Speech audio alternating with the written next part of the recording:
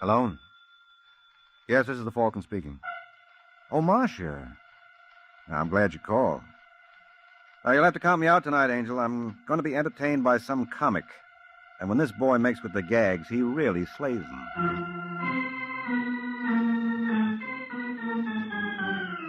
This is Ed Hurley, friends, inviting you on behalf of the Kraft Foods Company to listen to The Adventures of the Falcon, starring Les Damon.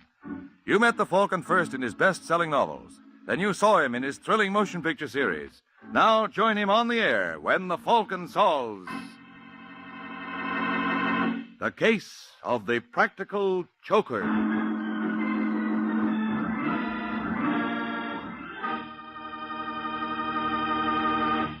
Before we join the Falcon for his latest adventure, I'd like to tell you about 9 of the handiest little menu helpers you ever had in your kitchen.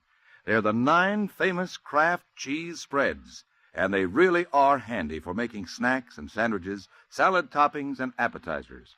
All of the Kraft cheese spreads, the mild-tasting ones and the sharp-tasting ones, too, are delicious. And they're all the very finest quality because they're made by Kraft. So, tomorrow, get several of the 9 famous cheese spreads made by Kraft.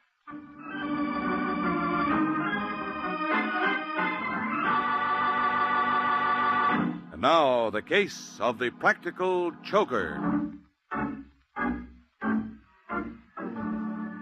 It is Sunday afternoon in New York, and in a parked car outside the Club 91, a bad actor named Chuck Morgan and a blonde named Linda Stewart are rehearsing a new comedy routine. And although Mr. Morgan's ideas of humor may be overdeveloped, still he obviously believes this act should kill his customer. Now, you understand what you're supposed to do, Linda. I'm not too sure, Mr. Morgan. What's the matter with you anyway? Your agent told me you were a hep dame. Look, Mr. Morgan, I don't need a job that badly. All right, I'm sorry, baby. I didn't mean that. You see, I want to play a joke on this guy, and I want to make sure that it goes off as scheduled. Well, the more I hear this joke, the less I like it. I told you there's nothing to worry about. This fellow's a good friend of mine. And why do something as silly as this? Just to settle a bet. Now, he thinks he's a great little guy with the ladies, and I bet him $50 he was wrong. But you promised me $100 for this job. How can you come out ahead? You don't understand, Linda. It's not the money, it's the principle of this thing. I just want to make a sucker out of Davis. Davis? Yeah, his name is Red Davis. Now, he's a thin little guy with red hair and pop eyes. You won't have any trouble spotting him. He owns the joint. He'll be in the corner booth. But suppose your friend doesn't show any interest in me. You haven't taken a good look at yourself in the mirror lately, have you? No, I'm not at all worried. Now, when Red sees you, he'll start baying at the moon. But at the beginning, you want me to act insulted. That's right. That's so he won't become suspicious. Then thaw out and let him buy you a couple of drinks. And after that? Well, he'll probably want to take you out for the evening, so you tell him that first you have to make a stop at your apartment.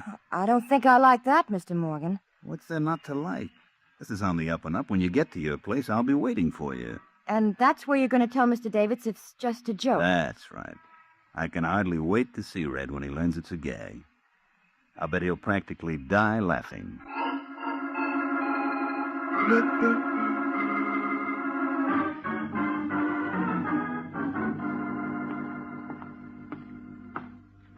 Hey, where do you live anyway, Linda? It's just the next floor, Mr. Davis. Oh, cut it out. You promised you were going to call me Red. I'm sorry. Red, do you know a man named... Man named who? Forget it. You know, I don't get you, Linda. When I first saw you in the club, I immediately said to myself, now there's a dame with class. I was surprised when you gave me a tumble. Well, I don't often do things like that. It was an impulse, huh? Yeah. I understand. I get 'em all the time. Where do we go now? It's this apartment here. Oh, here. Let me help you. It's all right. I can manage. Come in. Thanks. Hey, nice layout you got here, Linda. I think I'm going to like this. I wouldn't bet on that, Red. Morgan. Oh, then you do know each other. Are you dirty little double-crosser? But he told me it was a joke. The joke's over now, honey. You can beat it. Now, see here, Mr. Morton. I said beat it. Oh, I don't If you're a smart girl, you'll keep your trap closed. Now go on. Listen, Morgan. Shut up. I don't want any conversation from you, Red. I just want my dough. What dough? Don't play dumb. The $60,000 you owe me on the Robinson fight. Oh, that. What'd you think I was talking about? Well, you see, I'm kind of low, Chuck. I've been running in tough luck lately. From now on, it's going to get worse. You know, all the boys are laughing at me for letting you hang me up. A man in my position can't afford that. It might give other people ideas. Look, Morgan, suppose I pay you a little at a time, huh? What do you call a little? Well, I could give you $10,000 now and the balance Keep next... your hands up. I was just reaching for my wallet. You got that dough on you? Yeah. Okay, let's have it. Oh, sure. I was going to give it to you all the time. What? All right, Morgan. Put 'em up. Put away that gun, Davis. Act your age. Well, Mr. Morgan, who's the joke on now? I guess it's me. And you're not kidding. That's okay, Red. I'll see you again. And I'll lay you odds next time you won't be this lucky.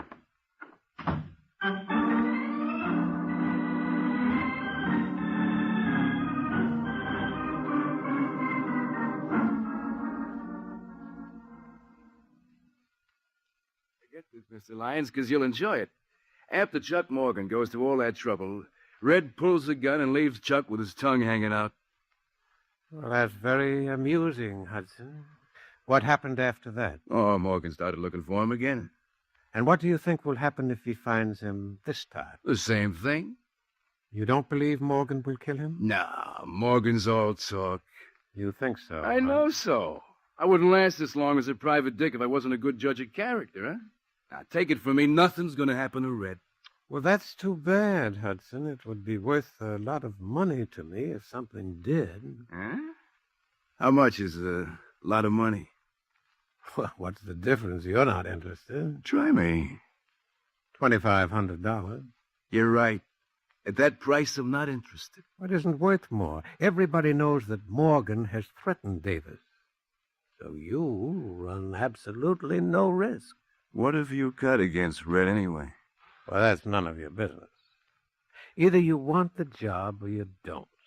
Well, as long as you put it in that basis, Mr. Lyons, let me think it over.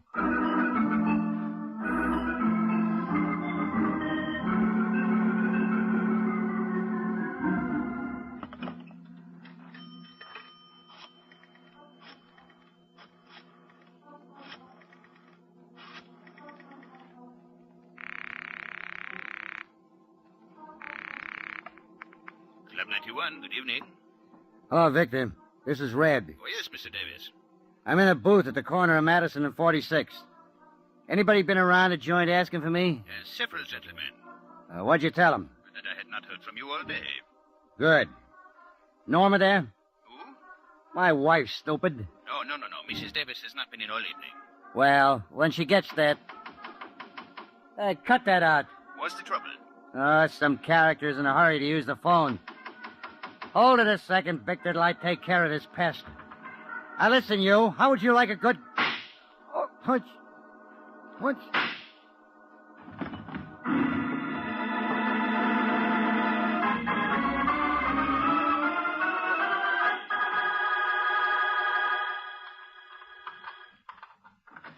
That you, Waring?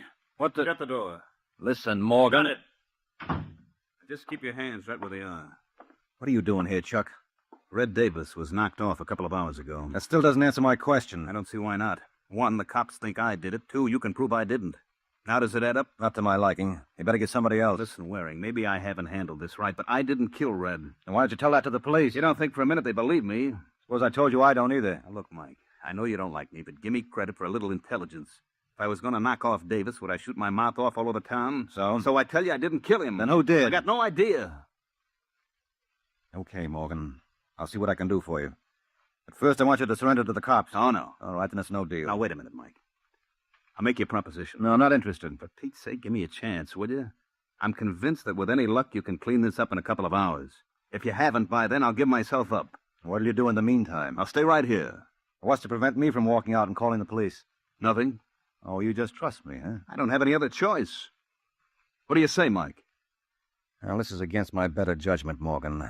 But you got yourself a boy.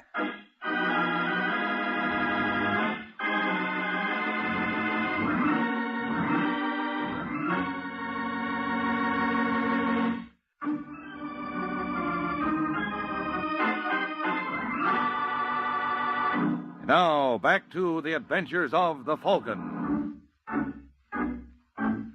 20 minutes have passed since Mike Waring agreed to go to work for Chuck Morgan. And now, as we find Mike, he's about to earn his fee. Yes, Mrs. Norma Davis? that's right. My name is Mike Waring. I'm sorry to bother you at a time like this, but I'd like to ask you some questions about your husband. But I've told the police everything I know. Well, I'm working on a different angle. Come in. Thank you. What do you want to know? Mrs. Davis, have you any ideas who might have killed Ren? Yes, Chuck Morgan. I mean, besides Morgan. No. Red didn't have an enemy in the world. Now, you know that's not true, Mrs. Davis. Your husband wasn't exactly the most popular citizen in New York. How dare you say that to me? Well, I only... I won't have you talk that way about him. I'm tired of these insinuations. How do you know what kind of man Paul was? Well, I'm sorry. You're sorry. Go on, get out. Mrs. Davis, look, all I don't want to hear any more about it. Now leave me alone.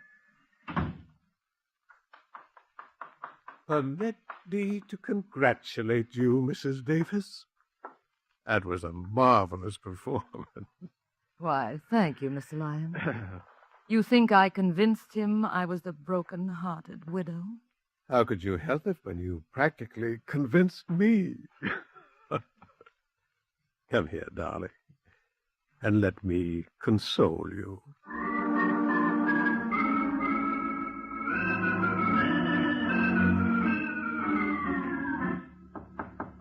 Just a second. Yeah, I'm looking for a guy named Larry Hudson. Well, look no further, Mr. Morgan. You, Hudson? That's right. One of my friends told me you wanted to see me. He told you right. Care for a drink? Yeah, I could stand one. Help yourself. Far's in the corner. Pour me one while you're at it. You're in a bad spot, Chuck. You bring me up here to tell me that? Yeah. Yeah, you see, I know who killed Red Davis. What? You heard me. Oh, that one mine? Yeah. Thanks. Say, how you fix the cash? What do you mean?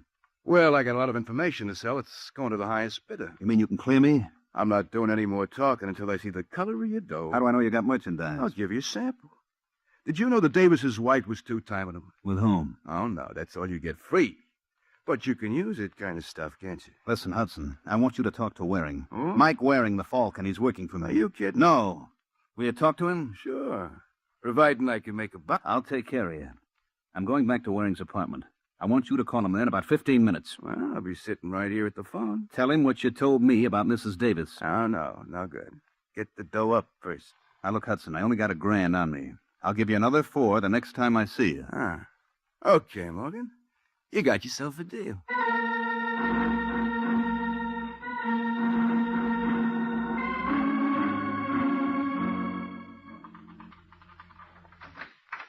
Morgan? Chuck?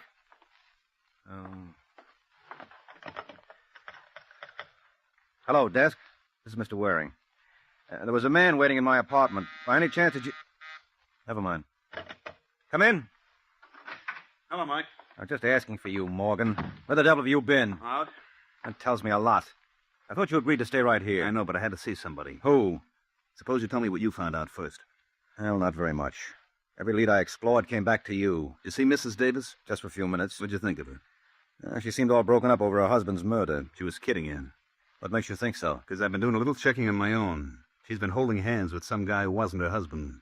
Where'd you get that from? Private dick named Larry Hudson. Oh, that lying thief. I don't care what he is, Mike. He's got the evidence to clear me. Who did he say killed Davis? He wouldn't tell me, but I made him promise to talk to you. He should be calling you any minute. Listen, Morgan, I wouldn't trust that guy on a stack of Bibles. What'd you give him? Give him Yes, a guy like Hudson doesn't talk for free. How much you promise him? $5,000. Well, you better save your money. But I tell you, he can clear me. Hey, that's probably him now. Hello. That's your wearing? That's right, Hudson. I take it then you've talked to Morgan. Yeah. Well, what do you think? What I think is unimportant. Morgan tells me you can clear him. Sure. For a price. For my part, I'm not interested. You gotta talk to him, Mike. I don't like it, Morgan. Neither do I, but if this guy can save my Well, neck... make up your minds, boys. They ain't got all week. Okay, Hudson. We'll be over in an hour.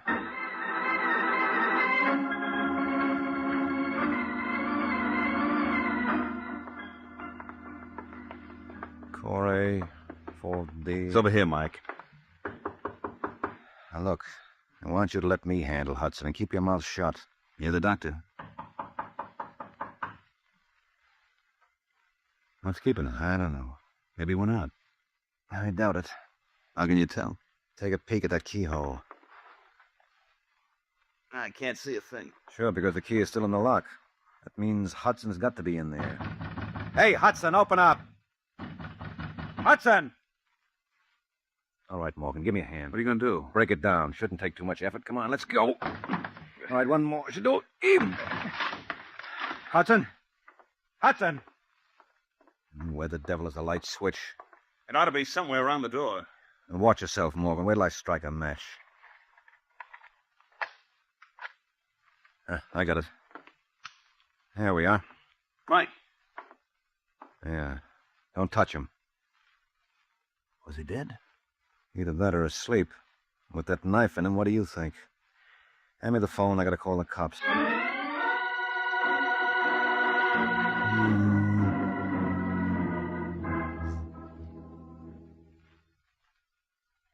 It's a nice piece of work, Mike. A very nice piece of work.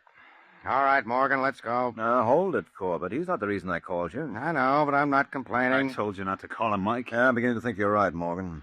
For the same dime, I could have phoned someone with brains. What kind of a crack is that? Well, in case you hadn't noticed, Sergeant, that's a body in that chair. It'll keep. But as long as you raise the point, why did you kill him, Morgan? You crazy? I just got here with Waring. Don't hand me that. It's the truth, Corbett. So you're going to be his alibi. Yep. And you better listen to me unless you want to look like a jerk when we get to headquarters. Now, how long would you say Hudson was dead? Yeah, not too long. Body's still warm. Could be anywhere from 15 minutes to 3/4 of an hour. That lets Morgan out. I don't see how. Because he was with me every minute from the time I got Hudson's call to the time we broke down the door. And the whole business took at least an hour. Your word's not good enough, Mike. Okay, Sergeant. If you don't believe me, you can check with the switchboard at my place and the doorman downstairs. And if that's not enough, I'll dig up the hacky who drove us over. That still doesn't mean Morgan couldn't have killed Red Davis. Oh, now, come on. Use your head, Sergeant. You know both these murders were committed by the same party. Hudson knew who it was, and that's why he was killed. I still say it was Morgan. You're crazy. Hudson was going to clear me. Keep quiet, Morgan. All right, Sergeant. I'll advise him to confess if you can show me one thing. What? How did he get in here? You can see the only door was locked from the inside. So what? He could have used the window. Yeah? We'll take a look. There are bars on him. That's right. And no one but a midget could fit through the opening. And there must be another door. Forget it, there wasn't. And it was a physical impossibility for anyone to have killed Hudson. Yet it was done. How? Well, I can't tell you. But maybe I can take you to the little lady who can. Shall we go?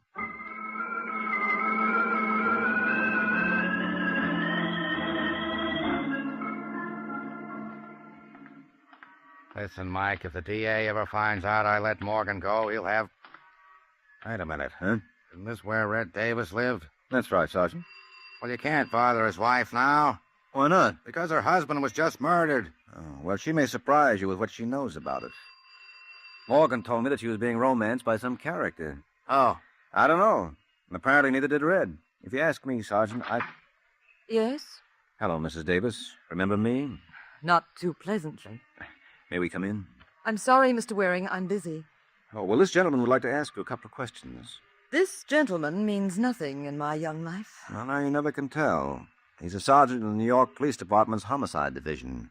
Oh. Mm-hmm. Well, it's just that the house is in such a mess. Well, we promise not to stare. Who was it, Norma? Norma. I think you're being paged, Angel. It's nothing, Raymond.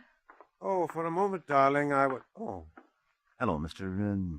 Lyons, Raymond Lyons. Listen, Sergeant, I can explain everything. Sure, but suppose we do it downtown. Downtown? As is customary, Mrs. Davis, when the police are questioning suspects. But we did absolutely nothing. Nothing but murder your husband and the man named Larry Hudson. That's a lie. You deny that you and Lyons are busy in the romance department behind your husband's back? Yes. And what's Lyons doing here now? Well, he's just helping me. Mm-hmm. Like he helped you murder Hudson? No. Now, just a moment, Waring. I thought this gentleman was the officer of the law. You're right, Lyons, but if you think my questions are going to be less embarrassing, you're in for a bad shock. Larry Hudson was murdered at 10:45 tonight. Where were you at that time? I was with Norma. That's right. Well, now that's what I call a wonderful alibi, Sergeant. Too bad there wasn't anyone else around to substantiate it. Oh, but there was, Mr. Waring. A justice of the peace, named Smith, over in Jersey. I think he might recall us. Why should he? Because I gave him $100 to perform the marriage ceremony that made Norma here Mrs. Lyons. I guess he should remember that, don't you?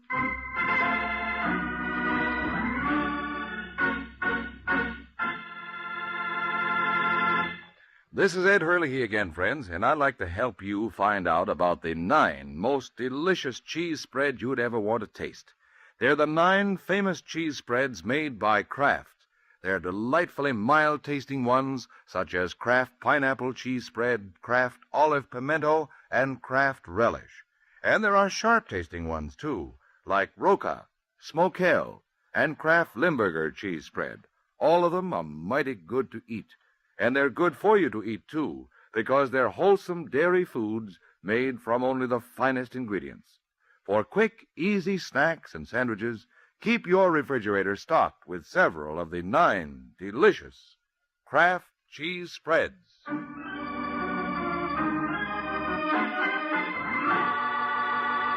Now, back to the adventures of the Falcons. A half hour has passed since Norma Davis and Raymond Lyons punctured Mike's theory by coming up with an unbreakable alibi. And now as Mike drives home with Sergeant Corbett, he still refuses to accept the obvious. Doesn't make sense, Corbett. I tell you, it doesn't make sense. Hey, will you watch where you're driving? Something screwy about that marriage. You saw the license? Well, doesn't it strike you as strange that within 12 hours after her husband is murdered, Mrs. Davis marries another man? Of course it does. There's no law against it.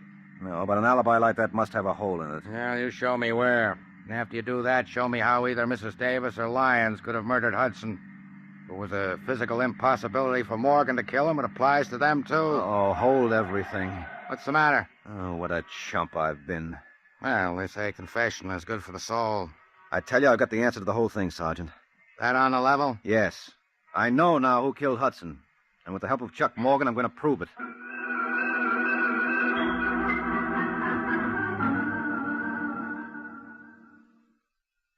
See what you're driving at, Mike. I don't know anything about Mrs. Davis except what I told you before. Well, how did you discover she was seeing Raymond Lyons? I didn't know it was Lyons. All Hudson told me was that it was some man. Mm-hmm. How well did you know Hudson? I met him for the first time today. He got in touch with one of my friends and said he wanted to see me. Well, that puts us right back where we started. Look, Mike, why don't we drop the whole business? Yeah, you'd like that, wouldn't you? Well, sure. The cops know now that I couldn't have killed Hudson. That's where you're wrong. You mean they still No, they don't. But I do. What are you babbling about? Morgan, I know how you managed it. Do you? Yes, it was pretty clever. I can't blame myself for not seeing it sooner. I wonder you insisted I go up and see Hudson. I'm still waiting to hear you explain how I killed him. Well, I'm saving that for the cops. Ah, don't kid yourself, Mike. You've done all the talking you're going to. All right, put away the gun, Morgan. You don't think I'd be sucker enough to come here alone? Funny, I don't see anyone around. You're not looking in the right places. What? Get down, Mike. I'm warning you, Morgan. You better throw your gun in the middle of the room. You want it, Sergeant? Watch it, Mike. He may be acting. And with that hole in his forehead, Corbett, it doesn't call for much ability. Think you better phone the coroner.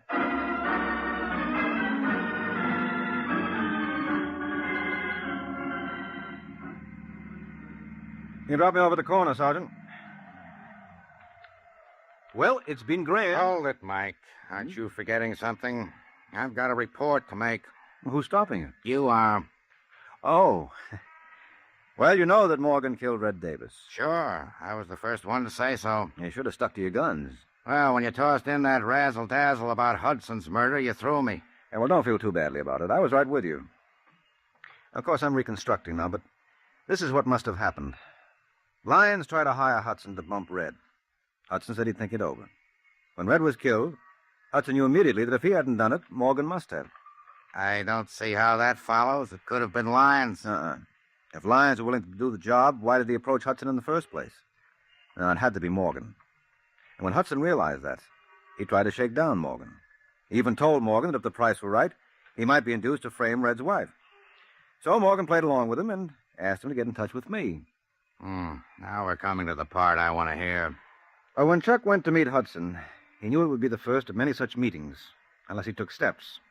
So he slipped a slow-acting drug into Hudson's drink. Why didn't he kill him then and there and be done with it? Because he needed an alibi, and I was it. I don't get it. He needed someone with him while he murdered Hudson. What?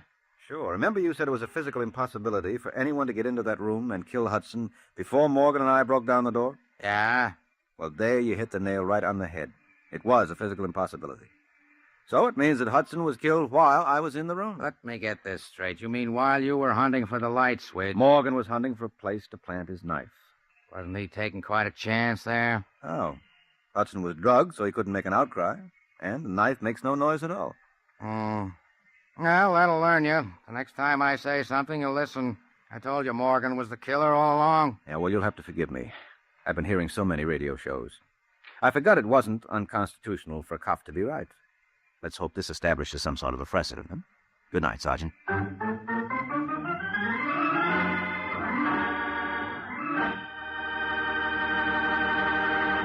It's wonderful as a spread, delicious as a seasoning, superb as a flavor shortening. It's Parquet Margarine, that marvelous all-purpose margarine made by Kraft. Yes, millions prefer Parquet to any other spread, seasoning or shortening, for one big reason. It tastes so good. And it tastes so good because it's always fresh. In states where the law permits, get yellow Parquet in its new aluminum foil Flavor Saver wrap. Elsewhere, get the regular package or color quick bag. Get Parkay, Parquet Margarine made by Kraft. It tastes so good.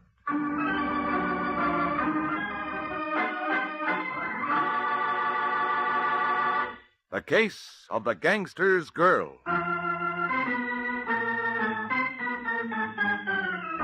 The Case of the Gangster's Girl. That's the title of next week's adventure of the Falcon, when Mike Waring learns that somebody who starts out to be a stool pigeon is likely to end up being a dead pigeon.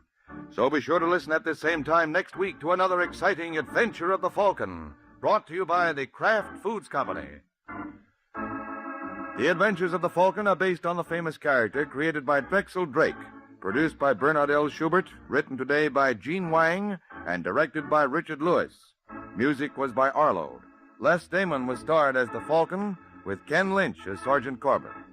Also heard on today's broadcast was Miss Ann Williams of New Orleans, Louisiana, who was chosen by this program from among the dramatic students of Sarah Lawrence College in Bronxville, New York. Be sure to hear the great Gildersleeve next Wednesday evening over most of these stations. In next Wednesday's broadcast, Gildy comes face to face with an hilarious problem and solves it in a way that will keep you laughing for days. Remember the show, the time, and the place. The great Gildersleeve next Wednesday evening over most of these stations. Check your newspaper for time of broadcast. This is Ed Hurley speaking for the Kraft Foods Company. Muddy Woolley, Jack Haley, and Judy Holliday join the big show on NBC.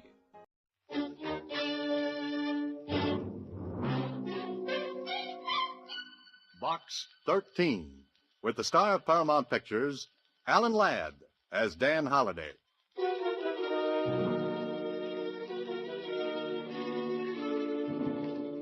Hey, look, boss. Look at this. An ad in the Star Times out-of-town newspaper. Yeah. Box 13, adventure wanted. We'll go any place, do anything. Well, this looked like the right answer, Tony. Yeah. I think I'll write a letter to Box 13. The letter was postmarked from a city in Nevada. It came airmail, special delivery to Box 13 and me. It sounded like a great chance to grab a change of scenery and maybe a little fun. Fun? Brother, how wrong could I be?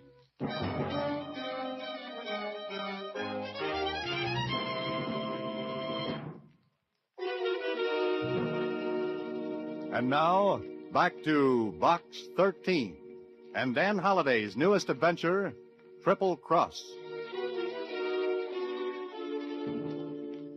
Just run an advertisement in the Star Times, one that reads, "Adventure wanted, will go any place, do anything," and see what you get. A lot of them can be interesting, like the one I listened to Susie read. The one that came airmail, special delivery from Nevada. Enclosed is enough money to buy you a plane ticket to Los Meros. You want adventure? All right. Come to Los Meros, register at the Paradise Hotel. Wait in your room until you're contacted. And that's all it says, Susie? That's all, Mr. Holliday. There's not even a signature even. It's what's called an ominous letter. What kind of a letter, Susie? Ominous. That means it's not signed by anybody. The word you mean is anonymous. Oh. But you could be right after all. Well, Susie, lock up the office and look for me when you see me, with a new plot and a nice tan. A new plot and a nice tan, I said. I got the plot, but the tan almost turned into a beautiful white pallor, the kind that goes well with lilies. The plane trip was smooth. The trip from Airport to the Paradise Hotel was nice and easy. And the hotel itself? Well, it was the only one I could remember that looked like the ads in the travel folders. Oddly enough, there was a room reserved for me in my name. Okay, somebody checked and found out who I was. I explored the suite, thinking maybe I'd get a lead on what this was all about, but it was just a fancy set of rooms, all newly decorated. I sat down, and then, about a half hour later... Come in. Message for you, Mr. Holliday. Oh, thanks. Here you are. Oh, thank you. Just a minute. Who gave this to you? A man, sir. What kind of a man? What did he look like? Oh, just a man, sir. Oh, I see. A head, 2 eyes, nose, 2 ears, and a mouth. That his description? Yes, sir, that's exactly what he looked like. Good. Then I'll know him when I see him. Oh, did he ask for an answer? No, sir. He just told me to bring the envelope to you. Will that be all, sir? Oh, yes, thanks. Well, 2 $100 bills. And a message that said, "Buy a red carnation in the flower shop and put it in your lapel. After dinner, go to the casino roulette table. Buy $200 in chips and put them on number 18. If you win, walk away, wait 10 minutes, and put half the winnings on number 22. After you play, wait in the casino."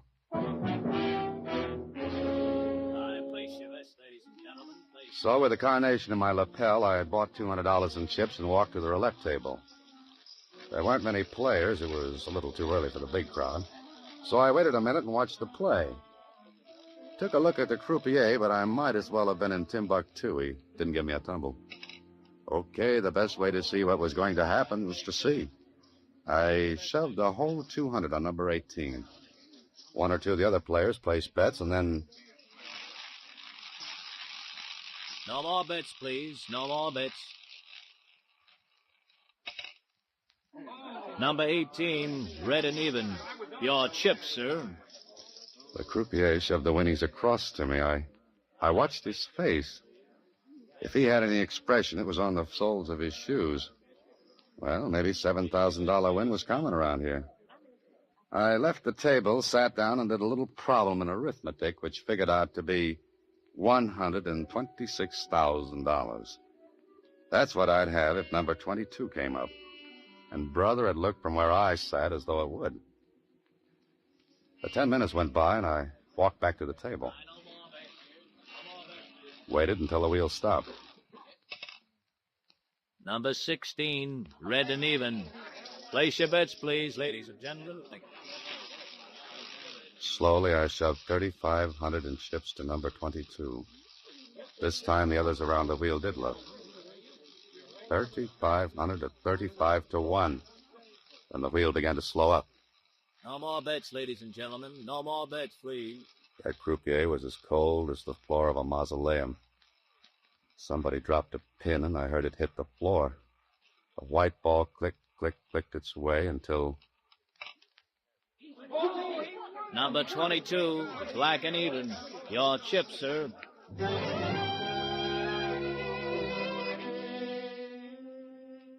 I cashed in the chips, and there I sat, with $126,000 tucked away in my inside coat pocket. Somebody had their reel fixed for a killing. I began to wish I was back in my office. I didn't like it. A crooked play. Why? Who? I made up my mind to go to the owner of the place and wash my hands of the whole thing when... Oh, there you are, Mr. Holliday. I've been looking for you. I have a message for you. Yeah? Well, it's verbal this time, Mr. Holliday. Oh, what is it? You're to go into the bar and wait. Is that all? Yes, sir. The same man gave you this message? Yes, sir. Did he still have a head, 2 eyes, a nose, and 2 ears? Yes, sir. All right, here you are, kid. Oh, thank you. You know, if this keeps up much longer, you'll be able to retire my tips alone. Thank you, Mr. Holliday. Will that be all? How much did this character give you to forget what he looked like? Well, nothing, sir. Nothing at all. And a smart boy like you should have taken a good look the second time. Huh? Especially since I asked about him after the first message. Oh, he was big, dark, a little mustache, and had a little white scar over his right eye. Would you take $5 for that information? Well, that's all right, Mr. Holliday. No charge for that service. Good boy. I'll see you later. Yes, sir, Mr. Holliday. I walked toward the bar, wondering what was coming next. I didn't like that fortune burning the cloth in my pocket. The bar was like my suite. Fancy, rich, and expensive. I climbed up on one of the stools, and the bartender came over and... Yes, sir. May I serve you, sir? Got any ginger ale? Yes, sir. What with, sir? Oh, by itself. Just a glass of ginger ale. Just a ginger ale? Oh. You see, I like the bubbles. Champagne has bubbles, too. But they're still around the next day. Just a ginger ale. Yes, sir, of course. Excuse me, is someone sitting here? Oh, no, I don't think so. Thanks, Joe. Here you are, sir. Ginger ale. Thanks. The usual, please. Okay. Yes, sir. You got a light? Of course. Thank you. Don't mention it. Here you are. Thanks. Why do you drink ginger ale? I like it. Why do you drink martinis? Same reason, I guess. Good, brilliant conversation, isn't it? Well, I've heard better. You're not very friendly, are you? A Boy Scout is always friendly. And does good turns. So I hear. Do you want to be helped across the street? All right, I'll shut up. I took a good look at her. There was something scared looking about her. And she was nervous. Well, so was I, because the minutes were passing and I still had that money. And I wanted to get rid of it.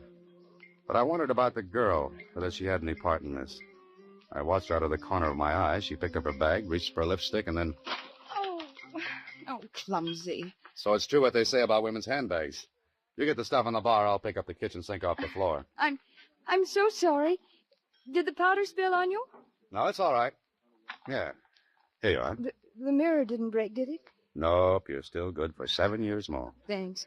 Thanks ever so much. I told you I was a good Boy Scout. You have a nice smile. Want a toothpaste commercial to go with it? That don't be nasty. I'm sorry. I guess I'm just as nervous as you are. Let's talk about something else. She chattered away. It really is. I listened with half an ear. Once in a while, threw in a yes or a no. And the clouds began to gather. The mirror at the back of the bar went back and forth. The people got bigger and shrank to midgets. Somebody drove a plane through my head. Buzzed around and made a bad landing on my brain and...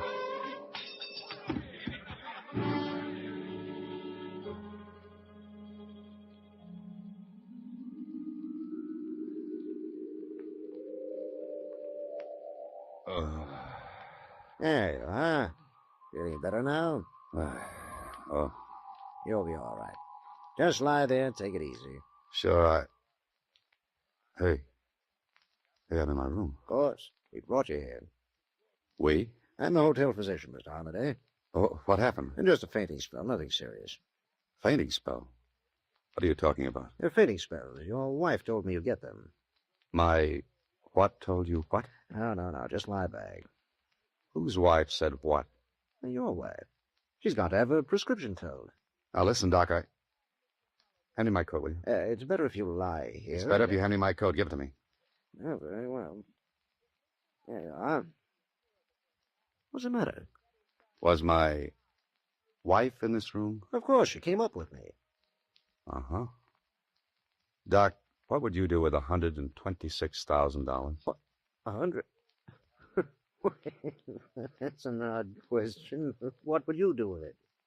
I don't know. Because I haven't got it anymore.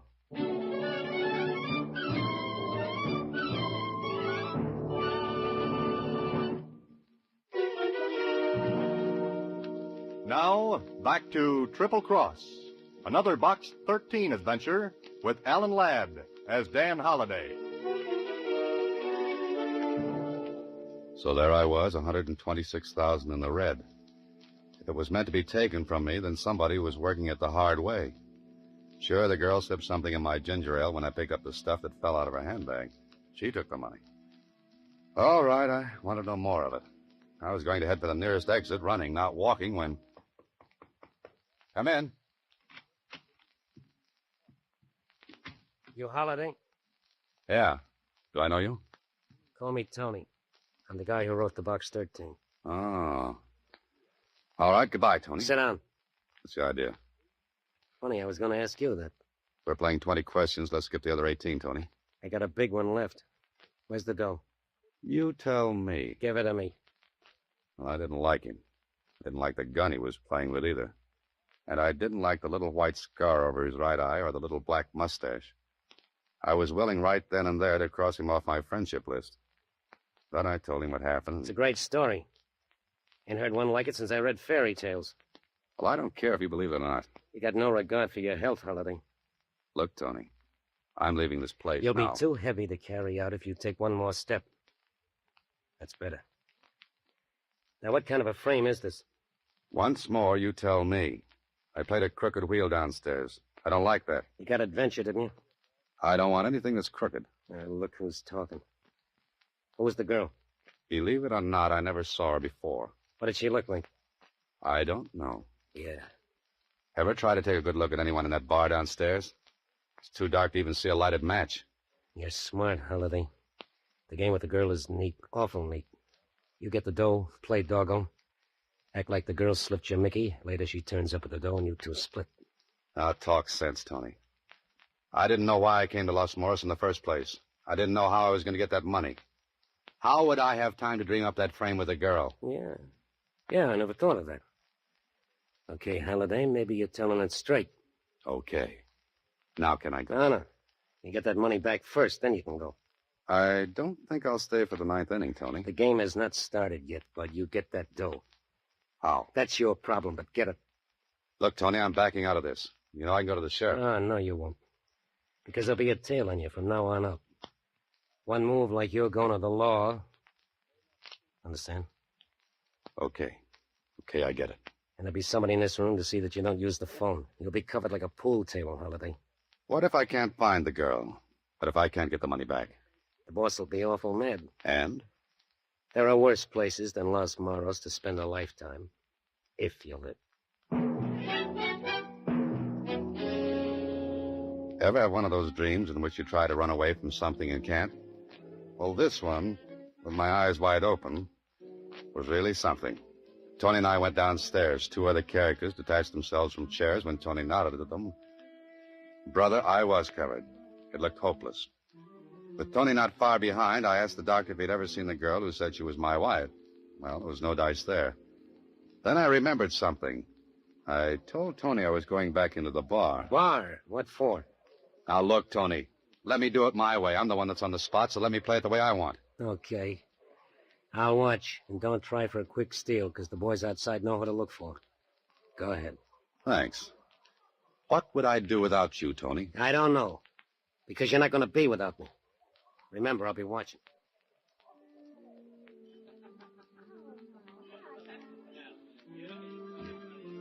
Yes, sir. May I serve you? Wow. Feeling better, sir? Oh, much. Where were you when I fainted? At the other end of the bar, sir. Oh, yeah. So you were. It wasn't our ginger ale, sir. No, it wasn't. I just have a loose head, and when I shake it, it comes out. May I serve you something, sir? Yes.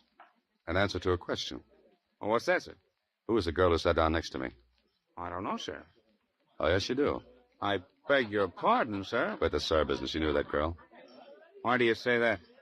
Because when she sat down, she asked for the usual, and you brought her a martini. And you said okay when she asked you. What does that prove?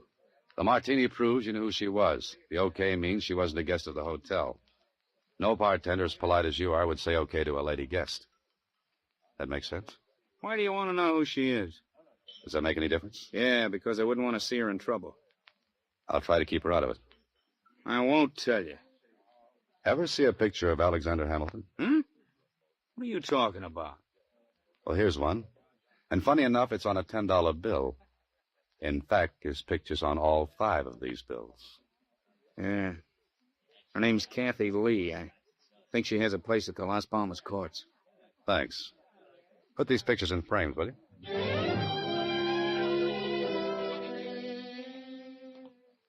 I found the Las Palmas courts. And, of course, Tony behind me all the way. The name list in front said Kathy Lee lived in number 8. I looked around before I turned in the walk. Yeah, Tony was closer to me than varnish on a tabletop. I found number 8 and stopped for a second. Looked for a phone line, but there wasn't any. I knocked at the door. No answer. I tried it again. Then I heard Tony whisper from the shadows. Try the door, Holiday. I did. It was unlocked. Tony coached from the sidelines. Go on in. I went in and closed the door behind me. It was dark. I decided to risk a call. Kathy? Kathy? Kathy Lee? She wasn't there.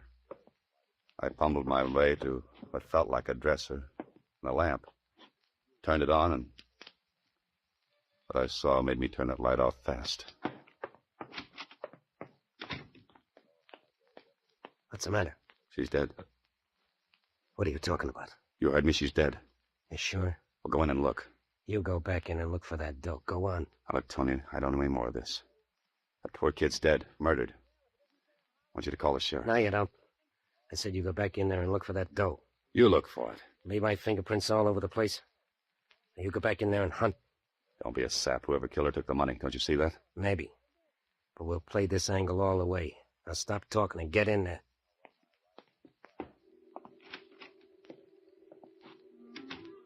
I hated to turn on that light, but I had to. I didn't look at her.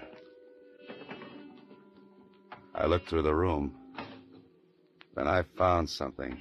A plane ticket to San Francisco, leaving that night, and a boat ticket for South America. They were in an envelope, but the information on the envelope said there would be 2 reservations. I put it back where I found it because I didn't want Tony to find it on me. And there was something else. A locket with a man's picture in it. I took it off its chain and shoved it in my pocket when I left. Well, Holiday? It's not there. I told you it wouldn't be. Stand still. Back toward me. A frisk, Tony? You don't trust me, do you? Shut up. No, I told you. Who killed her? Find that out and you'll know where the money went. Come on. What's so funny? Holiday, right now I wouldn't want to be in your shoes. Tony was right. People at the casino saw me win that money, and somebody must have seen the girl with me. Then I got the Mickey. The money was taken, the girl killed. Who did it? Me, Dan Holiday. Because the girl clipped me for the money. Well, this was a beautiful frame. Any art gallery in the country would be proud to hang it. But I knew something Tony didn't. The plane and boat tickets. 2 seats. One for Kathy and her murderer. Somebody who left her tickets in her bungalow to make it look as though she was in on the $100,000 job by herself. Sure. Now her killer was taking a plane. In 1 hour. And a boat to South America. I could have told Tony, but I wanted to wrap it up myself. Besides, I wanted to get the whole thing to the law. On the way back to the hotel, I figured something out for myself. But I'd have to see the boss of the casino, and I thought I knew how to do that without Tony tagging along. The casino was full. I stopped. Tony stopped. What's the idea? What now? I've got to think. Up to your room. No. You want to get hurt? Sure, go ahead. Shoot me. Now. In front of all these people. You know, Tony, you wouldn't get 10 feet. Smart, ain't you? Okay, what's now? I'm going to play blackjack. What? Want to watch? I sat at the blackjack table. I had as much interest in the game as Aunt Mamie back in Iowa, who never saw a deck of cards in her life. But I had an idea, and I played it for all it was worth. Look, dealer, Yes? I didn't like that last deal. I beg your pardon, sir. I said I didn't like that last deal. Well, return your money, sir. Never mind the money. Who runs this place? Hey, what is that guy trying to put on over there? It worked. In 3 seconds, I was surrounded by muscle boys, and Tony was hotter than a New York sidewalk in August. But he couldn't touch me. A minute later, I sat across the table from the owner of the casino. I told him what happened, and when I finished, he stared at me and said, You're trying to tell me somebody let you win that money on my wheel? I am? You're crazy. The wheel's straight. But you know I won that money. Sure I do. Any time 100 grand slides across, I know it. But this time it was fixed. The croupier was tipped I was to win. Wait a minute. Marty, send Frankie up here right away. Huh? Oh. Okay, forget it. What's the matter? Frankie, the croupier, went off duty just after you won. It's not back yet. And he won't come back. Now, somebody planned to take the house this evening for that money. Somebody who couldn't risk getting it himself. So I'm the logical one. No one knows me here. I'd look like just another player. Later, Mr. Fix-It plans to pick up the money and beat it. Who? Someone besides yourself who could get to the croupier and bribe him to fix the wheel. Got any ideas? Yeah. One. My partner. Well, that's it, then. It's got to be. But the girl, she doped you. That was a hard way to get the money from you. Listen, I've got an idea, but I'm a little cramped for room. Some of your partner's boys, particularly a guy named Tony, are glued to me. Get some of your boys to shake them off, and I'll bring that money back to you. How do you know where it is? I know. Okay, Holiday. But remember, fast play, and I'll find you if it takes the rest of my life. It's a deal. Now, how about the boys? They won't follow you. Marty, that guy will leave my office. Some mugs are tailing him. Stop him. Got it? Good. All right, Holiday, you're on first base. Go ahead.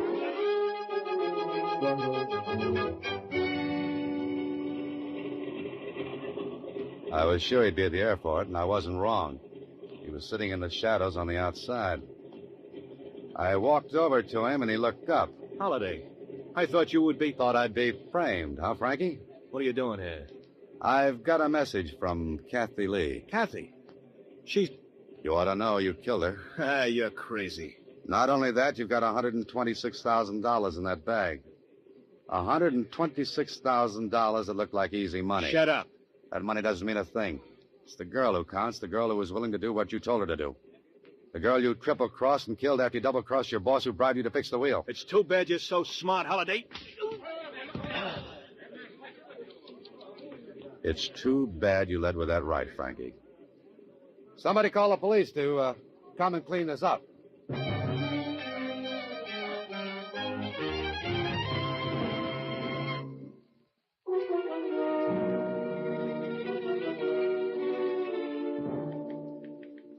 The croupier was... Oh, please hurry, Mr. Holliday. I want to hear the ending. All right, Susie, all right. What do you want to know? Well, how did you guess that Kathy Lee was the croupier's girl? Well, her locket had his picture in it. Oh, they should have given you the money as a reward. No, thanks, Susie. They can have it. But there's one thing I don't understand, Mr. Holliday. And that's? You didn't get a tan at all. You're just as pale as when you left. Oh, $126,000. A murder and a tan, too, she wants. Good night, Susie. Next week, same time, Alan Ladd stars as Dan Holliday in Box 13.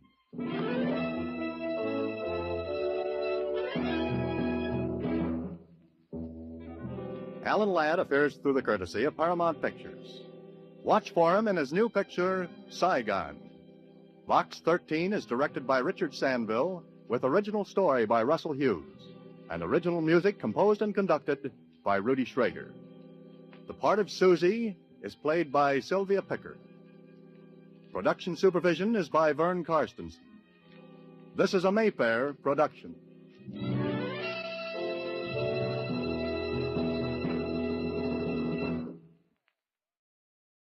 The Adventures of Michael Shayne, Private Detective.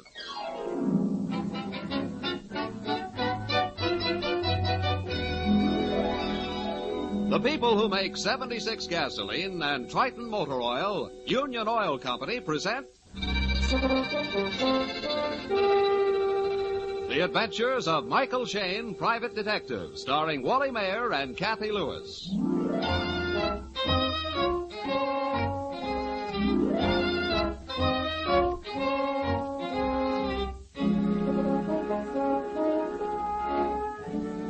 Excitement and danger are the salt and pepper in Mike Shayne's recipe for life.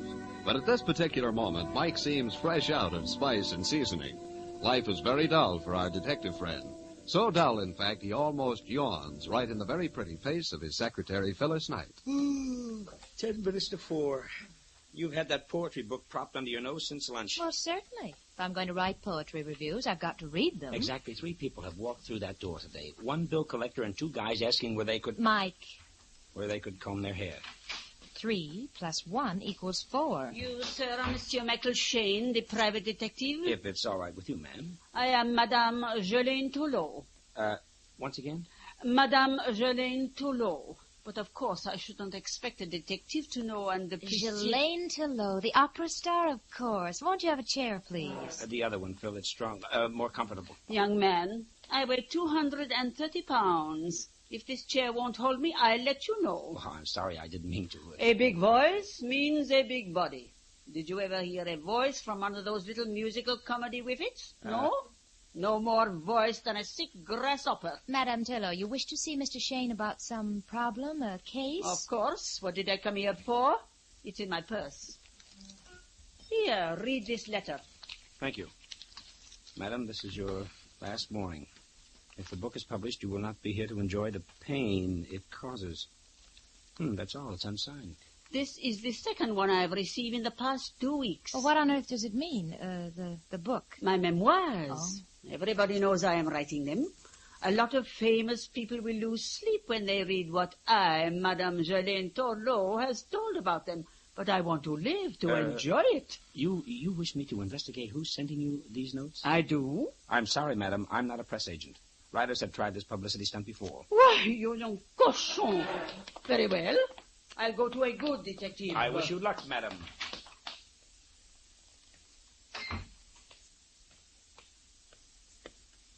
I like you, young man. You talk back to me and don't apologize. Only in months spelt with an R. I admit I like publicity, Mr. Shayne. I love to see my name in print, but not in the obituary.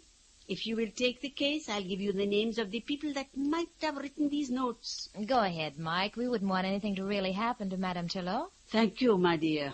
What is your name? Phyllis Knight. I remember hearing you sing Carmen when I was a little girl. You're older than I thought. You like opera? Oh, I love it, yes. I've got record albums at home of Aida and Carmen, Rigoletto, Cavaliere Rusticana. Wait a minute. Didn't I see in the papers that you were singing that tonight? The benefit series. Yes, my 5th farewell appearance. Coming back to business, madam, you were going to give me some names. Yes. The first one is Roderick Mackenzie of the Newport Mackenzies, an old suitor of mine. Would he threaten to kill you? He's come clear out to the coast just to keep his name out of my memoirs. He wants to buy his letters back from me. Oh? My dear Jelaine, he says, I was a wild and foolish boy, but that was long ago. There is my family, my circle. You're writing this down, honey? Yes. Then there's my ex-husband, Edwin Buck. He's got political ambitions which my book might sour. And Leonora Baril. Madame Baril. To think I have to sing tonight with that Hungarian hoot owl. Oh, and one other. Savadal, our maestro. They're all in your memoirs? Any others? Yes. Savadal, our maestro. He hates the air I breathe because I won't let Helen marry him. Helen? My secretary, Helen Smith. Oh. The girl thinks she's in love with him. She's too young, too good for him. You might add the secretary to the list, honey. Mm-hmm. Helen? Impossible. She couldn't. She's... No, never. Well, we've got 4 names here. Now, where do I find these people? Come to the opera tonight, the Figaro Theatre. I will have them all there for you. Figaro Theatre, okay. It's a double bill, Pagliacci, then Cavalleria. I sing in the second half. Let us meet in my dressing room during the intermission. One thing more, madam. Do we have to listen to the opera itself? Of course. Someday you can tell your children you heard Madame Jelaine Torlot. You will never forget tonight. Uh-huh. That's what I'm afraid of.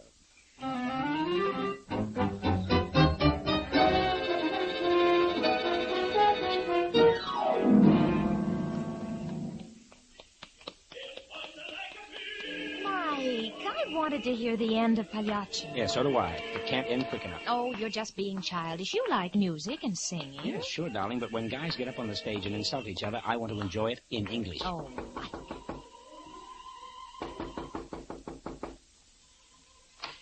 Yes? Oh, we thought this was Madame Turlot's dressing room. I'm sorry. It is. Madam has no come here yet. Oh, well, we were to meet her here in her dressing room. Can we come in and wait? I am waiting to see her. Okay, we'll make it a threesome. The names are Miss Knight and Mike Shayne. So? I am Savadell. The maestro?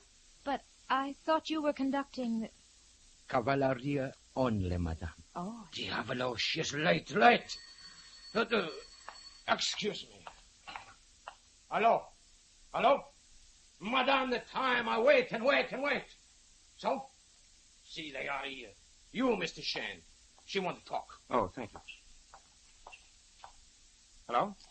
Monsieur Shayne, I am going to be late. A certain person has been here at the house trying to tear up my memoirs. What? Who? I'll tell you when I get to the theater. Come back to the dressing room after the performance. Au revoir. Goodbye. I want to talk to her. I'm sorry, Maestro. She hung up. Oh, that woman, that pig. I will not stand to this. I warn her. No, we're doing it. Do what? Hey, just a second there. That, my dear, is what we artists call temperament fortissimo. Yeah, well, I've got a plainer name for it. Come on, darling. Let's go back to our seats and join the other sufferers.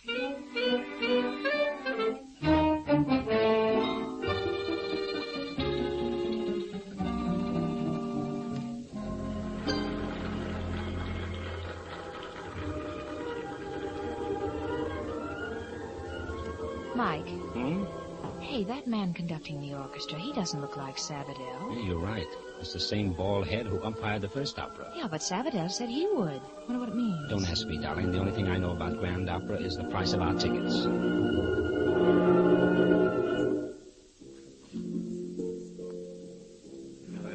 Hey, that's awfully funny. Yeah. Well, this is the last part of the prelude, and right now the tenor's supposed to be singing off stage. The curtain's going up.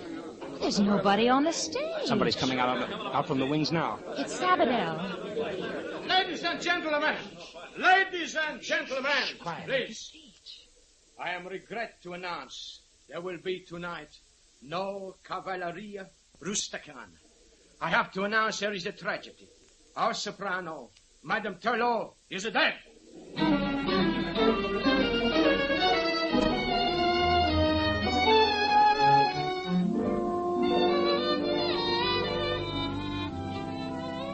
We'll return to Mike and Phyllis in just a moment.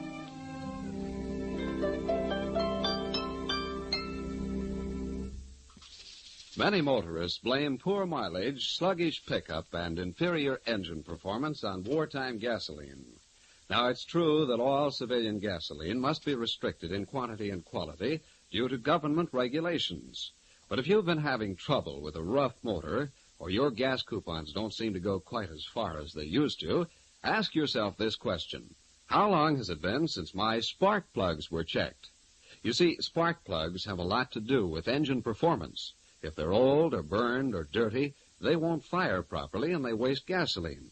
In fact, engineering tests show that defective plugs can waste 1 tankful of gasoline out of 10. Now, there's no reason why anyone should put up with this condition when it's so easy to have your Union Oil Minuteman check your spark plugs. Union Oil spark plug inspection is scientifically performed. The condition of each plug is carefully measured on a special machine, and you can see the results for yourself. If your plugs are dirty, the Minuteman will clean and adjust them. The cost of this service is only a few cents per plug, and you'll soon save that in extra mileage. You'll find Union Oil Minuteman ready to serve you wherever you see the sign of the big orange and blue 76.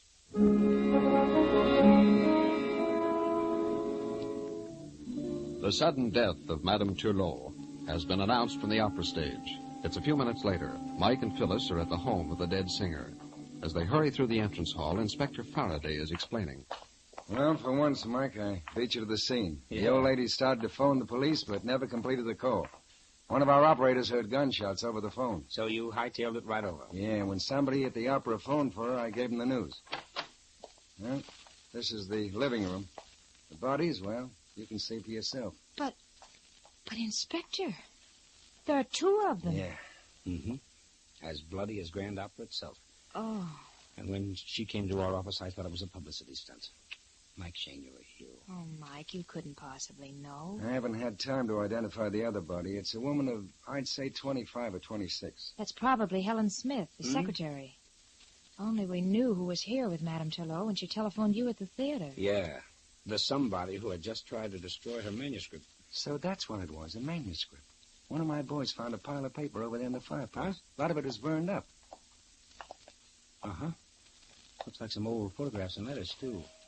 Oh, maybe that's the coroner. Be right back, kids. Okay. Look at these, Mike.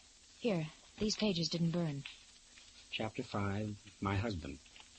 There never was a more dashing, gallant figure of a man than Edwin Buck.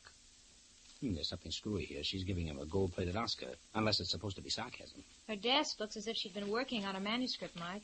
A lot of typewriter paper and carbon sheets. Only used a couple of times. Good. You know what to do with them. Mike, what are you staring at? Bloodstains on the carpet. They trail from the phone over here to the piano where she died. Oh. Well, she must have clutched at the music rack as she fell. There's music all over the floor. Uh-huh. She's got a couple of sheets crumpled in her hand. Looks like they were torn out of something. Let me see. That's part of an opera score. An aria from Rigoletto. Court I.G. on I. Valrazzi. Mike. Corsiani Vilrazzi. It's a baritone aria. I thought she was a soprano. Oh. Ellen, Mamma Mia, Helen. No, Sabadell, no, don't touch her. I don't know who these men are, but they all insist they're special friends of Madame Turlot. What's your name, sir? Edwin Buck. I was once her husband. And you? Roderick Mackenzie. I've known Ghislaine for, a long time. I was supposed to meet all 3 of you gentlemen this evening about certain threatening letters sent to Madame Turlot. So I understand. Have you got those letters, Mike? I have one, Inspector, here in my purse. Maestro Sabadell, when we were in the dressing room with you, you blew your top about Madame. You said you had warned her, and now you would do it. Do what, Maestro? I was meaning for Helen. Madam, she say we cannot marry. I'm say Madame Turlot have no right to stop us. Tonight I'm decide. No more talk. We do it. And where did you go when you slammed out? First I go for a walk. Get over my temper. Then I phone Madame. She's very late. They say she's dead. Mr. Buck, you came here for some reason, but you're very quiet. Yes, it's so horrible. And how long ago were you divorced from Madame Turlot? About 18 years. I understand you have political ambitions. Is that right? I hope to run for Congress. And what your ex-wife wrote about you might do your opponents more good than you. Why, no. From all Ghislaine told me, she wrote rather well of me. From all she told us, that wasn't her idea. Can you tell us, Mr. Buck, where you were during the past hour? Why, certainly. At the opera to hear Ghislaine. Mr. Mackenzie, I believe you made a special trip here from New York to keep your name out of these memoirs. There's no crime in that. You tried to buy your letters back from Madame. I did. I have my family to think of, my social standing. Some of my letters were, full of youthful enthusiasm. I was afraid Ghislaine would distort them. Mr. Mackenzie, where were you during the past hour? I was at the opera. No, that is one a lie. He was here. I'm see him. All right, Mackenzie. Drop the innocent act. What were you doing here? Well, if you must know, I came to talk to Ghislaine's secretary. And? I was going to bribe her to steal my letters for me, but nobody answered the door. I never got in. You can't prove anything on me. Except that you're a poor liar, sir. That goes for all of you. Any one of you three could have sneaked up here from the opera and killed these women. Inspector? Yes, Mike. Madam has some of the musical score in her right hand. I want to borrow it for an hour or so. But, Mike, that's evidence. Nothing's going to happen to it, Inspector. And, honey, if you'll give me the keys to your apartment, please. What? I'll go with you. No. I want you here to sort of observe proceedings. Mr. Shannon, please. I want to talk with you. It must be private. Inspector Faraday will be glad to hear anything you have to say, Maestro. I'll be seeing you, children. Oh, Angel, you dropped your handkerchief. Oh, thanks. All right, Mr. Sabadell. What was it you wanted to tell Mike? No, it's like I say, it's a private. Okay, I suppose it's private why you came here earlier and saw Mackenzie. I'm already to tell. I come to see Helen and say to Madam that we get married, but nobody's opened the front door. They're already dead. Inspector. Now what? This isn't my handkerchief. It's got the initials L.B. Mm-hmm. Of course. Leonore Beryl, the singer. Her name was on our list, too. Then she must have been here.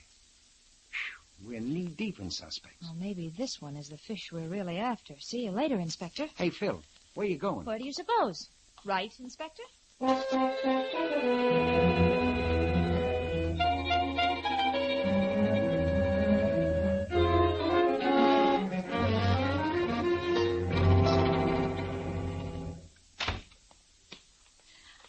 I hope you will excuse my appearance, but I am so unstrung from this shock. Yes, I understand, Miss Beryl. Shalane and I we were such good friends. She was like a mother to me. Yes. Did you see her today? Today? Oh, no. Oh, my eyes. Mascara. Oh, here, use this hanky. Oh, thank you. You buy very expensive handkerchiefs, Miss Beryl. What? That handkerchief. It's yours. You dropped it in the living room. Ghislaine Turlot's living room. Oh. You did see her today, didn't you? In fact, this evening. How did you know? I didn't. There's a shot in the dark. I see you use a typewriter. What are you doing? Just checking something. Will not be... Yep, it's the same. It is the same what? The letter E on your typewriter, exactly like the E in the note threatening the life of Ghislaine Turlot. All right. I was trying to scare her. She had me in her memoirs. I am trying to get my husband back. But if Sabadell reads the malicious way she twisted things... Sabadell? He's your husband? And our divorce became final last month. But I am going to get him back. Oh. He was going to elope with Helen. So you got rid of the girl, then you had to kill the other woman. Get out of here. Get out of here! Gladly. I think you've told me That all is we the need to trouble know. with women.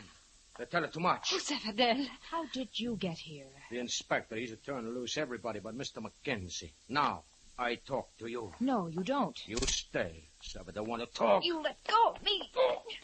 Diavolo, Shabbat! Stop her. Stop her. She's getting away. Sister, I am away.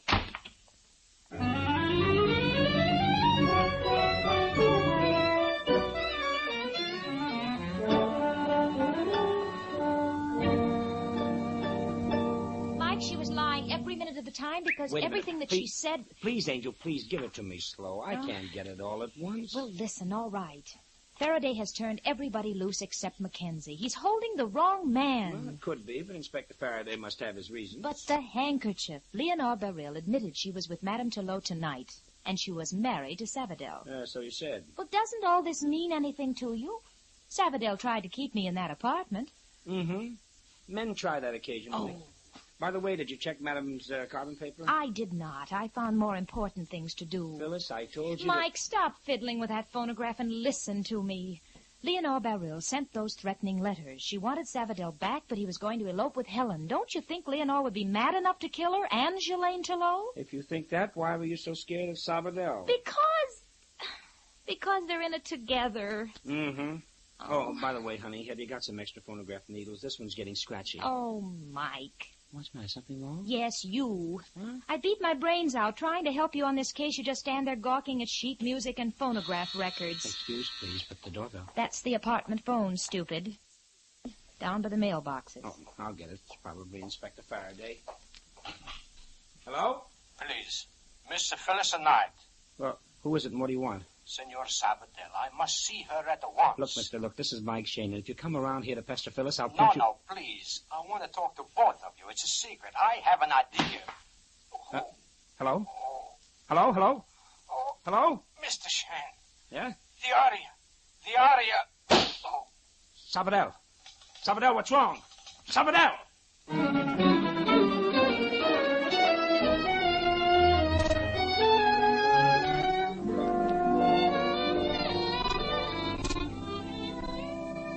In just a moment, we'll return to Michael Shayne and his adventures. A few minutes ago, we mentioned some of the reasons why clean spark plugs are important to the efficient performance of an automobile engine. Now, while you're having your spark plugs checked, it's a good idea to ask the Minuteman to look at your ignition cables, too. These cables are the small, fine wires which deliver electricity to the spark plugs. If any of them are broken or frayed or the insulation damaged, even brand new plugs won't help your driving.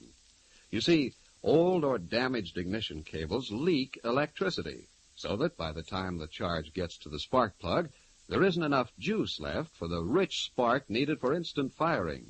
So to get full power out of old engines, ask the Union Oil Minuteman to check both spark plugs and ignition cables. Then you'll be sure of more power and better mileage. Just drive in wherever you see the sign of the big orange and blue 76 and ask for Union Oil Ignition Service. Thank you.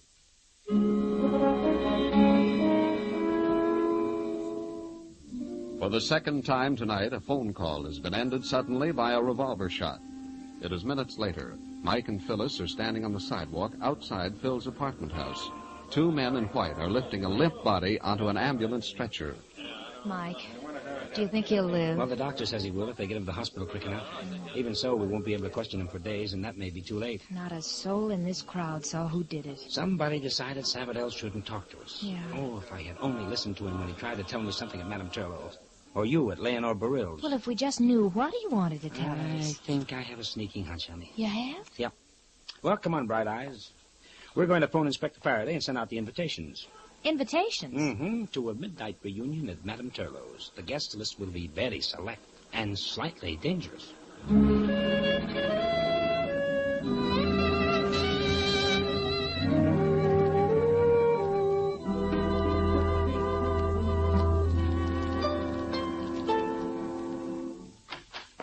Good evening, Inspector. Hello, Inspector. You round up everybody? I did. They're in the living room. Come on in. Okay. That package under your arm, Mike, what is it? Patience, me lad, patience. Everything in due time. Mike, you tell me on the phone that Mackenzie was innocent and to release him. Well, I haven't. You mean you've got proof on him? Mackenzie came clear across the continent just to stop Madame Turlow from publishing that book. He admits he was going to bribe her secretary to steal the stuff for him. And Sabadell placed him here at the house at or about the time of the killing. That's enough for me. There's just one hitch, Inspector. What? How about the killer trying to remove Sabadell, too, at the very time you had Mackenzie at headquarters? Say, that's right. Yeah. Unless Sabadell's ex-wife did it in a fit of anger. Oh, Miss Barill, this is Mr. Shayne. So, I understand I have you to thank for dragging me out at this unearthly hour. Yes, Miss Barill. Mr. Buck, how are you? As well as could be expected. Phyllis, will you look up those carbon papers now? Yeah, right away. I believe Inspector Faraday has told you of the shooting of Maestro Sabadell, so the first thing we want to know from both of you is, where were you during the past hour? Well, I was at home, reading the newspaper story about tonight. Oh, an incomplete story, I'm afraid. And you, Miss Barill? Also at home. When Miss Knight left you and Sabadell, or should I say escaped from you, what happened? Nothing. You and Sabadell had a fight. He accused you of killing Helen so he couldn't marry her. I told him I didn't, and it's the truth. All right. Now, honey, how about the carbons? All checked. Madame Turlow was still working on the chapter, My Husband. And? We were right the first time. She's anything but flattering to Mr. Buck. Rubbish. She was very kind to me. Well, here's the carbon sheets. We found them on Madame's desk, and they were used only twice. I just held them up in front of my vanity mirror and read what she'd typed, and it was not flattering. Well, how was I to know that? I thought it was all favorable to me. Well, that's a minor issue now anyway. The real key is Helen Smith, the secretary. How do you mean, Mike? Madame Turlow was against a marriage between Helen and Sabadell. She told us it would never happen. Now, doesn't that strike any of you as a little strange? Employers usually don't have such control over the lives of their secretaries. Okay, Mike, but get to the point. Ah, that is the point, Inspector. And now you wanted to know what I have in this package. Yeah. First, the music score we found in Madame Turlot's hand. A baritone aria from Rigoletto. The Cortegiani Virazzi. Pronunciation by courtesy of Miss Phyllis Knight. Thank you, you. darling. And next we have Phil's record album of the same opera. Angel, will you warm up the Madame's phonograph for me? If you ask me, this is all very cheap and dramatic. Operatic is the word, Miss Burrell. You see, when Madame Turlot was shot, she made a dying effort to tell us who killed her and Helen, especially Helen. She tore a very special aria from the score of Rigoletto. In a desperate gamble, somebody would understand it. Mr. Shayne, I don't believe you are the man to give us a course on opera appreciation. Well, we shall see, Miss Burrell. Photograph's ready, Mike. Okay, darling. Now, do you people know the plot of Rigoletto and what this aria means? Well, of course. I have sung Rigoletto. I'm afraid I have only a hazy idea. All right. This is the setup. A gang of the Duke's courtiers have just kidnapped a girl. Now this guy Rigoletto is cursing them. Now he's begging them to give her up, and they won't. Now he tells them a secret. The girl is his own daughter. Well, does that mean anything to you, Miss Burrell? Not a thing. You, Mr. Buck? I can't say that it does. Okay, then I'll put on the other record. Now, this is the end of the opera, the payoff. Miss Burrell, as an opera star, tell us what's happening on the stage right now. Why, Rigoletto had planned to kill his enemy, the Duke. Right. He has the body in a sack, and then he makes a discovery. Now, listen carefully, Mr. Buck. Rigoletto opens the sack and sees a girl's body. He cries, "Speak, oh, speak to me, my darling daughter. Oh, awful fate. By my hand she hath fallen." Huh? What? My child. Helen was my child. Helen was Shalaine's daughter? Then Buck is her father? I didn't know. I didn't know. Yes. Her father. And her murderer. There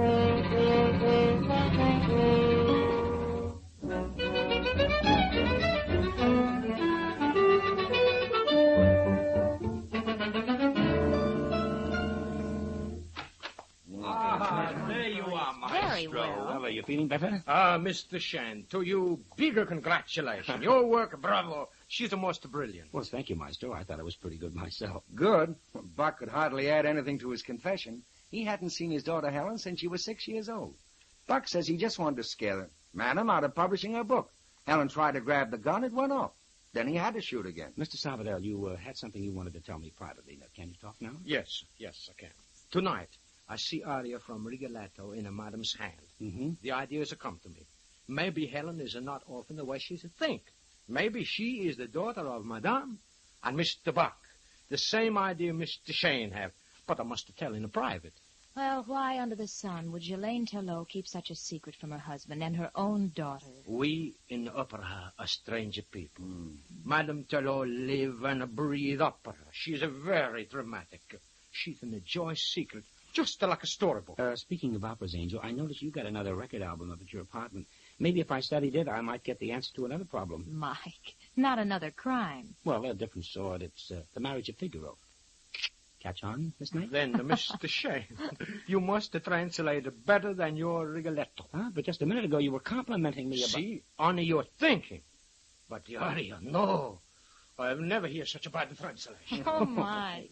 Dear, I was so proud of your learning and your culture. Well, what about you? You didn't correct me. You're supposed to be the highbrow in this partnership. Oh, I am. Opera, music, books, poetry, reviews.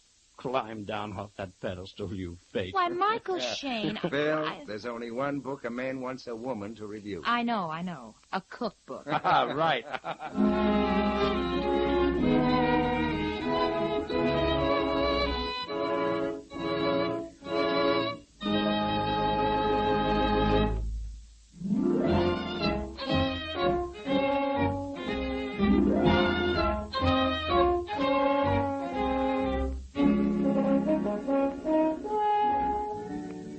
Tune in again next week at 8:30 for another adventure with Michael Shayne, Private Detective, starring Wally Mayer and Kathy Lewis. with Joe Forte as Inspector Faraday.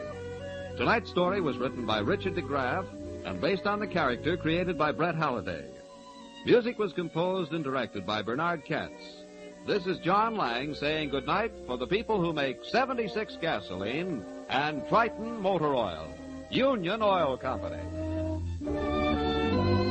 This is the Mutual Don Lee Broadcasting System.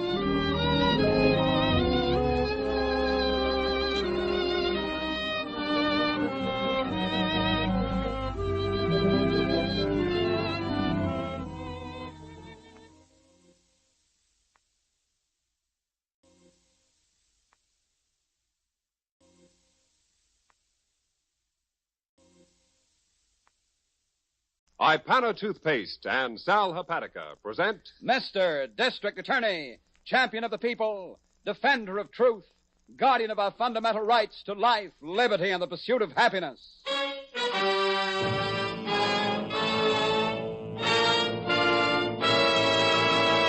Mr. District Attorney is brought to you by Ipana Toothpaste and Sal Hepatica.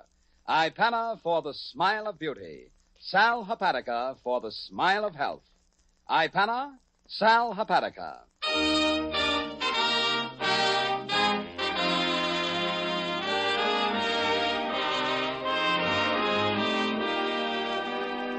And it shall be my duty as District Attorney not only to prosecute to the limit of the law all persons accused of crimes perpetrated within this county, but to defend with equal vigor the rights and privileges of all its citizens.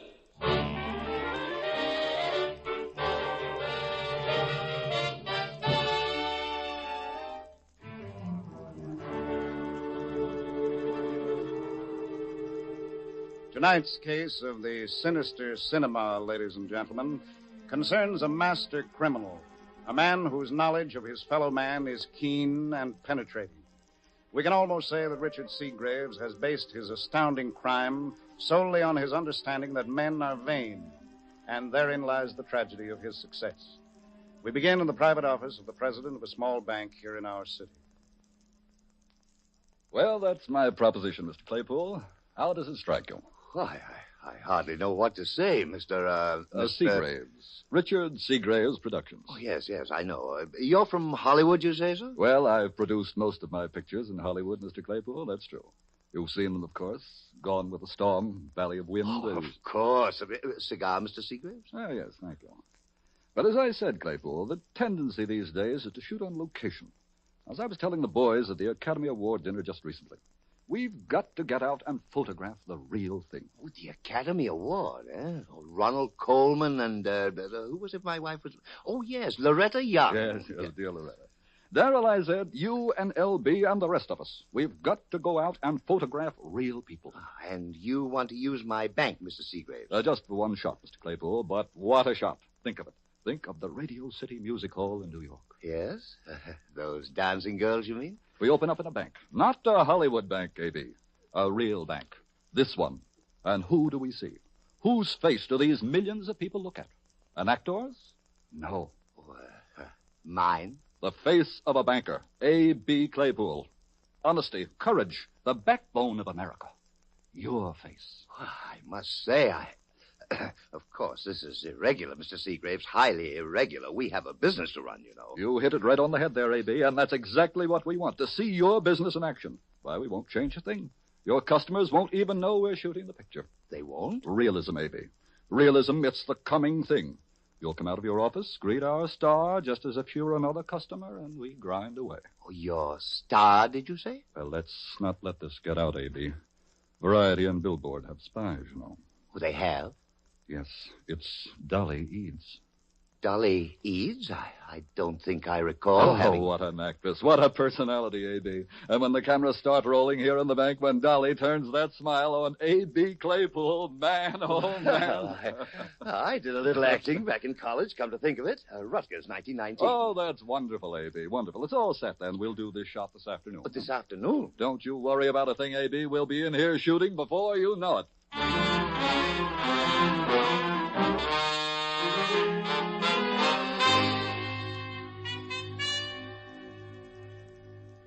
When did this report come in, Miss Miller? The one from Battle Creek, Chief? Yes. This morning. Well, this is really amazing. Oh? I'd hardly believe it possible. Yeah, won't she? Oh, this will interest you, Harrington. Yeah? Didn't you say not so long ago that there are no new tricks in the book? He did. Yeah, certainly I did, Miss Miller. Well, look at that bum I put in the lineup this morning. Pulling the old gypsy handkerchief gag. What? That's one of the oldest in the game. Well, this report from Michigan isn't an old one. Yeah? Why, it's absolutely astounding. Well, what is the gag, Chief? Bank robbery, actually. Huh? Only the bank hardly knows it's been robbed. What? But according to this report, this gang goes to the bank ahead of time and arranges to shoot a movie. Arranges to do what? Yes, that's what it says here. They convince the banking people that they're going to do a shot for a motion picture. I don't get it, Chief. Well, then they return a few hours later, set up a camera, and photograph what the bank thinks is a scene. Oh, and it ain't. Decidedly not. In Battle Creek, they got away with $60,000. What? Oh, Chief, you're kidding. No, it's all here. Oh, and it's done with imagination, apparently. Well, cards printed with impressive Hollywood addresses, a producer with a cigar, everything. Oh, honestly. Camera equipment, of course. The works. Shot for a movie. Yeah. Oh, Chief, now I've heard everything. Say, I don't think we ought to treat this lightly. Yeah, Miss Miller. Yes, sir. Call the banking association here in the city, will you? Ask them if they have any way of notifying their banks about this. Right away, Chief. And if they haven't, we'll do it ourselves. All right. Yeah, any idea where these boys were headed, Chief? Well, the Battle Creek report doesn't say, Harrington. However, I think we'd better check up on that, too. Yeah, right, a movie. Chief, well, that's the darndest thing I ever heard of.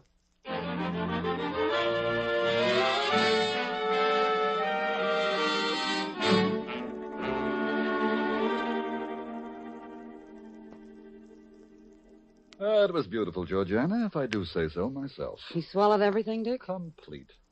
He even thinks he's seen you in the movies, Dolly. What's so unusual about that? I got a nice figure. That's beside the point. What do you mean, beside the point? I got appeal. Haven't I, Richie? Later, Dolly. Georgia and I have to plan things. What time, Dick? 2 o'clock, I thought. I left his office at 11. 2 o'clock? Oh, gee, it's noon now. Oh, I better get made up. In a moment, Dolly. That's 2 hours, Dick. I wonder if it's too long a time. He won't call anybody, Georgiana. Not A.B. Claypool. Who? Your leading man, Dolly. He's probably in front of a mirror right now, rehearsing. I still don't like too much time between your visit and the fireworks, Dick. Gives them time to think. Time to get suspicious, maybe. Relax, Georgiana. This one is a cinch. Well, everything's ready, at least. Now, how about the camera? I told him we'd use a small crew, the intimate touch, you know. I got the camera. How about you? Me? Come to, will you? Do you have your makeup? Who's telling whom to come to, may I ask? Dolly, you've got to cooperate. Georgiana asked you a question. My figure beside the point. Sure, I've got makeup, just like Battle Creek. All right, I'll do your face. Get a towel. I can do it myself. Do what Georgiana says, Dolly. I can do what I said. What am I supposed to be? A movie star, dear. A rich young thing making a deposit in a bank, remember? She won't. I will, too. Oh, Richie. Run along, Dolly. You like my figure. Don't you, Richie? You're sweet, Dolly. Now run along and get made up. Well, at least I don't look like Like what? like the broadside of a barn. Well, you brainless little tramp. What? You mustn't mind Dolly, Georgiana, please. I don't. After all, we do need her. The squares could think she's a movie star. I know, Dick. Shall we go on with the plans now? If she gets on your nerves, just let me know. That won't be necessary, Dick. If the time comes, I can handle Dolly in my own way. If the time comes, Georgiana. And I'll get you. When you begin to confuse my figure with her brain.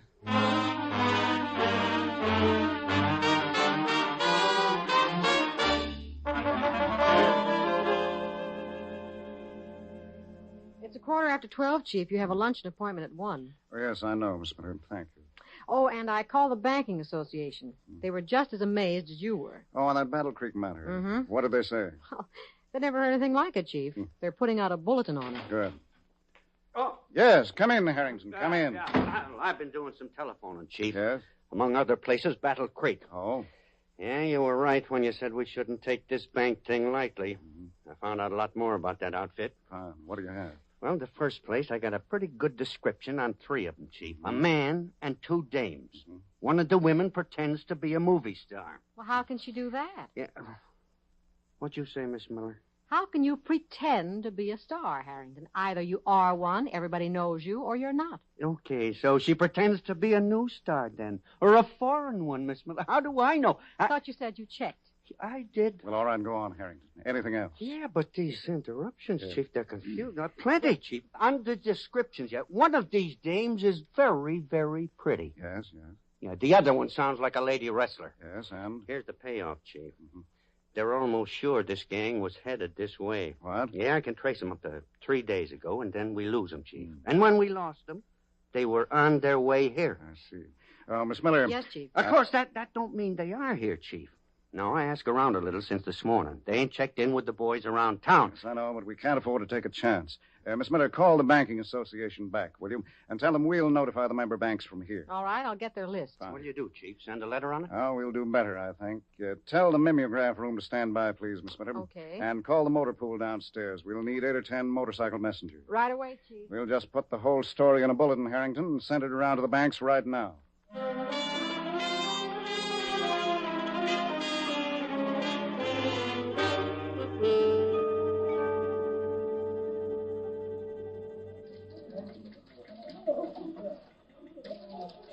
Well, Mr. Seagraves, right on time, I see. I hope I didn't keep you waiting. Oh, not at all, A.B. We were just getting the cameras set up. Oh, A.B., may I present our little leading lady, Miss Dolly? I'm pleased to make your acquaintance. Oh, Miss Eves, this is a pleasure. A great pleasure. Likewise. Oh, pardon my makeup. A.B., I see you changed your suit. What? Oh, my suit. Well, yes. I was home for lunch, and Martha, my wife, she... you like it? Fine, A.B., just fine. All set up, Mr. Seagraves. Oh, excuse me. Ready, Georgiana? Yeah, I must say I'm somewhat at sea, Mr. Seagraves. Is this all there is to it? Just one camera? Well, just the one by the door, A.B., but what a camera. In the hands of Georgiana Heron, it's sheer poetry. You've seen her name, I know. Oh, yes, I believe I have. My goodness, I expected lights and all sorts of things. We cleared a space, Mr. Seagraves. Not necessary at all, A.B. Realism, you know, realism. All set, Miss Eves? Oh, sure. You've notified the tellers and everyone just to go on about their regular duties, A.B.? Yes, I have, Mr. Seagraves. Oh, I've been busy, I can assure you. Why, I haven't even read my mail. Well, we won't take long.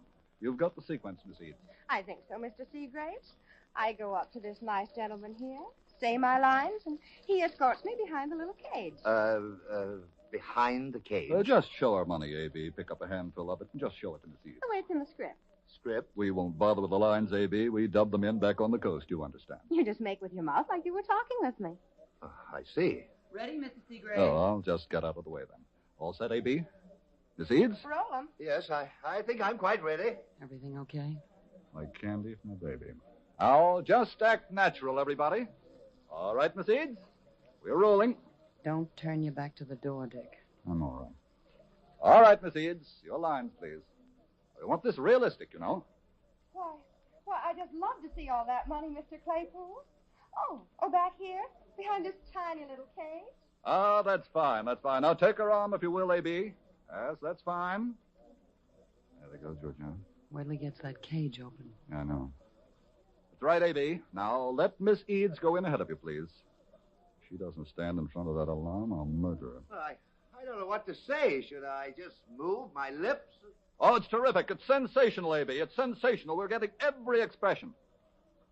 Now, where's the bag? Right here. Go on. Now, please don't stare at the camera, folks. It's just a movie. Ah, that's fine, A.B. That's fine. Little smile, Miss Eads, please. All right. I'm beginning to enjoy this. Oh, it couldn't be better. Now, please don't crowd near us, folks. It's just a movie. That's right. Go on about your business. All right, Dolly? Let's put the dough in the bag. Oh, you mustn't touch the money, Mr. Seagraves. No, really. Get it, Georgiana. Now, don't miss his eyes. Right. Come on, hurry it up, Dolly. Richie, give me a chance. Oh, now, see here, Seagraves. I asked you not to touch the money. That's real. Now, careful, A.B. Keep your profile to the camera. All set down? That's all of it, Richie. Here, where are you going with that? Stop, I say. Mr. Seagraves. Perfect, A.B. Perfect. Sensational. Did you catch all that, Georgiana? I'm still rolling. Stop, I say. What's the meaning of this? Come on, Dolly, move. Relax, folks. It's only a movie. Let's get out of here. Right with you, baby. Now, I warned you, Seagraves. Picture or not, I'm setting off that alarm. Get away from me, you big Help! hog. Help! Stop them! Shut up. Somebody stop them! Just a scene in a picture, friend. All right, Mr. Seagraves, let's have the shot now. This is unheard of. Get out of my way. Told you, A.B. Shut up. Richie, look out. Sorry, A.B., but I said this has got to be real. Pay no attention, friends. It's just a movie. I'm shot. Help me. Jay. Perfect, A.B. Just perfect. All set, Georgiana? All set. Now keep them rolling. Wonderful, A.B. Keep it up. Come on, doll. Stay in front of the camera now. Now back, Georgiana. Take it straight back. Let's go. Out the door, doll. Folks, please don't watch the camera. You'll spoil the scene. Hold the door. I am. Georgiana in the car? She's waiting. Okay, then. Great work, folks. That was fine. Fine, A.B. One of the best acting jobs I've seen in years. Come on, Dolly. Let's go.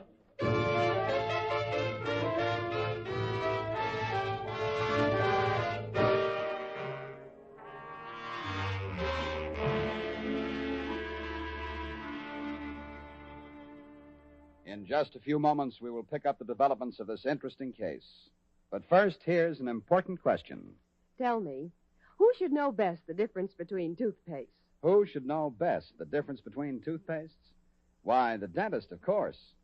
He knows best because his life work is the health of your gums and the care of your teeth. So listen, please, to this sound advice. Ask your dentist about Ipana toothpaste and gentle gum massage.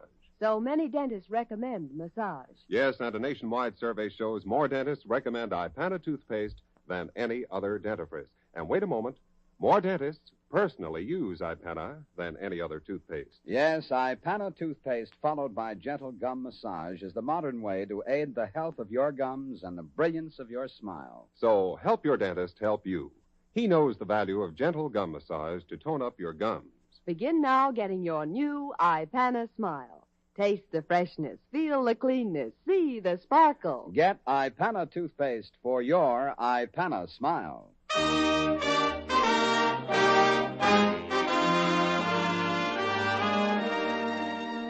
And now back to Mr. District Attorney.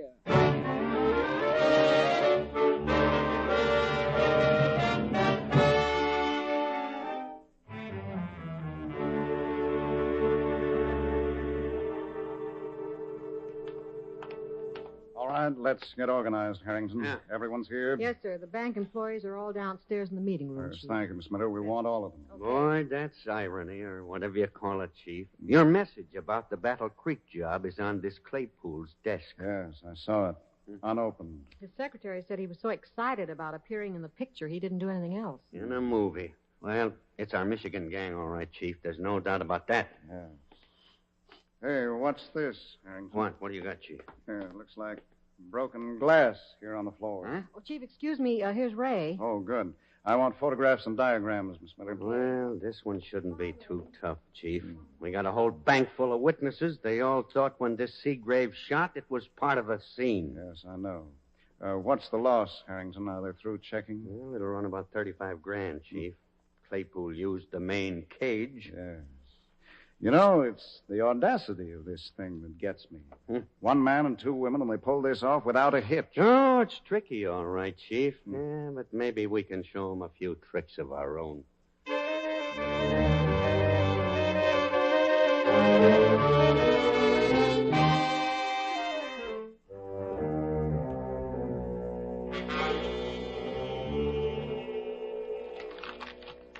And the district attorney issued a similar bulletin to all banking institutions in the county. I don't get it. So what? We got the dough. Well, Georgiana means, Dolly, that we can't pull it off again. At least not around here. I figured on that. But this stinking paper is a new syndicate. That'll queer the act in every town in the country. It'll blow over, Georgiana. We can just lie around and take it easy for a while. I'd like that. On what? We need money, Dick. Money. Well, we just got nearly $40,000 from that one bank alone. Georgiana means good money, doll. We can't pass the bank stuff until the heat blows over. If we picked a town small enough, maybe we could pull it off again. Someplace where they don't read the papers. The same thing, Georgiana? Just about. I'll have to get another part for the front of the camera. I lost it. What for? You don't really take pictures, do you? Georgiana means that the camera has to look real, doll. I'll take a look at the map. Maybe there's a small town we can hit. Well, I say we don't. You what? We got all the money, and I say spend it. I'm sick of working. Spend it? Are you crazy? Georgiana just explained, doll. You can't spend money if the bank has a record of the bills. I don't care. You promised, Richie.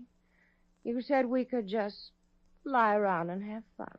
That is also beside the point. You stay out of this.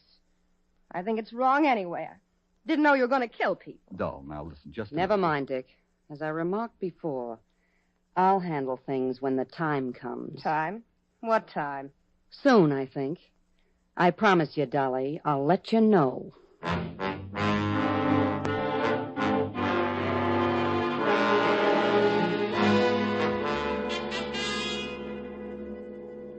Will you switch off that light, please, Miss Miller? I want Harrington to see this. Yes, sir. What, in the microscope, Chief? Yes, that's right. It's that broken glass I found on the floor of the bank. I see it, Chief. Now, what's it mean? Well, I'm not quite sure. Did you send for Ray, Miss Miller? Yes, I did. He's on the way up from the photo lab now. What's up, Chief? Something in Ray's pictures? Well, no. As a matter of fact, I simply want his opinion on something. All right. The lights, please, Miss Miller. But you know, broken glass is always interesting. Each piece seems to have a personality all its own. Yeah, sure, Chief, but that ain't finding Seagraves, Chief. No. You put out the alert? Yeah, right away. I made it a full 5 states. Good. Oh, and the bills from the bank? Well, they had a pretty complete list of the numbers, Chief. Oh, well, that's a break. Put it out on a full distribution, Miss Miller. Stores, depots, bus stations, everywhere. Okay, it's being prepared down in Mimeo now. Fine. Well, we'll just keep at this, Harrington. One way or another, we've got to bring that trio in.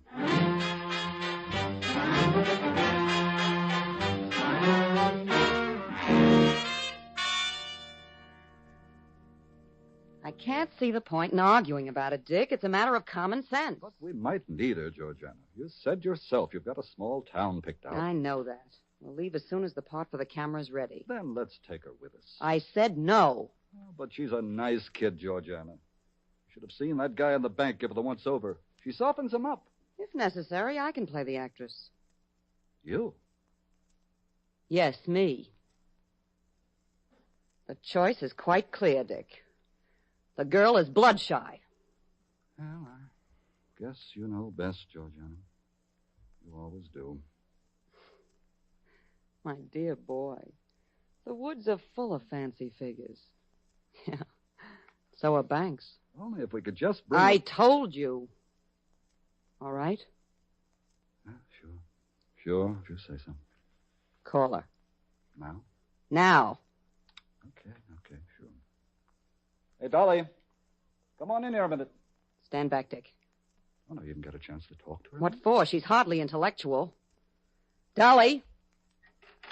I'm coming. Well, what do you... Hey, Richie, stop her. She's got a gun. I told you, young lady, I'd let you know when it's time. Well, it's time!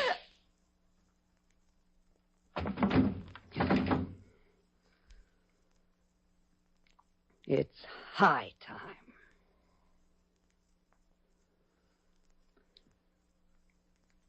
Dick, you know something?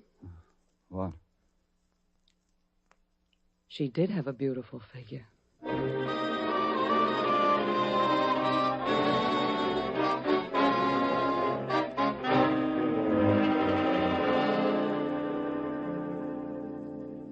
I tell you, it's definite, Chief. They found the dame about 3 hours ago. You're certain, Harrington? Sure it's the one who posed as an actress? It's a positive identification, Chief. 4 employees from the bank just saw her in the morgue. I see. And she was shot, you said? I'll say she was. Clean as a whistle. Well, all right, let's get to work. Tell Dr. Colgan I want the slug. He's working on it now, Chief. Good. When he gets it, set up comparison check with the slug from Claypool's bottle. Right. Oh, Chief. Yes, Miss Miller, what is it? Ray's on the phone, Chief. Yes? He says he's located just what you want. What? Ray, Chief? Uh-huh. Our photographer? Definitely, Harrington. Get the address, Miss Miller, and tell him to stay there. Right. Bring that comparison microscope, Harrington. We'll need it. All set? I've got it, Chief. All right, let's hope this is it, then. Come on, let's go.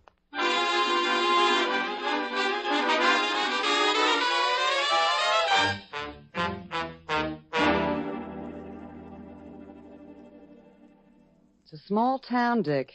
Don't forget that when you talk to the banker. Tomorrow morning, huh, Georgiana? Sooner the better. Anyway, I think it's wise to get out of this town. You mean Dolly? For one, yes. As soon as we can pack, we'll get going. What about the camera? Oh, I picked up the part this morning. Who's that? One of Jerry's boys, I think. I asked him to drop around. Here? What for? We need a third, Dick. I thought I'd offer a 20% split on a one-shot. Okay, then. Come in. Yeah? You're from Jerry's? Not quite, lady. This is the district attorney. What? Don't move, Bud. Or is the name Seagraves? All set up, Chief. Thank you, Harrington. Well, this makes it easy, doesn't it? Easy? What are you talking about? Murder.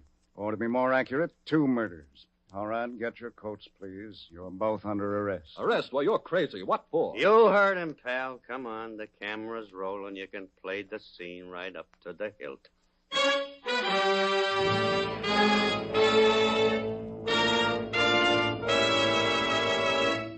Your district attorney will return in just a moment to explain the clues which led to the arrest in tonight's case. But first, let's bend an ear to one of those early morning sounds. One that says, rise and shine. Now, to a lot of people, that sound can mean a wonderful morning with a good day ahead. But to a lot of people, there's another sound that can mean the same thing. And that's the sparkling sound of sal hepatica in a glass of water.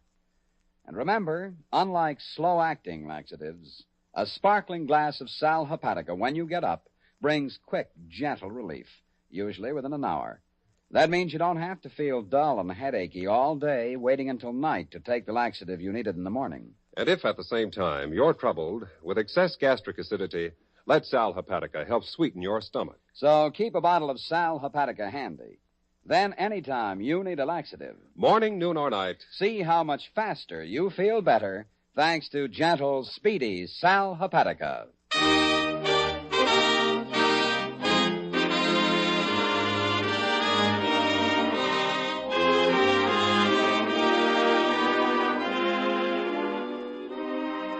And now, here is your district attorney.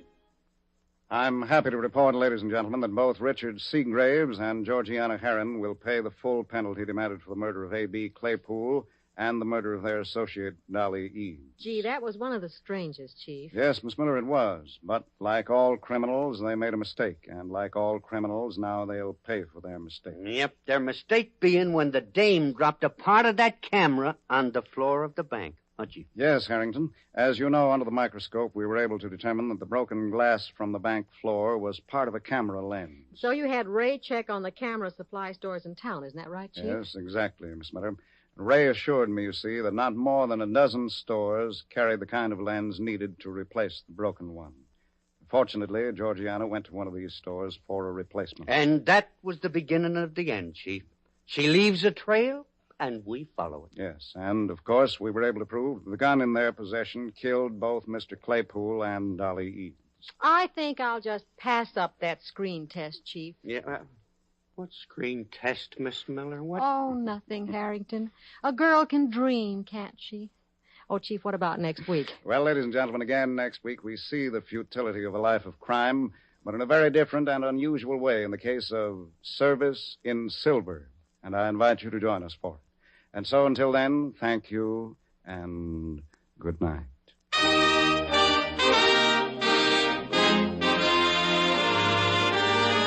Say, mister, want some good shaving advice? Forget your whiskers. What counts is your face. How it feels while you're shaving, how it feels and looks afterwards. And to give yourself a better feeling, better looking face, use Ingram shaving cream.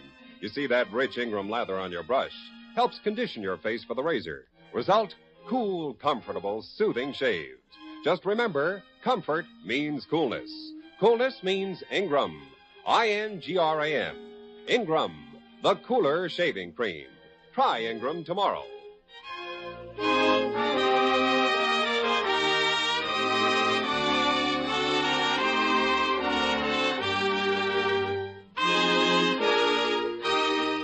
The names of all characters in tonight's dramatization are fictitious, and any resemblance to names of living persons or actual places is purely coincidental. Our stars were Jay Jostin in the title role, Len Doyle as Harrington, and Vicky Vola as Miss Miller. The music was under the direction of Peter Van Steeden. The program is produced and directed by Edward A. Byron and written by Robert Shaw. Mr. District Attorney was originated by Phillips H. Lord. Remember, Ipana toothpaste for the smile of beauty, Sal Hepatica for the smile of health.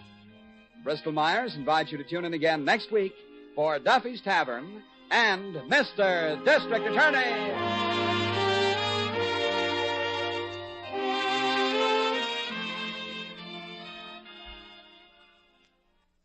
This is NBC, the National Broadcasting Company.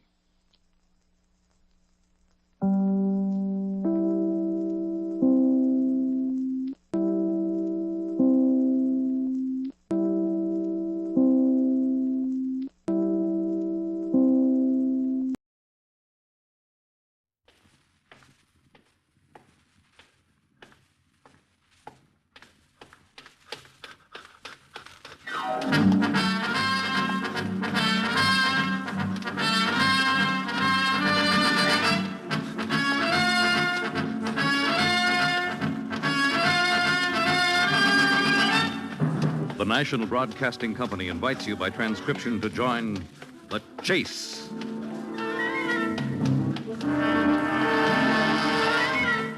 There is always the hunter and the hunted, the pursuer and the pursued. It may be the voice of authority, or a race with death and destruction, the most relentless of the hunters. There are times when laughter is heard as counterpoint, and moments when sheer terror is the theme.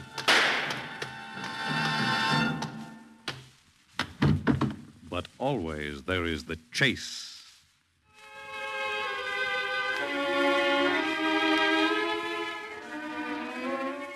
The motives that drive the murderer in pursuit of his victim are threefold. There is murder for passion, be it anger, love, or hate. And there is the mad, unreasoning urge to kill blindly that propels the homicidal maniac to his nefarious work. But it is the most blood-curdling motive of all that sends the last of our trio into his frenzied chase for an innocent victim. Murder for profit.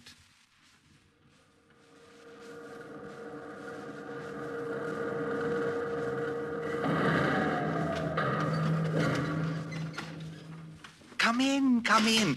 Welcome to Bass's Wax Museum. Oh, mind the gate. This elevator is a bit old, but still serviceable. Surprised we're descending? You see, the coolness, the dampness, and the half-light of the cellar is necessary for the preservation of the most extraordinary collection of hand-carved celebrities it has ever been your privilege to see.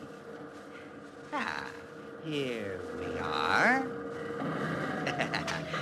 Now, mind the step now. It's in need of a bit of oil. And our floors could do with a new board here and there, but what we lack in decor, we make up for in interest. Morbid interest, so to speak. Murderers all. And long since resigned to dusty death, but their waxen counterparts are here, as big as life. Now, on this rack, sir, is a book, a fat book, complete with case histories. This page belongs to Albert Hawkins, the Lancashire menace. That's Albert over there in the corner, with the trowel in his hand. Oh, he doesn't resemble a menace, I know. As a matter of fact, the description of Albert, which was given the court by a real estate dealer at the turn of the century, described Albert perfectly.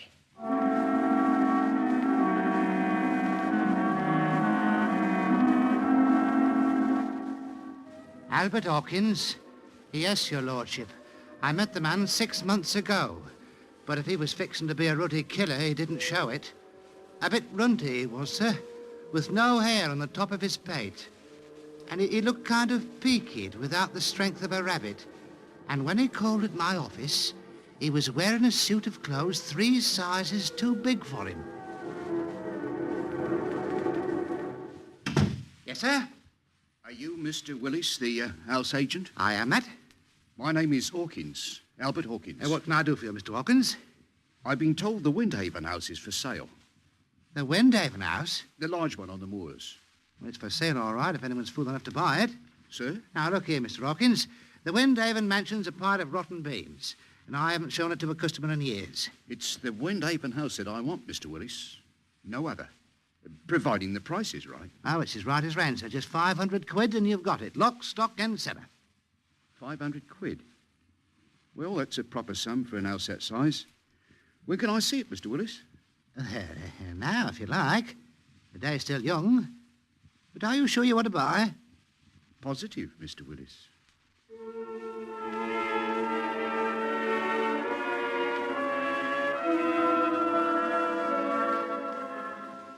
The Windhaven mansion, my friends, was once the property of an English earl.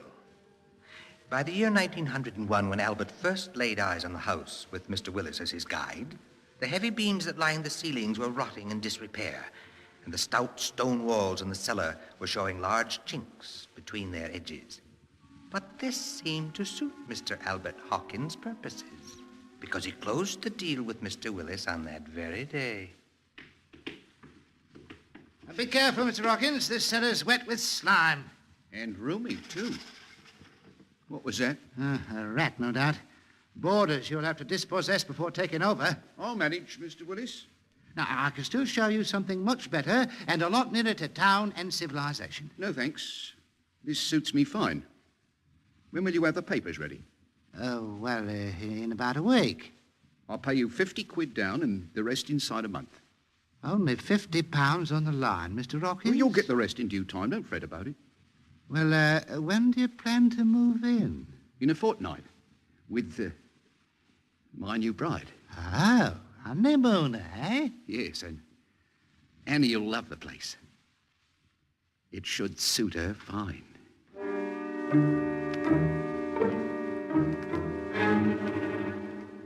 Annie Butler was Albert's first wife, the middle of the three wax ladies standing with him on the platform over there.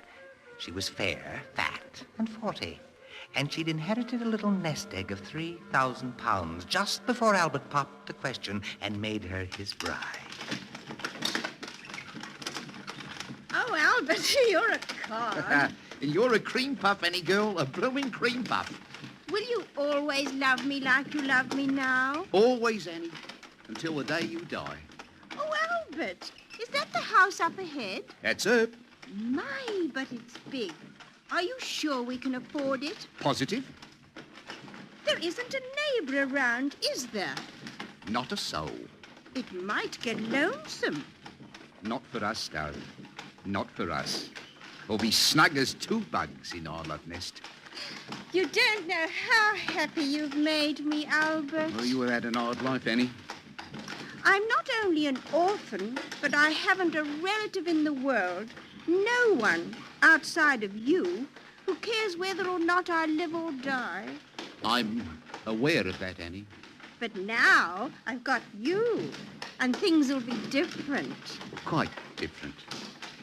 Which reminds me, my pet, did you draw your money from the bank as I suggested? Yes, Albert, I did. But remember, it's not to be spent. Of course not, Dub. You swept me off my feet when you courted me. You know, you're not handsome, Albert. Beauty is only skin deep, my love. Only skin deep.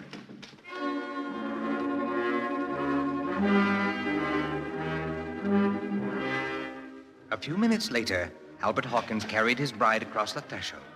And that was the last time Annie Butler Hawkins was ever seen alive.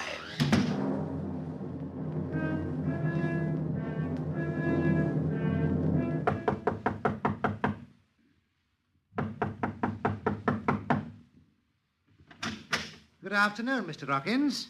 Mr. Willis, you're a treat for sore eyes. Come in, sir. Come in. Well, I see you've made a few repairs here and there on the outside. You seem to be doing a champion job of patching up a sorry mess. Well, I'm a jack of all trades, Mr. Willis. And two of my specialties are carpentry and masonry. I can handle a trowel with the best of them. Well, and how's that little bride getting on? My wife has left me, Mr. Willis. No. Yes, she up and moved out. We couldn't get along. She says I was critical of her cooking. Well, I am sorry to hear that, Mr. Hawkins. Yes, she's gone back to her family in Australia, and her marriage is being annulled. It's how it goes with a man whose love life's always been unlucky. you've got my sympathy, Mr. Hawkins. I hate to bring it up at a time like this, but I've come for the balance of our contract. Oh, I have it right here already for you, Mr. Willis. £450. Well, you're a man who keeps his bond, Mr. Hawkins. I must say that. You can count it if you like, to make sure it's correct. Oh, I'm certain it is, sir. I'll be off now. And it's too bad about your wife. Isn't it a shame? But then, some men are better off when they live alone. I'm a bachelor myself, you see. Well, good day to you, Mr. Hawkins. Good day, Mr. Willis. And a pleasant journey back.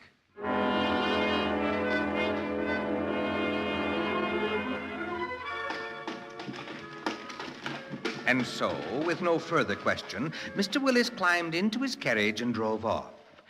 But if he had waited a little, as he left the house, he might have heard the sound of a trowel coming from Albert Hawkins' cellar, as Albert put the finishing touches on his late and lamented wife's, Annie's, tomb.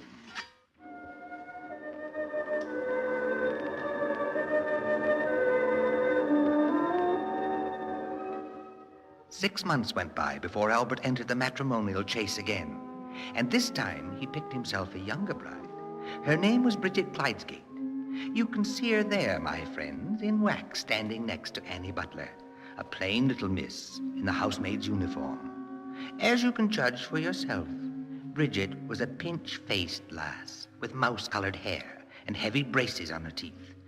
But the £1,500 she acquired in life insurance when her older sister died made her a natural beauty in Albert Hawkins' eyes. Oh, Albert, let's have a ride on the merry-go-round.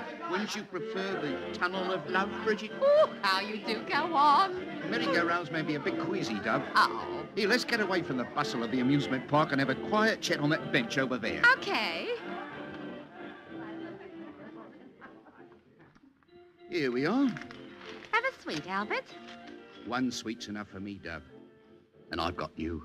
Go on. Bridget, I've got a little something to tell you, and I hope you'll take it well. Oh, Albert, what is it?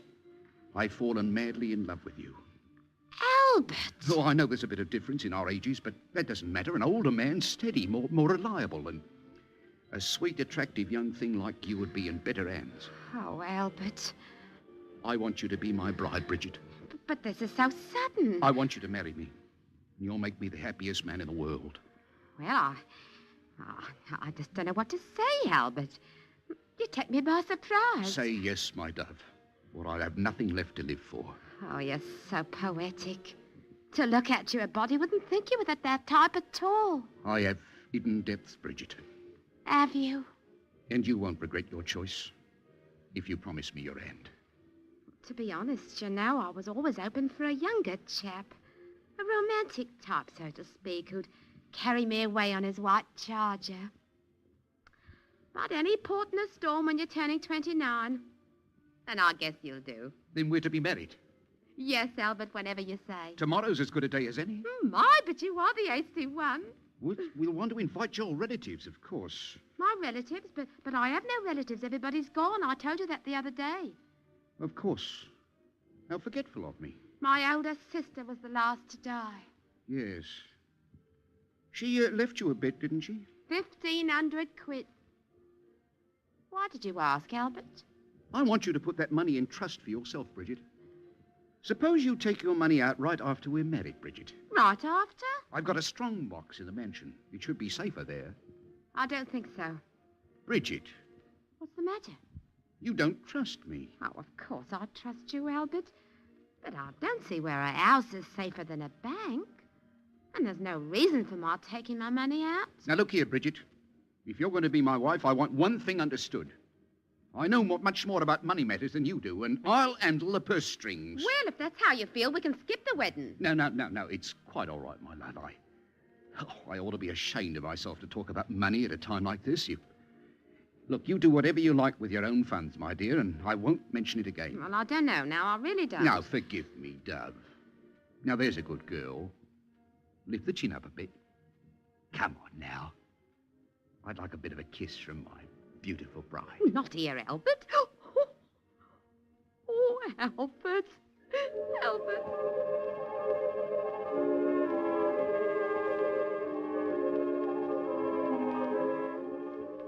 5 days later, Albert Hawkins carried bride number 2 over the threshold of his home. And as Bridget looked around her for the first time, Albert was making mental notes about her future. My, but this is a gloomy place. It'll grow on you, dearest. We'll have to shine it up a bit, Albert. How, my love? Oh, a little chintz here and there. A new rug. Oh, we can improve it all right. You're mistress of my castle, Bridget. Your word here is the law. You make it sound like I'm a countess or something like that. Duchess would be closer. Oh, Albert.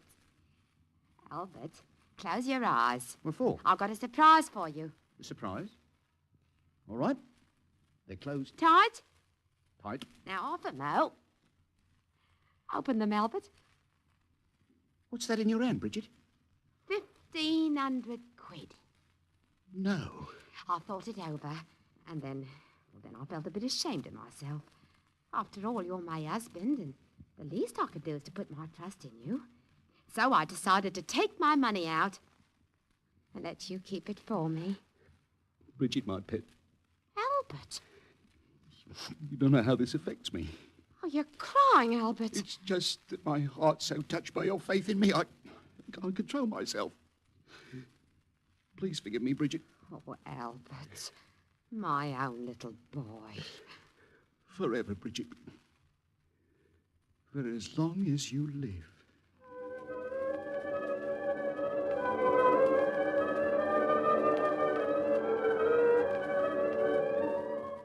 Now, there was no such thing as a casual passerby in the vicinity of Albert Hawkins' lonely house on the moor. But if someone had happened to pass that night around 11, he would have heard a strange noise coming from Albert's cellar. And if he had known Albert Hawkins intimately, he would have recognized that sound to be the scraping of a trowel over wet cement as Albert laid his second bride to rest.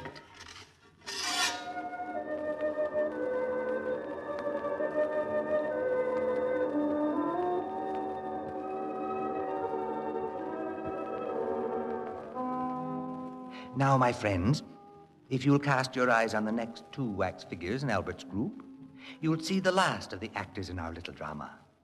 On the extreme left is Kate Pincher, and she was well named. Next to her is Mr. Bristol, an inspector from Scotland Yard. Albert met Mr. Bristol at his home just a short time before he sued for Kate's hand in marriage.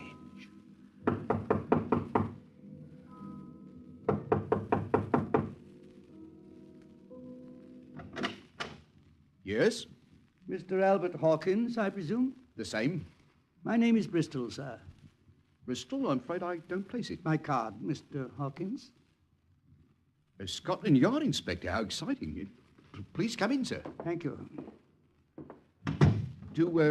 What do I owe this unexpected visit, Mr. Bristol? I would like to see your wife. My wife? Known before her marriage to you as Annie Butler. Oh, Annie. Is she here, Mr. Hawkins? No, Inspector. As a matter of fact, we've been divorced. Really? Annie left me months ago. And where has she gone? To her relatives in Australia. Australia? That's quite a distance from here. Quite, Mr. Bristol.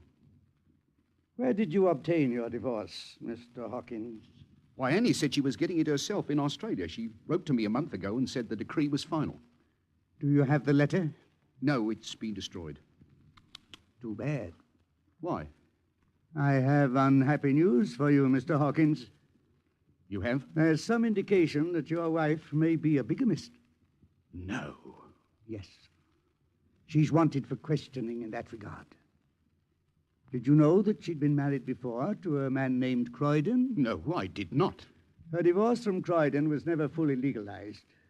Of course, she may have been completely innocent of having broken the law deliberately. Ignorance of the law is no excuse, Mr. Bristol. Annie should be punished.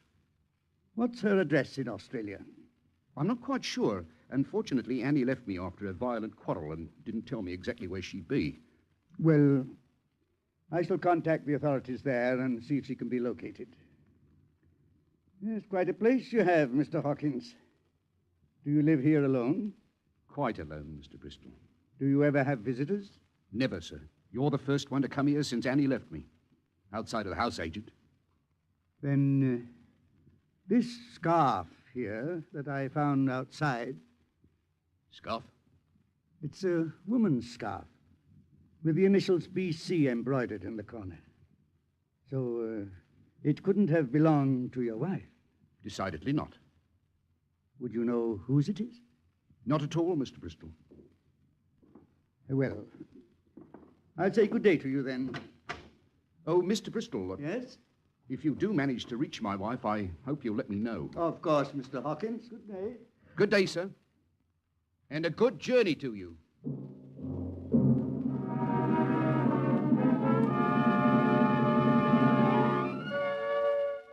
Well, my friends, a more nervous man than Albert Hawkins would have let matters rest where they were.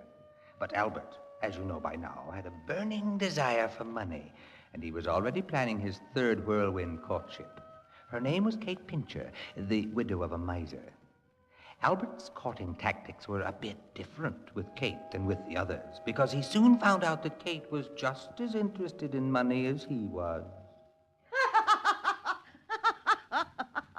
So you want to marry me, do you? More than anything in this world, Kate. Don't be ridiculous. What? Why should I marry you? Look at you.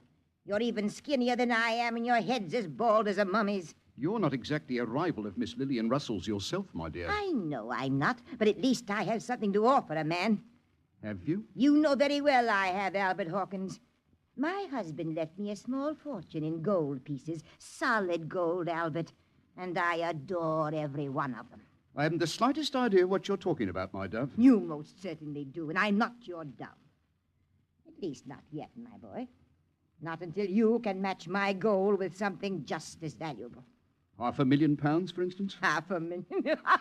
Oh, Albert, you're dreaming. Yes, of course, according to you at any rate. However, I'm not very interested in a mercenary woman, Kate, and I'm glad I discovered your intentions in time. I'm leaving. Oh, wait, Albert. Perhaps something can be arranged. Oh? I'm a businesswoman with ambition. If I marry a man, he must have money, too.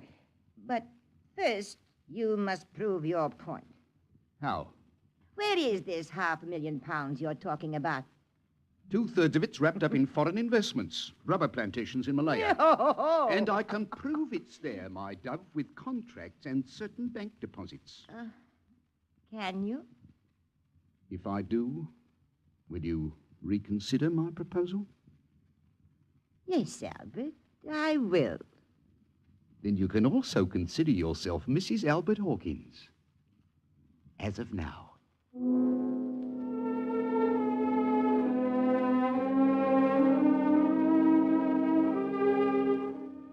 For a man as clever as Albert, forgery was no problem. In a very short time, he had produced enough fraudulent papers and bank statements to satisfy his newest love. And they were married forthwith, after which they proceeded to Albert's mansion on the moors for their honeymoon. But on one point, Kate still kept Albert guessing. He still didn't know how or when he could get his hands on Kate's gold. I won't tell you where it is, and that's final. Then you're not keeping your end of the bargain, Kate. No. You said we'd merge our fortunes. We will in due time, but you won't lay eyes on a single piece of gold until I decide the time is ripe.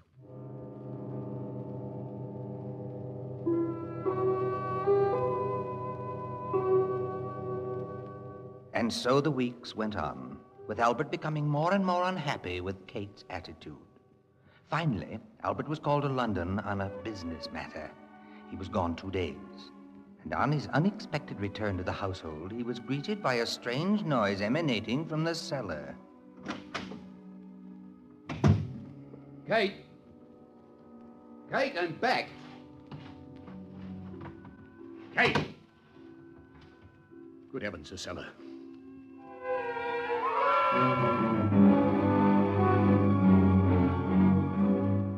With his nerves on edge, Albert bounded down the steps leading to the cellar to come upon a strange and worrisome sight.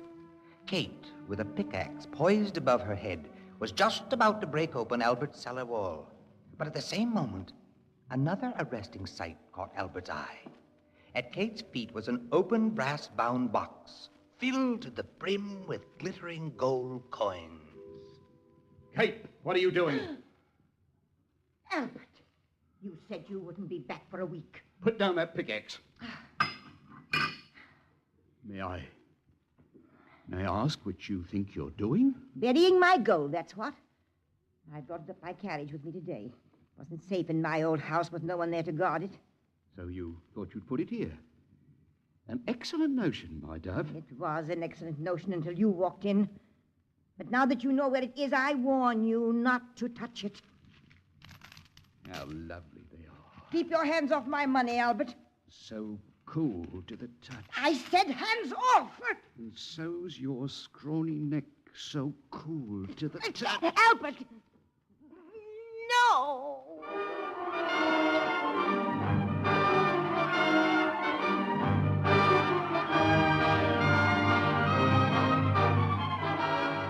There was no time now for the niceties such as the poison Albert used on the others. He had what he wanted, and in an hour he could be on his way, independently wealthy for life, so he struck quickly.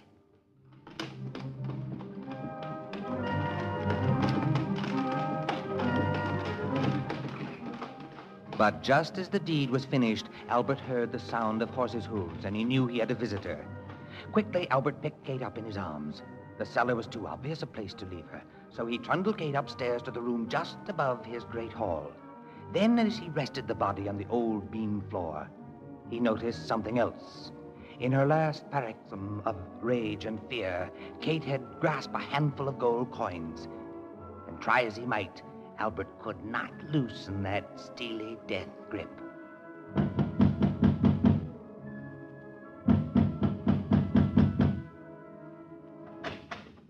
Mr. Bristol. For a moment, I thought there was no one at home. May I come in, Mr. Hawkins? With pleasure, sir. I just stopped by to inform you there was no news of your wife whatsoever. Oh, I'm sorry to hear that. We're still attempting to locate her, of course, but it's proving rather difficult because of the distance. Yes, I understand. Are you ill, Mr. Hawkins? Ill? You seem to be a bit on the pale side. Oh, it's my liver, Mr. Bristol. I've been having a few attacks. You better take care of yourself. The liver is a delicate thing. Yes. Well, I'll keep in touch with you, Mr. Hawkins. Please do so, sir. Good day. Why, what's this? What's what, Mr. Bristol? This gold coin. Why, here's another. I see. You have a hole in the beams above on your ceiling, Mr. Hawkins, and it appears to be leaking gold coins. Perhaps we'd better go up, you and I, and investigate.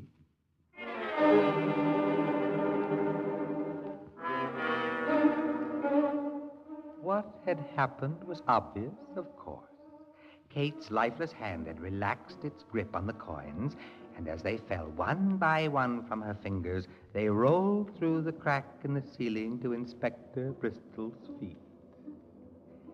It was a sound that brought a chill to Albert's heart, but that chill turned to ice a few weeks later when the scaffold was dropped below Albert's feet as he stood on the gallows.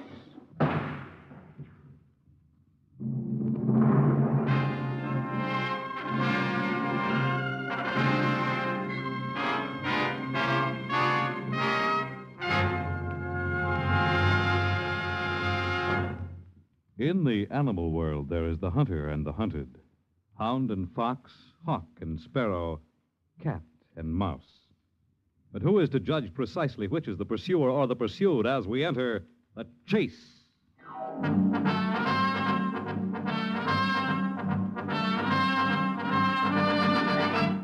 The Chase was created and written for the National Broadcasting Company by Lawrence Clee. Heard in the cast were Doris Smith, Kathleen Cordell, Ivor Francis, Leona Powers, John Stanley, William Podmore, and Ted Osborne. The Chase is directed and transcribed by Fred Way. Fred Collins speaking.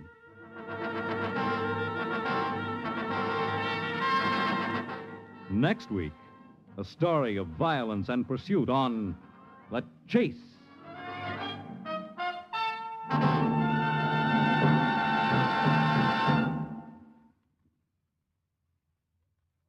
This is NBC, the national broadcasting company.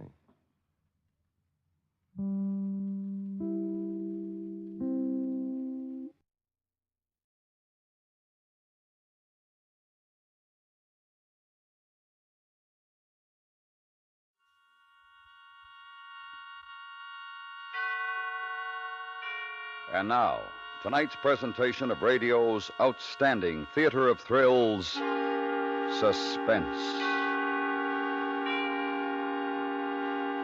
Tonight, we bring you a story of a cross-country bus and the safety of a nation that rode in it. We call it Classified Secret.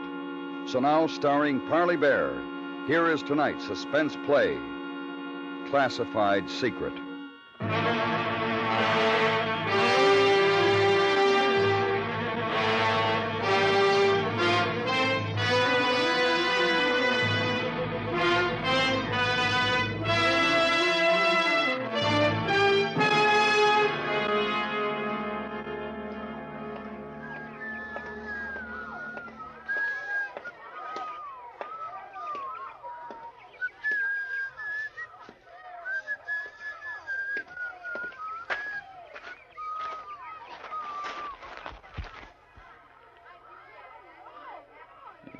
Nice day.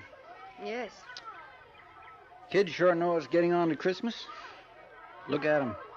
I've been watching them. Yeah. Kind of glad, though, I haven't got any. Oh? Well, you know, world conditions, things the way they are. Who wants to bring a kid into it? I suppose so. Do you have a match? Oh, sure. Here you are. Thanks. Have you got it? What's the matter? Oh, you don't look the type. I almost hoped you weren't. Have you got it? With me? No. But I'll take you to where it is. All right. The money's in 10s, 20s, and 50s. In the sack with the groceries? Yes, I thought it would be safer that way. Yeah, I guess so. How much? 10,000. 10? Well, that's what you agreed to. Mm-mm. I said 20. I was told 10. They made a mistake then, didn't they? Sorry. Say, what are you trying to do? Nothing. Not a thing. I was told you were with us. I am. But I get paid for it, too, don't you? Well, I can't sit here any longer. We might be watched. Will you please give me... Sorry, it was a misunderstanding. But... Unless you want to take me to the head man. Maybe he can straighten it out. I haven't got any instructions for that. How can I reach you? Well, as of about 2 hours from now, you can't. I'm leaving town. Will you give us 24 hours? It'll take that long. I'm sorry. If you can't pay what I want, there's somebody else who will. I'm going. Okay. So long. I was sitting on a bench in a little park in North Hollywood, California. The late fall sun was warm, and for a change, there wasn't any smog in the air. I watched the woman I'd never seen before walk off down the path. She was headed for the avenue and some cars parked beyond the trees. I thought how nice it would have been if she were just a woman in the park, nothing else. I waited until she was out of sight, then I got up and walked away in the opposite direction.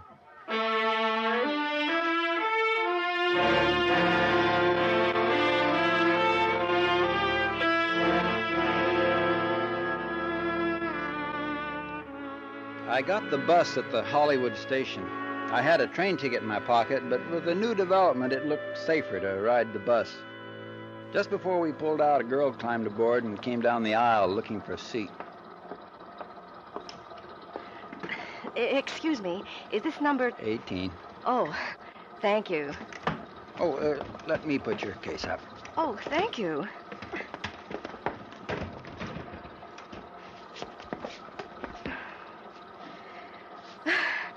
I was afraid I was going to miss it. Yeah, I know how it is.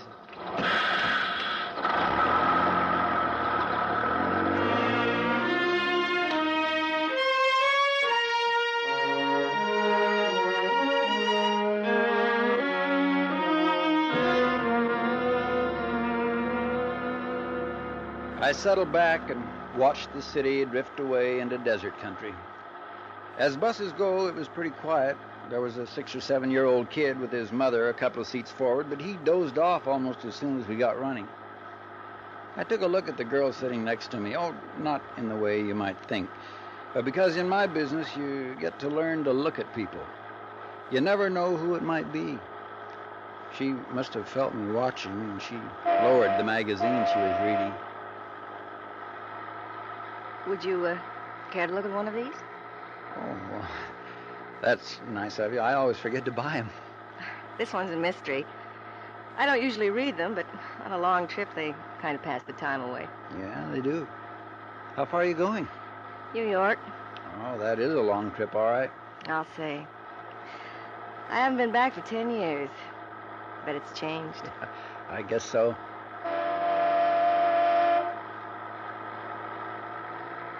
I read the mystery well into Arizona, and when I finished, it was beginning to get dark. The kid up ahead was awake and hungry. There was a feeling of expectation on the bus as we drove into the first night of travel. Did you enjoy it? Oh, yeah. It was fine. Thanks a lot. What was it about? Spies.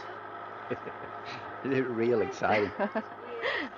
I like spy movies, sometimes. But I think they do so many of them. You read about it in the papers all the time. I don't know, you'd think people would get sick of it. Yeah, I guess you're right. They're exciting, like you say. But I bet it isn't really like that. Yeah, I doubt. Oh, say, my name's Charlie. Charlie Rader. Oh, how do you do? I'm Julie Spaulding. Hi. That kid sounds as hungry as I am. Yeah. We ought to be stopping soon. I hope so.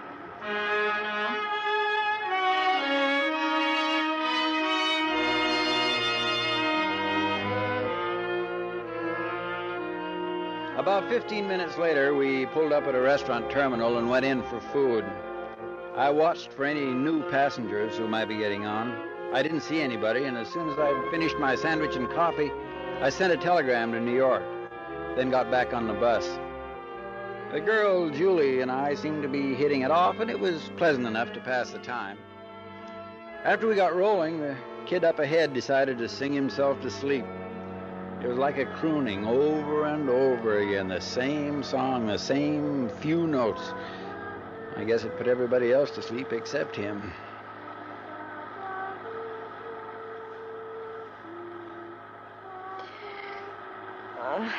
Makes you sleepy, doesn't it? Yeah. Reminds me of when I was a kid.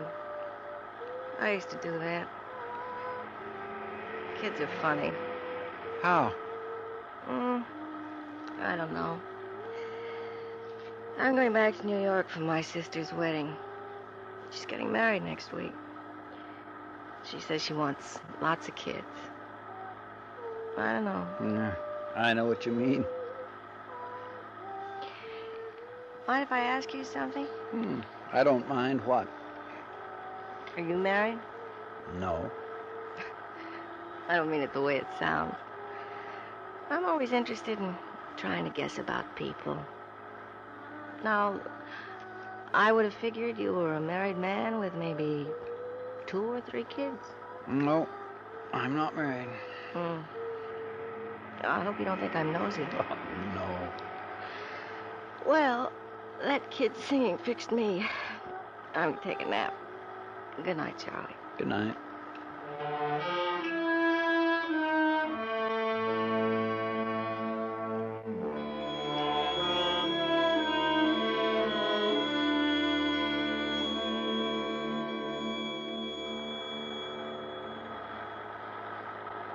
I must have dropped off, too. And when I woke up, she had her head on my shoulder. A lock of her hair was falling over her closed eyes. And then I knew something was different on the bus. Somebody on the other side of the aisle, watching. Excuse me, mister. Have you got a match? I'm clean out. Oh, sure. Just a minute. Here. Thank you. No, you keep them. Oh, fine. Thanks a lot. Hey, you got any idea where we are? No, I'm not sure. I got on at Flagstaff an hour or so back. Oh, boy, I envy her. Wish I could sleep like that. That's your wife? No. Oh. Say, that's rude.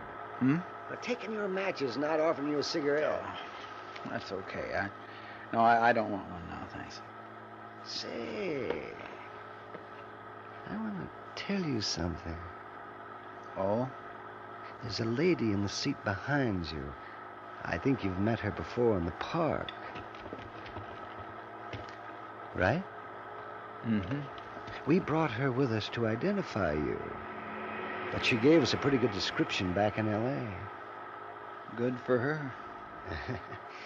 Yeah, well, it's going to be a nice trip. Nothing like traveling with people you know, is there? Oh, nothing like it. Don't suppose you've got any reading material you could let me look at? How about a mystery? It's a spy story. Pretty good. No, I was thinking something else. I think, something more, say, scientific. I'm very interested in airplanes. Jet motors. Sorry. He looked across at me, smiling, pleasant. And to anybody watching, it was nothing more than the casual conversation of two strangers brought together by the night and sympathy of loneliness. Then he leaned back, and reaching inside his jacket, brought out a small automatic, which he kept very carefully hidden from any eyes but mine. I always carry this with me on a trip. You never know. Oh, I knew all right. If they couldn't buy what they wanted, there were other ways. That's what he was telling me. And I saw in the man's smiling face that I'd never reach New York unless I killed them before they killed me.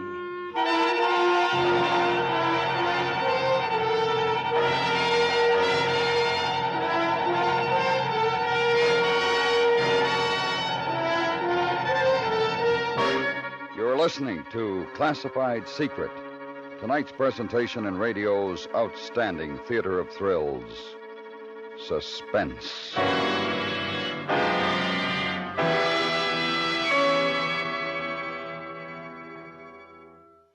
9 solid years of applause. That's the wonderful record of popularity that belongs to Arthur Godfrey's Talent Scouts, now in its 10th year.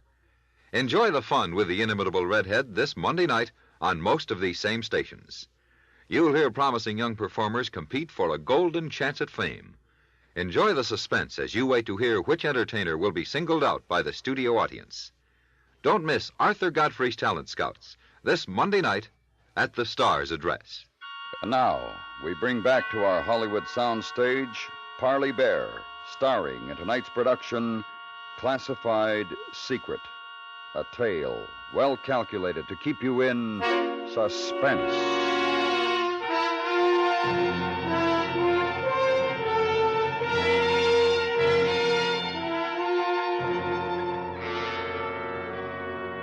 Julie and I had breakfast somewhere in New Mexico. The woman from the park and the man who carried the small automatic sat in a booth while we ate at the counter. I'd thought about things most of the night, and I decided to tell the girl, not too much, but enough so that she might be able to help. And I knew I'd need some help.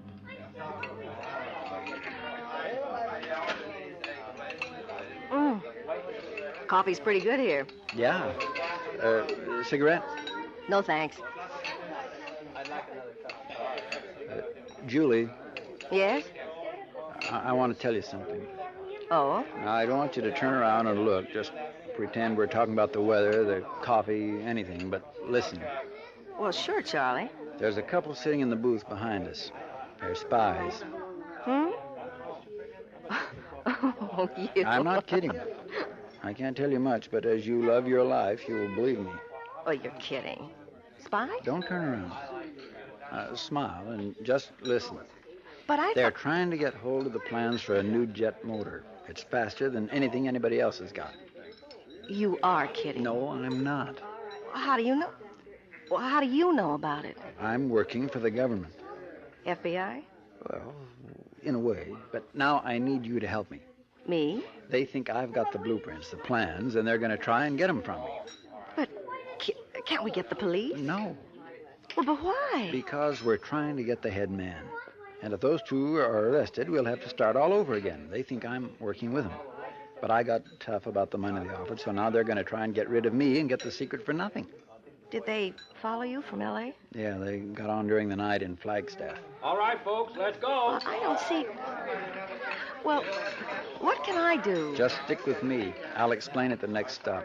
We can't talk about it on the bus because she's sitting right behind and he's across the aisle. Listen, are you pulling my... No. No, you're not, are you? I'm not.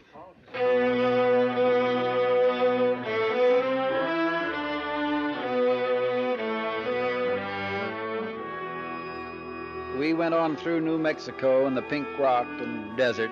We talked a lot of nonsense, and after a while, I could see she was getting back to the idea that I'd been kidding, especially after the man with the gun introduced himself as Mr. Hutchinson and started to talk about fishing. It was about half an hour before our lunch stop. Now, you take some of that Northern California country. So you talk about trout and steelhead? Oh, boy, I tell you. My dad used to take us up, my sister and me. He'd take us up to a place in Maine. Oh, gee. Dad always wanted a couple of boys, I guess. When he saw what he got, well, he figured it wouldn't spoil his plans anyway, so he took us fishing every summer. You should have seen the fishing up there. Oh, I'd like to someday. Yeah, I'd like that. How about you, Mr. Rader? You like fishing? No, not much. Ever try it? A little, when I was a kid. You ought to take it up again, if you have time. Well, I might do that. You know, if a man had a little money put away, he could do a lot of fishing. Oh, boy, that's the way to live. Have about, say, $10,000. Go all over the country, fishing, no work, no worries. How's that sound, Miss Spaulding? What a life. It would take more than 10,000. Oh, I don't know. 10's better than nothing. Say, did you ever look at the road? They went on talking, and I did some thinking. He was smarter than I'd thought. Looked like a nice, average guy and behaved like one. That's one thing I'd learned. The more ordinary you can be, the less you're going to be suspected. And these people had it down to a science. It wasn't going to be easy because I was going to have to convince Julie all over again. I could see that. My chance didn't come until that evening after our dinner stop. By that time, the woman in the park, who went by the name of Lisa Nyland, Hutchinson, the girl, and myself, all four of us were buddies. We'd pulled up over the Colorado border. There was some kind of trouble up ahead, a slide or a wreck, and the driver told us we'd have half an hour or so before we went on. You want to take a walk for a while? There's a cafe a couple of 100 yards back. There's a cafe. I'll give you a call when we're ready to move on. Here, watch your step, Julie. Oh, thanks.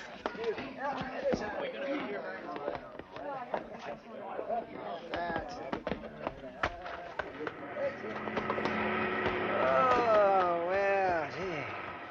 Well, it's kind of nice to have an extra leg stretch at that. How about some coffee? Oh, that'd be nice. Charlie? Oh, I don't know. I'd like to have a look at the valley down there. We might walk up the dirt road away, get a pretty good view, the sunset and all. Oh, you're romantic, eh? Sure, why not? Oh, Charlie. Okay with you, Lisa? You feel romantic? Want to see a valley and the sunset? That'd be very nice. Okay, then, let's go. Now, girls, wait a minute. Now, be careful. There's snakes. We walked away from the bus and up a narrow ranch road. About 100 yards up, there was a curve, and around it a stand of trees. And when we got there, you couldn't hear the sounds from the highway any longer. It was peaceful, and it was very pretty. I knew that Hutchinson was delighted about the suggestion. It was going to give him his chance. But he made the mistake of playing it a little too clever. Kept his game of small talk going a minute too long. We'd got to the top of a cliff overlooking the valley when I stumbled on a rock and fell a few steps behind before they had a chance to stop. And when they did, I already had my gun out. Hey, What are you going to do? Target practice? No. You two stay where you are and keep your hands behind your head. Julie, get over here.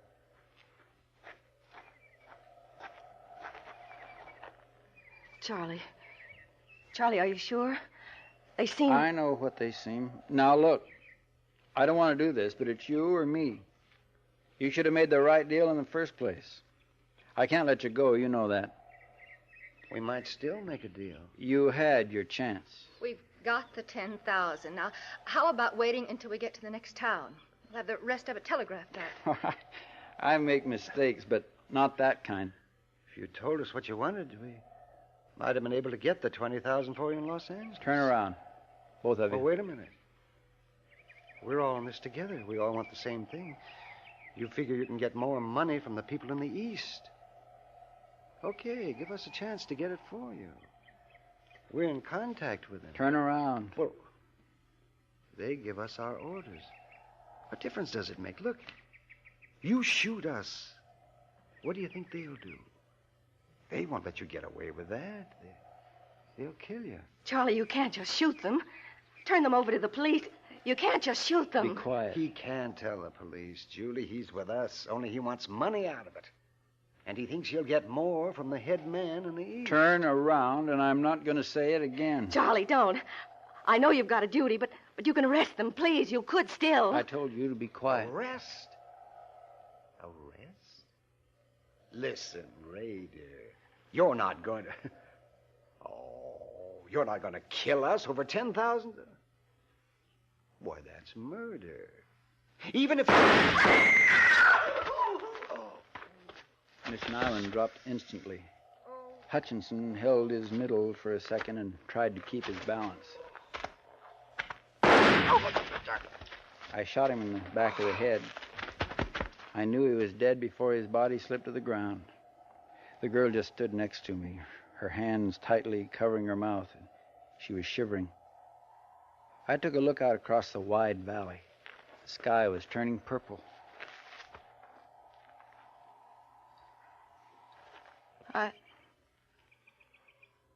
I've never seen anybody killed before.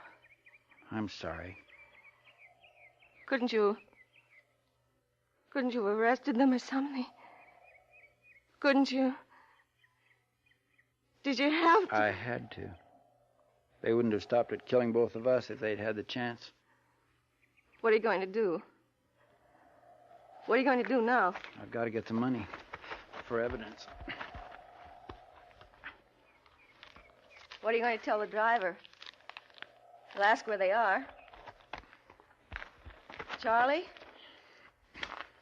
Driver's going to wonder where they are. Charlie, what are you doing? I've got to put them over the cliff. Oh, no. No. I've got to. Oh.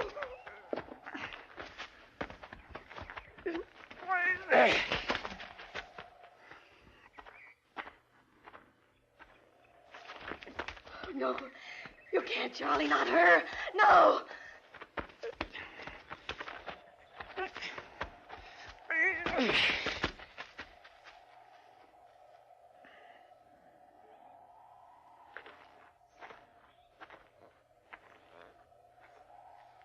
All right. Come on.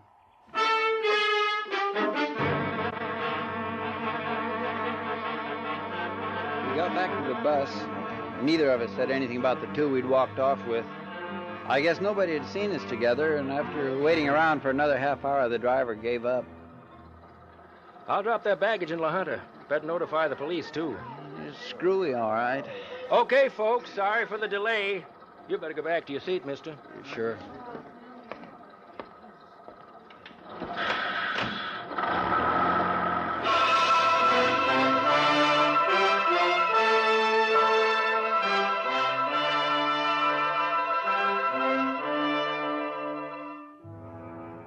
I was starved when we pulled into the depot at La Junta.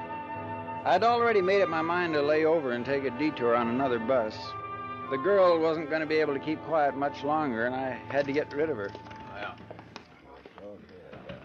We got out of the bus, and two men were standing alongside waiting. Just a minute, please. We're special agents for the FBI. Search him, Larry.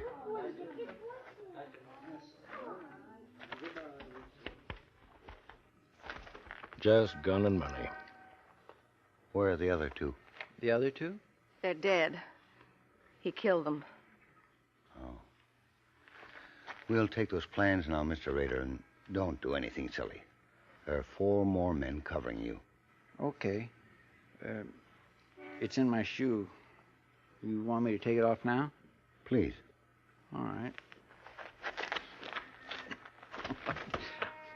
I've got terrible balance. Mind if I lean on you? No. Thank you.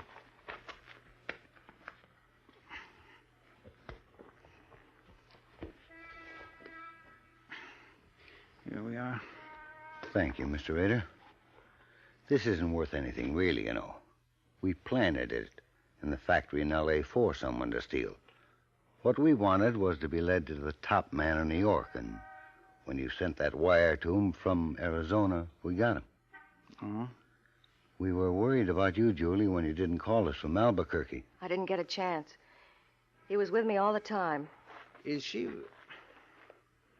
Oh, my. Is she... Are you playing spy, too, Julie? I'm working for the government, Mr. Rader. She's been following you since you stole the plans. Well, you fooled me. I'll bet you fooled Hutchinson and Nyland, too. It won't matter to them, though, will it?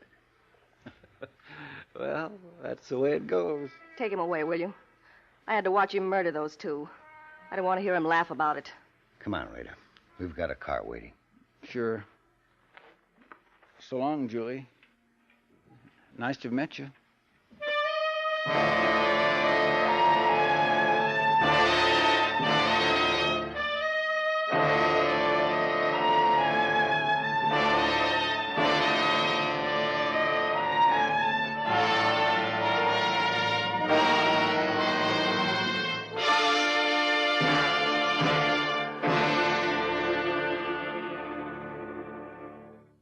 Suspense, in which Parley Bear starred in tonight's presentation of Classified Secret. Be sure to listen next week for another presentation of radio's outstanding theater of thrills, Suspense.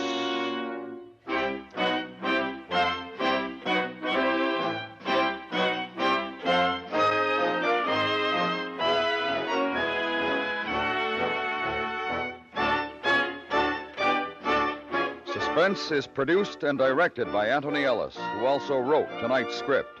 The music was composed by Lee Stevens and Lucian Morwick and conducted by Wilbur Hatch.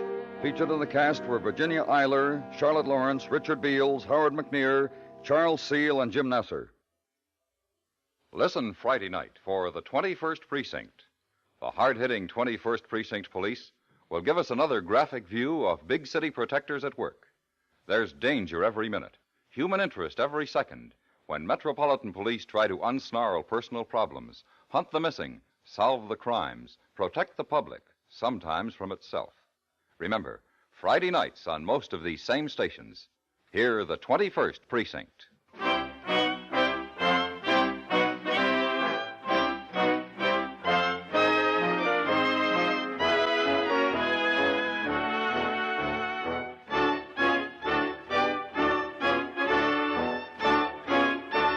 Thrill to Gunsmoke every Saturday and Sunday on the CBS Radio Network.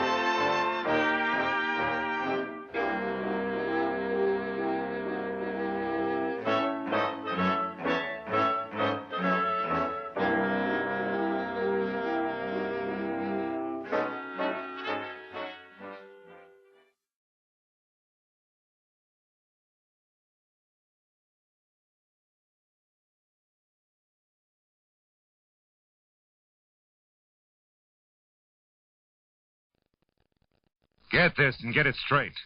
Crime is a sucker's road, and those who travel it wind up in the gut of the prison of the grave.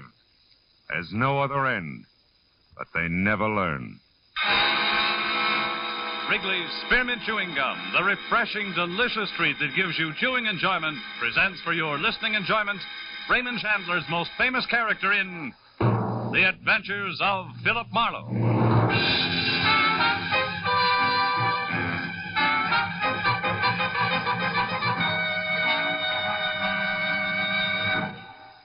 To make every day more enjoyable, treat yourself often to refreshing, delicious Wrigley's Spearmint Chewing Gum.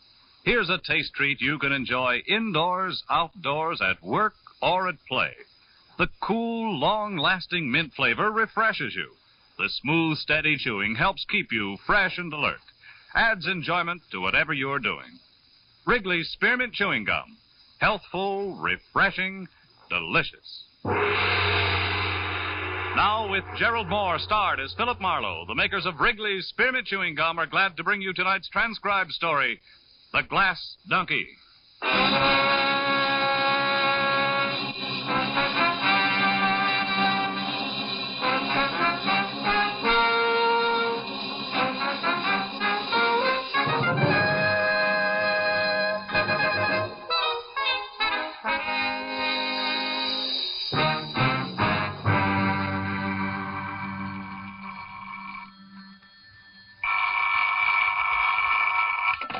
Hello, Philip Marlowe. Oh, this is Matthews, Phil. Hi.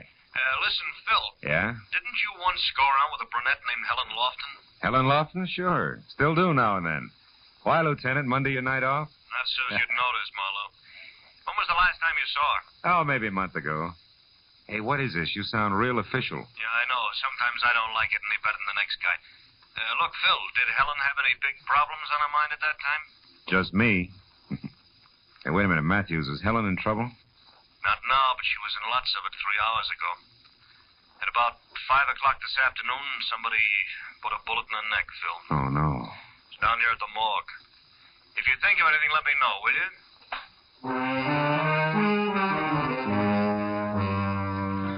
Might as well have hit me in the stomach with a hammer. Helen Lofton, a good-to-look-at girl with soft black hair and clear hazel eyes. Gets a big charge out of life.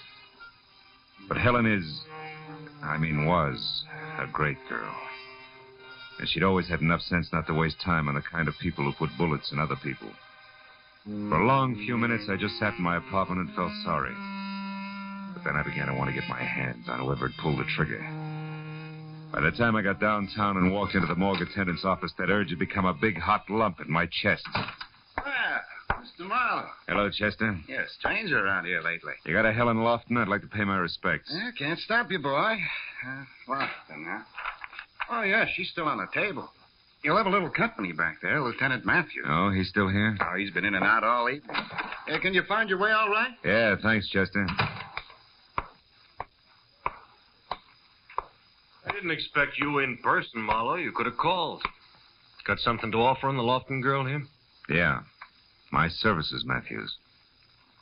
How much did she mean to you, Phil? Enough to make this real personal. What have you got on it, Matthews?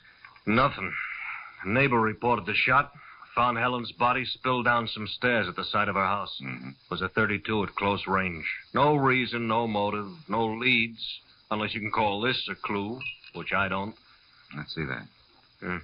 Yeah, it could be the hind leg of one of Helen's glass donkeys. You know, she collected them. Oh. I was on the stairs near the body. Uh-huh. Hey, look, Matthews, you don't mind me sticking my 2 cents in this, do you?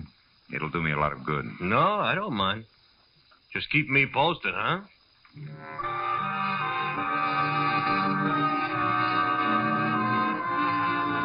I drove out Sunset Boulevard, then north on Camino Avenue to the neat little house where Helen had lived. I sat very quietly back under some big magnolia trees.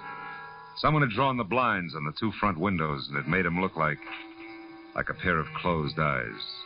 I walked around to the side door on the stairs where they found her body, and that's when I noticed a light on inside the house. The door was unlocked, so I went in. Light was coming from the bedroom, and when I got to that door, I saw a girl, blonde with harlequin horn rims, moving stiffly, like a lost somnambulist. I watched her drag one slow finger the full length of the dresser. When that was over, I said, "Hello." Who are you? I was a friend of Helen's, Philip Marlowe. You? Lila Hughes. You startled me. I thought I was alone in here, and after all that's happened. Yeah. Did you know Helen pretty well? Yes. I was just about her only girlfriend. You see, we worked together in the same office and had the same boss. Uh-huh. I guess they're going to want me to do something about all of her things now. Yeah, it's real tough. Everything in the house is just another reminder. Even this little sherry decanter. Here. But that's Helen's. It's all right. Sit down. Drink it. At least it'll do you good. Look, Lila, I gotta know why this happened to Helen. It doesn't make sense. Can you help me? Any idea at all? No, the police have already talked to me about it. Please, Mr. Marlowe. I know this is unpleasant for you, but I need some answers. It's been over a month since I saw her last. Who's she been going with lately? I don't know. Helen never said much about her dates. Who's your boss? Mr. Maffey? Mm-hmm. Oh, she dated him a few times, but so have I. Surely you don't think Mr. Maffey... No. I just want to talk to him, that's all. It's Norman Maffey. Maffey Real Estate Company on Wilshire.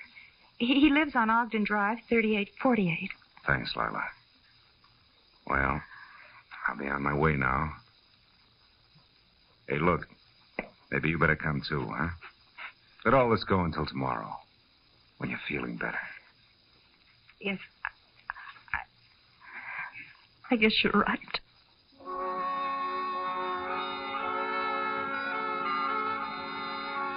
I turned out the light and snapped the lock as we left. Then walked the sad little blonde as far as her coupe. Got her address on Beechwood Drive and saw her off. After that, I went to my own car, but before I got in, I looked back at Helen's house once more and tried to shake the empty loose ends feeling it had given me. I was snapped out of that mood in a hurry. The man with a half an acre of forage had just twisted out of sight behind a tree trunk in the backyard. I started for him, and he broke and ran toward the wall in the alley. It was a 6-footer. He rolled across the top and fell over. When I got there, he was up and gone. He hadn't had time to get out of the alley, but it was empty, which could only mean he was laying for me. Come here, you! You don't, mister. This time. Anyway, go! Trash in good neighborhoods is no softer than trash anyplace else. When I finally got clear of it, the forehead was gone. I figured all I had to show was one of his patch pockets, which I still had clenched in my hand. But there was something else. Glittering on the ground was what had been in that pocket. A little glass donkey with a hind leg missing. On the way back, I stopped once and tried to call Matthews, but he was out. So I drove on down to Ogden Drive as far as number 3848. A gray at the temples type in blue flannel opened up. Yes? Mr. Maffey? Are you a reporter? No, I'm a friend of Helen Lofton's. Also, I'm a private detective named Marlowe. I'd like to talk to you. A private detective? Mm-hmm. Who hired you, Mr. Marlowe? Who are you working for? Myself. Like I said, Helen was a friend of mine. But I'm quite busy, Marlowe, but come in. Uh-huh. Back this way, to the den. I've already been interviewed by the police. You may be again. It's not quite like being vaccinated, Mr. Maffey. Now, just why have you come here to see me? Because I intend to find out who shot Helen. What makes you think I'd have the remotest idea? Nothing special.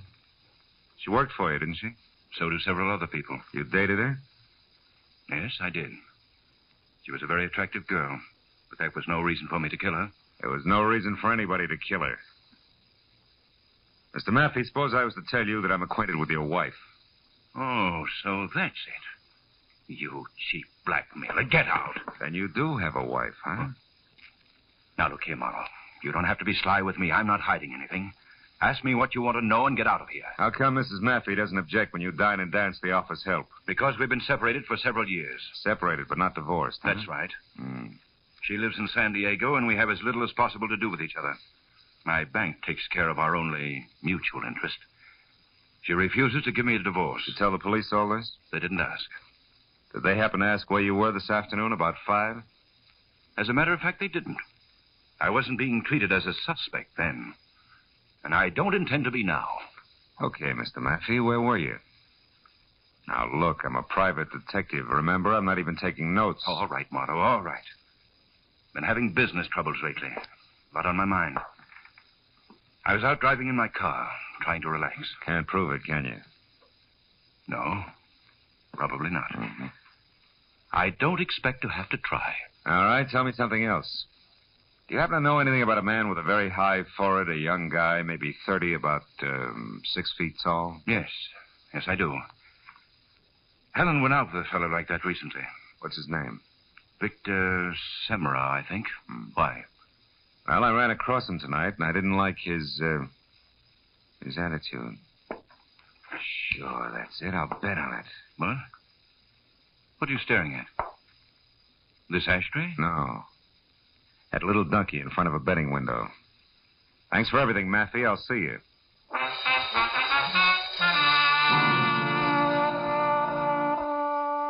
The ashtray on the table behind Maffey's desk had been made of baked clay in the shape of a sombrero, a keepsake from old Mexico that kicked hard at my memory.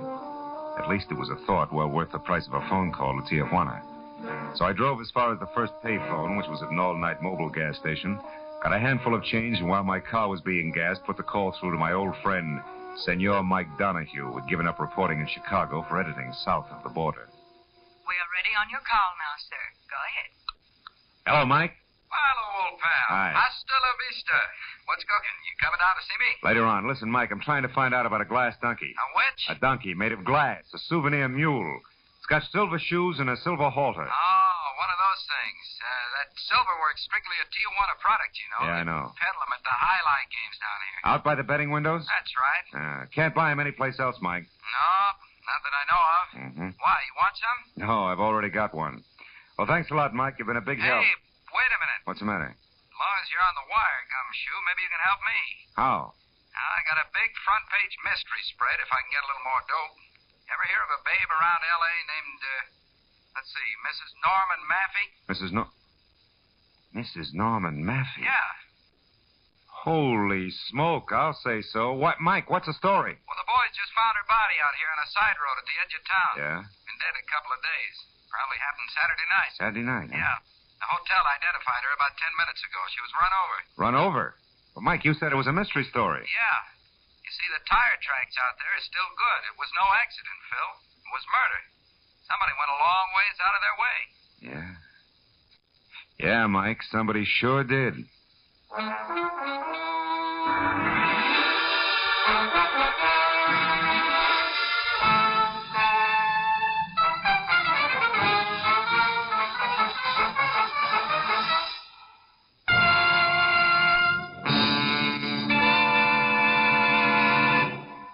To make every day more enjoyable, treat yourself often to refreshing, delicious Wrigley Spearmint Chewing Gum. The lively, full-bodied, real mint flavor cools your mouth, moistens your throat, freshens your taste. And the chewing itself gives you a little lift, helps you keep going at your best. So for real chewing enjoyment that's refreshing and long-lasting, always keep Wrigley Spearmint Chewing Gum handy. Healthful, delicious Wrigley Spearmint Gum will make every day more enjoyable. Now with our star, Gerald Moore, the second act of Philip Marlowe and tonight's exciting story, The Glass Donkey.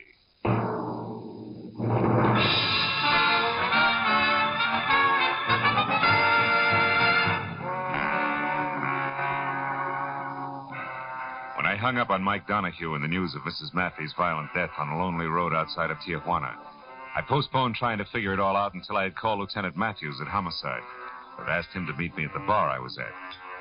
10 minutes later, Matthews was sitting opposite me and chewing on a cold pipe while I filled him in. Oh, now, easy, Phil. I'm a slow and steady boy. Now, question, who killed Helen Lawford? Answer, whoever killed Mrs. Norman Maffey. Why? Where's the tie? The glass donkey I just told you about. It came from Tijuana. So? So I figured that whoever sent it to Helen was, one, a friend who knew she'd get a kick out of a trinket like that. Yeah? And two, sent it before he or she decided to kill Mrs. Maffey.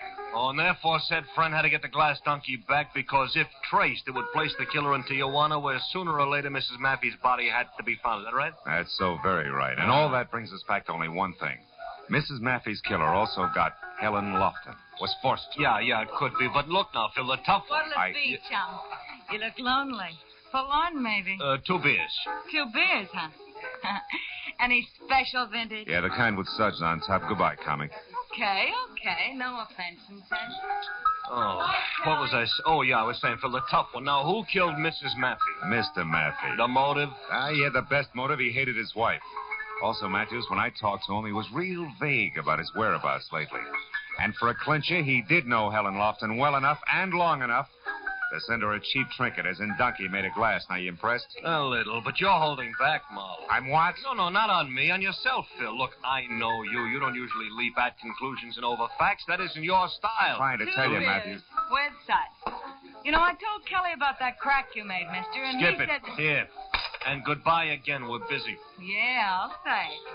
Too bad we ain't got tablecloth. You could have impressed me, chum. Writing down big numbers. You tipper, I'll break your arm. Yeah. Now, look at Phil. Could you be a little bit prejudiced about this guy? Now, Phil. Yeah. Sure, I'm prejudiced. I just don't like Norman Maffey's stuffy kisser and something else. I might as well admit I keep skipping that guy with a mile-high forehead and a boyfriend named Vic Samro because I don't exactly know how he figures in. I'm too impatient to wait around for the answer. Uh-oh. What is it, Phil? A game Lieutenant calls Speaking of the Devil. Oh, don't look now, maybe? It's Forehead, Matthews. He was in the next booth catching it all. He's at the front door now, see? But he isn't running yet. He's just paying his check. Lieutenant, how about trying that cigarette machine over there while you talk to me like I was still here, huh? Gotcha. I'll take the back entrance out to the sidewalk. You'll know if I need help. Matthews underplayed his part neatly, and I got out the back door to the street where I spotted Semrau some 50 yards ahead, walking slowly toward an empty car, a new green Nash that was parked close to mine. But then suddenly he started running like he had just backed into a blowtorch. Before I knew it, he had piled into his car. When I was in mine and after him, the street became that much narrower as a truck the size of a battle wagon lurched out of a side alley without so much as thinking about a full stop. You stupid clown! What was that, Sonny? You heard me, Muscles. You have a nasty tongue. You got a couple of funny ideas about driving. Hold right there, fellow. Read it and weep. A bag? Yeah, and the big letters spell police. Now get back in your cab there and wait. We'll chat in a bit. Oh, yeah, sure. Whatever you say, officer. Only this jerk was in a row. Move! Like a clover, wasn't mine. Well, Marlowe, that still leaves us a big blank to fill in. Yeah. But while we're trying, Lieutenant, do you mind if I drop in on Mr. Maffey again? Alone, I mean? I'd like to try pinning the leg of the ducky on him. All right, Phil, but be careful, huh? It's fragile, you know, made of glass.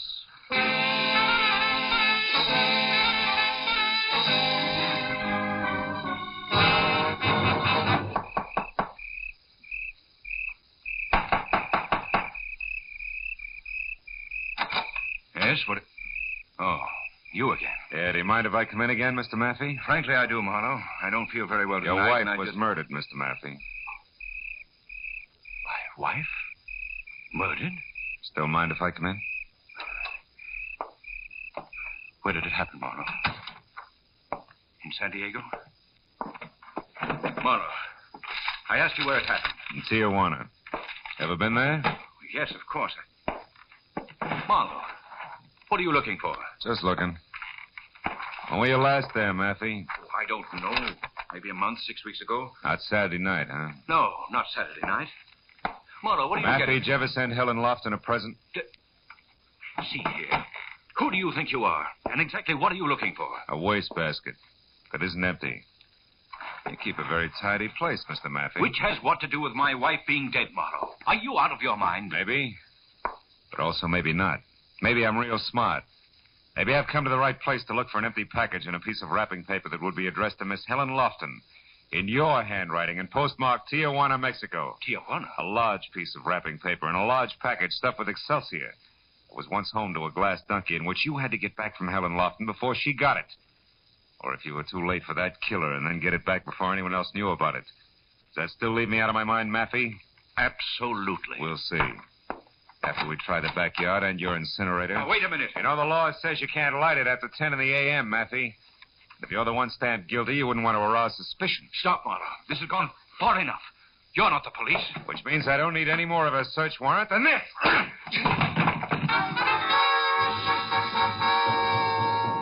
I caught him right. He plopped to the floor face down like it was made of wet wash. When I rolled him over and was sure that a return engagement was still a long way off, I cut the lights, then went through the house and out into the kind of backyard that you had to call a garden. Beyond all the moon-bathed beauty and half hidden by a fountain that was backed up by an ivy trestle was what I wanted. A short, squat, scarred, ugly incinerator.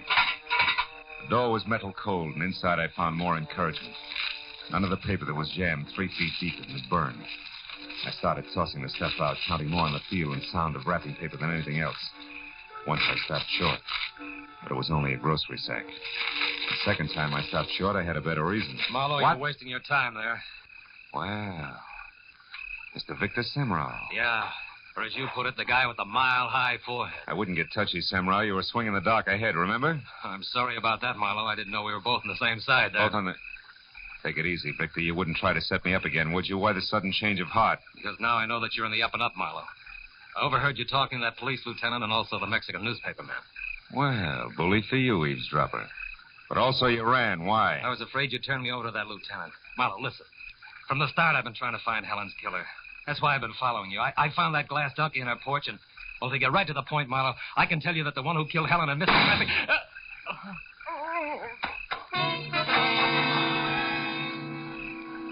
The shot that had come from the shadow driveway close into the house spun Semrau in a half circle, and by the time he'd corkscrewed to the ground, I had my .38 in hand, and it covered the distance across the garden. I was too late to do anything, except identify the figure I saw take off in a sedan as Mr. Norman Maffey. This was some help, but not to Victor Semrau back in the garden. He had managed to crawl as far as the small pond that surrounded the fountain. There he had died, one hand half submerged in the dark, cold water, the other clutching his chest, blood-soaked and discolored another way. I must have stared at it for a full 30 seconds before it suddenly began to add for me. Add fast to the only backyard left in the spot where I could get to Maffey and maybe stop a third murder. Lila Hughes' place on Beechwood Drive. It was all the push I needed.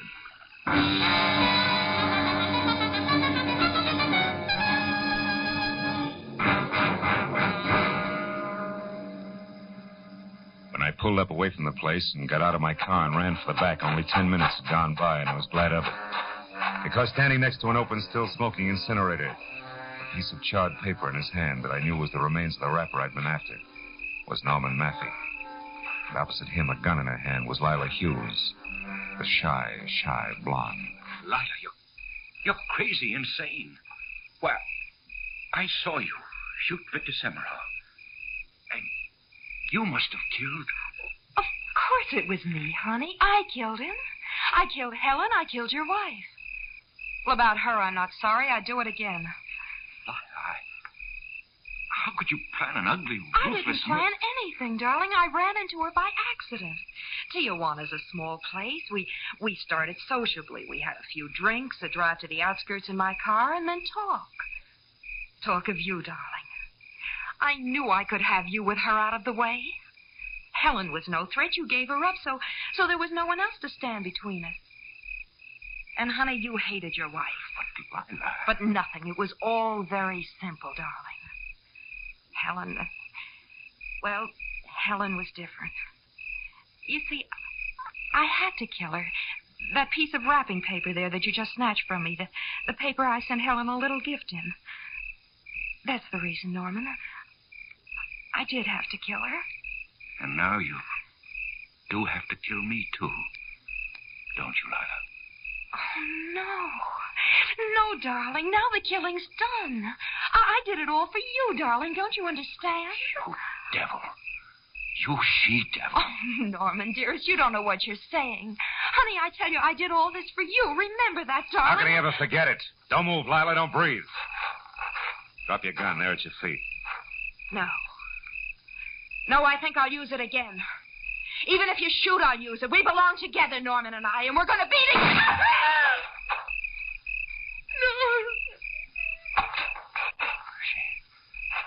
She's dead.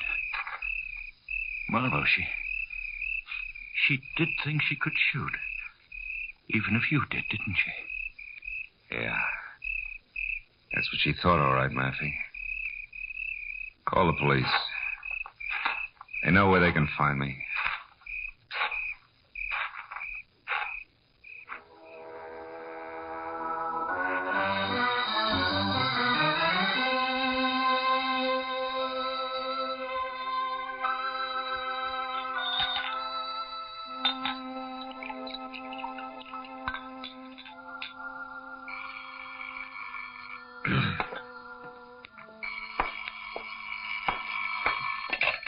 Hello. Matthews, Phil, now where have you been? You know better than to just walk off this phone. Yeah, Matthews. I'm sorry. I've been out walking. What do you want to know? The one blank, Phil. What sent you over to Lila Hughes' place? Oh, Victor Semero, his hand was burned, blistered red. Like you'd been fishing around in a hot incinerator, huh? Yeah. That and what he had to say to me about us being on the same track. Lila Hughes was the only other one who was both close enough to Helen to send her that glass donkey and at the same time even remotely connected with Maffey. Uh-huh. Any idea what sent Semra to her backyard? I guess his tack all night was to follow me. When he tried to pick my trail up again after running from the bar, he thought Lila Hughes' place might be the answer. Turned out he was right.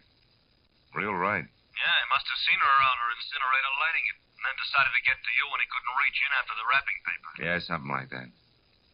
With, of course, her taking off after him. Look, anything else, Matthews? Phil. Hmm? Phil, you weren't in love with Helen Lofton once upon a time, were you? No. No, Matthews. I wasn't in love with her. Yeah. Well, so long, Phil. And, look, I'm sorry about Helen. I mean, it's a crying shame. Yeah. Good night, Matthews. I'll come down to headquarters in the morning.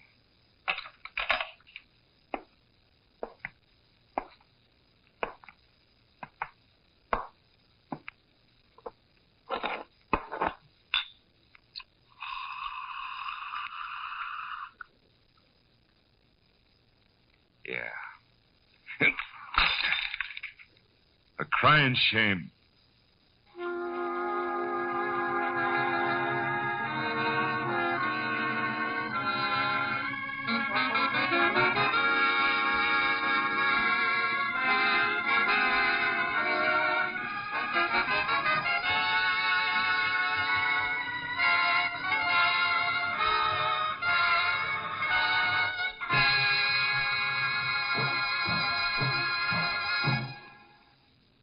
Remember, friends, to make every day more enjoyable, treat yourself often to refreshing, delicious Wrigley's Spearmint Chewing Gum.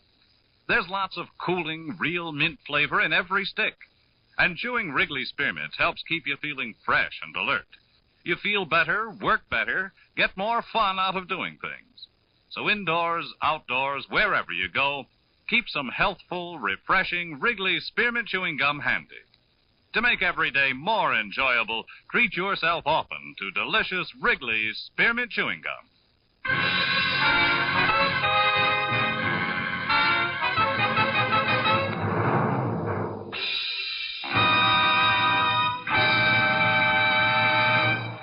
The Adventures of Philip Marlowe, presented by Wrigley's Spearmint Gum, bring you Raymond Chandler's most famous character and star, Gerald Moore. Philip Marlowe is produced and directed by Norman MacDonald and written for radio by Robert Mitchell and Gene Levitt. Featured in the transcribed cast were John Stevenson, Michael Ann Barrett, William Lawley, Bill Johnstone, Vivi Janis, and Vic Perrin. Detective Lieutenant Matthews is played by Larry Dobkin. The special music is composed and conducted by Richard Arant. The makers of Wrigley's Spearmint Chewing Gum hope you've enjoyed tonight's adventure of Philip Marlowe and that you're enjoying Wrigley's Spearmint Gum every day.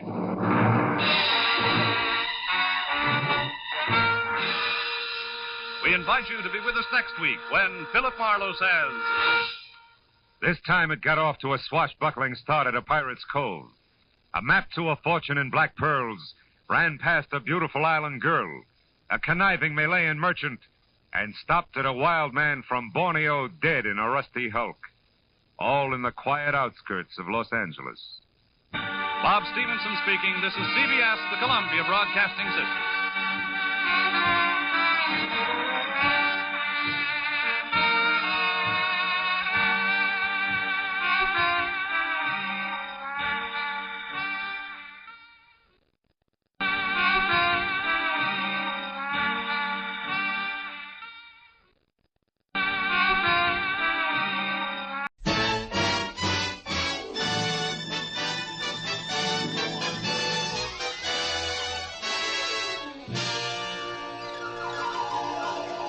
The F.W. Fitch Company presents Dick Powell as Private Detective Richard Rogue in Rogue's Gallery.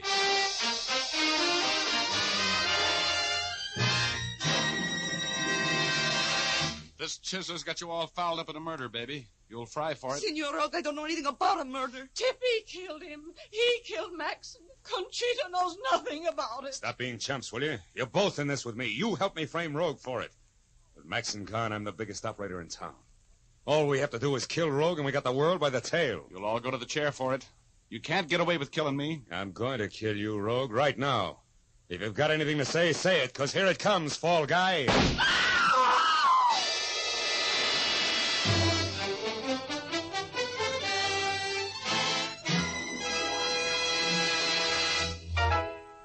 Rogue speaking.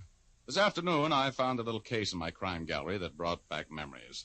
You just heard a little of it, enough to know that I was framed for murder. I call the story Little Old Lady, and I'll tell you all about it in just a minute. But first, here's Jim Doyle, who's going to tell you men how to get a fast, clean shave without having to scrape and slave. You bet I am, Dick. Men, the simple, sure way to a comfortable shave is Fitch's No Brush Shaving Cream. The instant you apply this grand cream to your face, the 3 important shaving ingredients contained in it go to work. They smooth down the flaky top layer of skin and soften up the beard. This makes it easy for your razor to cut whiskers close and clean without nicking or scraping. Among the important ingredients in Fitch's No Brush is a special skin conditioner. This conditioner gently lubricates your skin, protecting it from irritation and burning. After your shave, it gives your skin a cool, refreshed feeling that will linger for hours. For those who prefer a lather cream, as Fitch's Brush Cream. It gives a swell, hurry-up lather that stays moist and washes off quickly and easily. It, too, contains the special skin conditioner for sensitive skin. Ask for either Fitch's Brush or No Brush Shaving Cream. But for a solid comfort shave, be sure it's Fitch, spelled F-I-T-C-H. Thank you, Jim. And now I'd like to go on with my story. Okay, here's Dick Powell as Private Detective Richard Rogue in another personally conducted tour through Rogue's Gallery.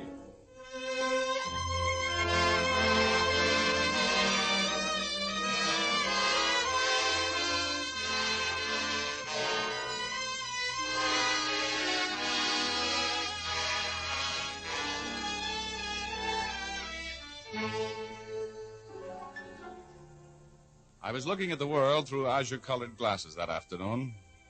I was as low as a centipede's hangnail and just about as irritated. A couple of lush cases I'd been working on had blown up without paying off, and the girl I was madly in love with that week was madly in love with some other guy. I needed some money, I needed a vacation, and I needed a new love interest. When the door to my office opened, and in walked a Latin-type panic who made my heart beat in a rumba rhythm that would have made Cougat sound like Spike Jones. I just sat there trading my blue thoughts in on a lot of purple ones while she closed the door behind her and walked toward me. You are Richard Rogue, the detective? The celebrated detective, yes. What can I do for you? I need your help, Senor Rogue. Okay. What's your name? Conchita Morales. Oh, the singer, huh? That's right. I'm in trouble, Senor Rogue. You know, I sort of suspected that was why you came to see me. What's your difficulty? Well, it's hard to explain, but there is a man in this town who is threatening me. Well, that's not hard to explain. You're the sort of girl who is liable to be threatened. What do you mean by that, Senor Rogue? Well, that you are beautiful and extremely desirable and, well, pardon me, Miss Morales. I shouldn't have said that. I'm just in a kind of an impolite mood today, I guess. Then you don't really think I am beautiful or desirable? Don't let that glassy look in my eyes fool you, Conchita. I can see, and what I see pleases me, if you go for understatements. Then you will help me. You know, beauty's a wonderful thing, Mexican type, but so is money. My time's for sale. I have money. I will give you $250 if you will help me. What do you want me to do? I want you to get some letters back for me. Oh? Why? Because I write them when I'm very young and foolish to a man I think I love. I do not love him. I hate him. I want to marry someone else, that man I love, but I cannot because of these letters. Oh, here. Slow it down to a gallop, Conchita. I'm getting a little confused. Who has the letters? Frank Maxon is his name. He's no good. He is what you call a poor loser. Uh-huh. And who is this man you love at the moment? Peter. We will be married soon. Oh, you will be married, so... Well, in that case, let's make this strictly business. What do you want me to do? I'm having dinner with Frank tonight at the Club Cuba. I want you to meet us there. I want you to tell him he must give me back my letters. If he knows that I have employed you to help me, he will give them up. He is without courage.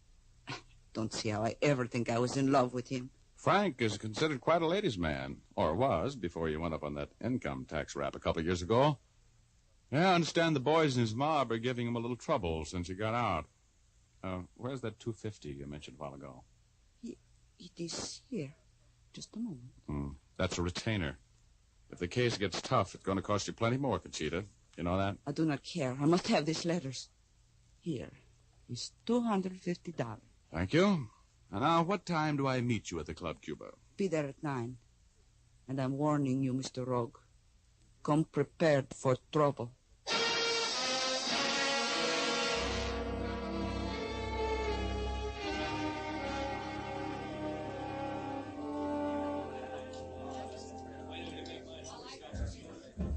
Oh, hello, Senor Rogue. You are late. Sorry, I was held up in traffic. Oh, hello, Frank. Well, what are you doing here, Rogue? Conchita invited me. Sit down, please. Thank you. What is this, a surprise party on me, Conchita? Mr. Rogue is working for me, Frank. Yep. I came down to help Conchita recover some letters from you. How about it? Nice of you to be interested, Rogue, but Conchita and I can take care of our own affairs without any outside assistance. Goodbye, Rogue. No, I like it here. Where are the letters, Frank? You bore me, Mr. Rogue. I wish you'd leave. I can give them to you, Richard Rogue. I want those letters, Frank. You ever hear of blackmail? I'm not blackmailing anybody. Those letters are mine. They came to me through the mail. If I want to keep them, I will. But you're threatening me with them. That is illegal, isn't it, Mr. Rogue? Sure. It's especially illegal for a guy who's out on parole. Who's going to call the cops in on this deal? You, Conchita? Mr. Rogue will handle it for me. Look, sweetheart, it's no go. See? You and I'll just have to work this out our own way. Hit him, Mr. Rogue. Kill him. No. Now, there are ways of handling petty larceny pasties like Frank that you never heard of, Conchita. Look, Frank, you know you've got 2 strikes against you. Are you going to play ball with me? Conchita's mine, and she's going to stay that way, Rogue. She's not getting away from me with your help or any other way. Oh, I've asked you 2 or 3 times to get out of here, Rogue. Are you leaving? No. I'm sorry about this. I always liked you, Rogue. Oh, Smitty. Yes, Mr. Maxon? Will you ask the boys to throw Mr. Rogue out, please? If your thugs lay a hand on me, I'll break your neck, Maxon. We'll see. Throw him out, boys.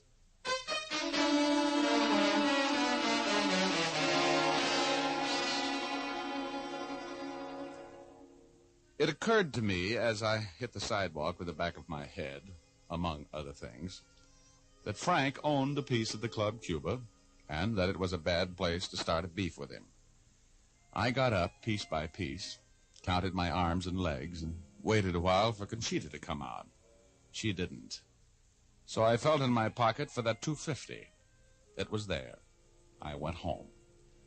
The next morning, I went to the office and tried all forenoon to get in touch with my Latin-type client at her swank apartment hotel. The Mayflower couldn't locate her. I had a late lunch, and when I got back to the office about 3, there was a little old lady waiting there for me. A lovely little old lady with rosy cheeks and twinkling eyes with a lot of laugh crinkles in the corners of them. Mr. Rogue? That's right. You waiting to see me? Oh, yes, I was. I've been waiting for quite a while, Mr. Rogue. I just had to see you. Oh, I'll have a chair. Don't tell me you're in trouble. No. Oh, yes, Mr. Rogue, I am. I'm in trouble because my son is... Oh? Tell me about it. Well, there isn't really very much to tell, Mr. Rogue. I know so little about what Norman has been doing. He's always been a little wild, but a few weeks ago he quit his job. And he's had much more money than he ever had before.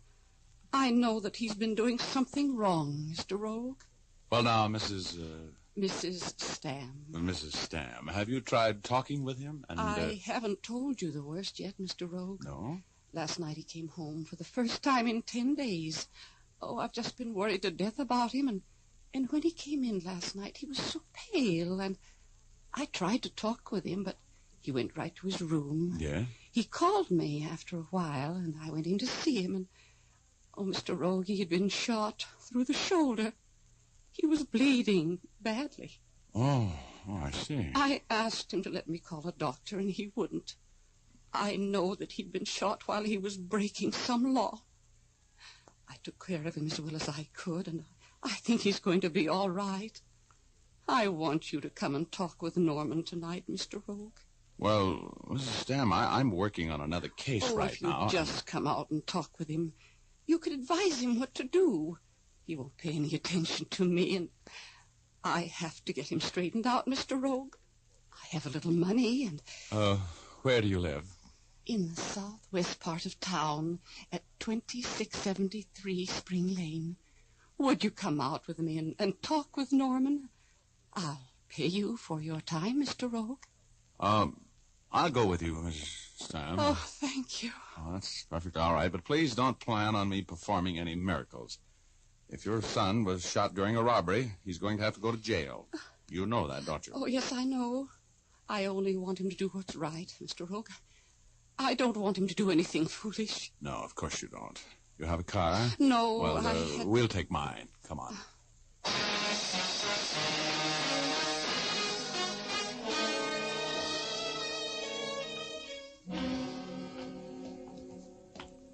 Well, you certainly have plenty of privacy out here, Mrs. Sam. Yes, it's lonesome.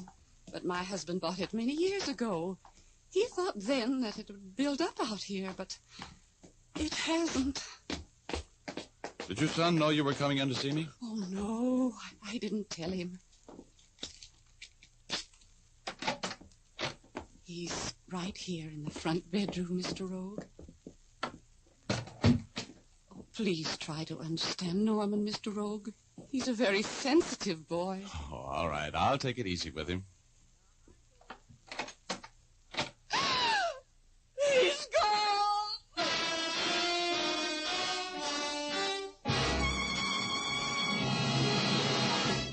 There was the bed with blood on the sheets where a man's shoulder would have been lying.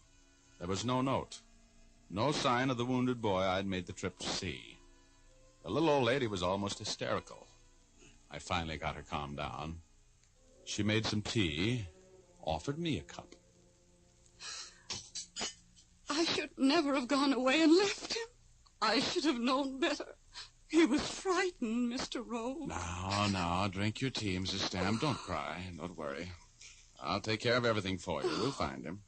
You will help me, won't you, Mr. Rogue? Oh, of course. Please drink your tea. Don't you like it? I love it, yes. It's, it is a little bitter. It's a special kind my oldest boy sent me from China. Well, I'm feeling a little woozy. You are? Well, that's right. That's the way it should be. You poisoned me, That's right, Mr. Rogue. I did.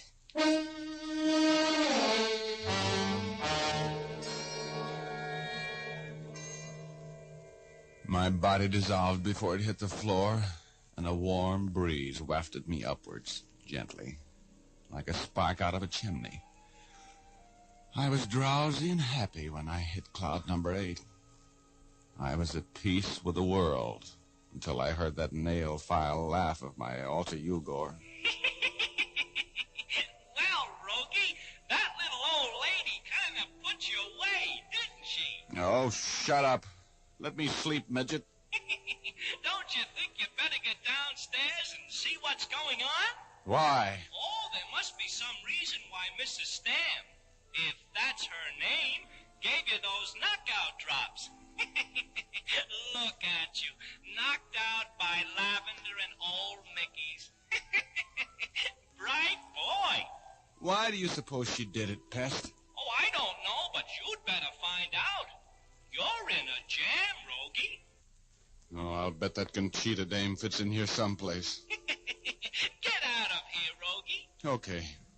Don't push, Igor. You're my friend. Going down. Next stop, planet Earth. Last car just leaving. Cut it out. Oh, look out.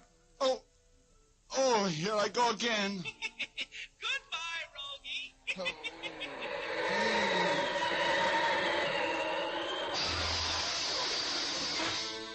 I came to in my car. My gun was gone. I looked for my money. It was still there. I looked at my watch. It was 9:30. I drove to my office, opened the door, and stopped dead in my tracks. There was a dead man lying there in the middle of the floor. He'd been shot at close range through the head. My gun was lying a foot from the body. The gun that had been stolen from me while I was knocked out. I closed the door and leaned up against the wall to think. I was still leaning there when the door opened. Hello, Rogue. Who's your friend? Oh, hello. Hello, Lieutenant Urban. What are you doing here? I got a call telling me you just killed a man. Yeah? Well, that's Frank Maxon, that defunct character there. Your gun? Yeah. Looks to me like we're going to have to hold you, Rogue. For murder.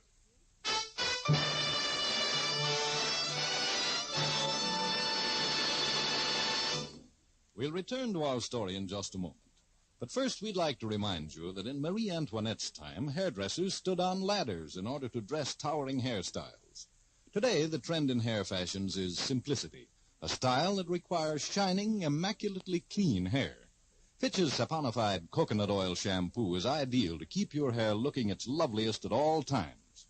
Made from pure vegetable and coconut oils, it protects the hair from drying and becoming harsh no matter how often you shampoo it. Just a little Fitch's saponified shampoo makes swirls of cleansing, fragrant lather that whisk away every bit of dust and dirt. And the special patented rinsing agent contained in the shampoo ensures the removal of all lather and other particles from the hair, so you won't have to bother with additional after rinses.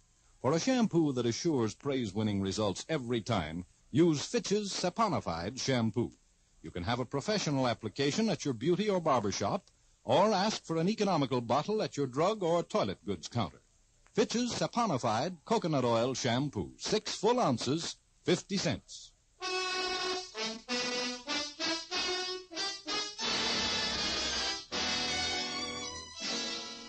Now back to Rogue's Gallery. Dick Powell, as Richard Rogue, is telling our story. What started out to be a very quiet day brought Conchita Morales, the Mexican singer, to my office. She wanted to get some letters back from a Frank Maxon. I went with her to meet Maxon in a cafe, and we had a brawl in front of plenty of witnesses. After I made a few threats, I got thrown out. Next morning, I tried to find Conchita and couldn't. That afternoon, a little old lady came to my office, told me her son Norman Stam had been wounded in a holdup, and I went with her to her home. When we got there, her son was gone. I drank a cup of tea, which was sweetened with knockout drops, and, I woke up in my car, drove to my office, and walked in to find Maxon, the man I'd threatened, shot to death with my gun. While I was standing there wondering what to do next, Lieutenant Urban of Homicide walked in. Looks like we're going to have to hold you, Rogue. For murder. Oh, I didn't kill him. You threatened him in a cafe last night. Plenty of people heard you. Where do you get all your information? The little bird that told me he was dead. That you'd killed him. Oh, but I just got here. I've been gone since about 3:30 this afternoon. Yeah? Maxon looks like he's been dead since about 7. Where were you at 7? Well, an old lady came in here this afternoon to see me, and I went out to her home with her. You mean you've got an alibi? Well, I don't know. What do you mean you don't know? You either got one or you haven't. Well, I went out to see this woman's son. He wasn't there when we got there. So you came back here and killed Maxon. Look, Rogue, somebody phoned Maxon at 6 o'clock, and told him to be here at your office at 7. How do you know so much? We've been on the case since 7:30, Rogie. Looks like you went a little too far this time. Look, Urban, I was doped. I've been out of the picture since about 5:30. And while I was out, somebody lifted my gun. Rogie, just put yourself in my place. I find a guy you threatened to kill dead in your office, shot with your gun. Then instead of an alibi, you give me a fairy story about wicked old witches and knockout drops. Where does this old lady live? This one that kidnapped you? Out southwest on Spring Lane. Let's go out there and talk to her, Urban. Okay? Okay, Rogie? We'll just ride in the squad car, just in case, eh?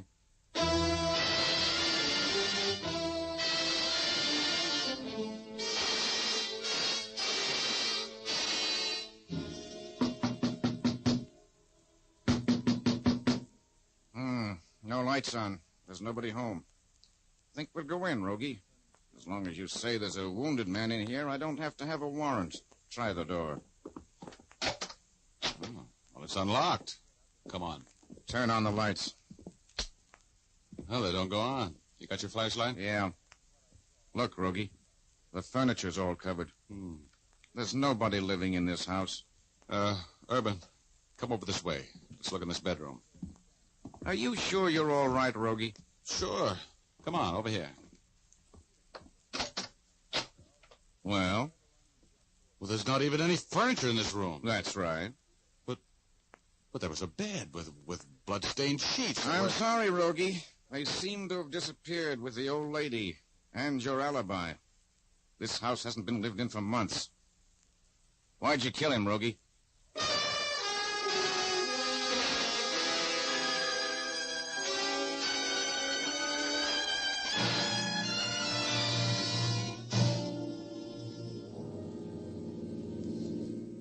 Look, Urban, you know me better than to think I'd pull a dumb rub out like that in my office. Yeah, but there are no fingerprints on that gun but yours, Rogie. And he was killed in your office, and you don't have an alibi.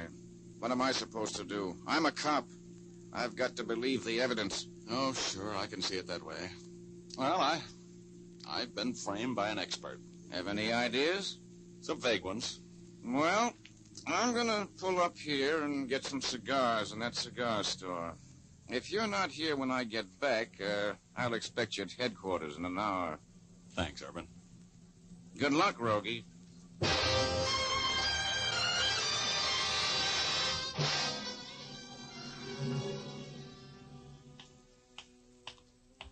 Well, hello, Murphy.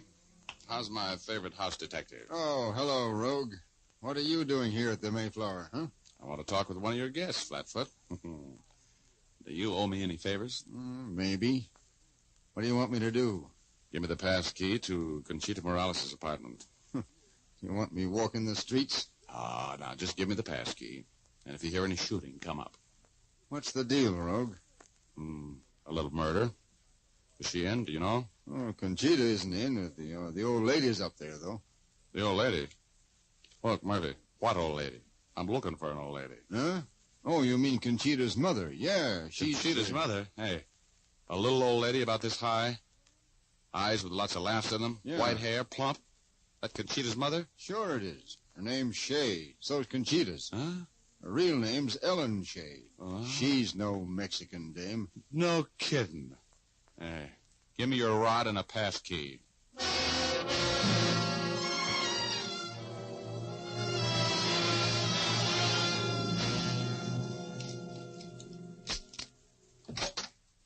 No, don't get up.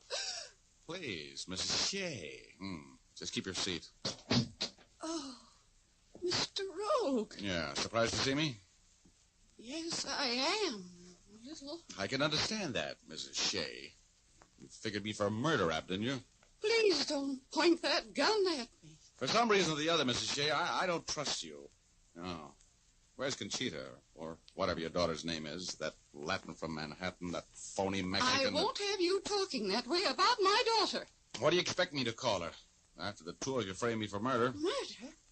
Who said that before? What do you mean? Are you going to drop that act? Murder, I said. And murder's what you framed me for. Now, sit down.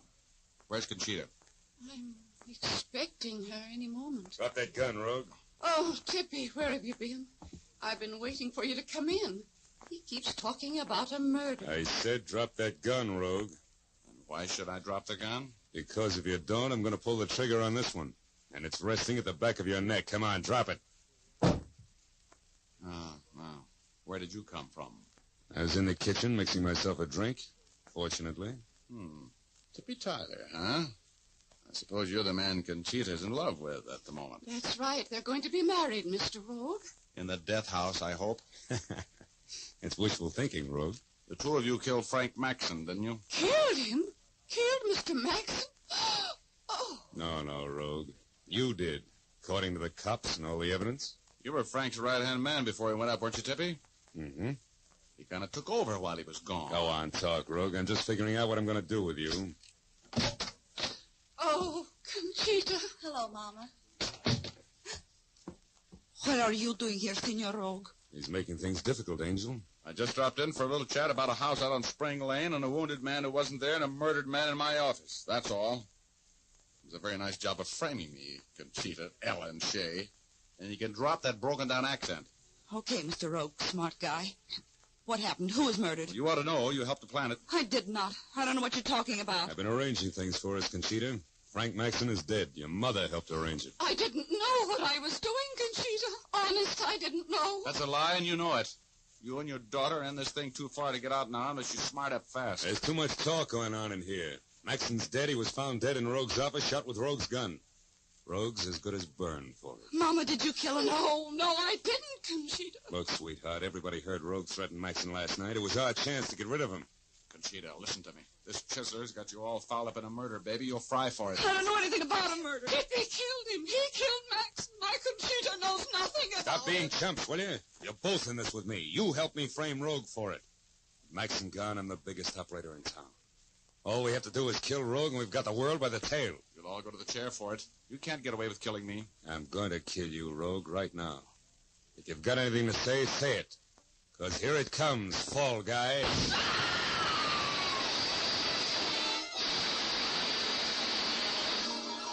The little old lady picked up my gun and let Tippy have it right between the eyes. He never knew what hit him. The house dick came charging in, and she told him the whole story. Tippy owned that house she took me to. He framed it with the old lady to get me out of the way, giving her some cock-and-bull story about wanting to search my apartment. She pleaded guilty to giving me the knockout drops, but denied, knowing that he was framing me for murder. And as long as she saved my life and gave me an alibi for the time of the murder, I believed her. The judge let her off with a suspended sentence at my request. Conchita was very grateful to me. And when Conchita, she was grateful, oh, the angels, she sing. Oh, brother.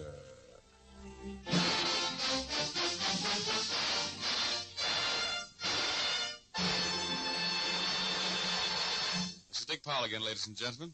Don't I meet some lovely people in these stories? They love murder like Richard Rogue loves money, and it makes a very happy combination. Ray Buffum wrote the story, Leith Stevens composed and conducted the music, and Dee Engelbach produced and directed. But don't forget, you've got a date with us all next Thursday night. We've got a story for you about blackmail, intrigue, and sudden death. We call it Eve and the Apple. So make a date with us, will you? Thanks for listening, and good night, all. Now here's Jim Doyle. Don't forget to tune in again next Thursday, same time. Oh, and by the way, be sure to see Dick Powell in his newest RKO picture, Cornered, at your local theater soon. And as I was saying, don't forget to tune in again next Thursday, same time, same station, when you will again hear Dick Powell as Richard Rogue in Rogue's Gallery. Remember, if dandruff is your problem, ask for Fitch's Dandruff Remover Shampoo. Removes dandruff the first time it is used. Fitch's Dandruff Remover Shampoo is the only shampoo whose guarantee to remove dandruff is backed by one of the world's largest insurance companies. This statement can be made by no other shampoo. Ask for Fitch's Dandruff Remover Shampoo at your drug or toilet's good counter, barber, or beauty shop. Fitch is spelled F-I-T-C-H.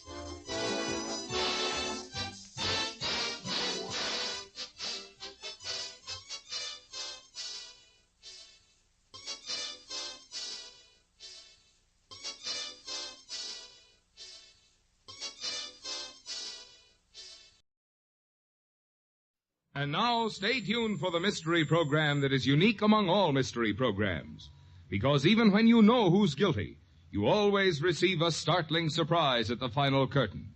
In The Whistler.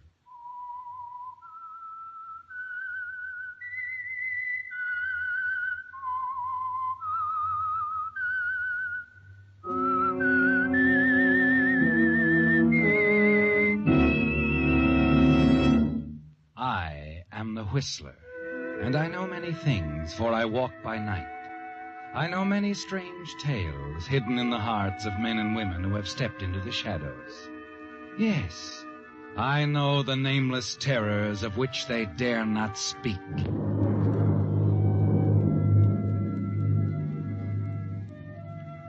Yes, friends, it's time for The Whistler, rated by independent research, the most popular West Coast program in radio history.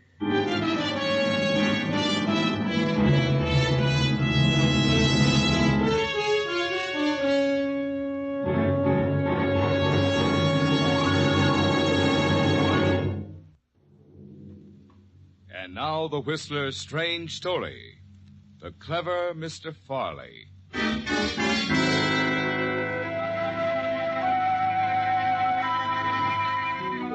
Dan Farley removed his topcoat, glanced out the window of his compartment on the luxury streamliner as it headed west from Chicago, placed his suitcase on a seat, tossed his briefcase on top of his suitcase. Dan had learned long ago that the safest place to hide valuable objects was in the open, and his briefcase was quite valuable to him.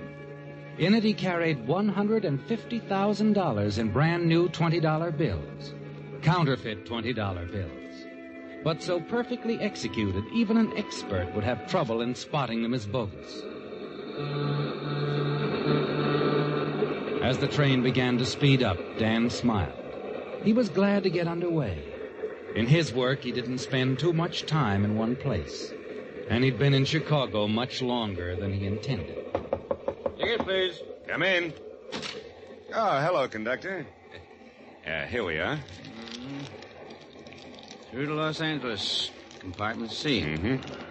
Not so many traveling today, huh? We'll pick up some more in Kansas City. Oh. I guess this does it. Hope you enjoy your trip. Thanks, I will. I always do.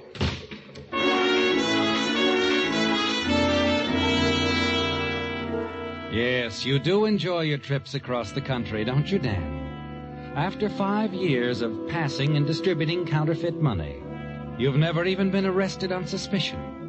Tall, handsome, with the assured poise of a banking executive, everyone accepts you for what you appear to be, just a successful young man. You decide to go to the club car and look over some of the other passengers.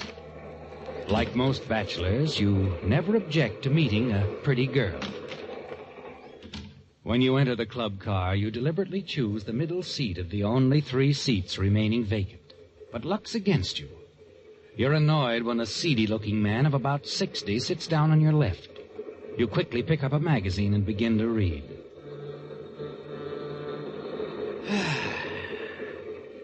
Quite a train, huh? Mm-hmm. I don't have occasion to ride very many trains, especially a modern train like this. Going as far as Kansas City? Uh-huh. Traveling on business? Yes, that's right. Salesman? Nope. I kind of thought you were. I guess it's none of my business anyway. You know, I can't make up my mind whether to stop over at Kansas City or go on through to Los Angeles. Ever been to Kansas City? Never have, no. I guess it's no different than most cities. I'm not sure I'll even stop over. Come to think of it, though, I might have to. My reservation's only good that far. You think I could get my accommodations on this train extended if I decided to go on through? The conductor can tell you. Yeah.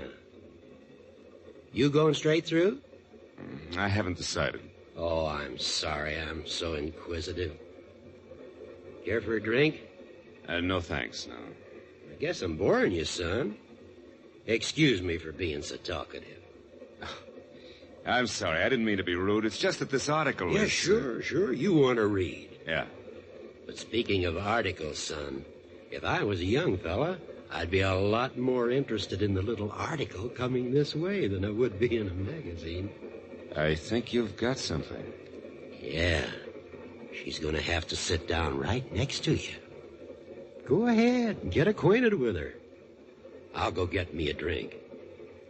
Maybe I'll see you later. Okay. Au revoir, Pop.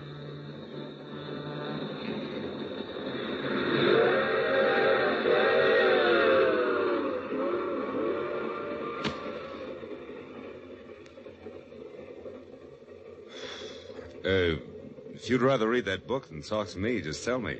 I won't bother you anymore. But if you don't mind a little conversation... Why should I mind? Informal conversations are customary on trains, aren't they? Well, I'm not a customarian, but in my book, when a lady desires solitude, that's what she gets. Cigarette? Not now, thank you.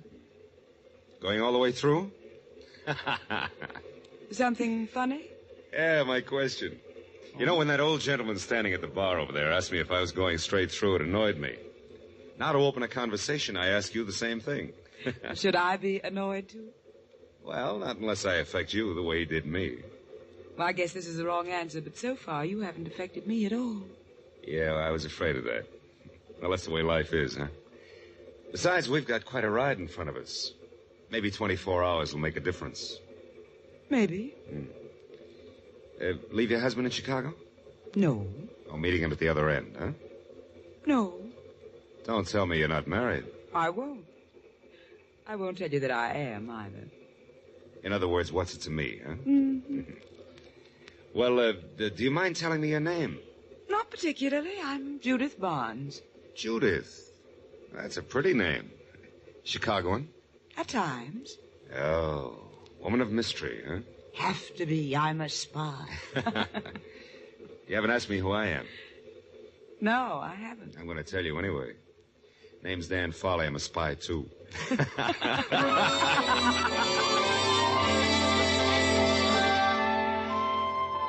An interesting girl, isn't she, Dan? And as the train moves westward, you become very well acquainted with the charming, attractive Judith Barnes. Yes, the two of you hit it off splendidly. And she seems quite interested in you, too, doesn't she? Later, you have dinner together, chat pleasantly back in the club car. And then suddenly you see the smile vanish from her lips. She becomes tense. You follow her gaze to the end of the car, to the tall, heavy-set man in the brown suit. He turns his eyes away and pretends to read a newspaper. You look back at Judith. Notice her attention is now shifted to the opposite end of the car, to another man sitting there. What's the matter, Judith? Dan, will you do me a favor? That depends. Well, it's very important. I wouldn't ask you. Sure. What is it? I have a small package with me. It's a very valuable package. Oh? I'll leave it here in this magazine. When I leave, will you pick it up and hold it for me? What's in it? I can't tell you. Well, now look, if I'm going to play I'll carrier explain pigeon... everything later, Dan. I'm in compartment B, car 118. Bring it to me there. Okay. Why don't you get it over with right now while Brownsuit's busy with the newspaper? What? He's the reason for all this, isn't he? He and his pal down at the other end of the car. What? They really have you boxed in here, baby. I know I can trust you, Dan. At this point, what else can you do? You've got to trust me, sweetheart.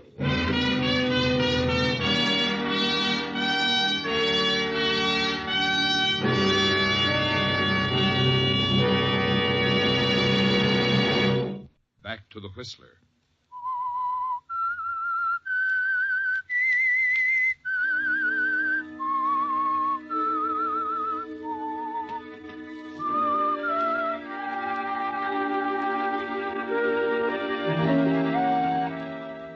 Well, Dan, when you boarded the train in Chicago, you had only one thought in mind.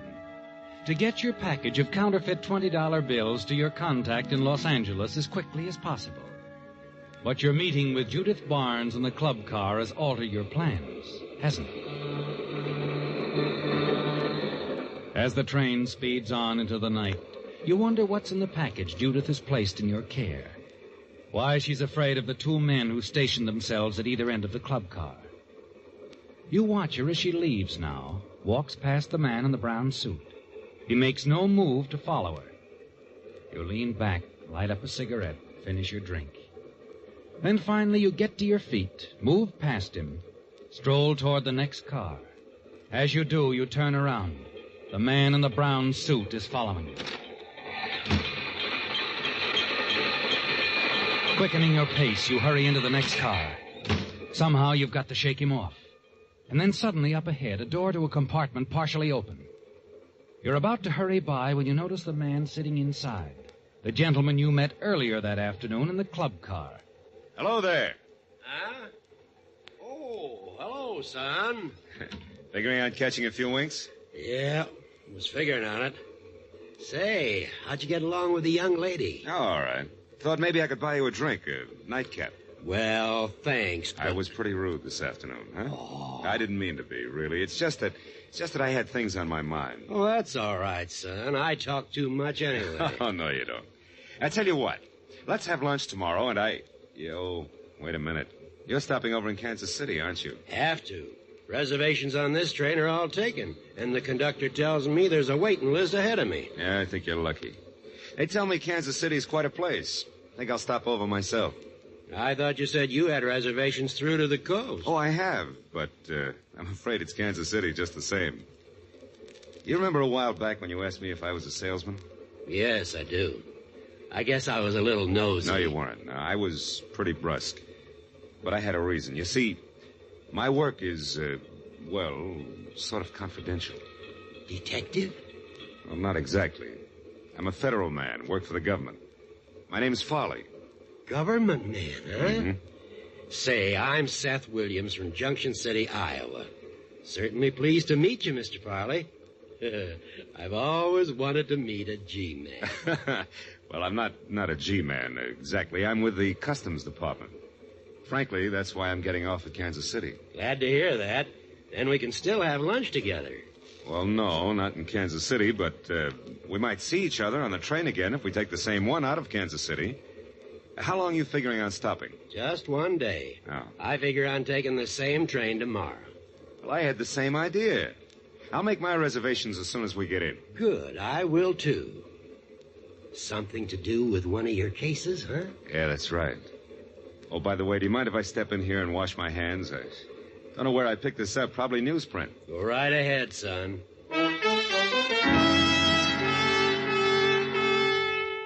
The moment you're out of his sight, you open the package Judith gave you in the club car. Your hand trembles as you pick up the piece of jewelry. A diamond brooch, exquisitely fashioned. Breathtaking, isn't it, Dan? Yes, and you're certain it's worth a fortune. You're certain, too, that Judith stole it. And if you can get it away from her, it'll even the score. You hate to part with the brooch, don't you, Dan? But there's nothing else you can do at the moment with the man in the brown suit and his friend, probably searching the train for you. Quickly, you make up your mind. Replace the brooch in the package. Step back into the compartment. You feel confident you can trust Seth Williams of Junction City. Oh, Mr. Williams. Yeah? I wonder if you'd do me a favor.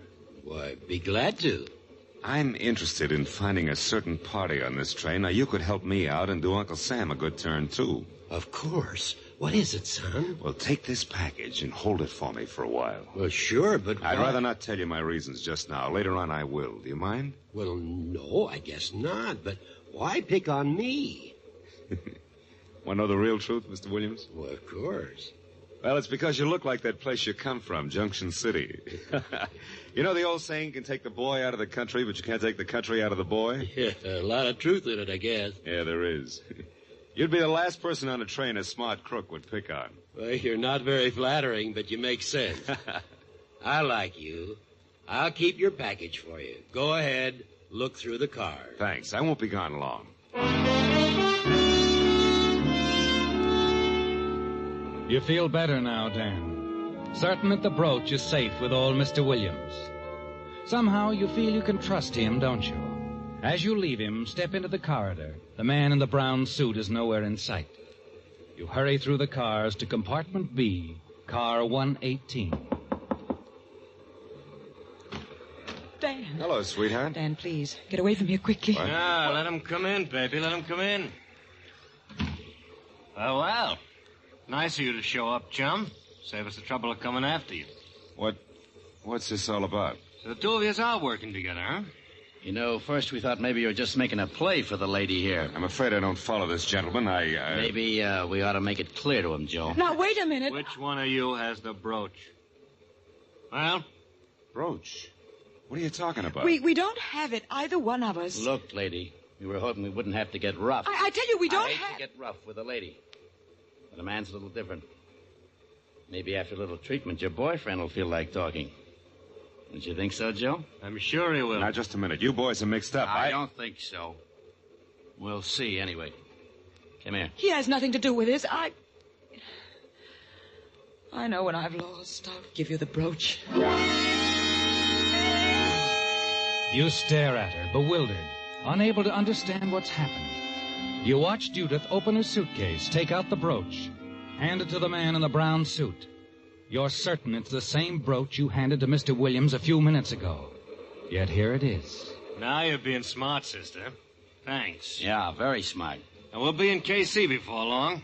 I think you better stay right here in your compartment, lady. Don't make a move. All right. That might be a good idea for you, too, handsome. Oh, you don't have to worry about me. I don't know what this is all about, and I don't care. It's none of your business. That it? That's it. Keep it that way. Come on, Joe. You've got a great sense of humor. That brooch was just paste. A phony? Yes. I figured something like this might happen, so I had an imitation made. A perfect imitation. Well, then why did you carry the real article with you? Because I was sure they'd search my compartment instead of coming after me. Oh? I recognized the man in the brown suit as Joe Franklin, one of the best-known jewel thieves in the business. That's why I was so worried when he showed up in the club car tonight with his partner. So you dumped the real brooch on me and then left hoping they'd tail you to your apartment and grab the phony brooch. That's right.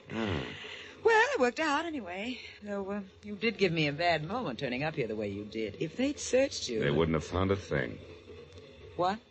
I had a hunch they'd frisk me, so I hid. Where? In the club car. That was careless. Oh, quit worrying. It's practically locked up. You'd better get it right away. Use your head. Suppose those two guys find out that bauble you gave them's a phony. They're liable to come back. What do you suggest we do, then? Leave it right where it is. Sit tight. If nothing happens, those two guys will get off at Kansas City. Once they're gone, I'll bring you the brooch. How do I know you won't double-cross me, Dan? You don't. But you had to trust me before, remember? All right. We'll play it your way. But there's something you'd better remember, Dan. Yeah? You'd better come through. If you don't, you're going to be awfully sorry.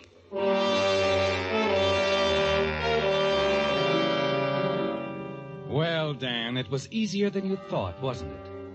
As you leave Judith's compartment, more than ever convinced she's a thief, you know exactly what you're going to do. When you reach Kansas City, you'll leave the train.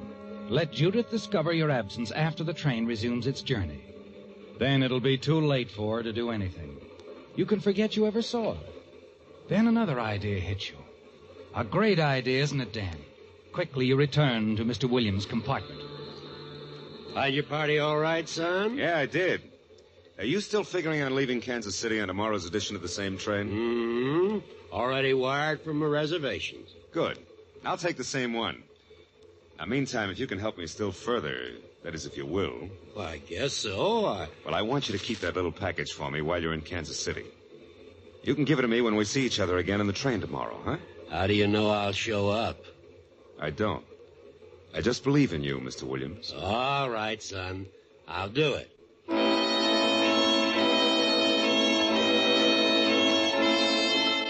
Now everything's set, isn't it, Dan? Even if you run into trouble while you're in Kansas City, no matter what happens, the brooch will be safe with Mr. Williams. You smile as you return to your own compartment. And as you step inside, your eyes fall on your briefcase. And suddenly you know something is wrong. The briefcase has been moved, tampered with, hasn't it, Dan? You're certain of that. Quickly you open it. The money's still there, but somehow you have the feeling it's been disturbed. And for the first time in your career, a wave of panic sweeps over you. What? Who is it? Mr. Farley, sir? Oh, yes, Porter. What is it? We'll be arriving in Kansas City in another half hour. I wondered if you wanted to send a wire or something. No, thanks, Porter. You stand there, staring down into the briefcase full of counterfeit bills. You can't take any chances, can you, Dan? You have to leave the train at Kansas City. Then the moment it stops, you hurry into the station, put the briefcase into a station locker. Yes, that's the safest place for it now. Put it in a station locker. You'll pick it up at a later date for future use. Then you go on into town and stay out of sight overnight. The following evening, you return to the station, take the train agreed upon. And as it pulls out of Kansas City, you hurry into the club car. Your fears that Mr. Williams might not be there vanish as you enter. There he is. He's come through for you exactly as you expected. Well, hiya, Mr. Williams. Hello, son. Say, I was getting worried about you. Thought you might have missed connections. I never miss connections, Mr. Williams. My little package still safe? Sure. You want it? Might as well. Here it is, safe and sound. Thanks, Mr. Williams. Now I'd like to buy you a drink. Fine. Everything went okay, huh? Everything's great, Mr. Williams.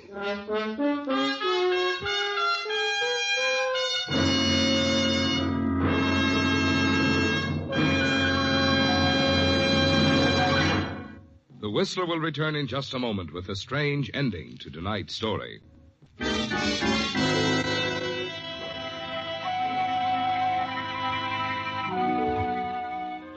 Everything worked perfectly, didn't it, Dan? Yes, and as the big streamliner picks up speed, you're more than satisfied, aren't you? You might even give up the counterfeiting racket and go into a legitimate business of your own after you dispose of the brooch. You're sure you'll be able to sell it for at least $50,000 once you reach the coast.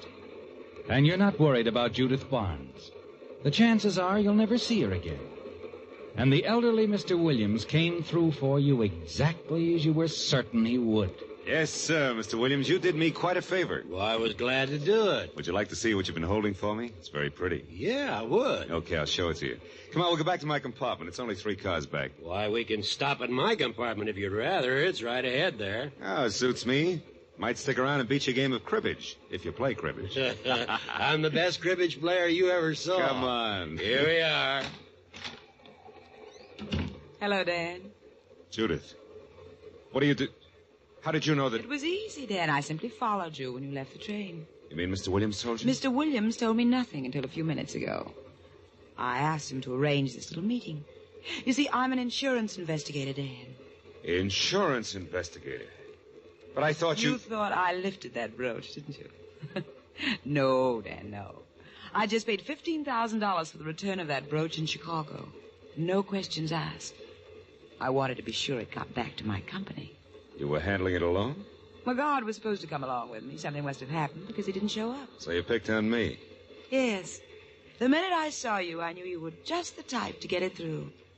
But, just to make sure, I trailed you after you got off the train last night. What about the boys that got the phony brooch? They're in the hands of the Kansas City police right now. Yeah. Like I said before, you're quite an operator. Catch, baby. I guess you win. Oh, thanks, Dad. Uh-huh. This is it. Well, maybe I'll see you again sometime. I could have you picked up for attempted theft, you know. But I won't. How come? Well, in your own way, you were very helpful. You too, Mr. Williams. Thanks a lot. That's all right, young lady. You must be a darn good detective. My boss thinks so.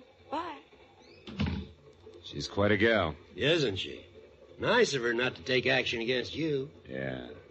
Sorry I had to lie to you, Mr. Williams. Anyway, you sure did your part. Well, I guess I'll have to change plans again, get off at Albuquerque, and get back east. I'm afraid not. What? You see, I found something of yours, too, in your compartment yesterday while you were tied up with those jewel thieves. A briefcase full of phony money. The same one you put in that station locker in Kansas City. You were the one who... That's right. Solid evidence. You're under arrest. Now, wait a minute. I was on that train looking for someone yesterday. Didn't know just who, and then you came along. But how could you... Never should have told me that lie about being a federal man, son. You see, I know all about federal men. Been a Fed myself for 25 years.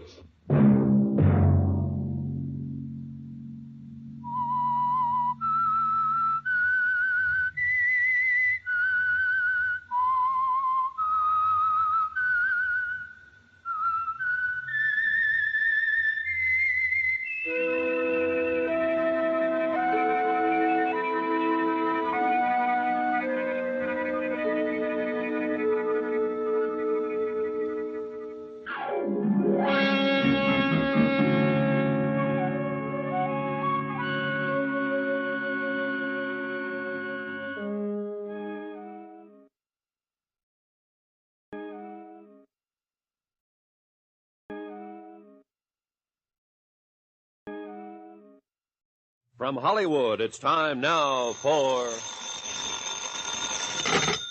Johnny Dollar. Hi, Johnny. Pat McCracken at Universal Adjustment Bureau. Hiya, Patsy. What's on your mind? Had your fortune told lately? Nope, but I don't think I want to. The last time it came true. Oh, what was it? Well, this Madame Gaga went into a transom or whatever you call it, and... Trance, boys, if you didn't know. Yeah, anyhow, she told me I was going to become an insurance investigator, and I've been stuck with it ever since. Sad. But now, how'd you like to try your hand as a psychic investigator? Sure. What do I do? Drop over, will you? I'm on my way.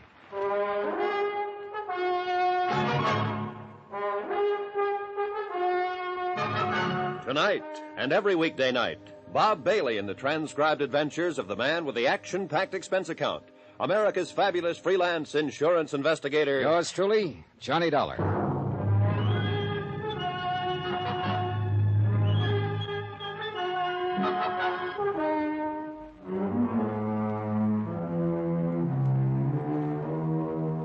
Expense account submitted by Special Investigator Johnny Dollar to the Universal Adjustment Bureau, Hartford, Connecticut.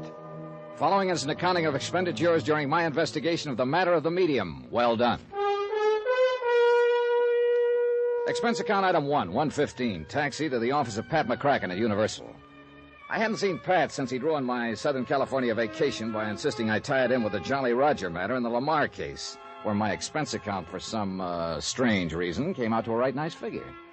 I've even included the case of VO that I'd sent him for having handed me those investigations. So I didn't know whether he was going to be nice to me or to rub my nose in the dirt. As it turned out, he didn't know either. I don't quite know whether this is going to be another soft touch for that expense account of yours, or a completely crazy one, or real rough. Tommy Green seems to think the latter, though I don't see why particularly. Yeah, who's Tommy Green? Mid-Eastern life down in New York. Oh, but just bill me as usual. Sure, okay. Now, Tommy says he's run into this sort of thing before, but not on so big a scale. That's why he's worried about it. Pat, you still haven't told me what. Oh. Now, one of his clients happens to be a sweet young thing named Carol Sharp, 26 or 7, beautiful, badly spoiled. Love him that way. What? Nothing. Go on. Yes. She lives alone in a swank penthouse in the East 50s down there in New York, playgirl. Tommy holds a $110,000 policy on her. Straight life. Beneficiary? Her family, mother, and a couple of kid brothers. No father? No. The others live over in Mauchunk, PA. That's where her father made the dough that keeps her in the penthouse and keeps the others living well in the old family manse. So, what's the problem? Somebody threatening her life? I don't know, Johnny. It depends on what you mean by threatening. She's just requested Tommy to change beneficiaries. What's so unusual about that? Well, one of them is to be a man named Tony Ricardo for $30,000. Oh, so she's fallen for the guy and is making the nice gesture. Maybe. We don't know yet. The other is a so-called medium, Madame Celia something. I've heard it before. Turn the family fortune over to me and I'll get in touch with dear departed Papa. That's what it looks like from here. She's being took. But how could it be any of our business? Last time Tommy was requested to change a beneficiary to a medium, his hale and hearty young client suddenly turned up dead. And they pinned it on the medium? Mm-hmm. Apparently this sort of thing goes on quite a bit. So it has Tommy worried, so he asked for you. All right, just what's he want me to do? What do you want to do? Break out the old crystal ball, Pat, and we'll see. Expense account item 2, transportation, Hartford to New York, and the offices of Mid-Eastern, where Tommy Green turned out to be a mild-mannered, thoroughly likable, successful insurance broker. Come in, Mr. Dollar. Glad you could make it. How'd do, Mr. Green? Sit down, won't you? Thanks. I suppose Pat McCracken's told you what's on my mind. Only that you think one of your clients is being taken for the proverbial sleigh ride by some spiritualist. As you no doubt know, Mr. Dollar, spiritualism is a recognized, well-established religion. Sure, of course. However, as in any other, there are charlatans. And some of these mediums, as they call themselves, take literally millions of dollars every year from people by trickery, by producing weird manifestations that appear to be genuinely supernatural. Tommy, I know what you mean. My own mother took a beating from one of those phonies when I was just a kid. You know, promised messages from father after he died, and at $25 a try. Wow. No wonder you're suspicious of them. And especially of one Madame Celia Morgana. Have you seen this, madam? No, but I believe you'd better. Mm-hmm. Have you changed, what's her name, Carol Sharp's policy yet? No, but I'm afraid I can't stall her much longer. And you're afraid that once you do change it, Carol ain't going to be long for this world, huh? It's happened before, Dollar. Yeah. Well, I can't just barge in on this Madame Morgana, announce that I'm an insurance investigator, and then another... Hey, wait a minute. What's the name of this other beneficiary? Tony Ricardo. Yeah, who is he? All I know is what Carol's told me. Love affair? Yeah. He sounds like a playboy. They do a lot of nightclubbing together. Money? I don't know. Family? I don't know that either. But he's in for 30 of the 110,000 if anything happens to her. If we change the policy. How are you going to start? Well, if this Carol Sharp is all Pat McCracken says she is, this case could have a very pleasant beginning. I stuck around with Tommy Green long enough to listen to him verify what Pat had said about Carol's family, wealth, etc. Take a look at a snapshot of her and get her address. Item 3180, taxi to the Bell Towers at 614 East 52nd Street. A magnificent modern apartment hotel at the edge of the East River. Real swank. The place even had its own private docks with several well-kept cruisers tied up and even a small seaplane. Pat, I warn you, this expense account ain't going to be small. Yes, may I help you, sir? Yes, you can. I'd like a small apartment for a few days. Are you alone, sir? Yes. Well, we still have a small 5-room penthouse suite for $1,500 a month. Huh? With complete maid service, of course. Oh, of course. And on a minimum 1-year lease, of course. Look, all I want is a bedroom, living room type of thing, and I may be here only a week or so. Oh, well, in that case, I'm afraid there's nothing we can do for you unless... Tell me, sir, do you have any recommendations from any of our tenants? Look, I'm an insurance investigator. Here, my card. Oh. And I want something as close as possible to Miss Carol Sharp's apartment. But I don't want to have to rob Fort Knox. Private investigator, did you say? Yeah, that'll do. Oh, dear. Surely Miss Sharp can't be in any kind of... Well, I mean, think what it would mean to our reputation, Mr. Dollar. Stop worrying, will you? She isn't in any kind of trouble, yet. But for reasons that, well, they don't particularly concern you, I need to be as close to her as I can. Ah, what a pleasant thought. And for the same reason, I don't want her to know what my business here is. Of course. Believe me, Mr. Dollar, I'm the very soul of discretion. Good. See that you stay that way. Now, have you got a room or two for me? Oh, let me see. Now, she's in penthouse A on floor 12. There is a 2-room on 10, very nice, at $325 a week. With complete service, of course. Okay, I'll take it. Very well. Just sign this card, please. And, oh, dear, I'm afraid I must have a week in advance. Oh, sure. What's a measly $325? When the 2 bellboys who carried up my 2 bags at $1 apiece settled me in 1013, I must admit the place looked almost worth a tab. Tastefully furnished, spit and polished clean, and with a plate glass panorama view of the bustling East River. Yeah, I wish for a moment that I could afford this sort of lodging. First thing I did was telephone to an old pal. Detective Division, Sergeant Singer. Hey, look, Sarge, I need a rundown on a dirty crook. Who's speaking, please? He's going around acting like an insurance stick, but he's a crook. Oh, what's his name? Dollar, Johnny Dollar. And I tell you, that punk is as crooked as they Don't go come. any further. We know all about him. We got word here in New York that we'll put a stake out on him the minute we spot his hideout. That copper I can give you. Good, Johnny. Just where you staying? Hi, you old reprobate. I'm at the Towers, East 52nd. The tower? Expense account, huh? How'd you guess? I want to see you. In exactly 21 minutes, I'll punch the time clock and be over. Room 1013. Right. Oh, and be sure it's with soda. Easy, boy. Give you any encouragement, you'll want to name the brand of scotch. Item 4, 1220. 1 bottle of scotch and setups for 2. Sure, Johnny. Knew her from when I was doing the nightclub beat.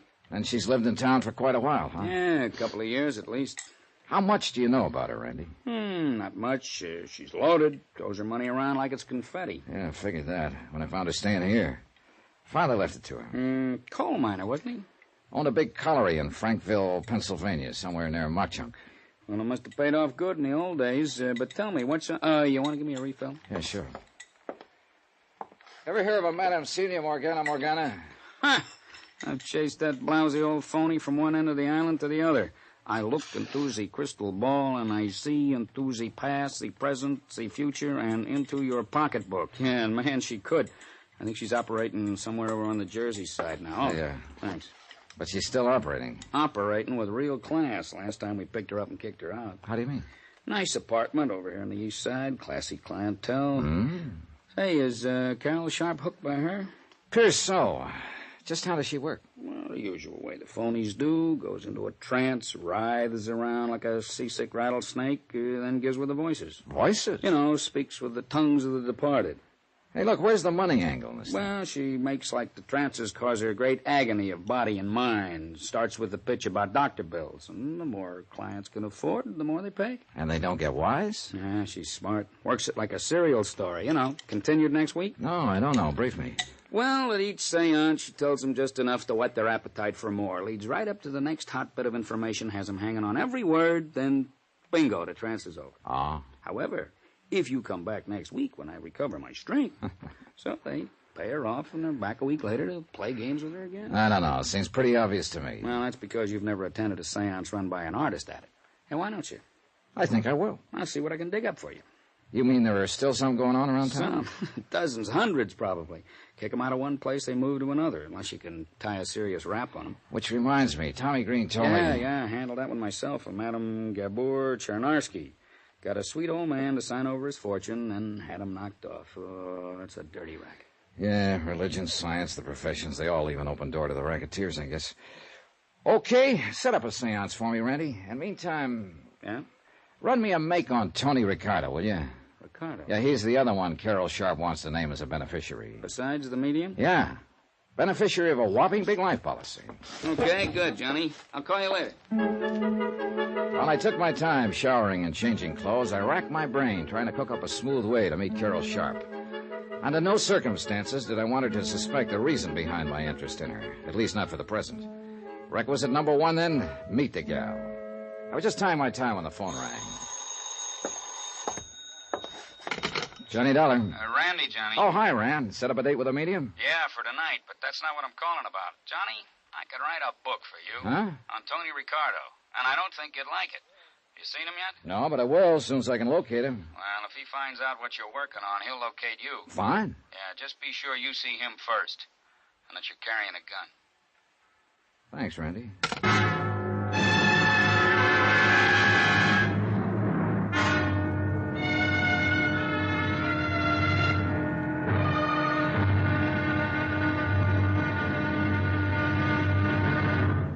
Now, here's our star to tell you about tomorrow's intriguing episode of this week's story. Tomorrow, well, sometimes the best laid plans can take a terrible beating when a lovely girl steps into the picture.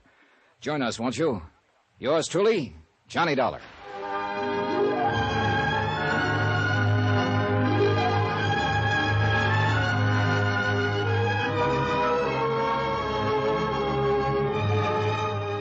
Yours truly, Johnny Dollar, starring Bob Bailey, is transcribed in Hollywood.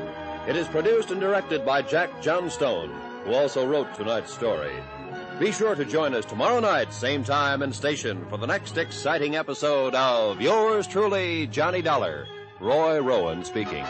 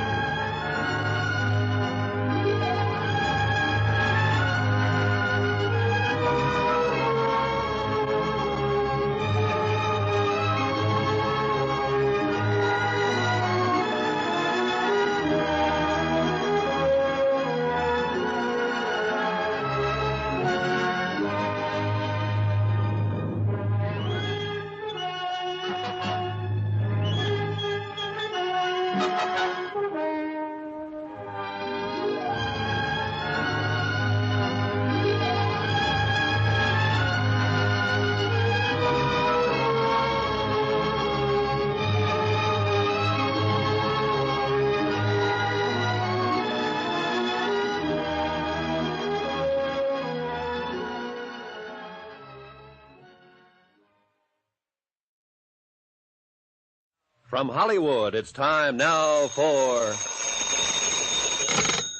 Johnny Dollar. Randy Singer at headquarters, Johnny. Oh, hi. More information on Tony Ricardo? Only what I told you before. Look out for him. Randy, that doesn't sound like anybody that a gal like Carol Sharp would be associated with. Who knows? For a cut of her money, most anybody'd be willing to act like a nice old coot till he got his hands on it. Yeah, I know what you mean. But now I thought you were going to set up a seance for me. Or couldn't you find a crystal ball? I'm working on it. I'll call you. Yeah, do that.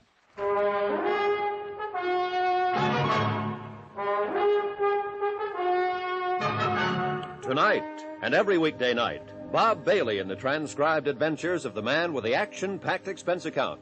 America's fabulous freelance insurance investigator. Yours truly, Johnny Dollar.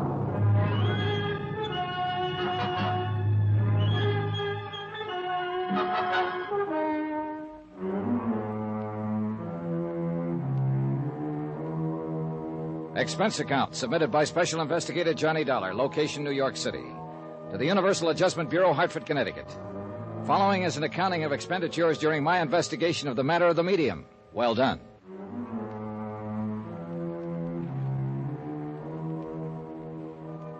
Three people to look up immediately.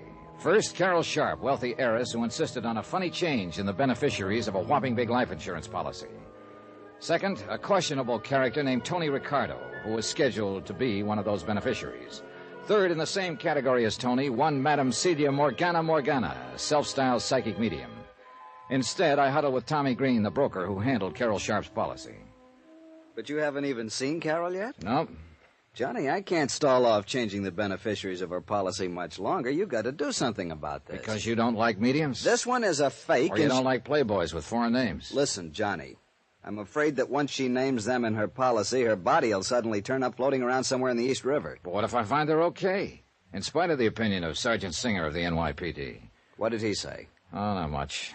But he hinted that when I meet Ricardo, I'd better be carrying a gun. Well, don't you see? That's exactly what I'm driving at. As for the medium, well, Tommy, you know as well as I do, there are a lot of perfectly legitimate, honest spiritualist churches all over the country. Believe me, Johnny, if this one ever saw the inside of a church, it'd be a miracle. She's a fraud. How do you know? Ever met her? I know how these phonies operate. Ever met her? No, I haven't. I haven't the least idea where to look for her. That's why I sent for you. But you haven't even seen Carol yet. Now, look. Tommy, I've taken a place in her apartment hotel, the Bell Towers. Oh, you expense account boys. And I'll meet her as soon as I can, in my own way.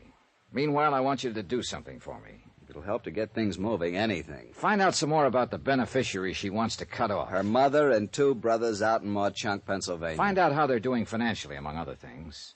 How, Johnny? Hire another investigator?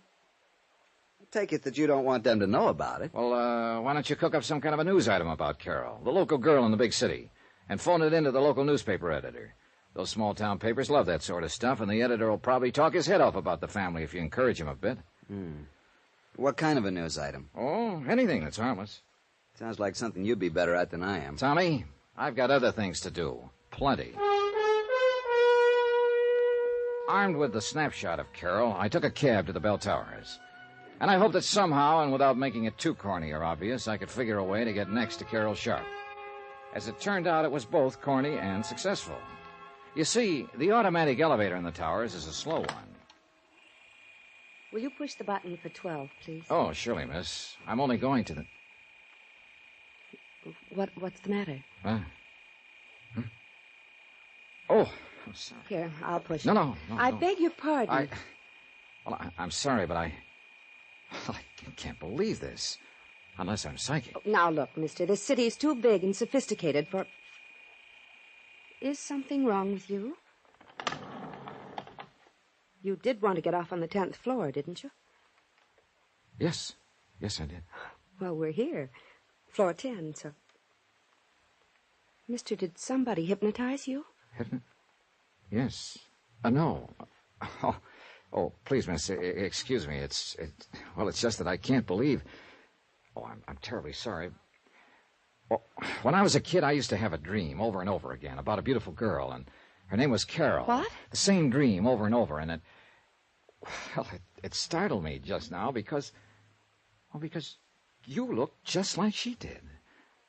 Oh, but it's all nonsense, and I know it, and I apologize. Carol, did you say? Yes, but it was just a dream, and probably I just imagined that you resemble her, and I'm terribly sorry. I know what this must look like to you. Yes. Like a veridical dream. What? A truth dream. It's a psychic phenomenon. Oh, that. Well, I'm sorry, but I don't believe in that sort of stuff. Oh? Well, it just happens that there are thousands of cases on record, and by people of reputation and responsibility. Oh, sure. But now, excuse me, and again, I want to apologize for this embarrassing moment. Goodbye. I could see over my shoulder that she left the elevator door open until I'd gone into my suite across the hall. I sat down next to the broad window overlooking the East River, crossed my fingers, and waited. 10 minutes. 15. Hello? Mr. Dollar? Yes, who's that? This is Carol. What? Your dream girl? Hello? Oh, I get it. I made a fool of myself in the elevator, and now you're rubbing it in. No, I didn't mean it that way. I hope you don't think I'm being forward, but I'd like to talk with you. About your dream, I mean. What's that mean? And I was afraid you thought I was trying to pull a fast one in the elevator. But, how did you know who I am? I just asked the desk clerk who was in 1013.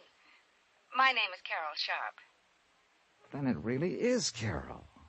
Well, that's amazing. That's why I want to talk to you. Well, there's a nice cocktail lounge downstairs. In half an hour? In half an hour. Bye. Oh, Dollar, you are a fast one. Now, let me see. Johnny Dollar. Randy Singer. Yeah, I want to know. Well, what's the matter? After what I've been talking to, this is a come down. Now, what are you... Oh, you met Carol Sharp. Sure huh? did. Oh, look, I've set up the seance I promised you. Still want it now that you've met the girl? Sure. I want to find out what this stuff is all about, how those people operate and so on. Want to pick me up here at the towers? Why don't you meet me here at headquarters, and you can look over the file on Tony Ricardo. Good idea. I'll be clear any time after 6. Better make it around 7. I've got a date for cocktails. Are you in town on a case, or... With Carol Sharp. Lucky dog. See you later.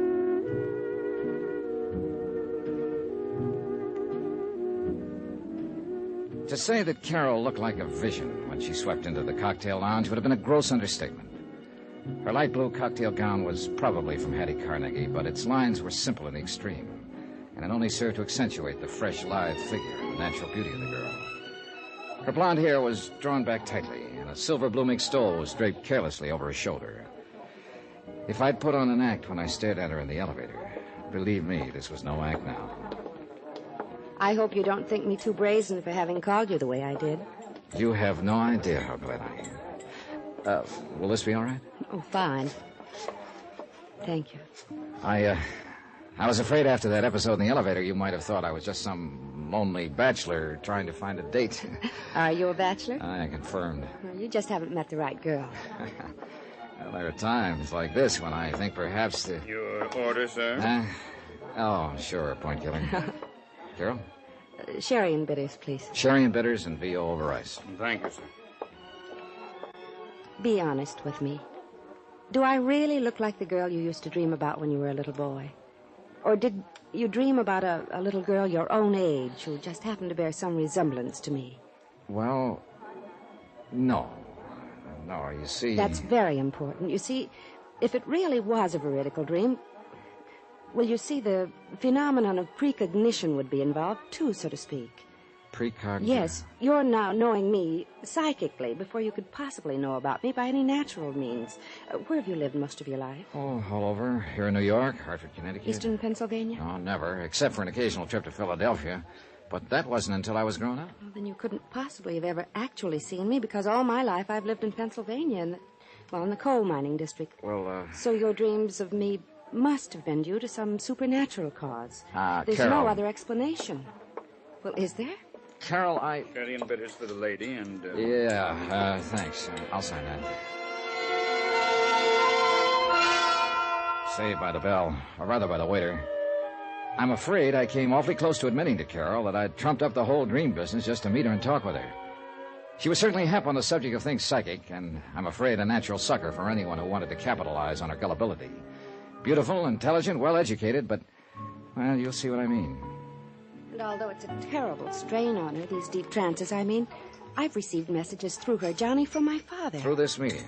Yes, Madame Morgana. And your father's dead? He died 3 years ago. Carol, are you sure?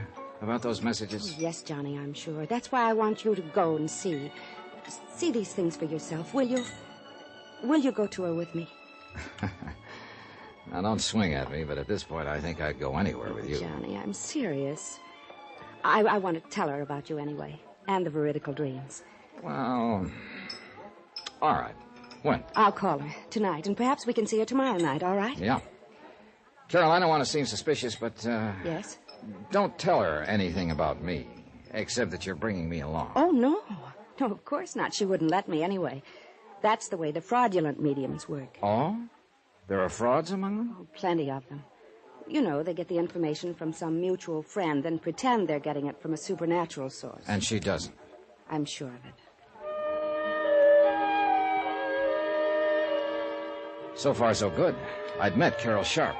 I'd convinced her in a snide sort of way that I was intrigued with this psychic phenomena business. I was well on the way to meeting the medium who had sparked this whole case. And later tonight, thanks to Sergeant Randy Singer of the NYPD, I'd attend a seance calculated to be my first step in finding out how the phonies in the racket impress their customers. There was just one more person to meet, Tony Ricardo, whom Carol wanted to name, along with the medium, as beneficiary of her big insurance policy. By the time Carol and I finished cocktails, I was sorry I'd made any plans for the evening. But I was already late for my meeting with Randy at headquarters. I took Carol back to her penthouse and then dropped into my own suite to pick up a topcoat. Somebody had shoved a note under my door. Mr. Johnny Dollar, if you value your life, you'll stay away from Carol Sharp. It was unsigned.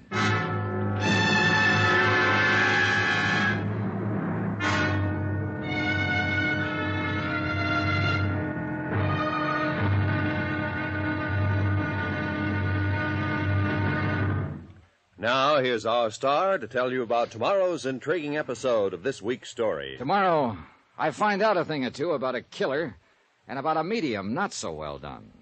Join us, won't you? Yours truly, Johnny Dollar.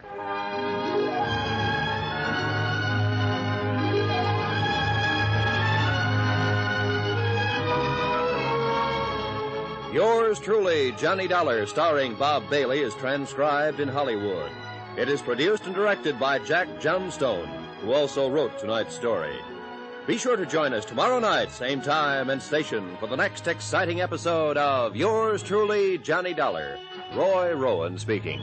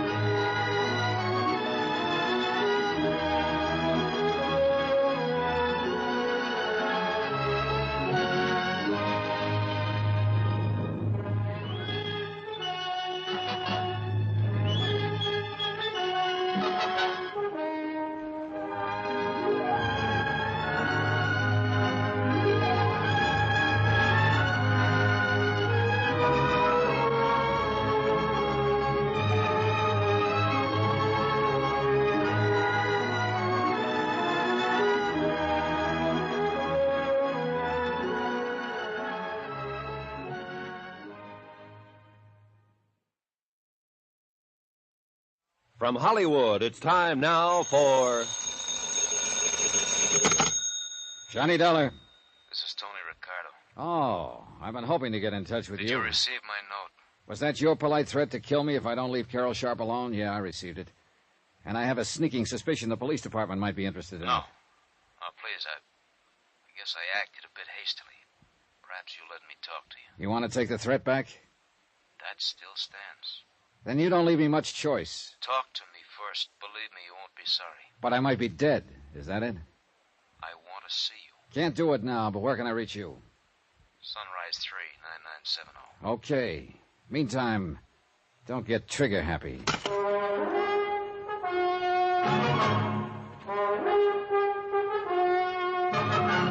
Tonight, and every weekday night, Bob Bailey in the transcribed adventures of the man with the action-packed expense account, America's fabulous freelance insurance investigator. Yours truly, Johnny Dollar.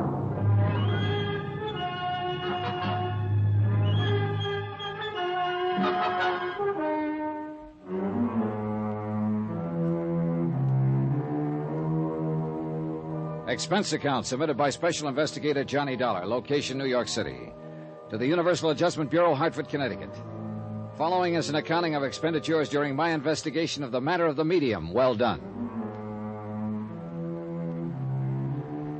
Expense account item 7, 85 cents. Cab fare from the Bell Towers to the 18th Precinct Station and Sergeant Randy Singer. So, you met Carol Sharp, huh? Yep. I put on an act that would have done credit to the Theater Guild. Told her she looked exactly like a girl I dreamed about as a kid, a girl named Carol. Oh, Lord. She swallowed it? Not only that, but she gave me a lecture on veridical dreams and allied psychic phenomena. You deserve an Oscar. Also, she wants me to go with her and see this Madame Morgana.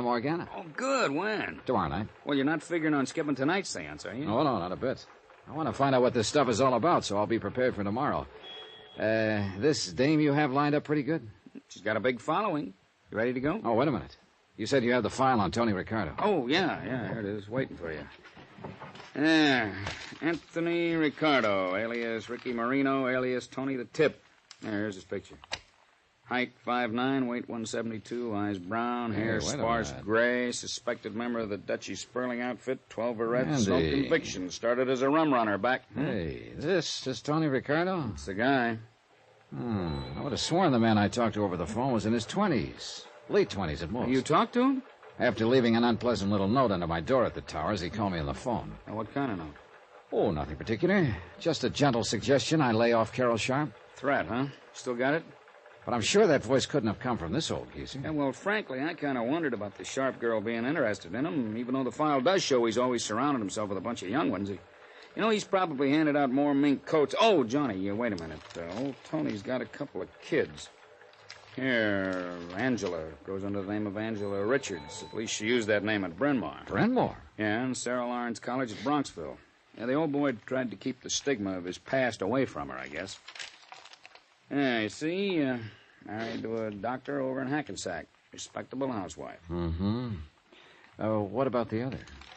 Anthony Jr., age 26. That was last year. Let's see, that makes him 27 now. Rutgers University, class... Not much on him. Unless I miss my guess, he's a chip off the old block. Well, you know where I can find him? All I have is his phone number. What is it? Wait till I see and talk to him. That may be too late. He's what I think he is. Why not ask this medium about him tonight? Yeah, that... Hey, come on, we're late. Let's go.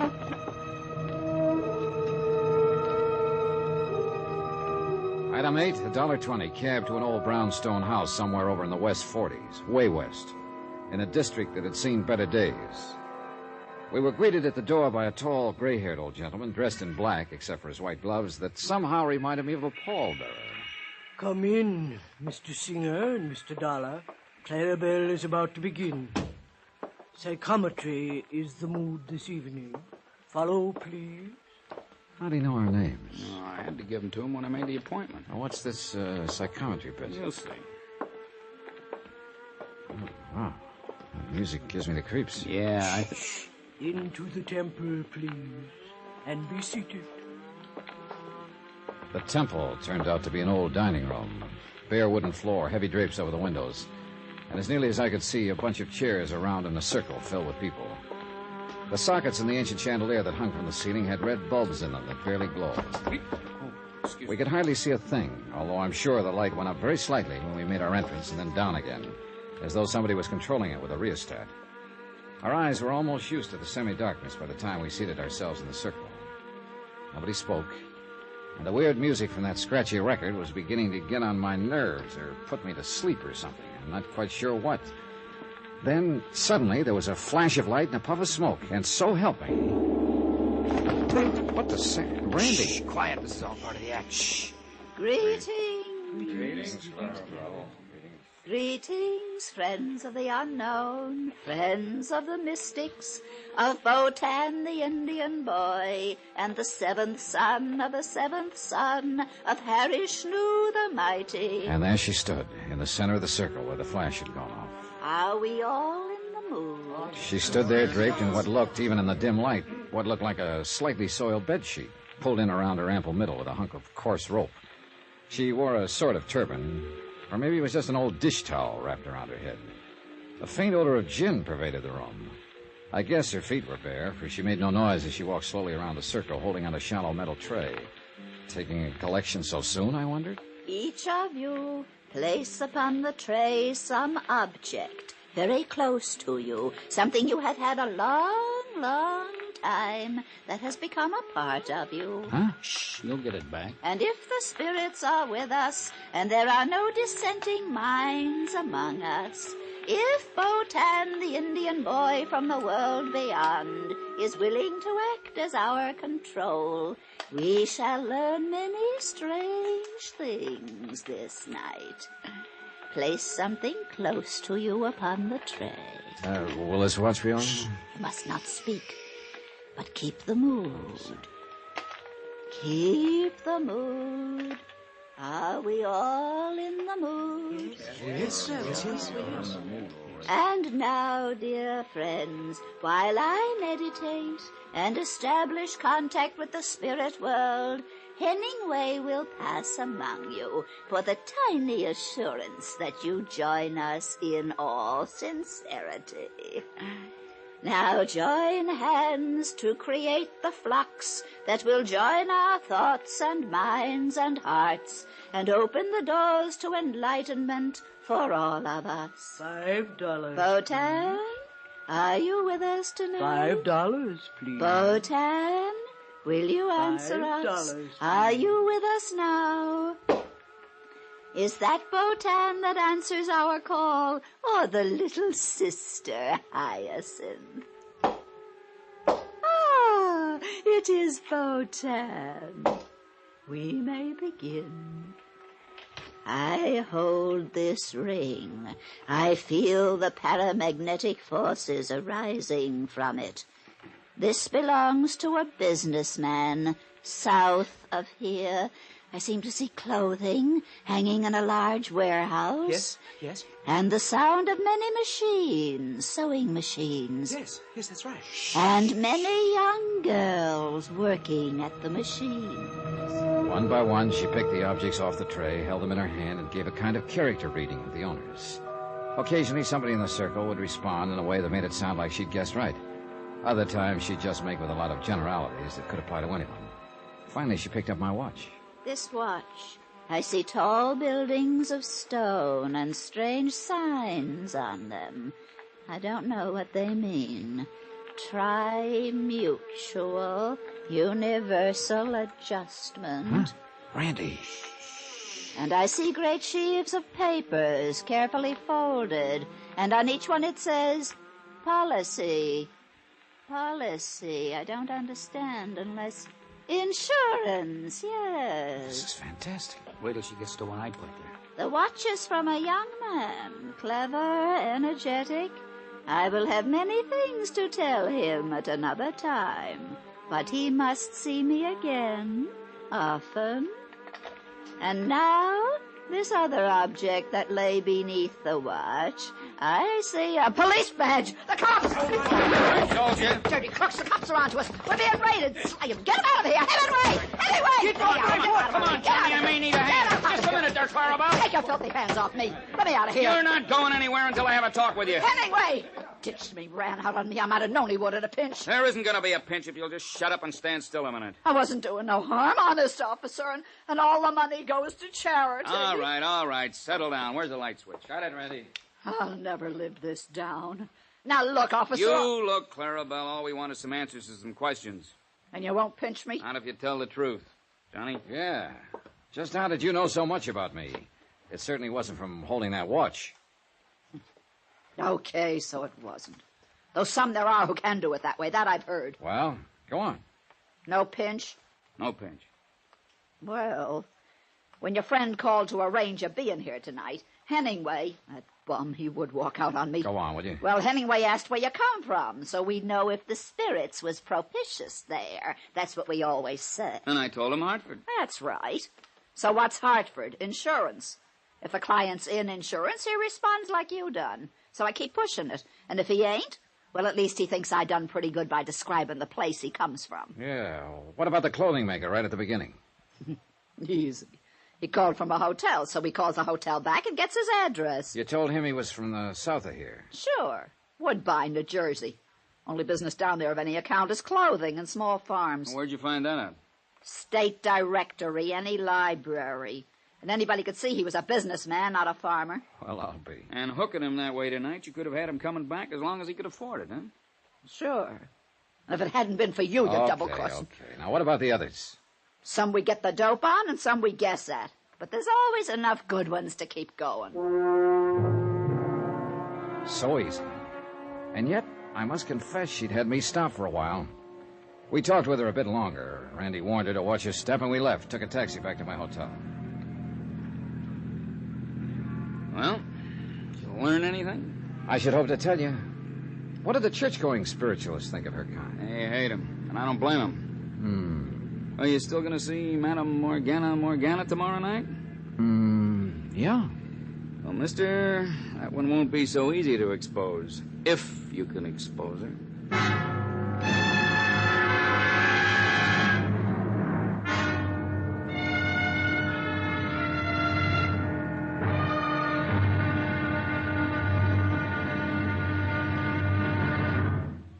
Now, here's our star to tell you about tomorrow's intriguing episode of this week's story. Tomorrow, the medium well done appears. Join us, won't you? Yours truly, Johnny Dollar.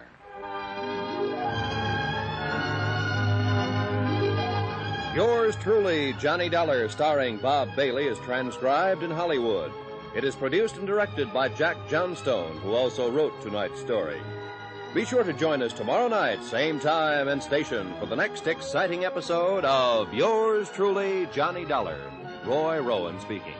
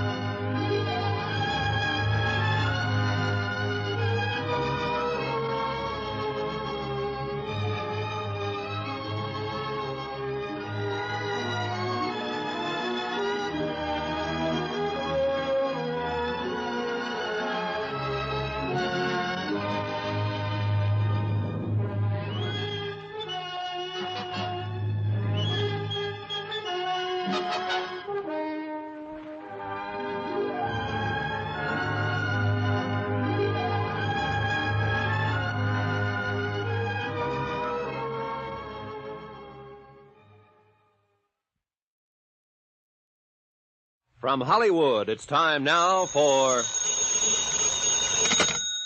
Johnny Dollar. This is Carol, Johnny. Oh, hello, Carol. I've made the arrangements for us to go to the seance tonight with Madame Morgana. Good. What time? 8 o'clock. Only it's across the river in New Jersey. Will you have dinner with me? I'd love to. But we'd better make it pretty early. Pick you up in your penthouse at 6? I'll be waiting, Johnny.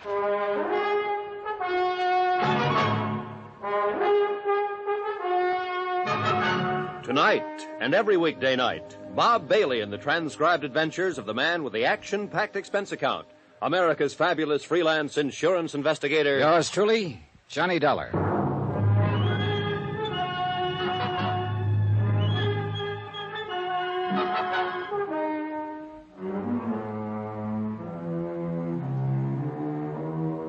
Expense account submitted by Special Investigator Johnny Dollar, location New York City.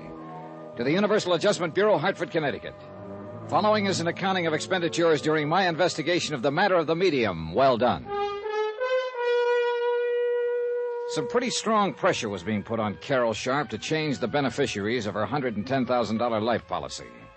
And she was very much under the influence of a psychic medium who insisted that she be named as one of the two new beneficiaries.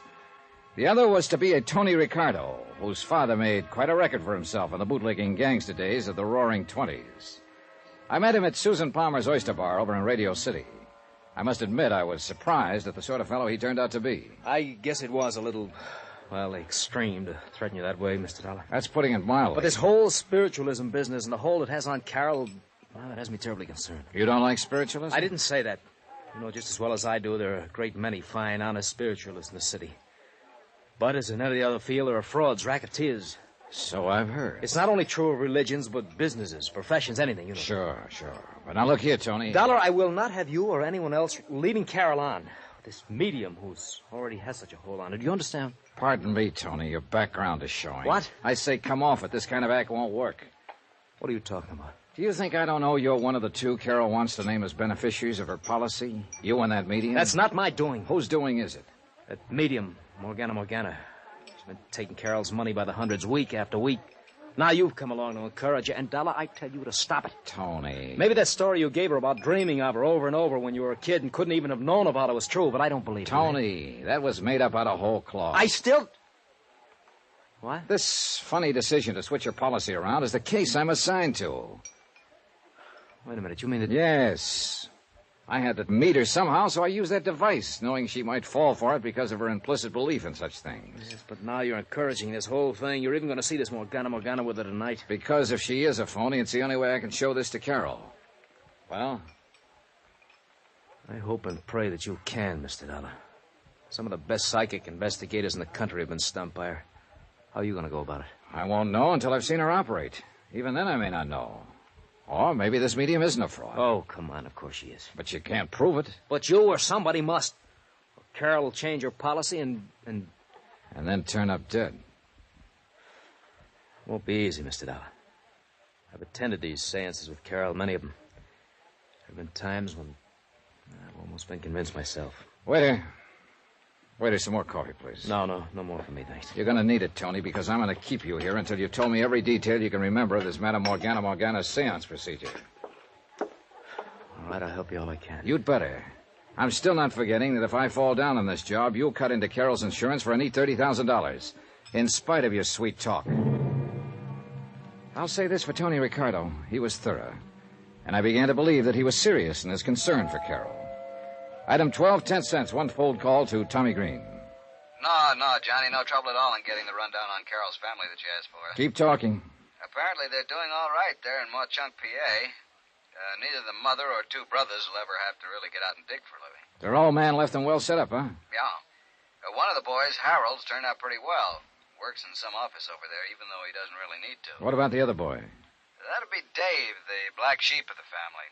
Travels with a fast crowd, tears around the country in a sports car, that sort of thing. Oh. Right now, he's somewhere here in New York, just playing around. But, Johnny, are you getting anywhere on this case? Yeah, Tommy, I think I am. Especially after what you just told me. Huh? Item 13, another phone call, this time to Sergeant Randy Singer at 18th Precinct Headquarters. Yeah, Johnny? Got a real easy one for you. Oh, what's that? Find a man. Name is David Sharp. Home address, Mauchunk, Pennsylvania.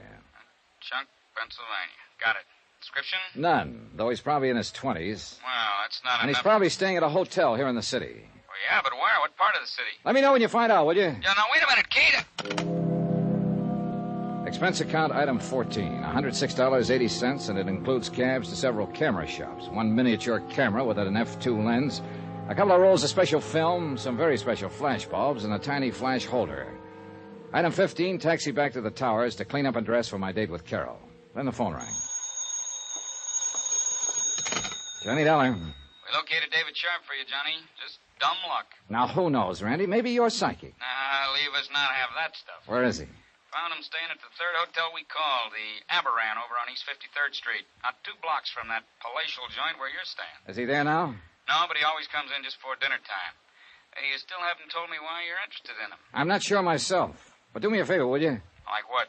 When he shows up, put a tail on him. I want to know where he goes, how long he stays, and when he comes back. But you won't say why? Not until I'm sure I know why. Thanks, Randy. Yeah, but I haven't said Thanks, boy. Dinner with Carol could have been one of the pleasantest things in years. But I'm afraid I was preoccupied with matters at hand and she with anticipation. She's promised to try to hear from Daddy again tonight. Oh, Johnny, I so want to speak to him again. Finally, I signed the check. We hopped into a taxi and headed across the river to the Jersey side. We ended up at a rather plain but nice home somewhere on the outskirts of, I guess it's Union City. We were met at the door by a matron of about 45, I should say, who looked like an ordinary, respectable housewife, except perhaps for her quick, discerning eyes. Good evening, Carol, my dear. Oh, and you must be Mr. Johnny Dollar. Yes, Madam Morgana? Yes. Do come in and meet the others who are here to form the circle tonight. Thank you. Carol? Thank you. Carol told me nothing about you except your veridical dreams of her. An amazing experience, isn't it? Perhaps you're really psychic. Oh, I doubt that. But all our friends thought my kid brother Richard was, before he died a couple of years ago. Richard. That name has been haunting me ever since Carol telephoned. You don't suppose... What, Madame? Oh, no, of course not. Now, here in the parlor are the others who will be with us tonight. May I present Mr. Johnny Dollar, Mrs. Dorothy Jessup. How do you do? Mr. John Price. Hello. Mr. Samuel Froelich. All right. Froelich. And, of course, you all know Carol Sharp. Good evening. I see no reason why we shouldn't start. The atmosphere has seemed almost electric tonight. Very conducive to good contact with the, shall we say, the netherworld. And, oh, yes, you may smoke if you like, Mr. Dollar. We're very informal. Oh, I'm sorry. Just sort of a nervous habit, I guess, flicking this lighter. Oh, incidentally,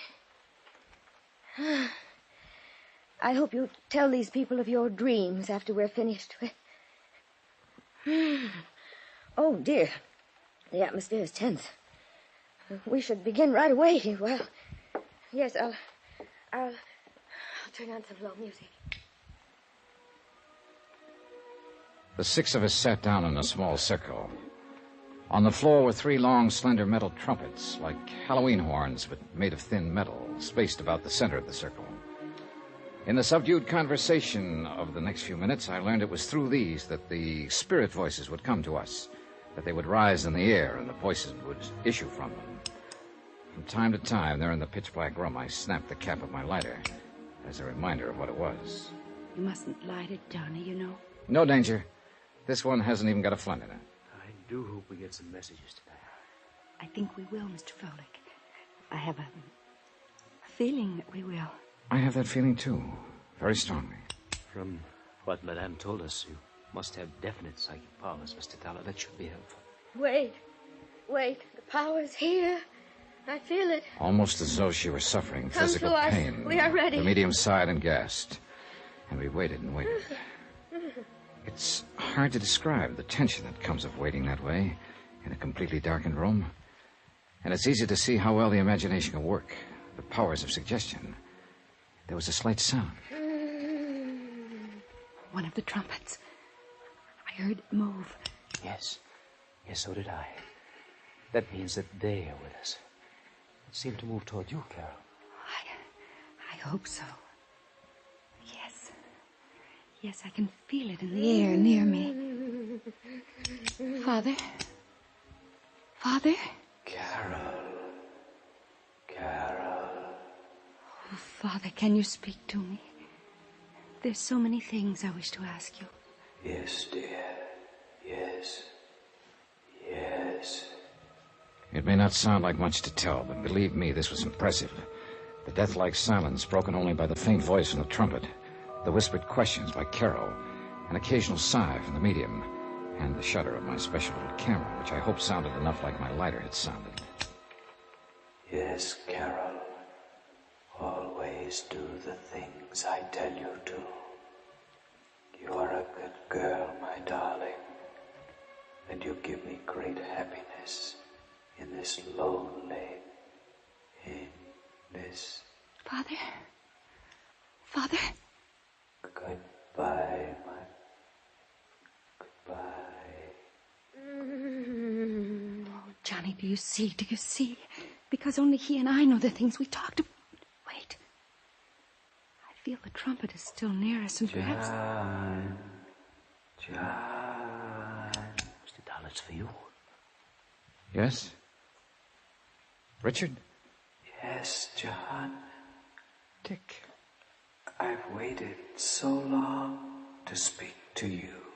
Dick. My brother. The brief conversation I carried on with my dead brother Richard was amazing. Of things in my childhood that I thought nobody else even knew about. Personal, intimate things that could only be known to a brother or someone equally close. It was fantastic, amazing, awe-inspiring. Except for one thing. I never had a brother. I didn't tell this to anyone. I played it straight and even stayed around and discussed my trumped-up dreams after the seance. But I needed proof, and I couldn't wait to get back to New York to the police lab where I could develop the infrared film in my little camera.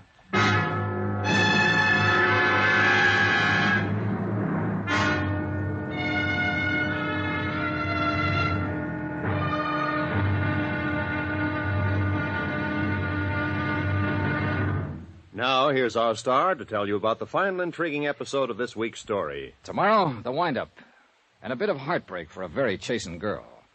Join us, won't you? Yours truly, Johnny Dollar.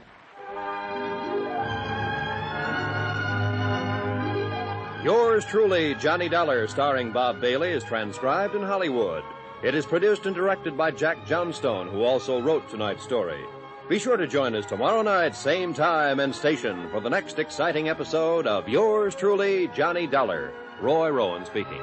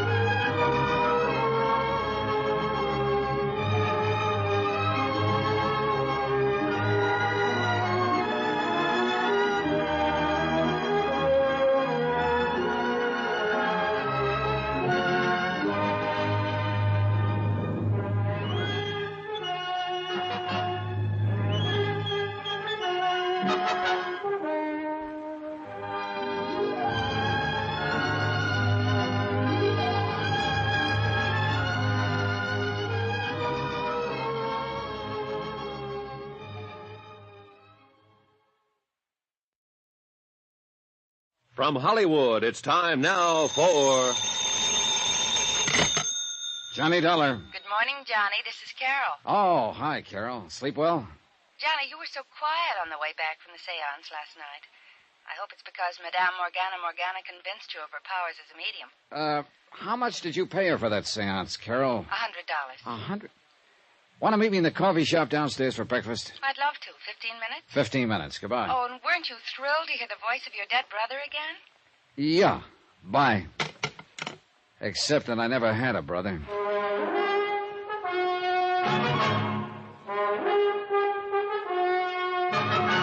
Tonight, and every weekday night, Bob Bailey in the transcribed adventures of the man with the action-packed expense account, America's fabulous freelance insurance investigator. Yours truly, Johnny Dollar.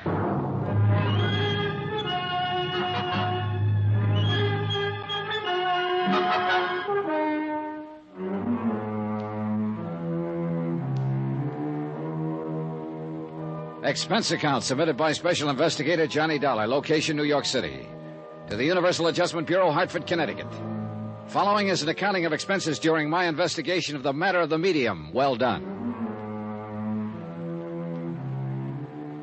Expense account item 18, 10 cents, phone call to Carol Sharp. Item 19, 10 cents, phone call to Sergeant Randy Singer.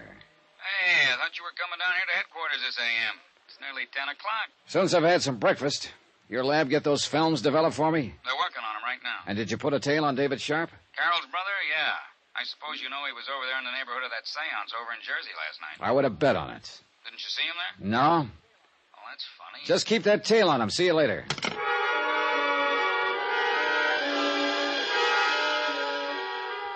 Item 20, 1070, long-distance call to the city editor of the Mock-Chunk, Pennsylvania Herald Express. For a full half hour, I asked him questions about the Sharp family, about one member of the family in particular. Then, item 21, 585, breakfast for Carol and myself in the coffee shop at the Swank Bell Towers. You must have been impressed, Johnny. You're so quiet. Would you like to see Madame Morgana again tonight? Johnny? Carol, I think we'll see her today. Oh, but she couldn't. She always says it takes a full day to recover from the shock and strain of a seance. She goes into a deep trance, you know, in order to make the spirits move those little trumpets about and speak through them. Listen, Carol. Yes? You have a brother, David. Oh, David. Why do you say it that way? He's not really a brother. He was just sort of taken in by Mother when his parents died. I'd rather not speak of him, Johnny. The black sheep of the family, huh? Mother insisted on taking care of him. He was only 12 or 13. I've forgotten. Father didn't want to, but he permitted it. Why didn't he want to? Because David's father had been a criminal, and his father before him. Even David's mother was... And my father was afraid. Yeah, but blood would tell. Yes. Your father left money to him, along with the rest of you. Yes, he did. But not as much. And David has resented that.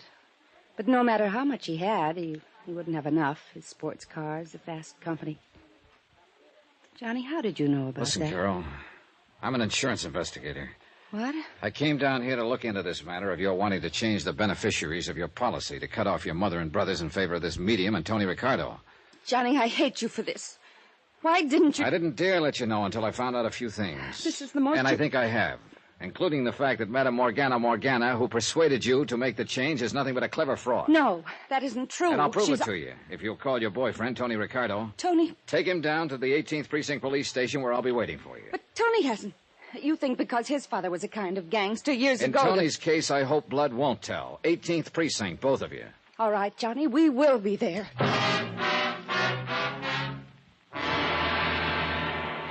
Hey, Johnny, the picture took last night. Oh, thanks, Randy.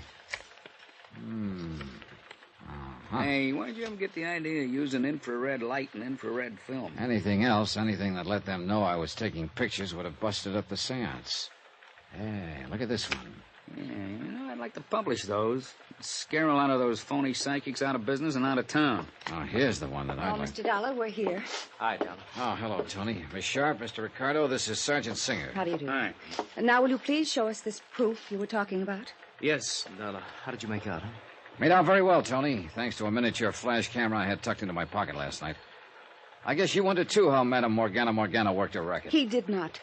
Tony knows as well as I do that she's completely honest. Like any normal person, he may have questioned the almost miraculous powers of this woman in the beginning, but no trumped-up tricks that you... Where did you get this picture? And look at this one. She's moving that trumpet herself with the long, kind of extended handles. Extension grip, they call it. She probably hid it in the front of her dress. Oh, no. But these pictures in that dark room, Infrared photography. Maybe she did use one trick. But the voices came from trumpets floating about in the air above our head. Then look at this one. Taken when your father was supposed to be speaking to you. Oh, no. That little trumpet has a long tube on it. Yep. Extending into that curtained doorway at the end of the room where somebody could whisper through it. Oh, this is terrible. And the hundreds, the thousands of dollars I gave her, believing in her. Yep. I'm afraid you were really took. Here. Here's where my dead brother, Richard, spoke to me. The hanging trumpet is over your head. Yep. But how could she know? I didn't tell her. Oh, yes, you mentioned your brother. A completely non-existent brother, Carol. Oh. Made up. Like the dream of you I told you about. And I believed you, too. But how could she find out all those things about me? Miss Sharp, a couple of nights ago, I took Mr. Dollar to a medium that was a bum compared to this one. She told him all about himself. Have you forgotten what I found out about you and your brothers just in the last 24 hours? Oh, I don't know what to say. Don't try. We've still got to pin this whole thing down. I'm sure this Madame Morgana wasn't working alone. But who could be... How about it, Tony? No. No, not Tony. Just because his father was... Oh, no, please. Oh, thanks, darling. I got a report here, Johnny. Apparently he's moved again. And you guessed right. Yeah. Then we better get going. Can we use a prowl car? No, but we can get an escort as far as the city line. Then come on, all of you. The cabbie, with his accelerator on the floor, had a ball trailing our escort across town. And we had to hold him down when we finally reached the Jersey side. Randy Singer obviously had no authority over there, but as it turned out, I'm glad he came. When we pulled up to the home of Madame Morgana, I couldn't help noticing a Studebaker Golden Hawk sticking out from behind the house with a Pennsylvania license. I wasn't the only one to notice it. Johnny, that looks like David's car. I think it is. Come on. Johnny, I'm out of my jurisdiction. Oh, yeah, maybe you better wait. Yeah. Oh, Johnny, I knew David was bad, but... Oh, I still can't believe it. I know how you feel, Carol, and I'm sorry. Mr. Dollar. Wait a minute. Johnny, if you do a thing like this... I'm ready for anything. Look, Mr. Dollar, why don't just you and I go in? If anything happened to Carol, I'd never... Oh, Carol, dear. And Mr. Ricardo and Mr. Dollar. Hello, Madame Morgana. Do you mind if we come in? Why, no. But not for another meeting, of course. The strain of last night's convocation is still with me, I'm afraid. Yeah, maybe you ought to up the price for your next seance. But there ain't going to be no more. Mr. Dollar, I don't understand. Come on, Carol, Tony. We're going to look over that seance room in broad daylight. No, you can't. I won't let you destroy the sanctity of that room. Oh, yes, you will. I'll lay it on the line to you, madam, whatever your name really is. This monkey business of yours has gone far enough. So this is the room. What terrible things you're saying. You take a thing like spiritualism that a lot of honest people believe in and make a dirty racket out of it. Carol, this man is mad. Make him leave this sacred place at once. Carol, what right have you to make such horrible implications? Implications? Those were accusations. Would you like to see how those spirits of yours move trumpets around in the dark? They couldn't be seen. And how those spirit voices suddenly appear out of thin air? Look at these pictures. How did you get these? I cannot tell a lie. I did it with my little camera. Well? All right, you've exposed me. But there was nothing malicious about it. If you knew the solace, the comfort of mind and spirit these things have brought to the people who come to me. At $100 a crack, sometimes more. Why not? Carol has money. So have the others who come to me. Did you plan to make them all turn their insurance policies over to you? And then contrive to have them suddenly and unexpectedly join their immortal ancestors in the great beyond? No, that wasn't my idea. Oh, I knew something like this might happen. It has happened. Now, where is he? No, I don't know what you're talking about. Your assistant, or colleague in crime would be a better word, who stood inside the curtained door of the seance room and made with the phony voices of the dead, who gave you all the information on Carol, who's probably done a nice little research job on me since my visit last night. Yes, Mr. Dollar. David. I know all about your activity as an insurance investigator and why you're here.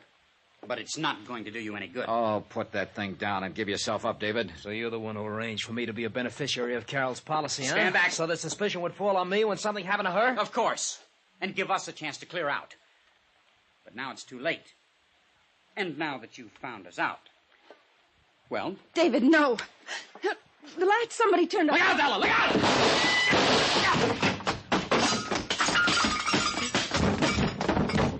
You dirty... Pull a gun on me, will you? Easy, Johnny. Control yourself. I'll knock you... Randy. If you'll just get up off my chair. Here, the lights. But, David... When I flicked off the lights, Tony here made a dive for him. There he is, wrapped up in the corner there. Yeah, and I've got his gun. Ooh, you got a mean left there, Johnny. Oh, I'm sorry, Randy, but... See, I thought this was out of your jurisdiction.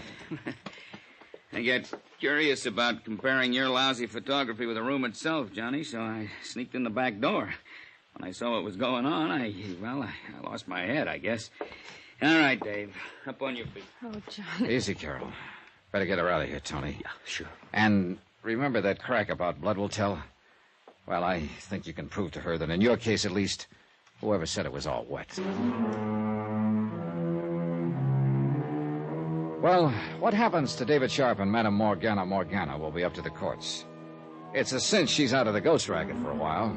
A long while. And, of course, Carol did make a change in her policy to cut off David.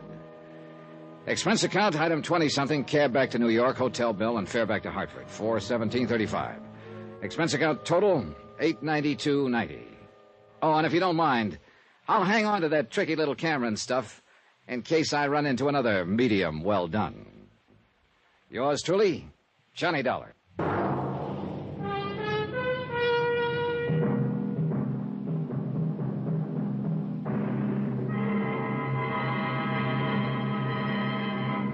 Now, here's our star to tell you about next week's intriguing story. Next week, The Tears of Night Matter. A fabulous necklace and a fabulous girl. Join us, won't you? Yours truly, Johnny Dollar.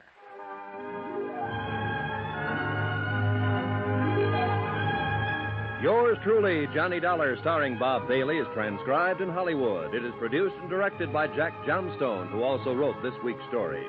Heard in our cast were Virginia Gregg, Lawrence Dobkin, Lorene Tuttle, Harry Bartell, Eleanor Audley, Joseph Kearns, Herb Vigran, Junius Matthews, Tony Barrett, and Sam Edwards.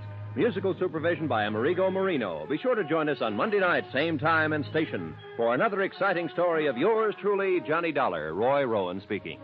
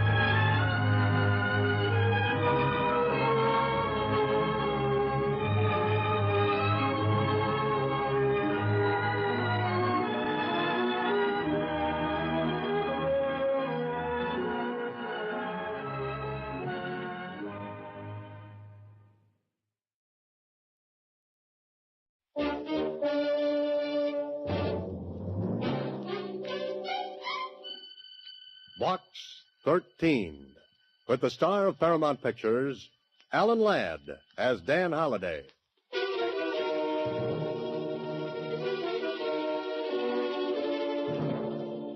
Box 13, Box 13, Box 13, Box 13, Box. He leaned over the shining halo of her blonde hair, reflected in the soft glow of the new moon.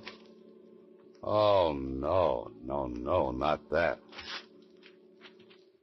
Holliday, my boy, why did you ever decide to write fiction for a living? You know, you could have gone into something interesting, like being a truck driver, with the open road in front of you and a motorcycle cop in back. Hey, Susie, where you been? Don't you remember, Mr. Holliday? I went down to Star Times office. Oh, so you did. Tell me, what's new in Box 13? Box 13, starring Alan Ladd as Dan Holliday.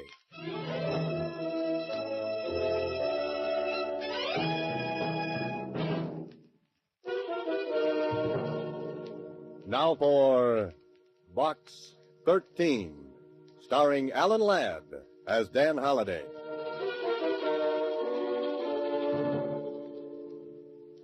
Well, what now, Mr. Holliday? What's new in box 13? Yesterday, a man wanted to sell me a horse for $1,000 and a ranch to go around the horse for 25 times that much. The day before, my ad for adventure brought me a reply from a golf professional who simply wanted to drive golf balls off the tip of my nose. Mr. Holliday, Oh, was that Susie? I said that when a nice young man like you runs an ad, he should get a whole box full of answers. Oh, well, thank you, Susie. He should get bushel baskets full. Well, thanks again. The place should be loaded with letters. All right. Now, what did I get? One postcard. And from a kid at that. A kid? You mean a child? Sure, uh-huh. Here, let me see it. A postcard from a youngster. It's probably a gag. Some small girl selling 10-cent packages of flower seeds for 50 cents. Sell 5,000 packages, and she gets absolutely free a St. Bernard dog. Well, let's see what really is on this postcard. I wrote to you, care of Box 13, because I thought you wanted it that way. I gotta see you right away on a very important matter. I am still doing business at the old stand. Signed, Johnny Moran. Johnny Moran? Why, he's a little boy who sells newspapers on the corner. Hey, Susie, get Johnny Moran up here right away. I can't do that, Mr. Holliday. Why can't you do it? 'Cause he's here already. Oh, Mr. Holliday. Oh, Johnny, how are you, my boy? Why didn't you just come up and see me instead of writing a postcard first? Well, I like to do things sort of businesslike. Besides, it was fun to answer an ad for Adventure Wanted. Would you really do anything, Mr. Holliday?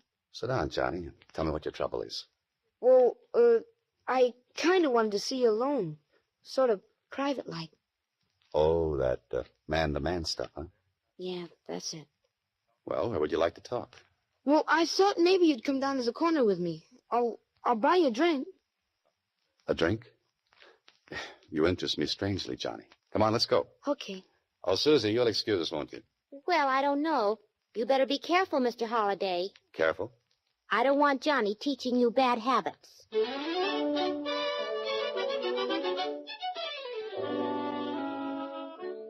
Johnny Moran is a very nice boy. Can't be more than 12, but he certainly seems to know his way around. Yes, Holliday, if you were ordering a small boy, this is just the model you would choose. But this drinking business... I'm worried about you, Mr. Holliday. You sure that lemon coke is enough? Lemon cokes are always enough for me, Johnny. Especially when I spike them with an ice cube. Say, how's your banana split? Well, this one's got a little too much chocolate. I like the last one better. Better finish it, my boy. You want to talk business, remember? Oh, yeah. Well, I thought you might have read about it in the newspapers. Of course, you could have missed it. It was way back on page 5. Oh, it was on page 5. Well, here, I got a clipping of the story. Read it.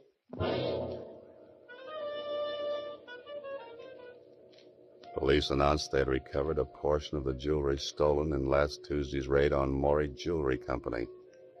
Held under suspicion of grand theft is John Moran. John Moran? Johnny, that's your father. Yes, and he didn't do it, Mr. Holliday. I know he didn't. Just a second. A part of the loot was found in Moran's apartment. I don't care what they put in the newspapers, Mr. Holliday. He didn't do it. That's why I came to see you. Oh, what about your mother, Johnny? Oh, she died when I was a baby. Pop and I lived together. But he didn't do it, Mr. Holliday. Only they won't believe me. Oh, you've been down to the police? Sure, I went there right away. I even offered them my $18 for bail. And you know what? What? The old DA just patted me on the head and told me to go home. I bet you could go down and talk to that district attorney and make him let my father out. You can do anything. Well, not quite anything, Johnny. Yeah, but this would be easy for a guy like you. Besides, you're not afraid of anything. Not even a policeman. Well, that's very flattering, Johnny, but I don't know what I can do. Oh, you'll think of something, Mr. Holliday. You're a writer. You're smart. Oh, but listen, my boy, I'll bet you get my father out of jail in time for dinner.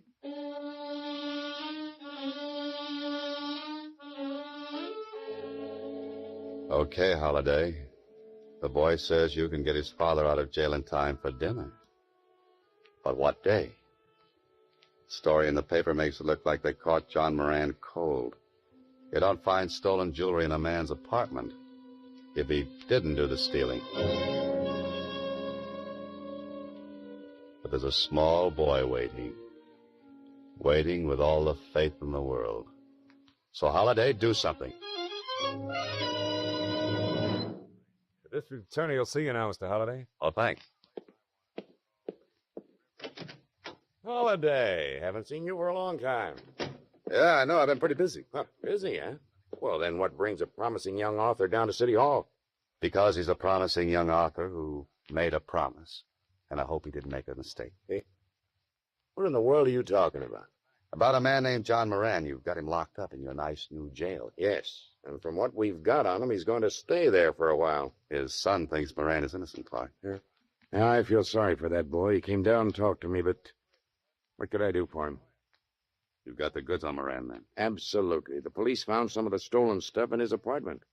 Well, what's Moran's story? A woman who works in the same building with Moran asked him to stop in at the jewelry store and pick up her watch. While he was there, this stick-up artist walked in and held up the place. And that makes Moran guilty? Don't be in a hurry. The stick-up artist used him as a shield when he beat it.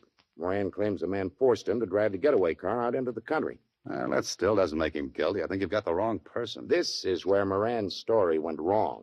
He walked into police headquarters and told it, but it sounded too good to be true. They detained him while a detective went over and searched his apartment. Oh? The detective found part of the loot. Moran couldn't explain where it came from. Well, to our office, it looks like he pulled a clever gag. We think he's in with the hold-up men. What about the woman, the one who sent Moran after the watch? Grace Willard? We don't have a thing on her. She's in the clear. I see. So, Holliday, you better forget about playing Don Quixote. Day of fighting windmills is over. Go home. Forget about Johnny Moran. Sure, Holliday, just forget all about John Moran. Write Benita the story and take it out of the typewriter.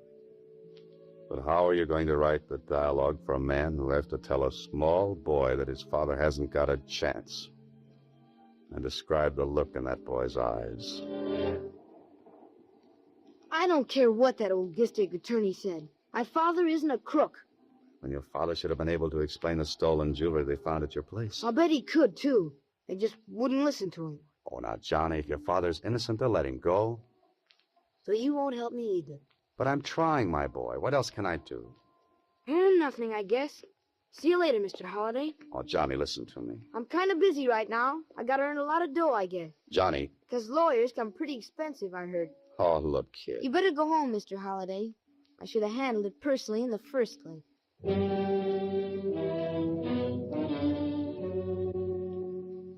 Small boys have that knack, don't they? They can just vanish into thin air when they want to. You're quite a character, Holliday. Go home and write this on your typewriter. Write about the small boy who wanted you to get his father out of jail.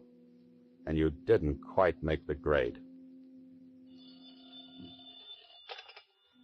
Hello? Mr. Holliday, this is Johnny. I'm up at the place where we live. Yeah, Johnny. There's something funny going on. What are you talking about? I'm afraid to go into our place. There's a man in there. You know him? He's going through the place, though. And he's looking for something. Johnny, listen. Run outside, find a policeman. I'll be right over. I gotta get out of here. Johnny, do what I said. He just walked out the door. He saw me. Get over to Moran's place fast, Holliday. We've got no time for fooling. He's not outside. Maybe he's upstairs. Oh, Johnny! Johnny! Where could that boy have gone to? Grace Willard. The woman who sent Moran after the watch. If she knows Moran, she knows his boy.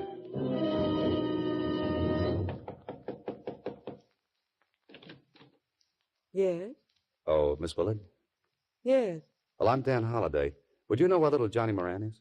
Come in. Now, what's this about Johnny? Well, he phoned me a few minutes ago from his place. There was a man going through it. He saw Johnny making the call. Johnny's disappeared? Yes. You phoned the police? Do you think he's been hurt? Well, the police knew nothing about it. I don't know what happened to the boy. That's why I came over here. I figured that if you knew his father, you knew Johnny, you know. Poor Mr. Moran. I feel so badly about him. You know, if I hadn't asked him to get my watch, this never would have happened. But that doesn't make it your fault, Miss Phillip. Oh, I feel terrible about it just the same. And now Johnny disappearing. He hasn't been here at all? No. Let me think of it. Oh, by the way, I was just having some coffee. Would you care to join me?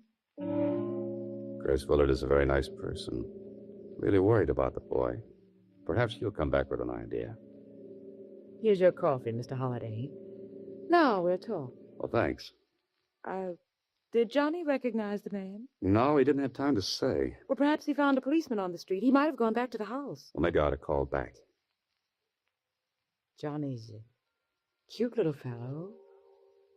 Johnny has a father who's in jail. Johnny's quite concerned about his father and would like to set him free. Grace Willard is stalling Holiday. Waiting for something. I don't know if Johnny will get his wish or not. You see, his father looks very guilty to the police. Holiday, you idiot. That coffee was doped. The oldest gag in the world, and you swallowed it. You look sleepy, Mr. Holliday. Are you feeling all right? She looks like a reflection in one of those amusement park mirrors. She's long and skinny. No, she's short and fat. Holiday, get up on your feet. How do you feel, Mr. Holliday? Are you all right?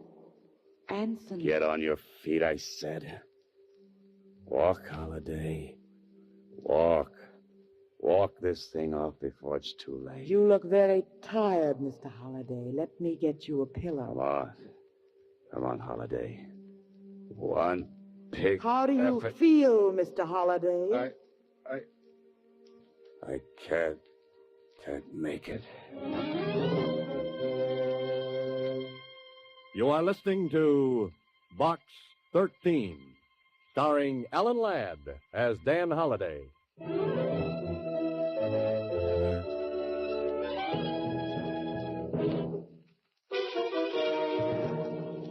Box 13, starring Alan Ladd as Dan Holliday. Oh, take it easy, Holiday. Take it easy. Turn slowly now. Maybe your head still is connected to the top of your neck. That's better. Better. What am I saying? Where am I? An alley. Oh, fine. Dan Holliday, author, found lying in an alley between yesterday's newspapers and tomorrow's trash. What you need right this minute is a quick change, a fast bath, and a little chat with a district attorney. I've got a man going up to the Willard woman's place right this minute, Holliday. Thanks, Clark. This ties her up with the Moran case. Sure, else why would she give me knockout drops and have me dumped in an alley? I'll bet anything she's disappeared. But why just knock you out? Why not dispose of you permanently? I don't know, unless she was trying to kill time. Enough time to get something done. Well, you can't do anything now. If she's disappeared, she won't stay lost for long. My men will bring her in. Don't let her give him any coffee. She'll be out again. Pardon me. District Attorney's Office, Clark speaking. Yes? Where? When? How is he? Thanks. I'll see you later, Clark. I want to go over and see Johnny Moran. I don't think you'll find him at home, Holliday. Why not? That was the hospital who just called. Johnny Moran was brought in a while ago, the victim of a hit-and-run driver. And on top of that phone call about Johnny Moran is another one. Grace Willard checked out of the Wharton Hotel an hour ago. So, Mr. Holliday, they got you out of the way long enough to get to little Johnny. A small boy in a hospital. Me with an aching head and an aching feeling that something is very, very wrong. I think this is it, room 809. Johnny? Hello, Mr. Holliday. How do you feel, kid? Kind of banged up. Yeah, I know. The nurse said you weren't to do too much talking. So just let me ask a couple of questions. It wasn't an accident, Mr. Holliday. He did it on purpose. You sure about that, Johnny? Yeah. I was walking down a side street. He had to swing way over to the wrong side to hit me. Johnny, did he look like the same man who was in your place? I didn't get a good look at him. He was bent down way behind the wheel. Well, could you give me just a hint? Was he tall, short, thin, fat? All I know is... Yes? Johnny. Johnny.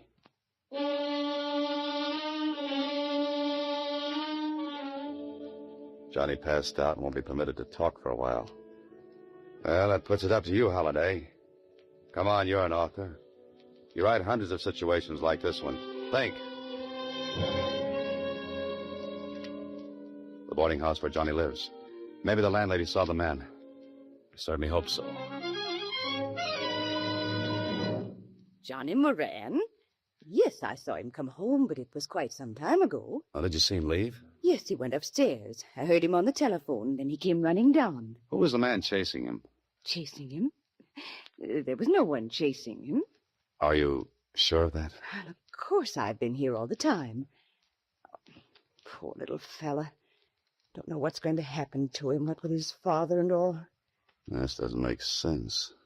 I beg your pardon? Oh, nothing. You see, Johnny called me, told me there was a strange man in his place.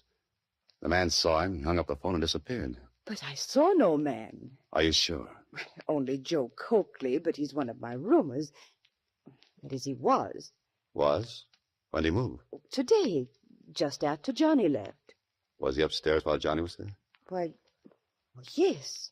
Yes, he was. Was he a friend of John Moran's? Oh, no, he never spoke to anyone. Stayed in his room all day and went out at night. Oh, one of those night flies, huh? Could I see the room he occupied? This is Coakley's room, but it's empty. Well, Holliday, it looks like you're on the wrong track. Or are you? A stub from a dance hall ticket. I'd better talk to Johnny about this.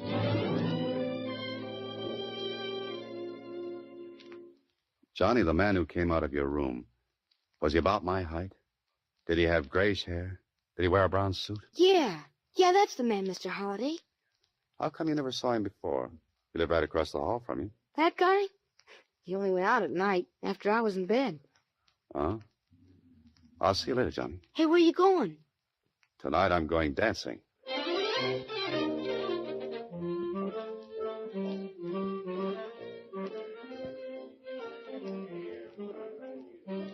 This is a very nice place, Holliday. Admission 60 cents, which includes an evening of dancing.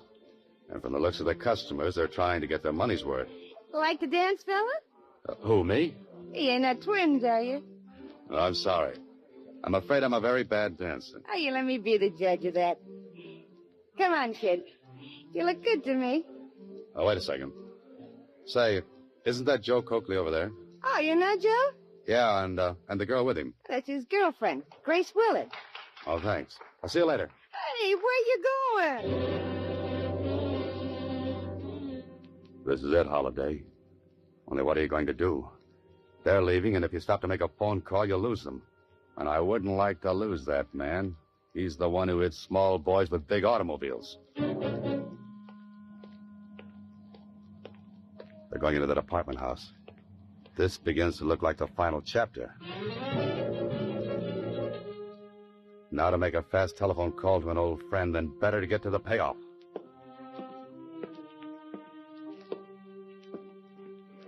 This is a very nice door. You can hear quite distinctly through it.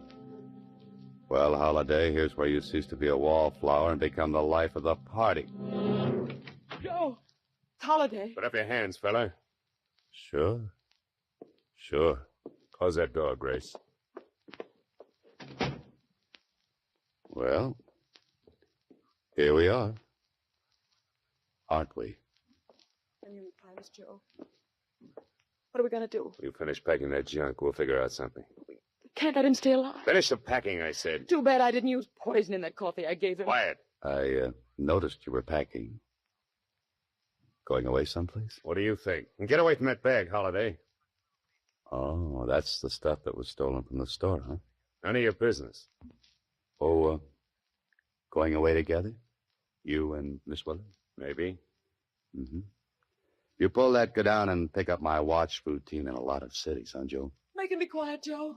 Hey, Joe, who was the girl who worked with you before you met Grace? You know, the one who lived in Cleveland, or was it Chicago? I always forget. Come on, Joe. What happened to her? Shut up, you. What happened to her, Joe? Or the girl before? How do you know there was another girl, Holiday? Well, Miss Willard, you don't think you're the only one, do you? You're crazy. Yeah? Ask him where he was last night. Don't pay any attention to him, Grace. He wasn't with you. Know where he was? How do you know he wasn't with me? The stub of a dance hall ticket I found in the other room. It calls for only one admission. You shut up, I said. Just a minute, Joe. Were you down there last night? Were you dancing with that blonde again? Suppose I was. So what? You got a lot of nerve. You had me set up this whole deal. Had me find John Moran to play sucker for us. Had me frame the business of picking up my watch. I timed it out perfect for you, and what do? You got dancing with a blonde. Grace, be quiet. This fellow's up to something. Me? Now, what would I be up to? What about that other girl he talked about? What happened to her, Joe? Why don't you tell her, Joe? Cut it out, will you? Did she plant stolen jewelry in a sucker's room like I did to Moran? Grace, listen. Yeah, I'm listening. Go on, explain. Holiday, where are you going? Just opening the door. You see, I'd like the district attorney to hear the rest of your explanation, too.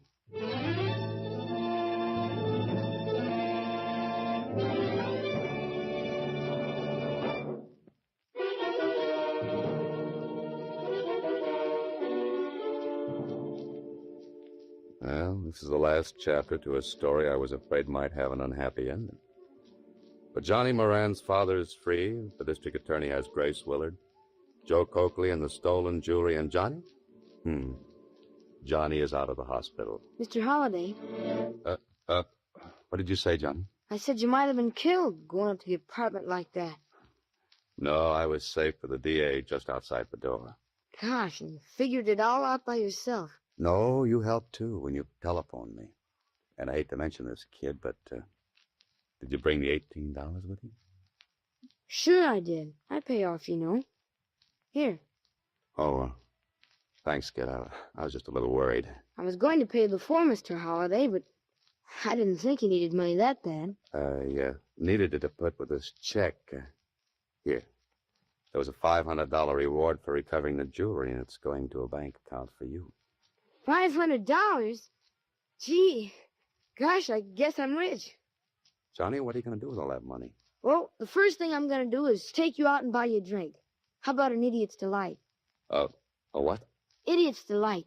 It's got a pint of ice cream, 3 bananas, some oranges, and 7 flavors. Well, Johnny, I don't know. Mr. Holliday, I just heard that Johnny got out of the house. Oh, there you are, Johnny. How do you feel? I feel swell, Susan. I just invited Mr. Holliday out to have a drink. He can't go out, Johnny. He's got some very important work to do. Oh, gee whiz. Thanks a lot, Susie. Thanks? What are you thanking me for? You don't know it, but you've just saved me from a horrible fate. Next week, same time, Alan Ladd stars as Dan Holliday in Box 13.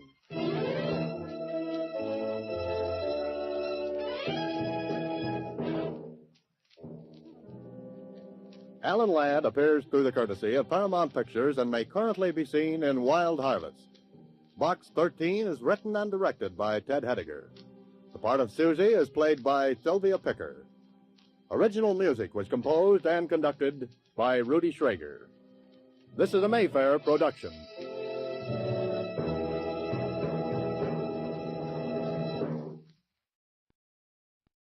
Get this and get it straight.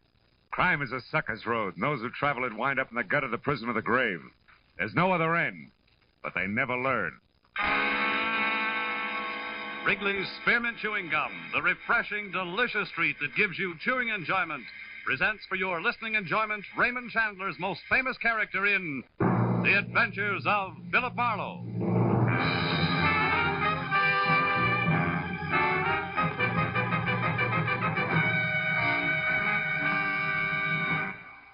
To make every day more enjoyable, treat yourself often to refreshing, delicious Wrigley's Spearmint Chewing Gum. Here's a taste treat you can enjoy indoors, outdoors, at work, or at play. The cool, long-lasting mint flavor refreshes you.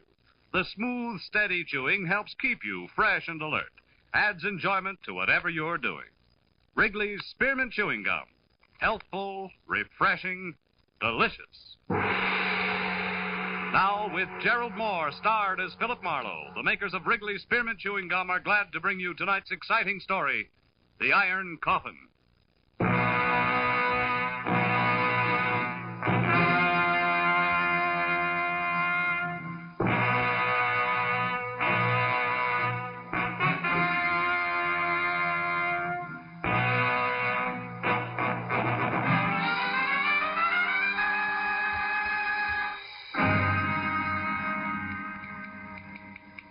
Dear Sir, I wouldn't touch your proposition with someone else's 10-foot pole. Period. Furthermore, Hello? Would you connect me with Mr. Marlowe, please? Philip Marlowe, the private investigator. This is Philip Marlowe. Oh, I'm so glad I caught you. Mr. Marlowe, you've been very highly recommended to me by a very dear friend, and I want to employ your services for a case. All right, who are you? I'm Catherine Newbold. Uh-huh. It's about my daughter, Irene, or more exactly, about her fiancé. I want you to find him for me. He's 26, dark complexioned, about 5 feet 10, and Oh, just a minute, Mrs. Newbold. It's a little early for descriptions. What's the nature of his disappearance? Mr. Marlowe, Yeah. I'm afraid I just can't explain over the phone. I'm at the boys' place now. Would you come over here? It's 4220 and a half Bronx. 4220 and a half, huh? You see, Bennett is lost, and Irene's gone to help him, and she may get lost, too. Well, how do you mean that, Mrs. Newbold? Lost where? Back somewhere in the 16th century.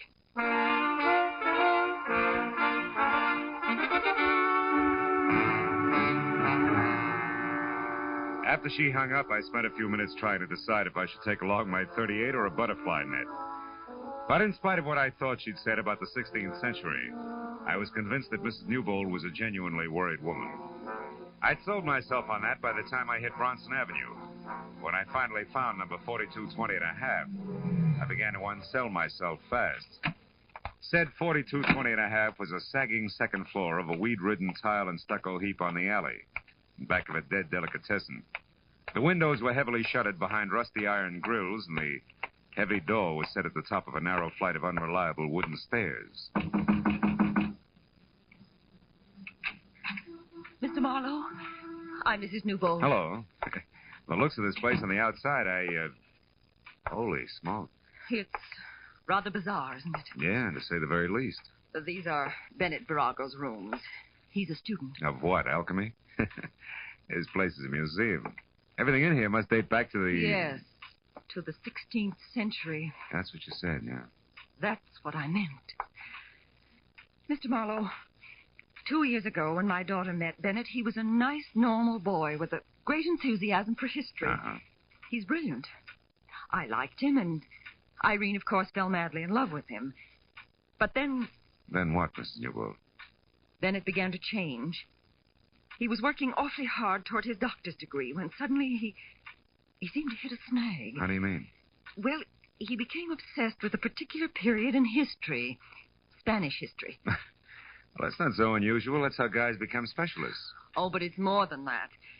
His interest was much more than scholarly. It became a morbid fascination. No? Look at these relics, Mr. Marlowe. Yeah. At first, Bennett only studied them. But in the last year, he began to live with these things exclusively. more and more until he left a month ago. And now, well, I just don't know. You know, my guess is the boy needs a psychiatrist, not a private detective. Where's he now? Well, I'm not sure, but this morning a note came from Irene. It was mailed in Santa Barbara 2 days ago, the day she left. She might be with him. Yeah, but you said you had an idea where they might be. I do. See this book? Yeah. It's a castle. Constructed in the year 1540 by Peter the Cruel of Lerma near the present city of Valdemoro. Seized in 1562 after a violent struggle by the Count of Castile. Dominique Virago. Yes. And look here. I found this old newspaper clipping in that book there. Uh-huh. It's about that very castle.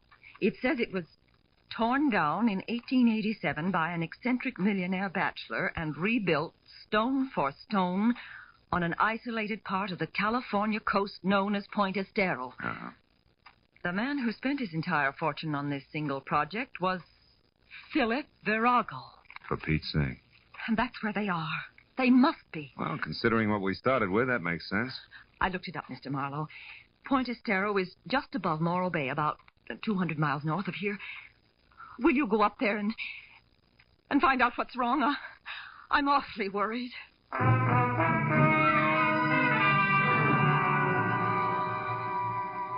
I told her the transplanted castles from Spain were not exactly my cup of tequila. But between the check she handed me and the look in her eyes, I figured a drive along the beach might do me good. Well, I made Santa Barbara by 4, and by 6:30 I was watching the surly Pacific surf hurl itself at the huge granite lump called Morro Rock. Farther north I got, the manner the ocean became. A hulking bank of solid black clouds offshore made a hollow mockery out of daylight savings time. And 20 miles beyond Morro Bay, I had to turn out my lights.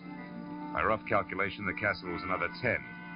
But when 11.7 had turned up on the speedometer without so much as a single battlement in view, I decided to turn my lights back on again and stop for some local advice. My first chance was a combination motor court, restaurant, and mobile gas station. Labeled Summit Light, California, L. Chester Poindexter Prop.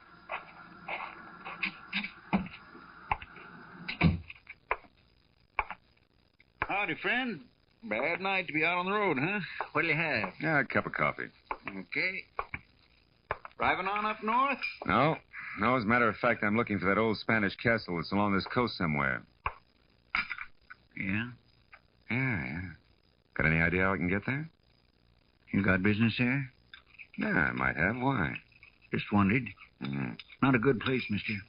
Folks in these parts like to forget it's here. Oh? What's wrong with it? Nothing, maybe.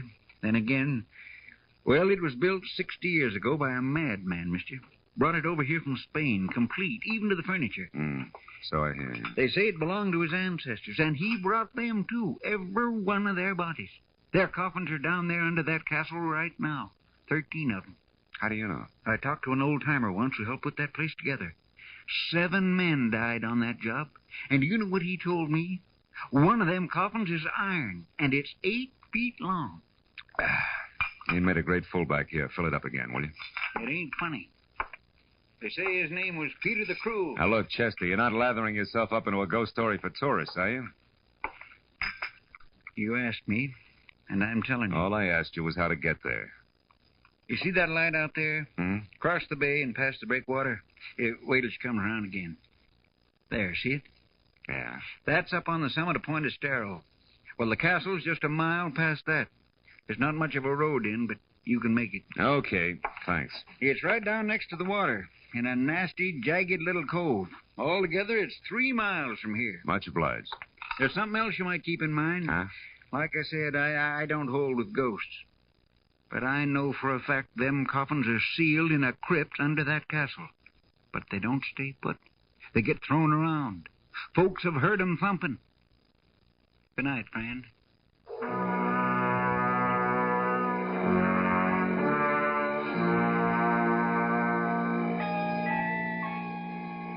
The highway dropped down close to the quiet bay, which was sheltered by the breakwater. And 100 yards out, a white sailboat, its mast pointing straight up at the stars. It made a strange contrast to the pounding surf a mile beyond, where I found the turnoff to the castle. It beat a year's depreciation out of my car in 10 minutes. But finally, at the top of a small rise, I saw it. The Spanish castle. It was a grim, gray mess of crooked walls and twisted towers that crouched on the shore like something that had crawled up from the bottom of the sea. When I pulled to a stop in front of the main gate, I saw there were lights in one of the lower rooms. I started in, and then I saw something else. A girl running down the path toward me. You there, wait. Please, wait. Oh, you've got to help me. Somebody's going to be killed. Killed? In there, in the castle? Yes. Oh, hurry, please. All right, come on. Thank heaven I saw your headlights. I'm glad I found you, Miss Newbold.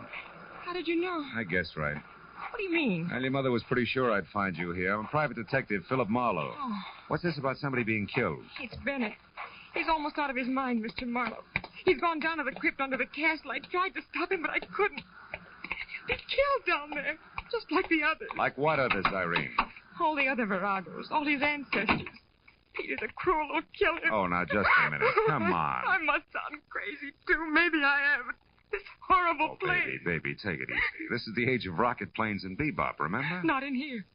Here it's the 16th century. Oh, settle down. Tell me what's really going on. I am. Day before yesterday, I was just as skeptical as you are. That's why I came here. But now, Mr. Marlowe, Bennett Virago is fighting a battle that's been going on for 400 years. A battle with a monster called Peter the Cruel. The one in the oversized iron coffin downstairs? Yes. Come on, baby, show me.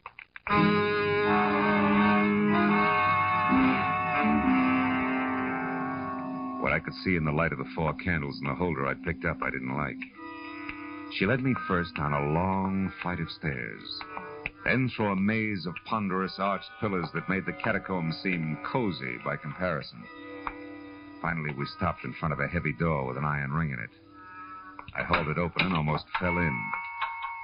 We were at the top of a deep circular room, carved from solid bedrock. Stairs that must have been designed by a reckless mountain goat followed the curving wall down to the bottom. And there, in the light of a torch stuck in a bracket, a man was working frantically over a big trap door set in the center of the floor. It was Bennett Virago. I told Irene to go back upstairs and wait, and then I started down.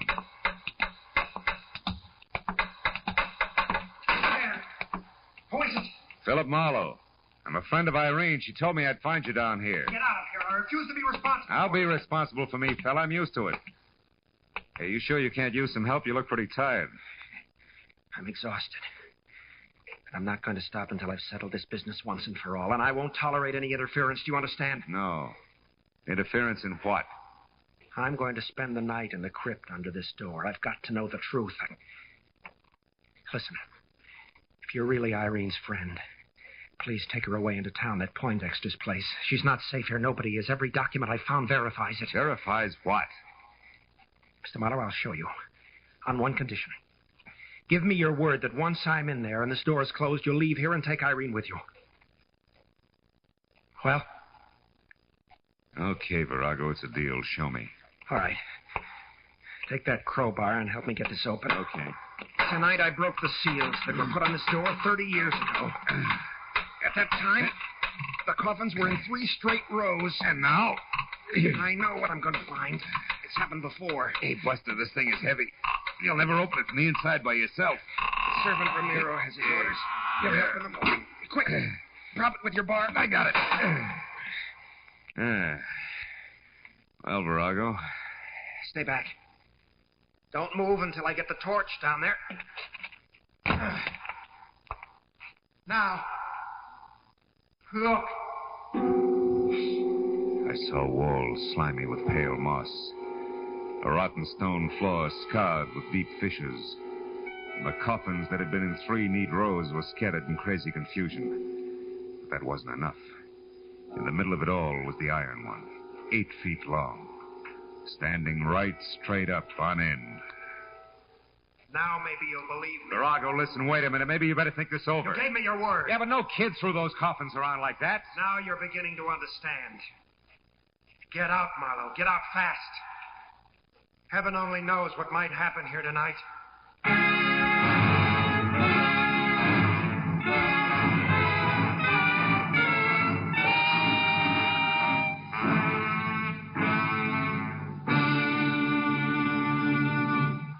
To make every day more enjoyable, treat yourself often to refreshing, delicious Wrigley's Spearmint Chewing Gum. The lively, full-bodied, real mint flavor cools your mouth, moistens your throat, freshens your taste. And the chewing itself gives you a little lift, helps you keep going at your best. So for real chewing enjoyment that's refreshing and long-lasting, always keep Wrigley's Spearmint Chewing Gum handy. Healthful, delicious Wrigley's Spearmint Gum will make every day more enjoyable. Now with our star, Gerald Moore, the second act of Philip Marlowe and tonight's exciting story, The Iron Coffin.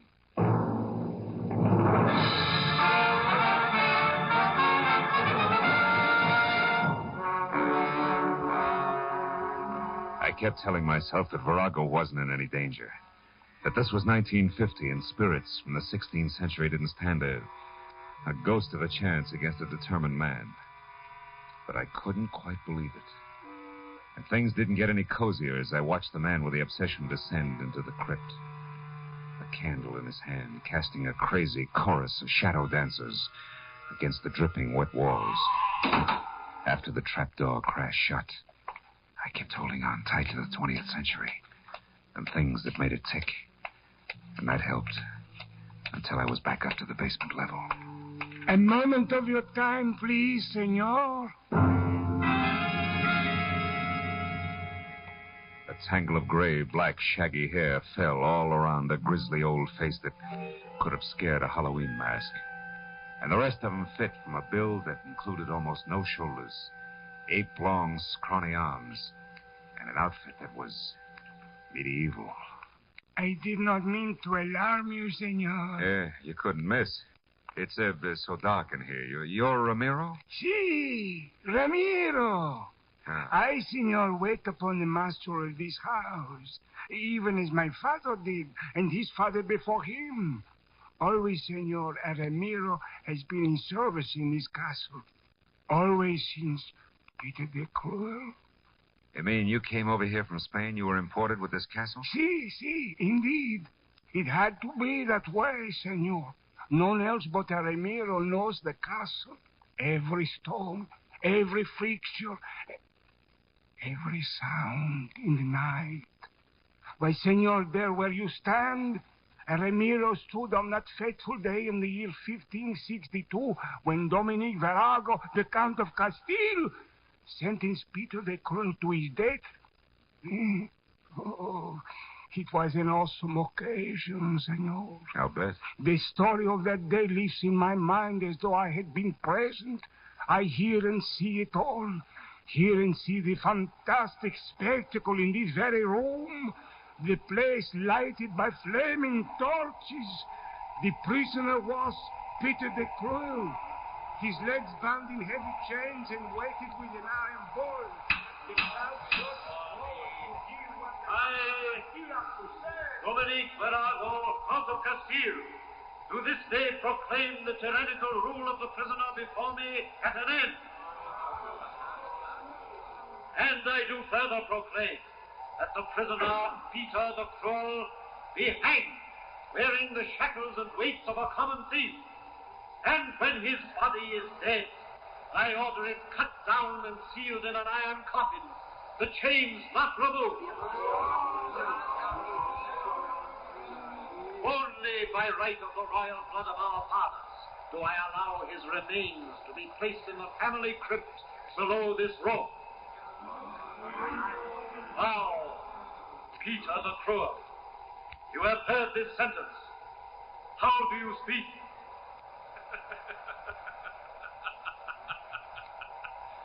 I speak, dear righteous ruler, very plainly.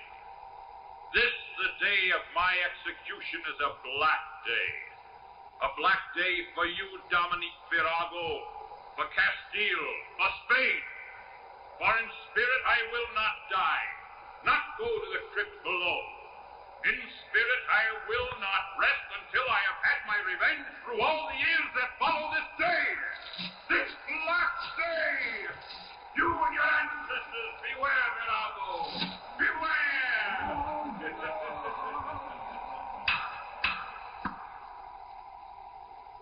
Silence!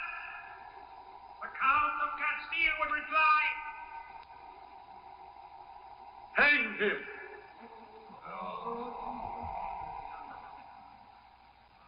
And that, senor, they did. Hanged him and buried him below us. That is why I stopped you here, to warn you. Yes, well, tell me, Ramiro, your ancestors, whose side were they on? The Count or Peter the Cruel? Well? The Ramiro served only one man, senor. The master of the house. Even as I today serve only one man. The master of the house. Mm-hmm. Good night, senor. He glared at me for a long moment with sickly yellow eyes. Then he stepped back and was gone. Well, a few minutes later, I found Irene Newbold and told her what had happened at the crypt and of Virago's wish that she spend the night at Poindexter's place.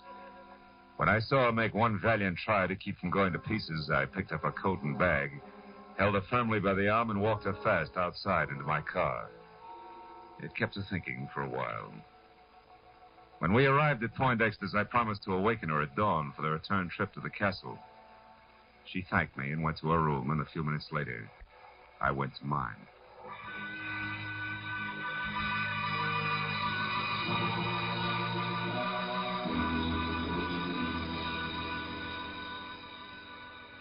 After 3 hours of cigarette-filled sleeplessness had gone by, I slipped outside and watched the summit light that winked at me every third second.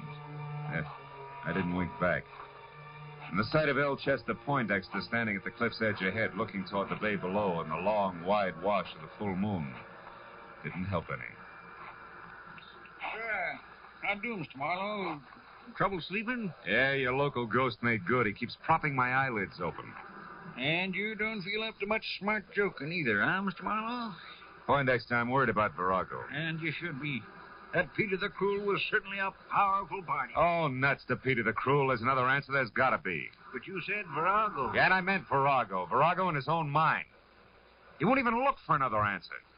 He'll keep fighting ghosts until the boys in the white jackets with court orders call for him. And then there's Irene. Mr. Marlowe, you were saying... Hey, Poindexter, look out there. See out there that boat anchored in the bay? Yeah. That's the same one I saw from the road before, isn't it? The road I took to the castle? Sure.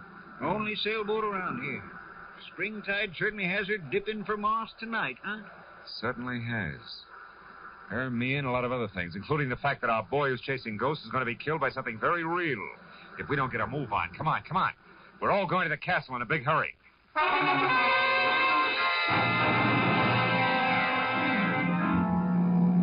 Marlowe, are you sure you're right? I can't believe the answer's that simple. Doesn't matter, Irene. Simple or not, it can still kill.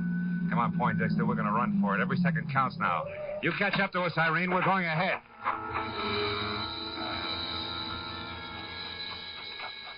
Poindexter followed me as I ran into the castle, and down the stone stairs to the basement and along the passageway that led to the spot above the crypt where I'd first met Marimo.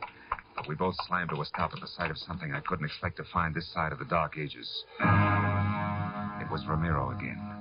Only this time minus his apron and long winter underwear, and plus a head-to-toe black coat of mail with a shiny steel helmet spike on top, tucked underneath his arm. And in one hand, a lantern that swung to and fro with his cackling. In the other, a long sword, vintage Lady of the Lake. Back, senor. Senor, they're fighting down there in the crypt. Virago, the last of the Viragos, and Peter the Cruel. Peter who is to have his revenge. Get out of the way, Ramiro. Come on, Poindexter. We got to get this door open. No, stop. Get lost. I'll point. Are we in time? Is Bennett all right? I don't know yet. Watch that jerk in the fancy dress. If he gets up, yell. Come on, Poindexter. We got to get this door open. Come on. Let's have it. It's coming. Look, the crypt is filled with water, just like you said. Help me. Oh, Bennett, thank heaven you're all right. Virago, here. Take my hand. Reach for it. There we are. Couldn't have lasted another minute. The water came through the cracks in the floor. And the coffins. They floated. That's right.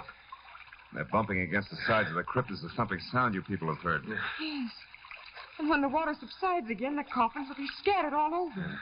Oh, Bennett, darling, you see, it's no angry spirit. Yes, but But why the water, Mr. Marlowe, and why does Peter the Cruel's coffin always stand on end upright? Where does the water come from? The sea. There's an unusually high tide tonight. Spring tide, they call it. Right, Poindexter? Right. Happens when the sun and the moon are in either direct conjunction or opposition. You see, the castle's so close to the ocean and the crypt so deep that the water seeps in as the tide rises. Oh, I see. And as for Peter the Cruel, he settles upright because the old boy was buried in his coffin with his bondage chain still wrapped around his feet, according to legend. Ask Ramiro there. I'll be glad to tell you all about it. Senor, it is more than legend. It is true. True, sir, that no... Oh, shut up, Ramiro. Had enough of you and your stories. Mr. Marlowe, how did you know? I mean... He means, what got you here in time? How did you think of the spring tide, Mr. Marlowe? Well, it was a sailboat anchored in the bay, Irene. You know, when I first saw it, its mast pointed straight up at the stars. When I saw it again, hours later, it was dipped forward sharply because the anchor chain had been pulled tight by the rising tide. Well, that gave me the hunch I needed. The hunch we needed, Mr. Marlowe. Thanks a lot. I'm glad to be out of the 16th century, and you know something? What? I think I'll stay out.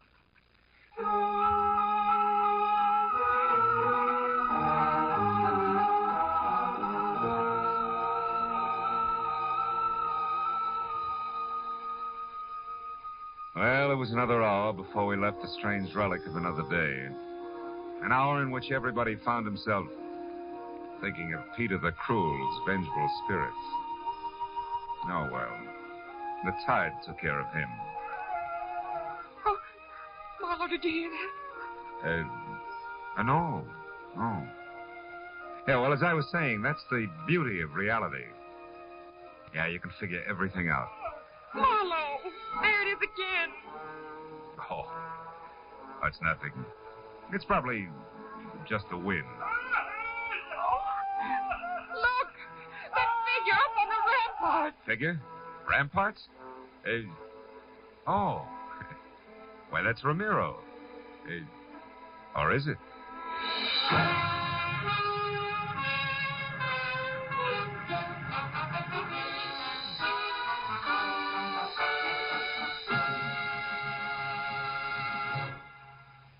Remember, friends, to make every day more enjoyable, treat yourself often to refreshing, delicious Wrigley's Spearmint Chewing Gum. There's lots of cooling, real mint flavor in every stick. And chewing Wrigley's Spearmint helps keep you feeling fresh and alert. You feel better, work better, get more fun out of doing things. So indoors, outdoors, wherever you go, keep some healthful, refreshing Wrigley's Spearmint Chewing Gum handy. To make every day more enjoyable, treat yourself often to delicious Wrigley's Spearmint Chewing Gum.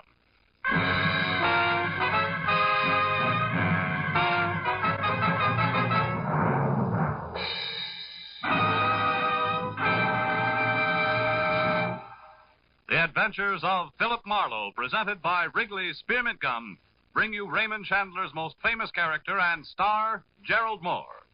Philip Marlowe is produced and directed by Norman MacDonald and written for radio by Robert Mitchell and Gene Levitt. Featured in the cast were Irene Tedrow, Lillian Bayek, David Ellis, Jay Novello, Farley Bear, Barney Phillips, and Edgar Barrier. The special music is composed and conducted by Richard Arant. The makers of Wrigley's Spearmint Chewing Gum hope you've enjoyed tonight's adventure of Philip Marlowe and that you're enjoying Wrigley's Spearmint Gum every day.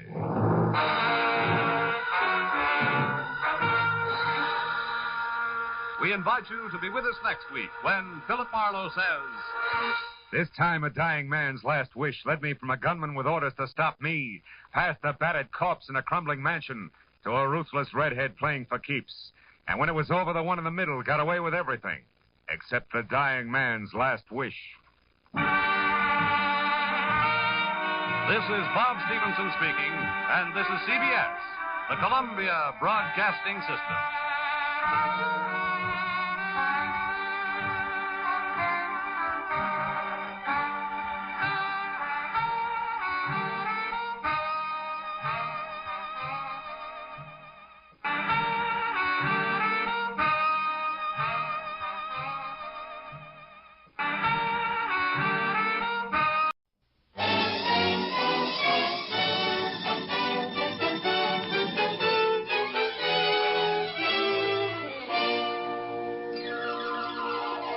The F.W. Fitch Company, makers of those fine Fitch products, presents Dick Powell as Private Investigator Richard Rogue in Rogue's Gallery.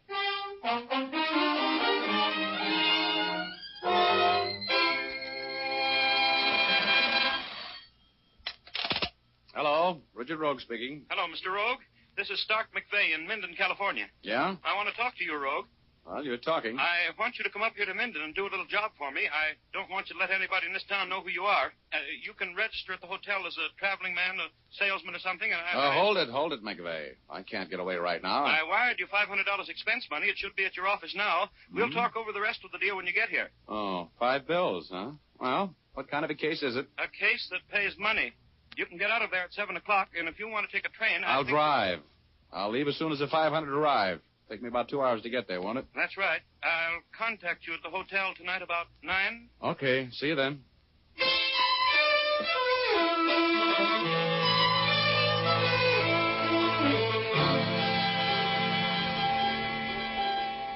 Hey, boy, get me a paper, will you, please? Carry your bag, sir? Oh, yeah, I want to check in. Here. Thanks. Hey, clerk. Yes? You got a room? Well, I don't No, know. I didn't ask the price, did I? I'll take anything from a broom closet to the bridal suite. Here, buy yourself a box of cigars to smoke while you're thinking it over. Oh, thank you, sir. If you'll just register, I think we can take care of you. Thanks. Have my bag sent up, will you? I'll pick up my key in a minute. Hey, Sonny, got an evening paper? Yes, sir, but all the news isn't in that paper, mister. Believe me. What do you mean? There was a murder in town tonight. Just a little while ago, as a matter of fact. A man was shot. Killed. Dead. All that? Well, Minden is an enterprising community. Who got the business? A fellow by the name of Stark McVeigh.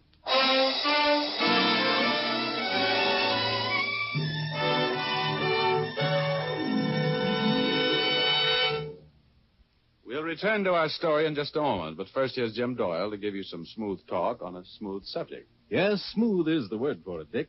That describes Fitch's No Brush shaving cream to a T. For it has a rich, creamy consistency that spreads over your face like a cool April breeze. There's nothing heavy or greasy about Fitch's No Brush, yet it does a man-sized job when it comes to wilting a tough beard. You see, Fitch's No Brush is a blend of 3 important shaving ingredients.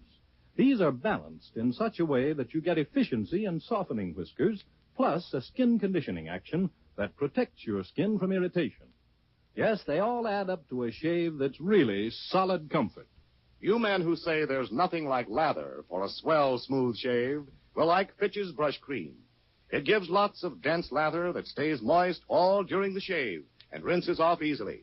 It, too, contains the special skin conditioner for sensitive skins. Both Fitch's Brush and Fitch's No Brush shaving cream come in handy jars, big 25 and 50-cent sizes.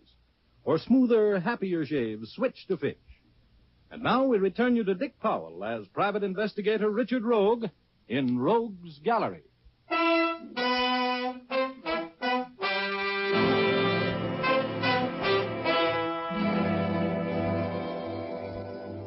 Well, this case looked like it was officially over before it started.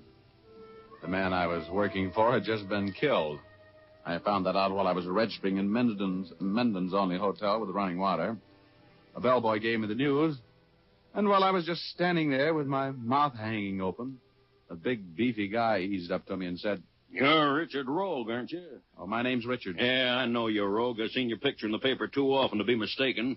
I want to talk to you." "Why?" "Because I'm chief of police in this town." Oh, well, you just want to have a social talk, huh?" "Yeah, about a murder. Come on, Rogue, let's retire to the bar and play questions and answers." "What about?" "About what you're doing in town, among other things. Come on, get moving, big shot."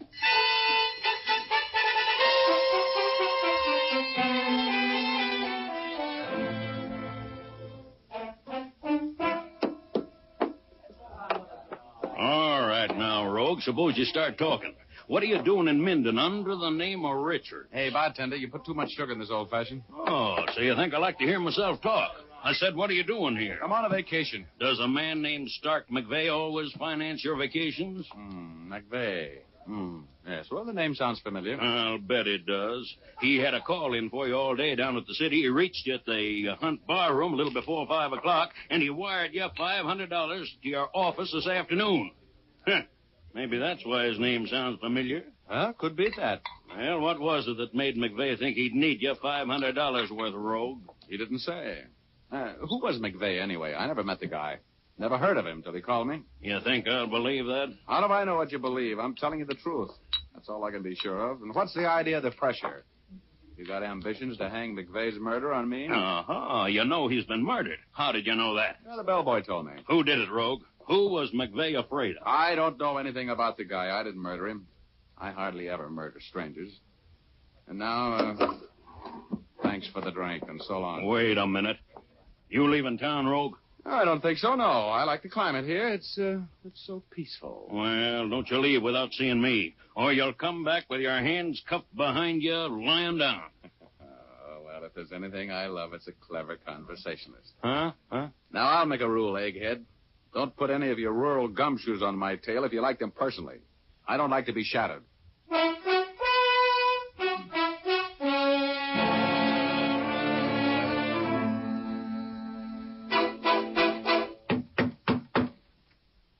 Come in. Here's your ice water, Mr. Rogue. The name is Richard. Skip it. I heard you talking to Chief Reese. I know who you were anyway. Oh, well, you're a smart lad, huh?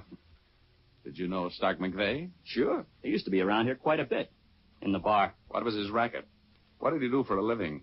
How long had he been living here in Minden? Nobody knows where he made his money. He didn't work since he moved here about 2 years ago. Retired, I guess. That's what everybody thought. Always seemed to have plenty of money. Oh, he did, huh? Well, who were his friends? Was he married? Look, if I'm going to answer all of those questions, I want to work on the case with you. You need somebody who knows the town. Now, I'm an ex-GI. I work with intelligence. I can be a big help to you. Okay. Okay, you're working. Now, was McVeigh married? No. Didn't run around with women much either. I mean, here. Some blonde came down to see him once in a while. Drove a Cadillac convertible. Looked like a movie star. Did McVeigh make many trips? Was he out of town much? He traveled quite a bit. Did he have any enemies in town? Nobody knew him well enough to hate him.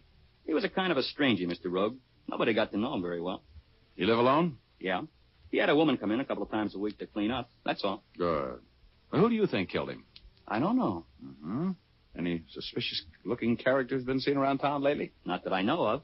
But they could have been here without me knowing it. Okay. Hey, what's your name? Buzz Walters. What time are you off duty? About an hour, 9 o'clock. Good, I'll see you then. In the lobby, right? Yeah. What are you going to do now? Oh, I'm going out to the house, McVeigh's house, and take a look around. You know where it is? I'll find it. See you at 9.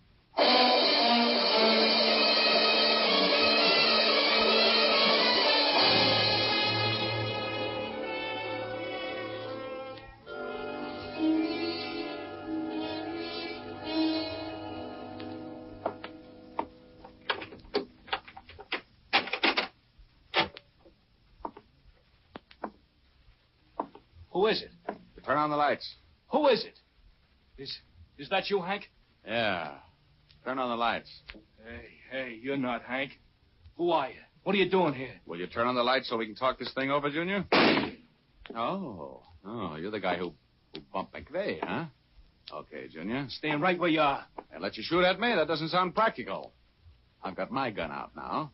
How about taking another shot so I can spot you? Who are you? The law? Oh! Okay, Junior.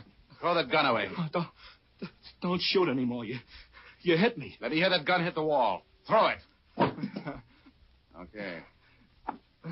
Now, maybe we can talk. Keep your hands down to your sides. Look, I'm shot. I'm bleeding. You gotta do something for me. Later. First, Junior, you're going to answer some questions. Hey. Did I startle you? Huh? Just hold that pose. Who is this guy, Shorty? I don't know. He came in here and I thought it was you. I took a shot at him but he got me. Yeah, I see. Well? You better get somebody to take care of your friend here. He's got a bad chest Don't wound. let that worry you. You're gonna have worse before long. And we'll start you out like this.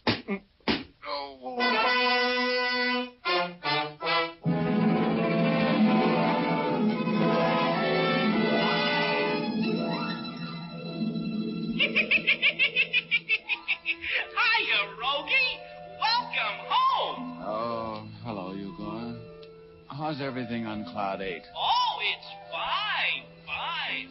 Say, Rogie, I missed you last week. Oh, yeah. I had the flu. Yeah, didn't Dennis O'Keefe come up to see you? Nah, not that Irishman. He doesn't use his head the way you do, Rogie. Say, who did it this time? I don't know. But I'm going to get him. If it's the last thing I do. Oh, you better hurry back downstairs then. You're getting further away every minute. Huh? What do you mean? You got a surprise coming, Rogie. You're a side door tourist right now. Huh? Oh, well, that settles it. I'm going over the side. So long, Igor. So long, Rogie.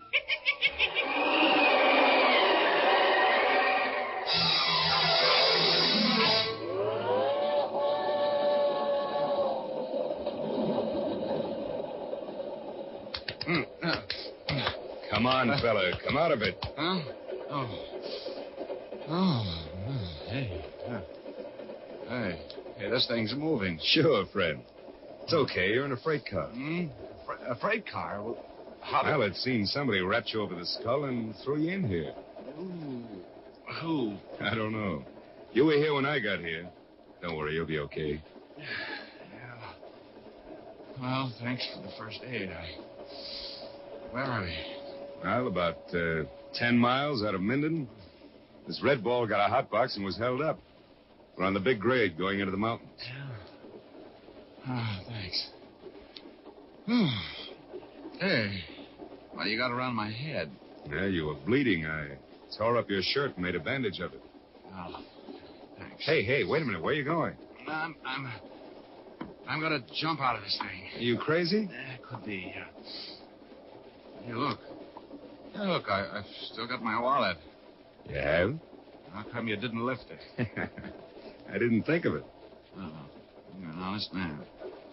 Yeah, here's a 20. Thanks. Okay. Well, here goes nothing. So long.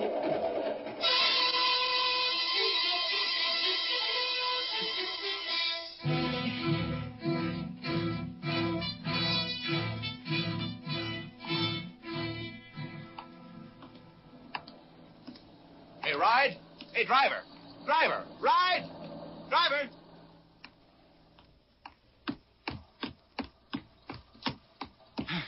You going into Minden? Yeah. What happened to you? Well, I was knocked out and robbed and left on the road. I got to get back to Minden to report it to the cops. Okay, buddy. I wouldn't leave anybody out. But I got a revolver here and don't try any funny stuff. Huh. Well, me? Oh, I don't want to try anything. I just want to get back to Minden. I'll take you into Minden. Get in. Thanks.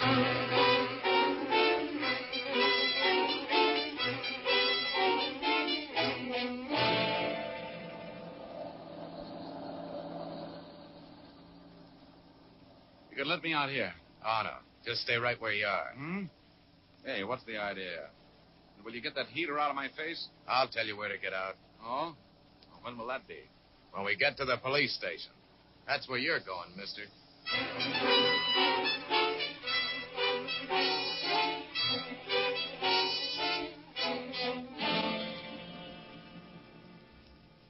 So I brought him in here to the police station, Chief. He looks suspicious to me. Yeah, nice work, Mr. Pollard. We'll take care of him, thanks. I hope I did the right thing. Yeah, you sure did. Thanks for the ride, Mr. Pollard. Goodbye. You just go right ahead, Pollard. I'll see you later. Oh, Chief. Huh? There's no reward, is there? No. So long. Oh, so long. Well, I see you're back, Rogue. I told you you'd get in trouble nosing around this town. Now, you gonna talk? Well, I haven't much to say, Reese. I went out to McVeigh's house. The door was open. I walked in. Some guy took a shot at me. I shot back. Got him, and while I was trying to find out what it was all about, another guy sneaked up behind me and bent a rod over my head. I woke up in a freight train 10 miles out of town. This Pollard gave me a ride in, and that's the end of the story. Well, how do you figure it? I don't know. But I want to get back out to that house. You coming with me? Well, what do you expect to find out there? We combed the house from one end to the other. Well, there's something going on in your charming little town that needs taken care of, Chief. And how come you don't have men at that house? There was a murder there a few hours ago. Now, don't you tell me my business, Rogue. Something smells. Come on. Let's get out to McVeigh's house. I want to do a little combing myself. Now, you'd better stay in line, Rogue. After all, I'm the chief here, and Yeah. I've read your star. I don't know whether you're a dumb chief or a smart operator. But we're going to McVeigh's house, and we're going to tear it to pieces until I get a lead. Now, come on.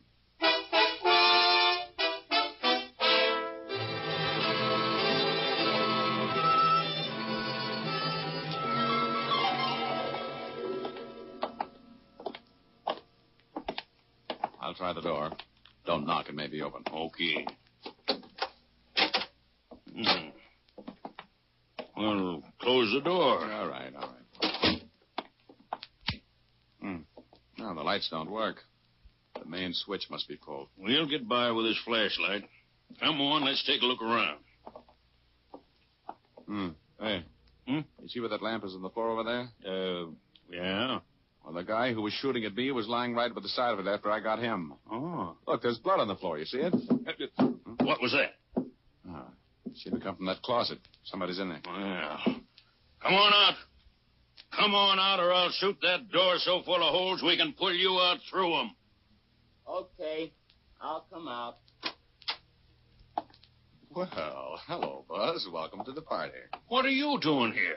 Well, Mr. Rogue told me he was coming out here, and he was supposed to be back to meet me in the lobby at 9 o'clock. He didn't come back, so I decided I'd run out here and look for him. You got here a little late, Buzz. Oh, no, I didn't. Well, I was a little late to do you any good, but I saw plenty. I saw them walking around in Wait a minute. What do you mean, them? 2 men and a girl. The blonde girl that used to come here to see Mr. McVeigh. Oh, you mean she was here? Yep. I hid outside of the window and watched them. They were carrying stuff up from the basement. That is, the girl and this man were, and putting it in the car. Buzz, did you hear them talk? Did the girl mention his name? No, she just called him sweetheart or honey or something like that. There was something funny about the other guy. What?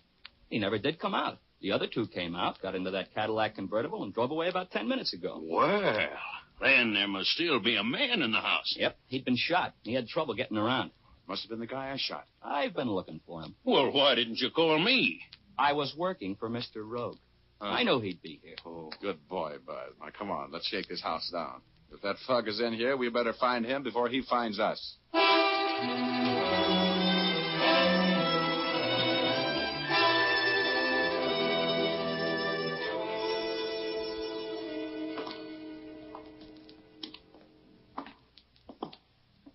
Wow, this is the best-kept basement I ever saw in a bachelor's house, Buzz. How about it? It's sure clean. Hey, look, there are a few muddy footsteps going this way. They're going both ways, Mr. Rogue. Yeah, right over here and then back out. That's funny. They walk right up to this blank wall and then back again. Maybe the stuff they were carrying out of the basement was stacked up against the wall. I doubt it. Hey, there's nobody up here. Shook down every room, every closet up here. There's nobody. Well, we're even. There's nobody down here either. I tell you, that guy they called Shorty never came out of the house. I was watching and I know he didn't. Hey, you're imagining things, kid.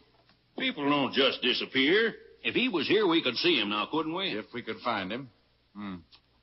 I've got an idea. Yeah?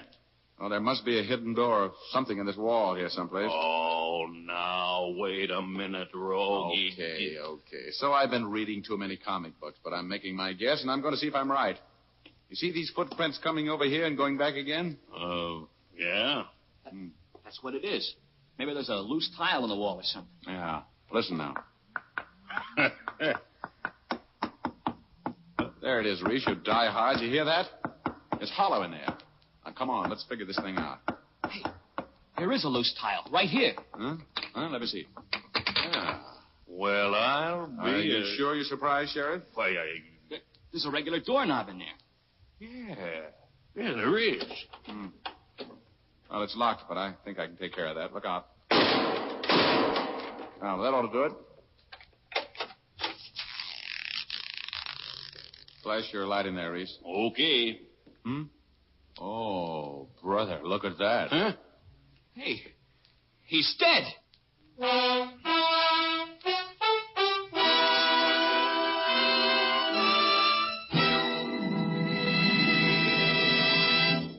We'll return to our story in just a moment. But now I'd like to ask the ladies a question.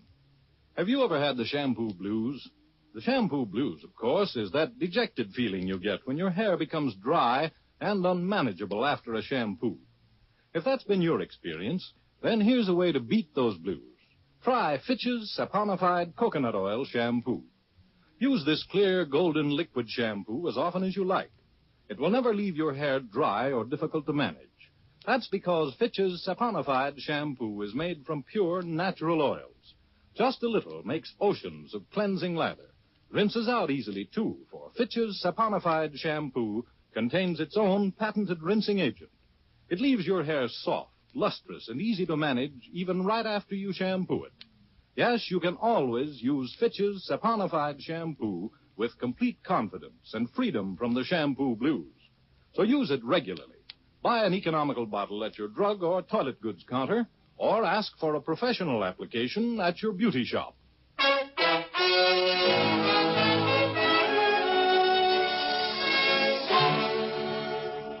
And now we return to Dick Powell as Private Investigator Richard Rogue in Rogue's Gallery.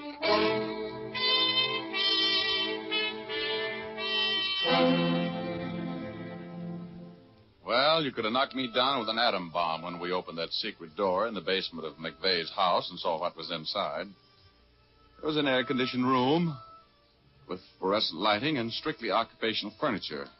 And sitting at the table in the swivel chair was the body of the man named Shorty.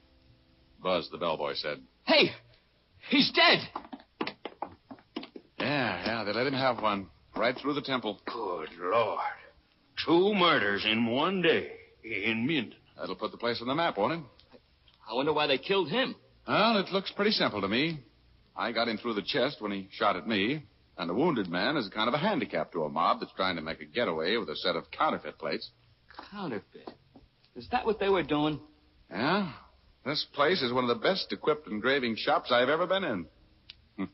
You knew that right away, didn't you, Reese? Oh, sure. Right there. That's what McVeigh's racket was, huh? Yeah. Come on, let's take a look around. Here. Looky here. What did you find? Exhibit A. A whole stack of $10 bills. Let me see. Yeah. All with the same serial numbers. Oh, there's phonies, the coarse girl's accent. Well, Reese, let's get back to town and get some post-mortem fingerprints off your late pal, McVeigh.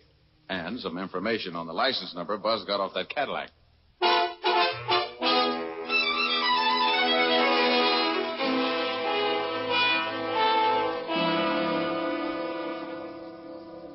Do you think we'll get him, Mr. Rogue? Oh, we're a lead pipe cinch, Buzz. You know, if you hadn't been sharp enough to jot down that license number, we'd have been out of luck. Even Reese can trace that. Yeah, think it could use a guy like me. Regular, Mr. Rogue? Oh, well, I'm sorry, kid. I'm a lone wolf. But you'll make some dough out of this case. You can bet your shirt there's a reward out for this mob, and we'll split it. Oh. You know, Junior, if you hadn't been around that house and seen those 2 drive away without Shorty, this crime may have never been solved. That's right, I guess. Nobody would ever have looked for the secret room. You know, I've always wanted to be a detective. Well, Rogie, the Department of Motor Vehicles says this is the address that car's registered to. Miss Sylvia Adams, 1924 Euclid Avenue in Los Angeles. Well, that makes it my meat, Reese. Oh, yeah. Come on, Buzz. You want to drive to L.A. with me? Sure, Mr. Rogue. I want to be in at the kill on this case.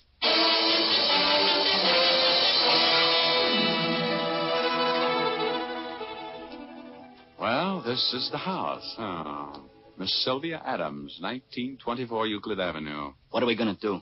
Well, first you go see if the car's in the garage while I take a look around. Okay. Hey, Buzz. Come here. Wait a minute. Yeah? Hey, look in that window out there. That man. He's the one who knocked me out.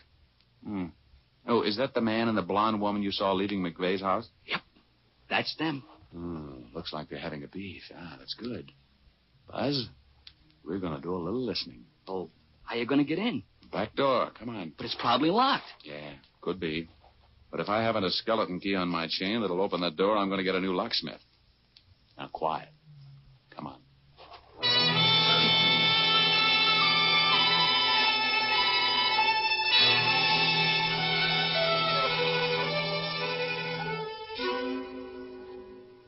You didn't have to kill them both, Hank. You're a trigger-happy fool. Will you stop harping on that? They're dead. That's all there is to it. We're rid of them, and we got the counterfeit plates. We got no more troubles, baby. From now on, it's you and me. It is? What do you mean? Just that I don't have to put up with you anymore either. One word out of me and the cops will put you under the jail, Hank. That's what they do with killers, you know? I don't like you. I never did like you. But you're going to keep me in money and minks and everything I want as long as I live. Killer. That may not be long, you little double-crossing. Hank, put that gun away. Hank, no. So you were going to double-cross me. Hank, no. So all that sweet talk was just an act. No. Well, here's my act, baby. Next one, touch your eye, Hank. Drop the gun. Pick it up, Buzz. Yeah. Who are you? Well, now, that's not very flattering. I'm Richard Rogue. But we'll talk about that later, lovely. Right now, get up against that wall, both of you. Start singing and make the lyrics cover a couple of murders. Come on, sing!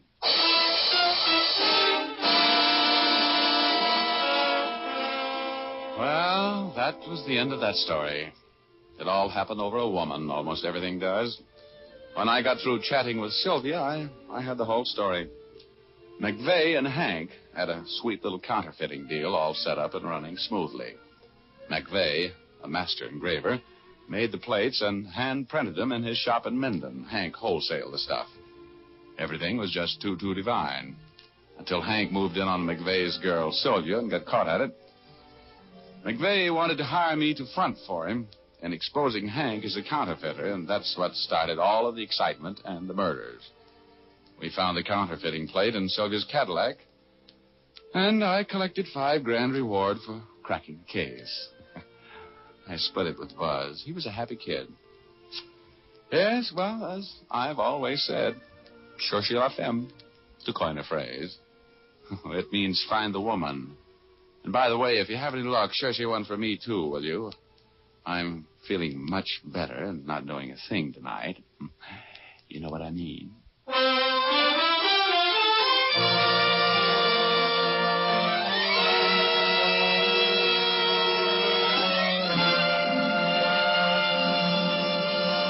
This is Dick Powell again, ladies and gentlemen. I hope you enjoyed our story tonight. Ray Buffum wrote it.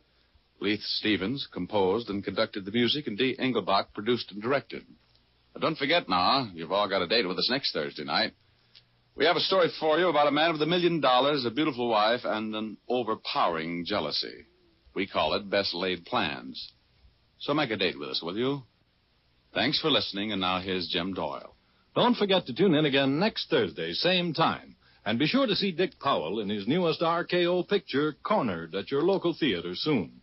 And remember, tune in again next Thursday, same time, same station, when you will again hear Dick Powell as Richard Rogue in Rogue's Gallery.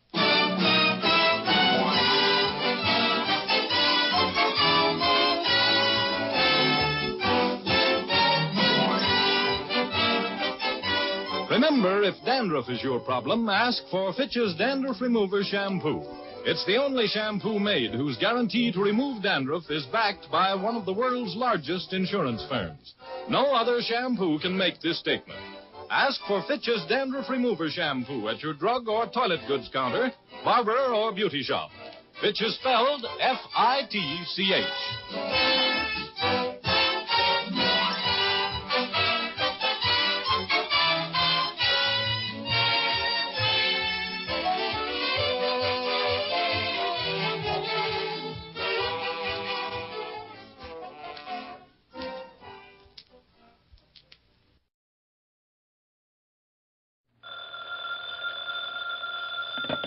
Hello? Yes, this is the Falcon speaking. Oh, Thelma. Well, I'm glad you called, but tonight is out, Angel. A girl is trying to break off with her boyfriend, but he loves her too much to let her go. And it's up to me to see he doesn't love her to death.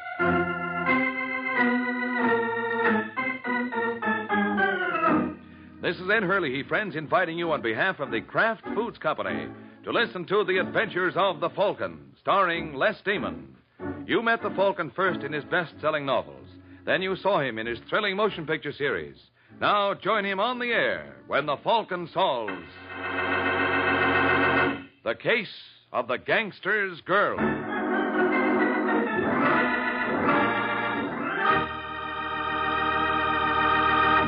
Before we join the Falcon in his latest adventure, I'd like to tell you folks about Kraft's golden cheese food, Velveeta. Velveeta is such good eating. Just taste that grand, rich, yet mild cheddar cheese flavor. And Velveeta is so good for you. It's rich in important food values from milk itself. For swell-tasting snacks, for good, hearty sandwiches, for thrifty, easy, hot dishes, it's smart to keep stocked with Velveeta. Get it tomorrow in the handy quarter-pound package or in the economical 2-pound loaf. The cheese food of top quality. Velveeta is made only by Kraft.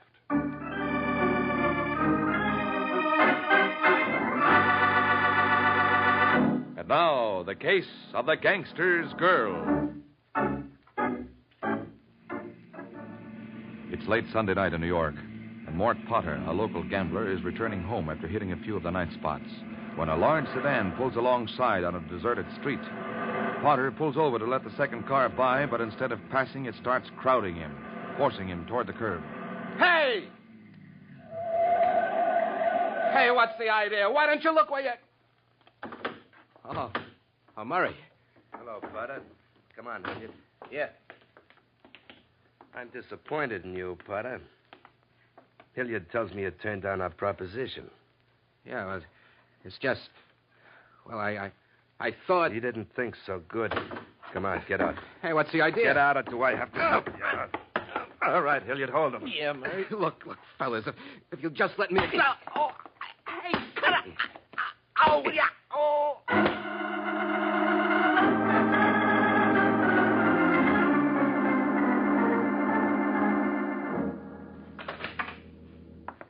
Murray, don't you believe in knocking? You want privacy, keep your door locked. I thought it was. Well, you should be more careful, Sue. Well, where do you think you're going? Little trip? Looks more like a big trip. You've cleaned the closet. If I want to go away... From me? You wouldn't do that, baby doll. I saw the paper. That man has 3 broken ribs. What man? You know what man. Everybody knows you did it. Baby doll, don't take everything so serious. 3 broken ribs are serious. Are they your ribs? You said easy money. Well, I didn't like it from the start. But you insisted, what's the harm? Well, when you start beating up people, that's harm. Next, it'll be killing. Or maybe that's happened already, too. Now, look, I don't want to talk about it. You're staying here, understand? No, Murray. I said you're staying here. Now start unpacking. No. Start unpacking. Now, hurry up. Wanting to go away. You don't know how lucky you are, baby doll. I'm going to be big in this town. Real big. I liked you when you weren't going to be big. Now, don't talk dumb. And quit your bawling. We're doing the town tonight. I don't want your eyes all red. Why can't you leave me alone? Sometimes I ask myself that. I just can't, that's all. You know, you ought to be flattered. As soon as Hilliard told me you'd been over to the airline ticket office, I'd come right over. Oh, Hilliard. How did he know? He keeps his eyes open. Have you got him spying on me? He just likes to look after my interests, that's all. He just likes to make trouble, that's all. Oh, he's okay. Like a rattlesnake, he's okay. And one of these days, he'll make trouble for you, too. Don't make me laugh. You'll see. Things aren't bad enough. You have to have worms around. All right. You don't like him? I'll can him. Anything for you, baby. Yeah, except getting out of the whole dirty business. Except that. Or letting me out. Oh, you don't want out, baby doll. Not if it means leaving me. Now, come on, honey. Get those bags unpacked.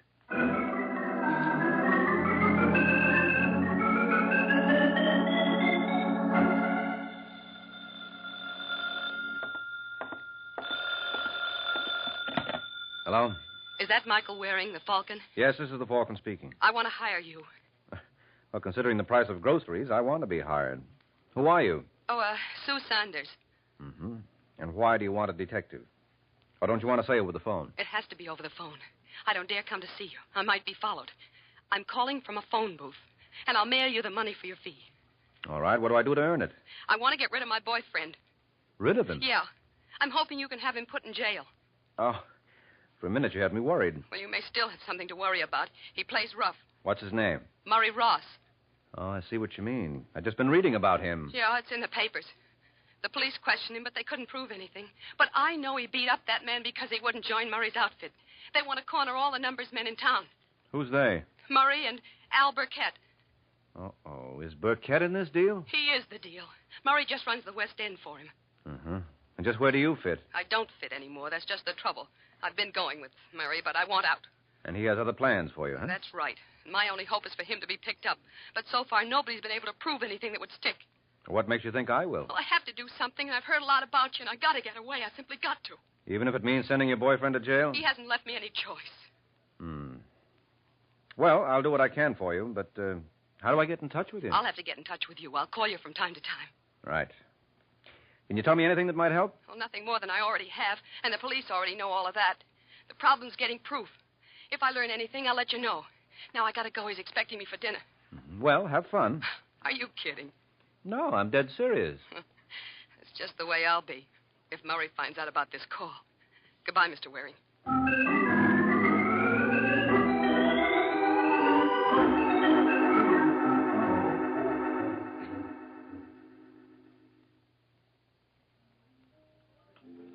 Come on, baby doll. Let's have a smile. I'm trying, Murray. Oh, you shouldn't have to try.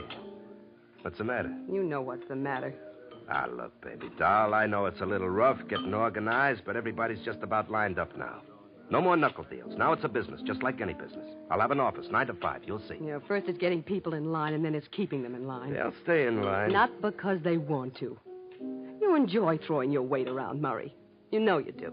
You like people to be afraid of you. Makes you feel important. You have to pretend to be a big shot because you know you're just Burkett's errand boy. Well, yeah. Look out, you'll knock over the champagne. Just Burkett's errand boy, huh?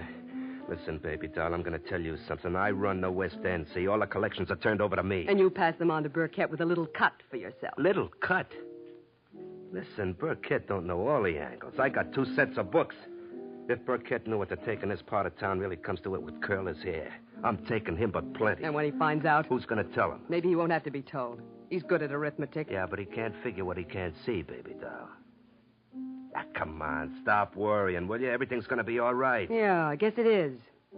Just depends upon what you call all right.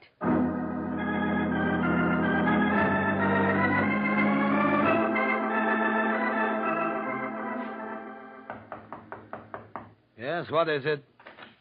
Murray Ross is here to see you, Mr. Burkett. Oh, good. I've been waiting. Send him in. Yeah. Okay, go on in. Right. Hello, Burkett. I understand you wanted to see me. Yes, I like to check up from time to time. You know how it is. Sit down. Cigarette? No, thanks. How's Sue? Baby... Oh, she's all right. That's good. Anything special you wanted to see me about? As a matter of fact, yes. There is. Shoot. Don't give me ideas. Huh? Do you take me for a fool, Murray? I don't know what you mean. I think you do. But just so there won't be any question, I'll lay it on the line. Cards on the table. To put it bluntly, Murray, you've been holding out on me, shortchanging me. What? Who told you? Never mind. I have sources of information. Well, your sources are talking through their hat. Perhaps. Won't take long to check. Want to see the books? Which set? You got the wrong idea. I think not, but as I said, I'll check. But not books. There are other methods, more reliable. Okay, you'll find out. I'm sure I will, my boy. And while I'm working on it, you'll stay here where I can keep an eye on you. Here? Yes, house guest. The boys will see you're comfortable. What's the matter? Oh, nothing. You're too warm? I see you're perspiring. Shall I open a window? I'm getting out of here. What? Going somewhere, mister? Well, Close the door. Yeah. All right, now come back here and sit down, boy. We've got to finish our conversation. What are you going to do? Ah, yes. What am I going to do? Let's discuss that, shall we?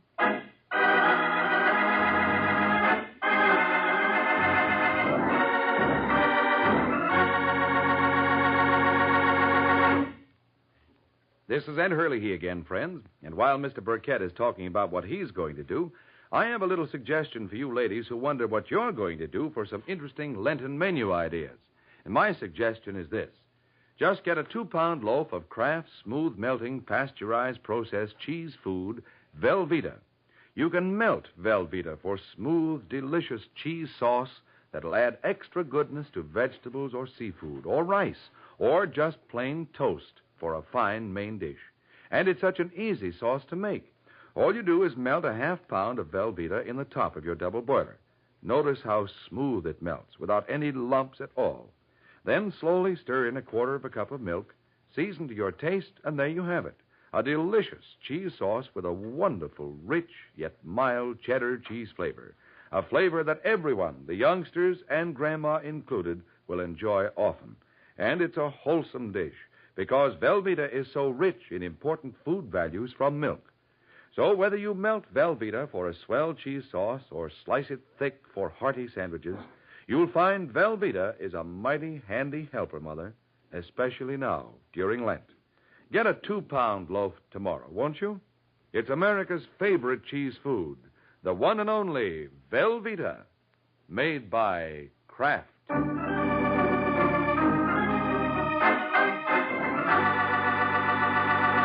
Now, back to the adventures of the Falcon. It's a couple of hours since Al Burkett revealed he knew about Murray's double dealing. And now there's a knock at the door of Sue Sanders' apartment. Sue goes to the door, opens it, and finds herself facing Murray. Hello, baby doll. Surprised to see me? No. Should I be? Look out, I'm coming in. All right. Why are you locking the door? I've just come from Burkett. Oh? He knows about the finagling. How'd he find out? How'd he find out? That's Rich. Well, he let you go. Yeah, he let me go. Says I can still be useful, but now he's going to keep his eye on me. Won't that be real cozy? Somebody's going to pay for this, baby doll. Well, you don't think that Somebody tipped Burkett. He didn't have proof, but he knew about the deal. Well, if he didn't have the He proof... could always get proof once he was wise, so I had to come across. Come here, baby doll. What do you want? I just want you to come here. Murray. Why did you tip I Burkett? didn't. Not much you didn't. I tell you, and right away, Burkett knows all You about can't believe me. Yeah? Ouch, Murray, don't. You little double I crosser. didn't tell him, I swear it. Then who did? How about Hilliard? Hilliard, huh? Why should he? I told you he was dangerous. He spied on me for you, well, he'll spy on you for Burkett. Getting good with the big boys, that's his motto. Maybe. That must be it. Hilliard would sell out his own brother if it would help him get ahead. Well, we'll see, baby doll. We'll see.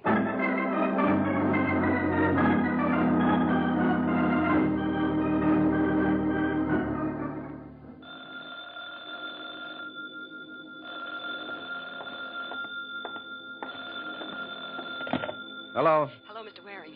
This is Sue Sanders. Have you found out anything for me? I'm working on it. I've got a phony deal cooked up. If I can get Murray to go for it, I may be able to hook him. Well, I hope you can work fast. He thinks I've double-crossed him. Does he know about me? No, it's something else. All right, I'll put on the heat. But I think I'd better try the act out on Hilliard first. Hilliard? Yeah, I have an idea he's more gullible than Murray. If I can sell him, Murray's a cinch. Well, anything you think best, only hurry.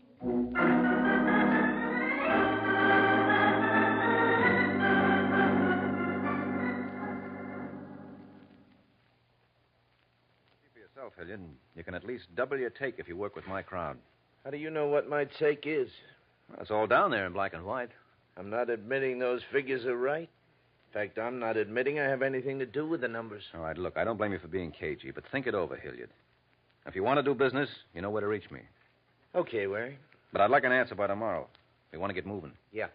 And if I were you, I wouldn't mention this to anyone. You think I'm crazy? It's always a possibility. Well, now I've got... Look out, Hilliard, the window!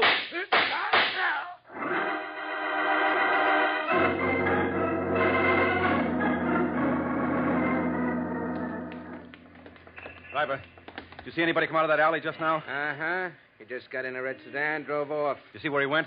Turned right at the corner. All right, let's see if we can catch him. Okay. Hey, what's it all about? Did you hear those shots? Shots? I thought it was backfire. Backfire never killed anybody.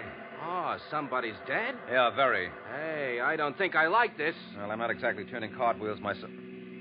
You said red sedan. Is that it up ahead? Yeah, could be. All right, step on it. Yeah.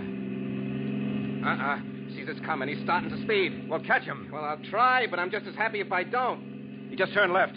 Yeah, I see. Hang on. Here we go. Yeah, there he is. Yeah.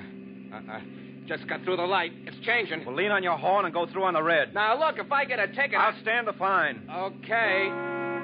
Do you stand the hospital bills, too? Yes, and the funeral expenses. Just keep going. Yeah, you say the nicest thing. He's taking another turn. Yeah. Hey, he'll never make it at that speed. I told you he's going to crash.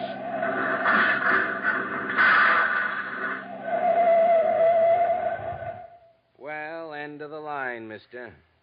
Certainly looks like it for him.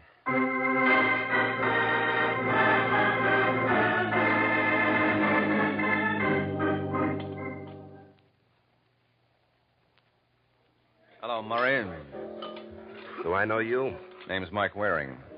Oh, the Falcon. You see, you do know me. Of you. What do you want? Well, I got a proposition you might be interested in. No, thanks.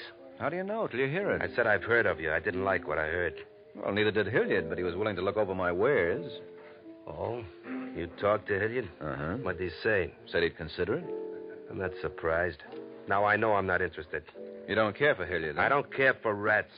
How much don't you care for them? Huh? Well, just wondering if you'd try to exterminate them. What's that supposed to mean? Well, somebody exterminated Hilliard. And since you called him a rat... You mean he's dead? That's right. So that's her angle. Whose angle? Nothing. Anyhow, it's not going to work. I can prove where I've been all afternoon. Yes, but this job was done by a professional trigger. You could have hired him. Are they picked up who done it? Picked up the pieces. Well, it wasn't working for me.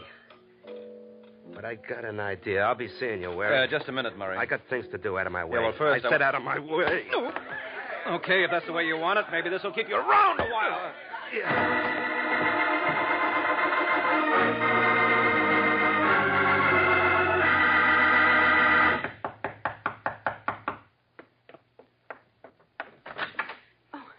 Mr. Waring, you shouldn't have come here. I said I'd call you. Well, I didn't want to wait. But if Murray comes... He won't. How do you know?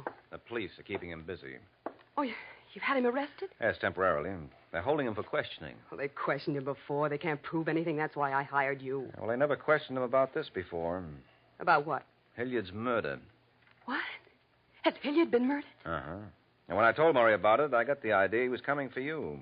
That's the reason I tried to put him on ice for a while. Well, do you think they'll be able to hold him long? I'm afraid not. Unless you can give us a little something to go on. Like what? Like a motive, for example. Now, do you know any reason why Murray would want to kill Hilliard? Now, look. It's going to be bad enough for me if Murray gets out of this. I'll only make it worse by saying anything, make him that much angrier. Well, maybe he won't get out of it if you tell enough. But this is murder. Yeah, I want him locked up, but the electric chair, that's something else. Well, it's your hire to his, Angel. And if he's a murderer... Well, I don't know what to say. Say whatever you know. Well, I don't know much. Look, did Murray have a motive for killing Hilliard? Well, yeah, I guess he did. All right, what was it? I told you Murray thought I double-crossed him. Yes, but you didn't say what about. Well, he'd been holding back some of Burkett's money. Burkett found out about it. Murray thought I told him. I said it must have been Hilliard. Mm-hmm. Well, that could do it. Anything else you know? I don't think so. Well, I'll call that much into the police. Then I'll go see Burkett. Now that the heat's on, I've got to find out what's cooking and make sure it's not your goose.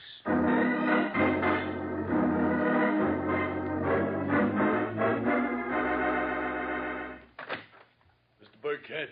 Yes? Mike Waring is here. He wants to see you. Waring, huh? Good. Tell him to come in. Yeah. All right, Waring. Well, thanks, sweetheart. Hello, Burkett. I've been wanting to meet you. So I understand. You've been snooping around. What's it about? Snooping? Asking questions. Oh. If you hadn't dropped in today, I was just about to look you up. Well, I saved you the trouble. All right, now let's have it. I like to know where I stand. Why the interest in me? Well, I'll tell you. I'm interested in the numbers game. It can be very profitable.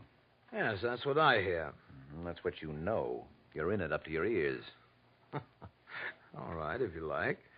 I won't deny it, but it'll take some proving. The DA's been working on it for months.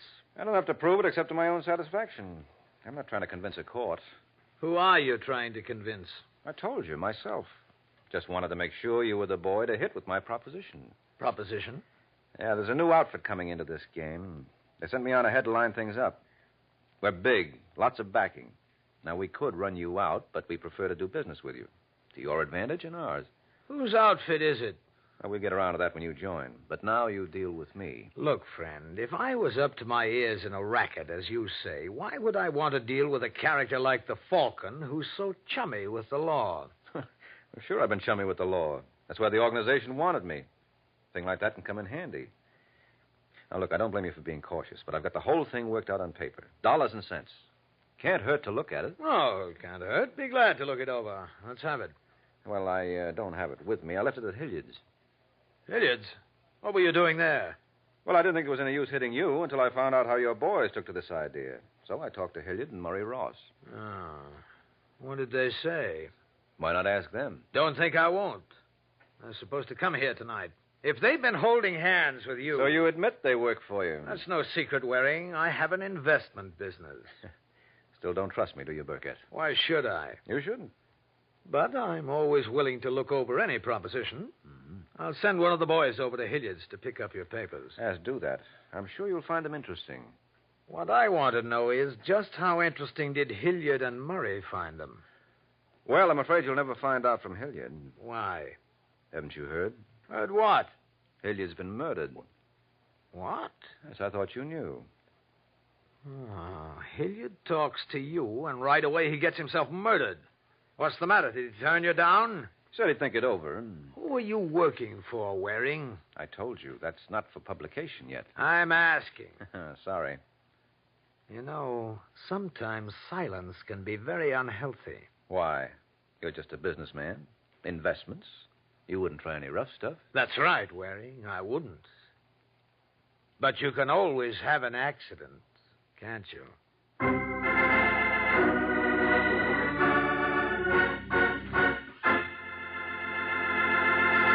This is Ed Hurley again, friends.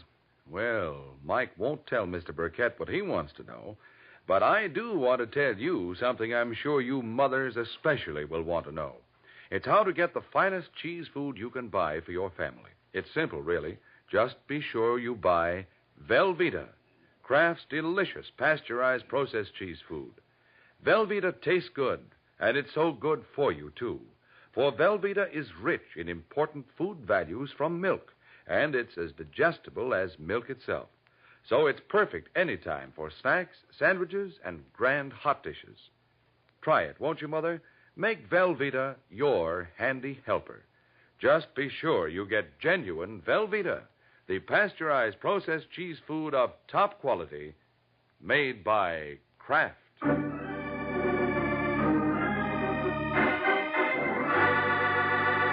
Now, back to the adventures of the Falcon. It's 20 minutes since Mike Waring left Al Burkett. Now he's back at Sue's with a plan to wrap up the case. Now, look, Angel, I want you to call Burkett. Ask him to come over here. Why? I want to get him away from his guerrillas. He was expecting Murray and Hilliard tonight. Now, he knows Hilliard can't make it, but he's still waiting for Murray. He knows you're Murray's girl, so maybe he'll come if he thinks you have an important message from Murray. He'd probably want me to go to his place. Well, you can be expecting a phone call from Murray and don't want to leave till you get it. All right, I'll try. But what happens when he gets here? Well, the only way to clinch anything against these boys is to get one of them on record against the other. I think I know how to do it now, and it ought to work. Well, it better. After all, Mr. Waring, I hired you to get me out of danger, not into it.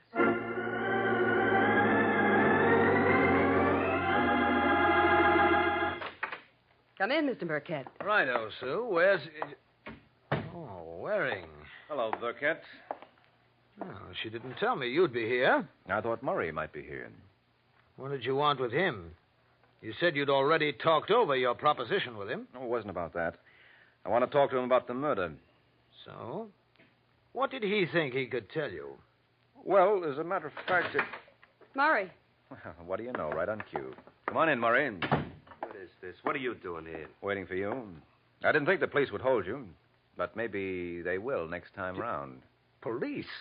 So that's your game, Waring. The proposition was just a bluff. I thought as much. Yes, Burkett, I've been trying to find some way of proving what everybody knows about you fellas. It's not easy, but maybe it won't be necessary if I can pin the murder on you instead. On who? Who do you think, Murray? You tell me. Well, Burkett found out you had double-crossed him. Haven't you wondered why he didn't do something about it? The only reason you're not on the slab with Hilliard is that you make such a nice patsy. How's that? Hilliard blabbed on you. Gives you a good motive. So it's safe for Burkett to have Hilliard rubbed out with you around to take the rap. What rubbish. I don't know, Burkett. I've been wondering how come you turned me loose. Well, I told you I needed you. Maybe. And maybe Waring's making sense. Now, you're going to tell me. I told you. No. Go. Come on, Burkett, talk. Stop it, you idiot. Can't you see what Waring's trying to do? You're going to talk. Sure he will, Murray, at headquarters. That's where you're going as soon as you fellas get through dancing. And just in case you have any doubts about it, this gun ought to remove them. So let me know when you're ready, will you?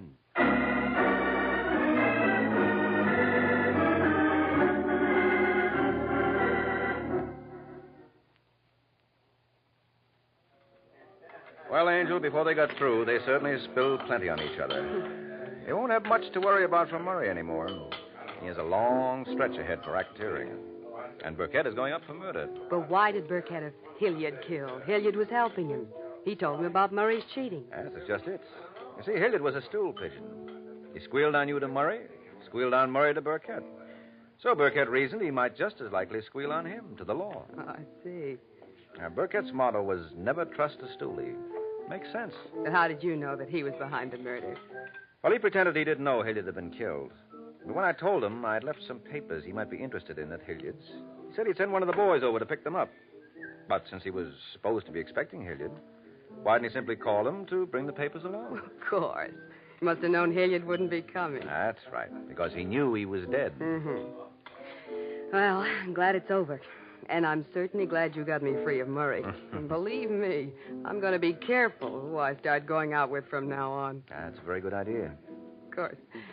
A private detective ought to be safe enough. Uh-oh. Don't look at me. What's the matter?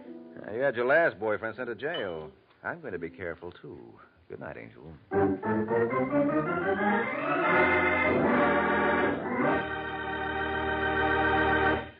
Friends, America's defense program has placed on the Red Cross one of the greatest responsibilities it has ever had to assume.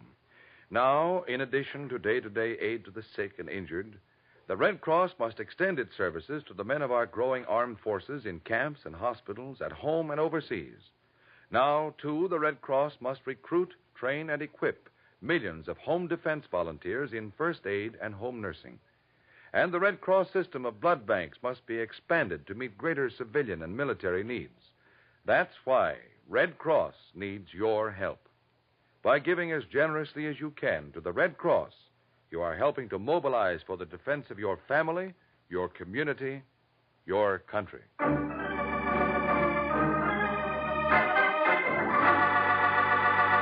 The Case of the Unsilent Butler. The Case of the Unsilent Butler. That's the title of next week's adventure of the Falcon, when Mike Waring learns that the way some people get a bang out of life is by using a gun. So be sure to listen at this same time next week to another exciting adventure of the Falcon, brought to you by the Kraft Foods Company. The adventures of the Falcon are based on the famous character created by Drexel Drake, produced by Bernard L. Schubert, written today by Jerome Epstein, and directed by Richard Lewis. Music was by Arlo. Les Damon was starred as the Falcon, with Jan Miner as Sue. Be sure to hear the Great Gildersleeve next Wednesday evening over most of these stations. In next Wednesday's broadcast, Gildy comes face to face with an hilarious problem and solves it in a way that will keep you laughing for days. Remember the show, the time, and the place, The Great Gildersleeve, next Wednesday evening over most of these stations. Check your local newspaper for time of broadcast. This is Ed Hurley, he's speaking for the Kraft Foods Company. This is NBC, the national broadcasting company.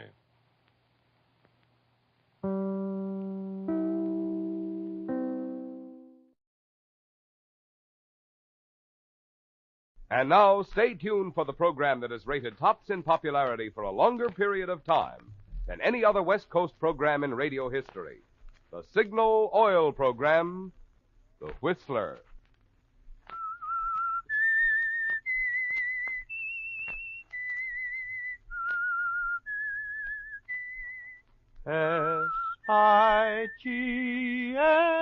SIGNAL. Signal. Signal gasoline.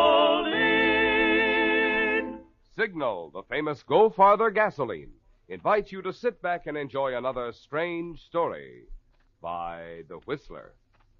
For extra driving pleasure, the signal to look for is the yellow and black circle sign that identifies signal service stations from Canada to Mexico. And for Sunday evening listening pleasure, the signal to listen for is this whistle that identifies the signal oil program, the Whistler.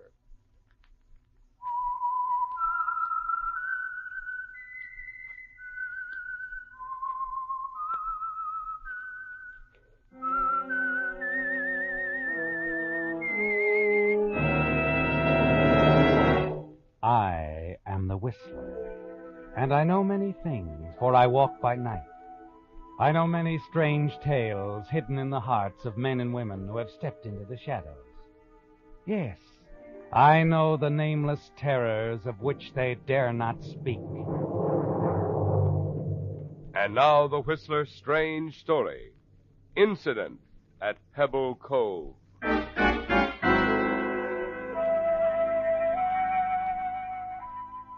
Standing there on the boat dock which served as the main landing at Pebble Cove, John Gaylord presented the picture of a successful, relaxed young author. He was tall, tan, self-assured in manner and bearing. He liked it here at this hideaway resort on the Pacific coast. It was a place where he could work when he felt the mood, forget it if he didn't. The other villagers, a smattering of artists and winter vacationists, kept pretty much to themselves. And when John did want conversation, there was always Steve Carson, a young constable who included Pebble Cove in his district. It was Carson's small boat that was approaching the landing at the moment, and John moved forward to catch the line Steve threw and made the boat fast. Okay, Steve, I got it. Thanks, Johnny. Well, what brings you in here? Something official? No, just coming in. Pretty choppy out here today. Yeah, it's worse at Shell Beach. I went down to watch the outboards race. Good crowd? No, not bad. Come on, I'll walk you up to the house, buy you a drink. I better take a rain check. Gotta get back to the office. Oh? Just wanted to let you know I can't make that chess game we planned. I have to run up to Gorman. Oh. Well, that's 2 rain checks. Oh, by the way, have you met your attractive new neighbor yet? Attractive? You mean the new neighbor is a girl? That's right. Yeah. Surprised you tipped me off. Well, I'm different. I figure competition breaks the monotony. Okay. What's her name? Benton, I believe. Yeah, Peggy Benton. Peggy Benton? You know her? No, I don't. Well, the way you reacted... No, I don't know her, no. The name sounded familiar, that's all. Well, I'm sure you'll get around to making it sound more familiar. Good luck. Yeah, thanks.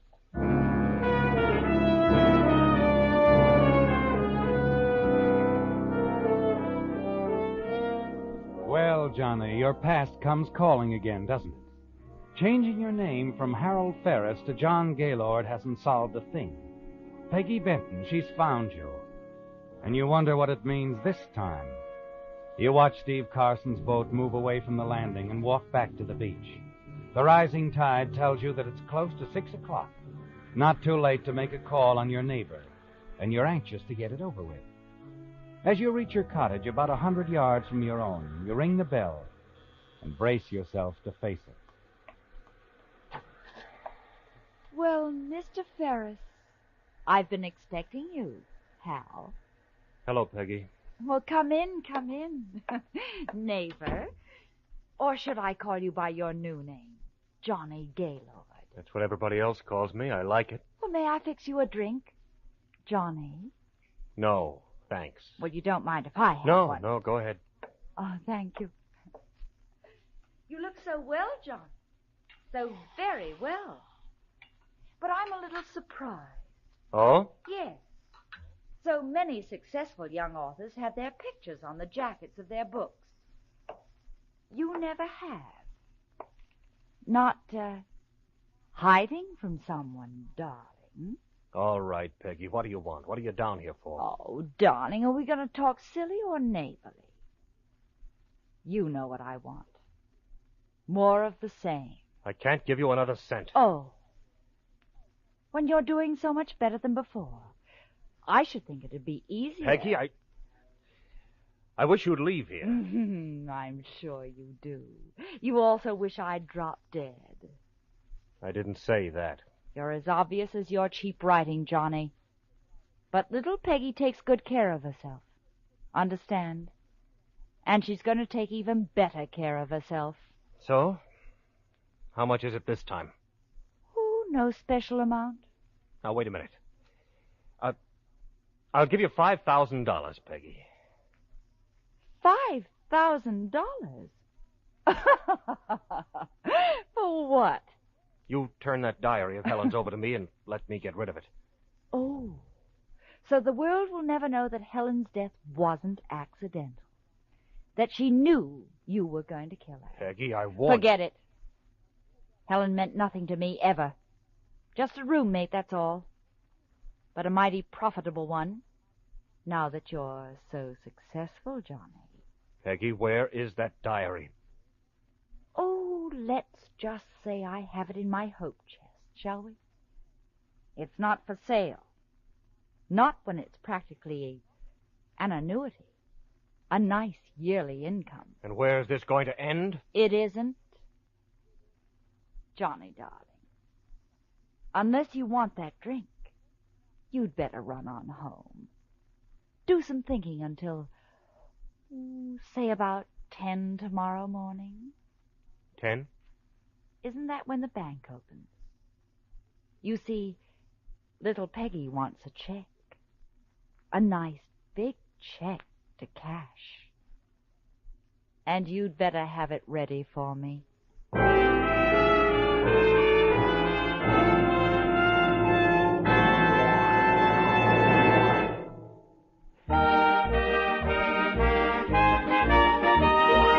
Tonight's $20 Signal gasoline book goes to Mrs. W.G. Reed of Long Beach, California, for this limerick. The rabbit looked simply aghast as the tortoise went whizzing past. Said Bunny, I know what makes his crate go. With Signal, go farther, it's gassed. Signal, signal, signal gasoline. Your car will go farther gasoline. Poor Mr. Bunny. He would have won by a hair, and then some, if he just kept in mind what makes Signal gasoline give you such good mileage. It's because today's Signal helps your motor run more efficiently. And when your motor runs more efficiently, you also enjoy more flashing pickup and smoother power, in addition to quicker cold weather starting. You can prove all of this for yourself if you'll try, just try, a few tankfuls of the famous Go Farther gasoline. Signal, that is.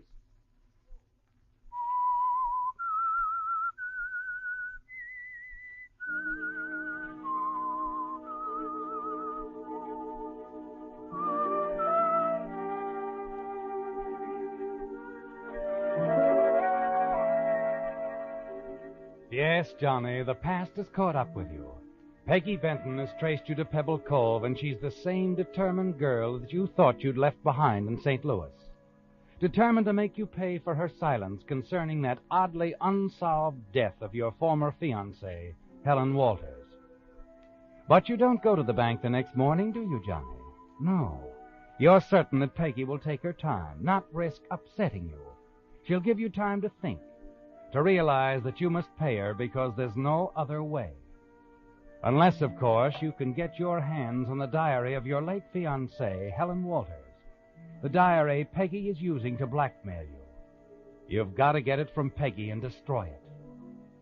That afternoon, you're pacing the living room of your cottage, thinking about it and wondering, when there's a knock on the door.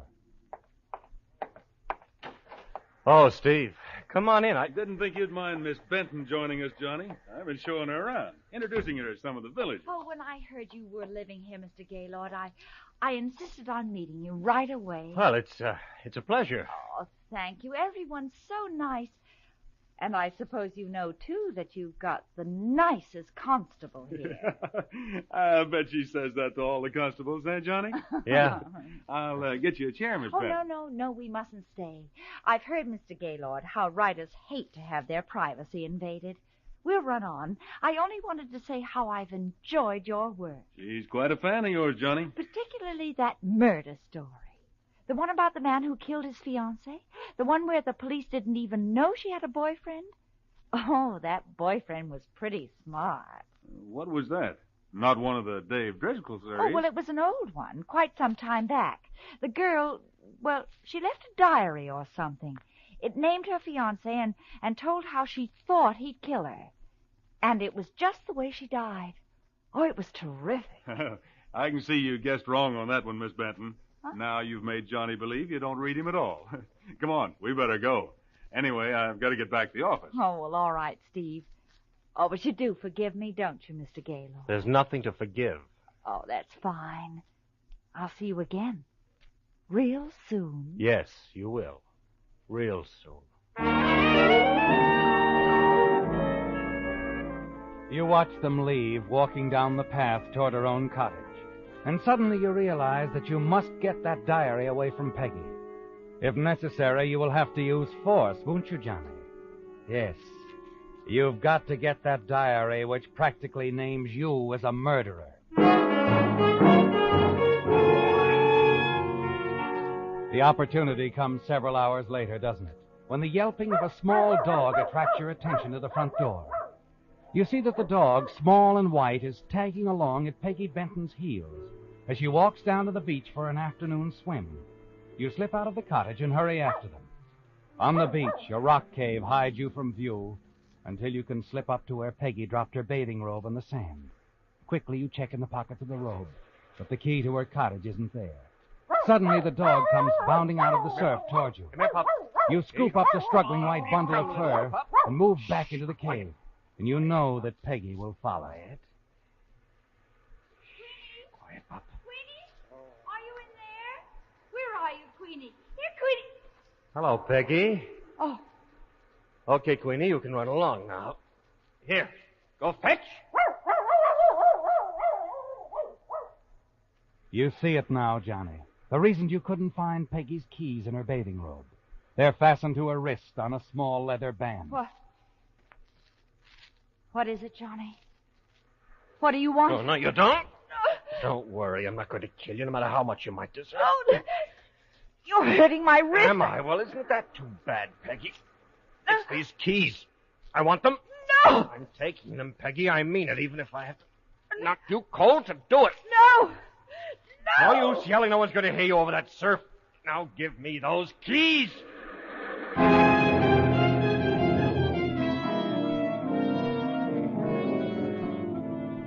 A few minutes later, after leaving Peggy lying back in the cave, where you hit her hard enough to knock her out for a while, you begin your search of her cottage, looking everywhere.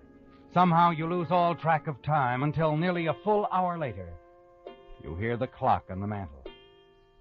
6 o'clock. The tide's in. If Peggy hasn't come to, she'll drown.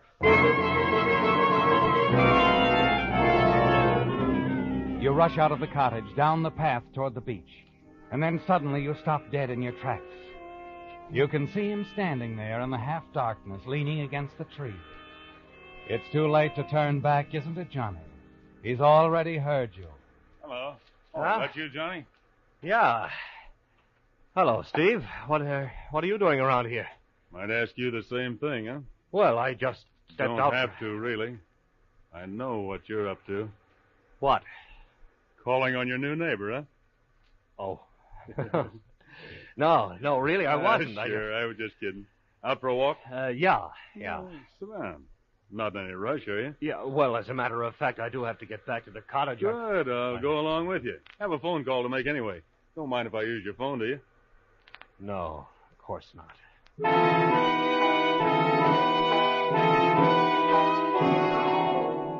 And so you start back for the cottage, away from the caves and Peggy. You're hardly listening to Steve's idle chatter. All you can hear is the pounding of the surf below, smashing into the caves. Finally, at the cottage, Steve puts through his phone call, and you keep glancing at your watch. There's still a chance you'll be able to reach Peggy in time, isn't there? But somehow you'll have to get rid of Steve. Then, as he finishes his call... How do you like that? Now, I got to get back to the village. You do? Yeah, my own fault for calling, I guess. Another stolen car. Well, sorry to rush away, Johnny. But then, you have work to do. Yes, I have work to do. Nice.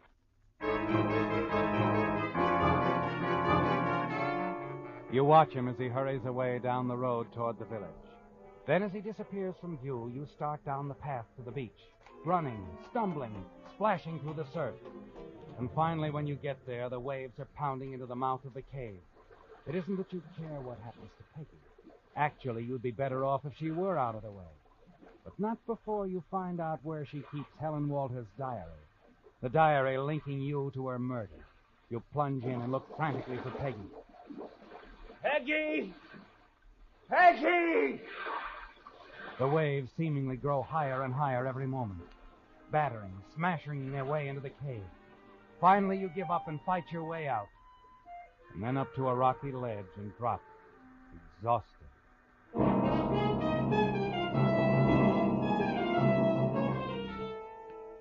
The hours that follow are agony, aren't they, Johnny?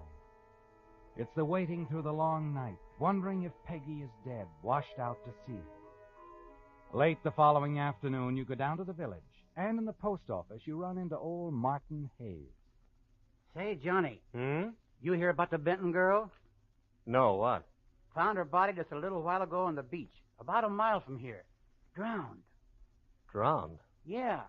The riptides. Pretty dangerous over that way. Too bad. She seemed like a real nice young lady.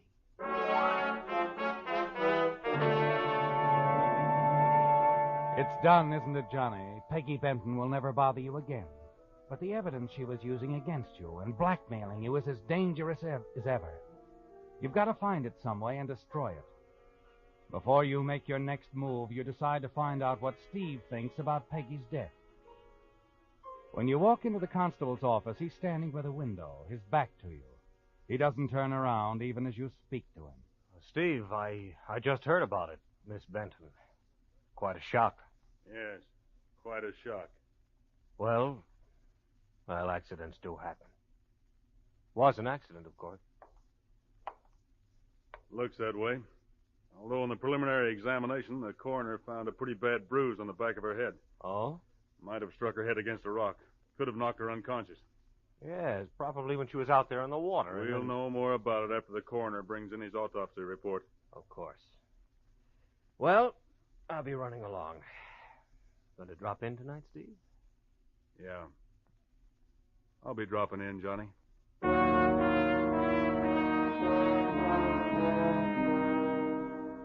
You're anxious to learn of the coroner's findings, aren't you, Johnny? But you're quite confident you'll be in the clear, at least of Peggy's murder. And it was murder, wasn't it? Even though you hadn't intended it to be.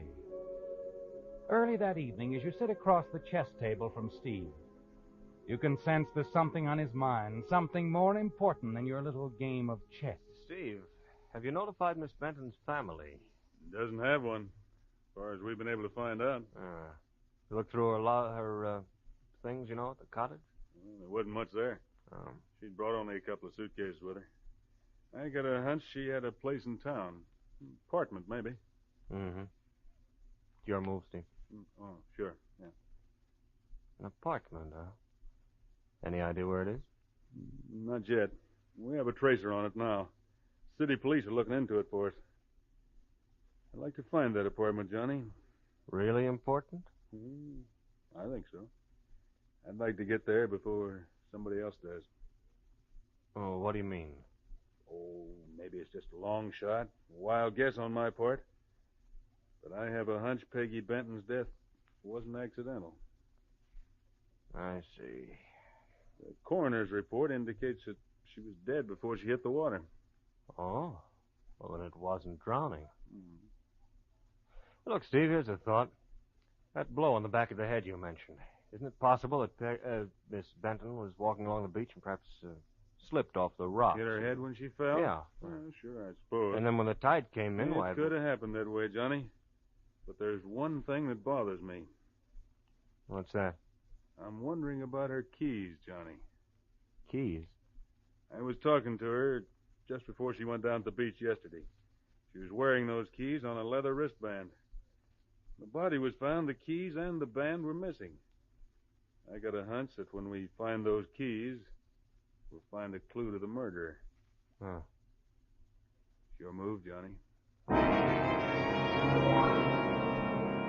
Yes, and you've got to move fast now, Johnny. You've got to get to Peggy's apartment before the police do. You're more than thankful when Steve leaves early, and the moment he's gone, you pull the keys out of your pocket. The keys on the leather wristband. You examine them closely. First is the key to the cottage. The next is obviously a car key, and the third, you can barely make out the worn markings on it. The Creston Apartments, apartment 10.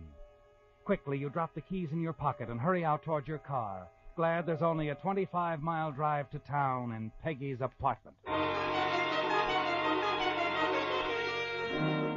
It's almost 10 o'clock when you arrive at the Creston and slip quietly into apartment 10.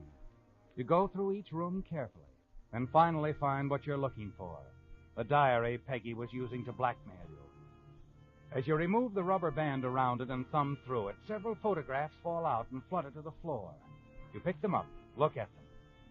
Snapshots of the three of you together, you, Helen, and Peggy. You put them in your pocket with the diary, and then slip out into the hall. But before you can lock the door, you hear someone coming up the stairs. Quickly, you step into an alcove and wait. Two men, one of them in a policeman's uniform. You got out of the apartment just in time, didn't you, Johnny? Steve Carson's call to the city police for assistance in tracing Peggy's apartment almost trapped you. House manager's a gabby old dame, isn't she? Yeah, here we are. Apartment 10. You got the key? Yeah, just a sec. Hey. What's the matter? It's not locked. What? Wow. Looks like somebody beat us to it. Look at that room. Looks like somebody gave it a fast frisk. Come on. The moment you hear the move into the apartment, you race down the stairs, through the lobby and out into the street. Rounding the corner, you slide in behind the wheel of your car and drive off.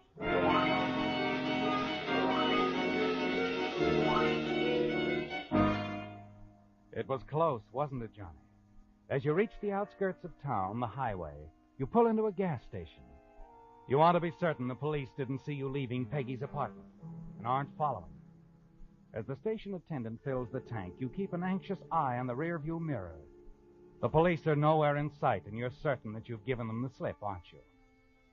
Yes, and you're feeling a lot better now that the only link between you and murder is safely tucked away in your inside coat pocket. Check the oil and water, sir? Oh, no, thank you. Here you are. Everything else okay? Yes, everything's fine. Just fine.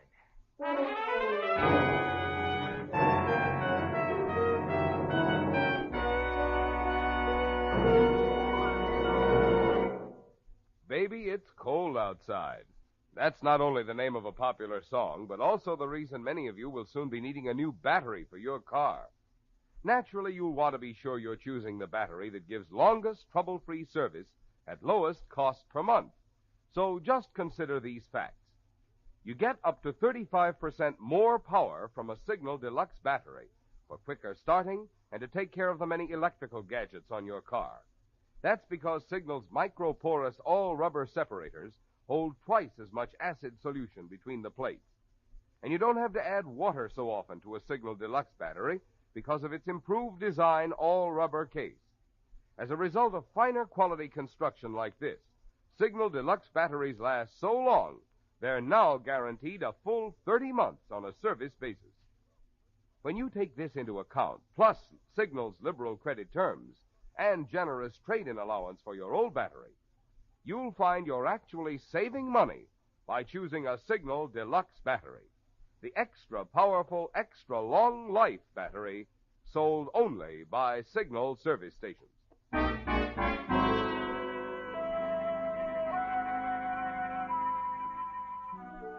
It's over, isn't it, Johnny? And now you're back at your Pebble Cove cottage. It was a lucky break, wasn't it? Finding Peggy's apartment, getting away before the police arrived. You've only to destroy the diary, the snapshots of you, Helen, and Peggy, dispose of the keys, and you're in the clear. But before you do, you want to take a look at those pages in the diary, don't you? Yes, you're curious. You remove the rubber band that's around the small book, thumb through the pages. It's all there, isn't it, Johnny? Enough evidence to hang you. It wouldn't do at all if this fell into the hands of the police, would it? Someone's at the door, Johnny. And you wonder who's calling on you at this time of night. You drop the diary to the table, glance out the side window. It's Steve. Quickly, you pick up the diary, the snapshots, and the keys, tie them together by stretching the rubber band around them, and drop them behind the sofa.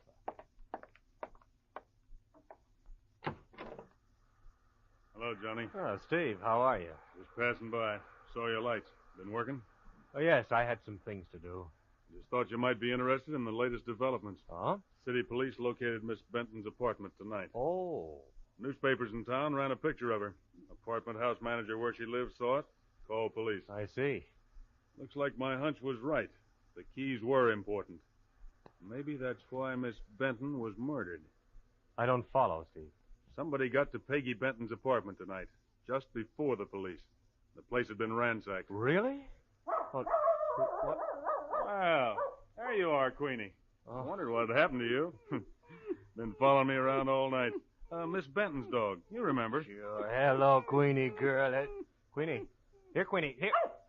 Oh, there she goes inside. Here, Queenie. Here, girl. Here. Where'd she go? Here. Here. Oh, there she is. Under the sofa. What? Come on, girl. Come on. Here. Yeah, she got something in her mouth. Looks like a book. Here, Queenie. My God. It's a good dog. Here, let me see what you... Wait a minute. What's this? Miss Benton's keys. Well, Steve, I don't know how they could have got back... It's a diary. And these snapshots. You photographed very well, Johnny. I thought you told me you didn't know Peggy Benton.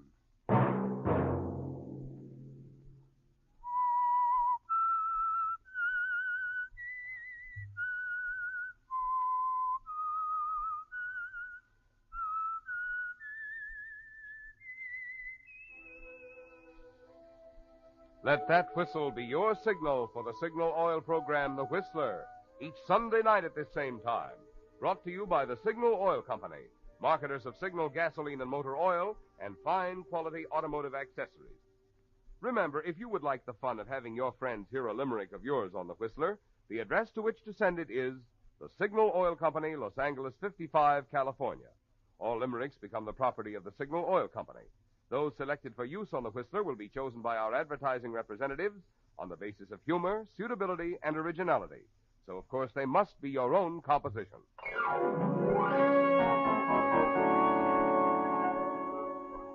Featured in tonight's story were Larry Dobkin, Marion Ladd, and Don Harvey. The Whistler was produced and directed by George W. Allen, with story by Steve Hampton, music by Wilbur Hatch, and was transmitted to our troops overseas by the Armed Forces Radio Service. The Whistler is entirely fictional. All characters portrayed on The Whistler are also fictional. Any similarity of names or resemblance to persons living or dead is purely coincidental. Remember, at this same time next Sunday, another strange tale by The Whistler.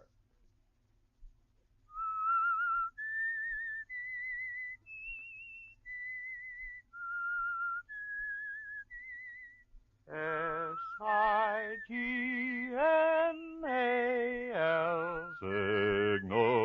Signal gasoline. Don't forget, when you give to the community chest, you're helping not just one organization, but many worthy causes that directly benefit 4 out of every 10 families. Think of that when you're deciding how much to give to the community chest. Marvin Miller speaking. This is CBS, the Columbia Broadcasting System. System.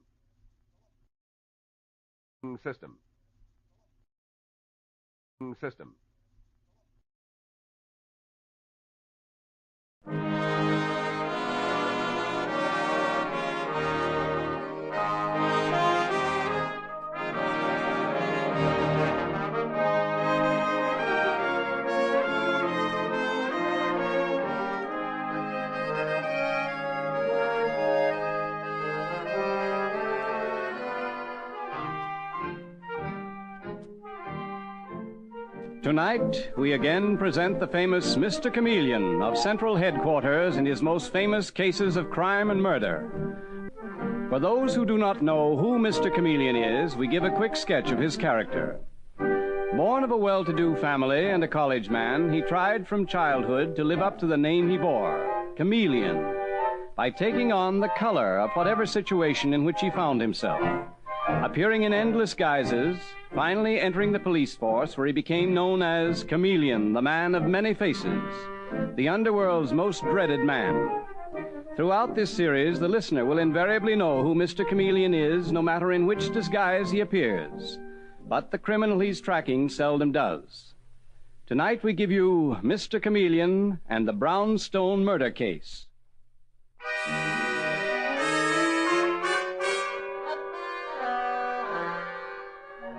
In some circles, 11 o'clock at night is considered early. At the Carlisle Arms, it is very late indeed, for the paying guests at the Brownstone front in the East 70s, which is now a genteel boarding house, retire around 10. After that, the musty halls are usually deserted. But now on the second floor, outside of one of these rooms, Madame Lorraine is talking to her friend, Mrs. Kramer. And Mrs. Kramer, a timid, rabbity little woman, is saying, I wish you wouldn't go prowling around. Really, Madame Lorraine, you ought to stay away from that end of the hall. Well, I don't intend to, Mrs. Kramer. I'm telling you, I heard voices last night in the back part of the house that's supposed to be shut up. It is shut up. It hasn't been used in years. It was being used last night. Either that, or there was someone in Professor Haywood's room. And the professor is away. His room supposedly is locked. Anyway, I'm going to do a little private investigating. But what for, Madame Lorraine? Just to satisfy my curiosity. I've always been a curious woman, Mrs. Kramer. And now I'm a bored one.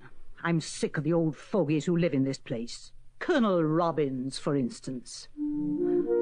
Speak of the devil. Did you ever hear anything like that radio of his? Colonel Robbins can't help it if he's deaf. He doesn't play his radio for long. Well, at least it'll stop anyone from hearing me go down the hall. What about Miss Darling? You know how queer she is. She's warned everyone not to go snooping around her room. And her room's right next to the door that leads to the empty wing. Miss Darling is a silly neurotic. A young neurotic. That's even worse than being an old one. She can't scare me. Live dangerously, that's my motto, even after 50. But go back into your room. I'll see you tomorrow. I still wish you wouldn't. My dear, indulging my curiosity is the only pleasure I have left in life. Good night. Good night, Madame Lorraine. Poor little rabbit. But then all of us here in the Carlisle Arms are pathetic has-beens. Really, that radio. Oh, well, the Colonel has his radio, Professor Haywood has his bridge. I have my curiosity. And here we are. Here's the door that leads into the empty wing. Ah, that's strange. It isn't locked. Well, this is very interesting. Where does that stairway go to? There's a light on the stair. Who closed that door? No! Oh no! Please!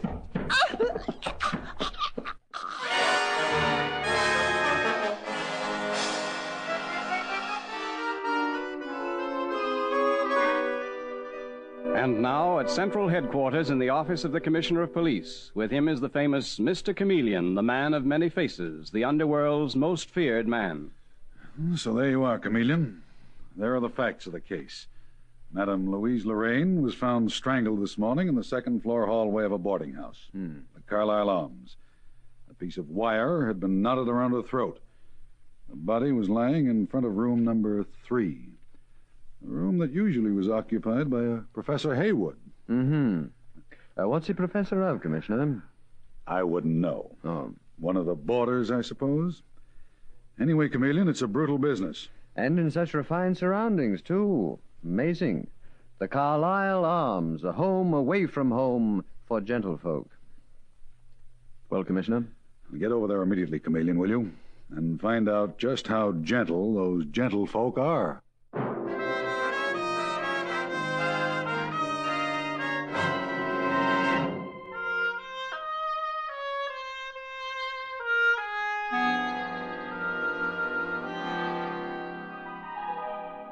Oh, Mr. Chameleon, it's so awful to think this should happen in the Carlisle Arms. I've worked so hard to build up a high-class clientele, and now I'm afraid I'm going to lose them all. Madame Lorraine lost her life, Miss Carlisle. I'm sorry. That was very selfish of me. She was such a person, too. So vital, so alive. She was a former opera singer, you know, and she still had plenty of temperament. Little too much, perhaps? Well, yes.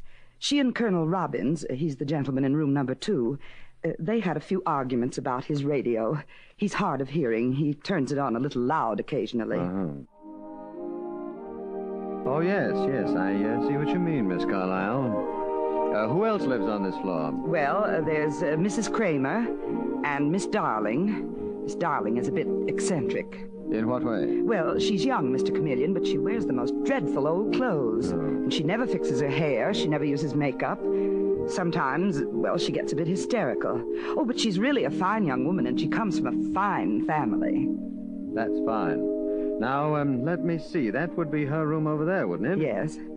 What's the door next to it? Oh, that's always kept locked. That opens into the wing of the house we never use.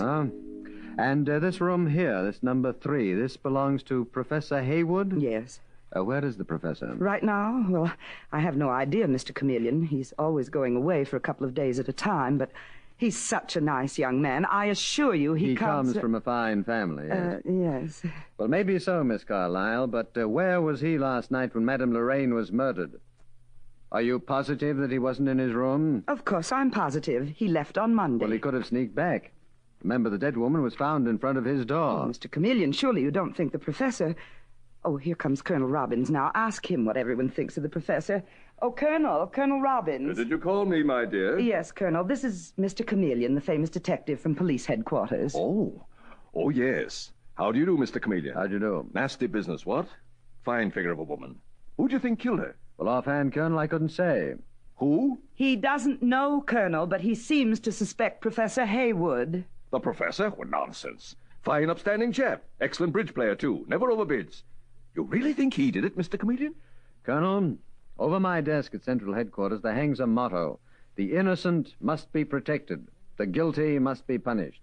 If Professor Haywood is guilty... But he wasn't even here last night. Well, perhaps not. The coroner tells me that Madame Lorraine died between 11 and 11:30. But you heard nothing, Colonel Robbins. You're mistaken, Mr. Chameleon. I didn't hear a thing. That's what I said. You heard nothing in the hall. Oh, no. As you may have noticed, Mr. Chameleon, I'm slightly hard of hearing. Mr. Chameleon!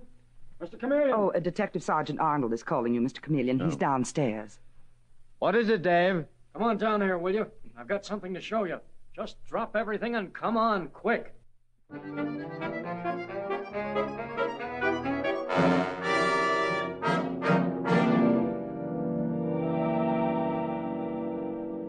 Mr. Chameleon, I want you to hear them. That is, if they're still going out at Hammer and Tongs. Who is it, Dave? 2 of the roomers, Mrs. Kramer and that Miss Darling. They're in the music room. Music room. Did you ever see such an old mausoleum? Don't you like the Carlyle Arms, Dave? Gives me the creeps. Full of poor old dodos, most of them just waiting to die. Well, one of them did die, Dave. It's possible that she died because she had more life and vitality than the others. Wait a minute, Mr. Chameleon. You have no right to talk to me Yep, like that, Miss they're Darling. still at it. I have, Mrs. Kramer, and you're going to listen. Take a look at that Miss Darling. A cute little trick, isn't she, Mr. Chameleon? At least she's young, Dave. Yeah. And what good is it doing her? I know perfectly well you saw Madame Lorraine last night, just before she was murdered. No, I said goodnight to her, and then I left her. And she told you what she was going to do. She told you where she was going. No. You're lying. Mrs. Kramer, you're going to tell me what Madame Lorraine said to you before she went to her death. You've got to tell me. I won't. All right. But let me tell you one thing. You keep away from my end of the hall. I warned Madame Lorraine, and I'm warning you. You keep your distance, or else.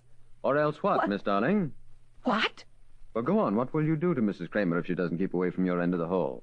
Who are you? This is Mr. Chameleon. I told you he was on the case. Oh, of course, the great Chameleon. Mrs. Kramer, we're honored. This is the famous detective I'm sure you've read about. How do you do, Mr. Chameleon? How do you do? But I don't know anything about it. All I know is there's something horrible going on in this house, and I'm afraid. I'm afraid. Well, now, don't be afraid. But, Mrs. Kramer, if there is anything that you can tell us... No, just let me go to my room. Though I'm afraid to even go through the halls alone. Well, Detective Sergeant Arnold will go along with you. You go ahead, Dave. Okay, Mr. Chameleon.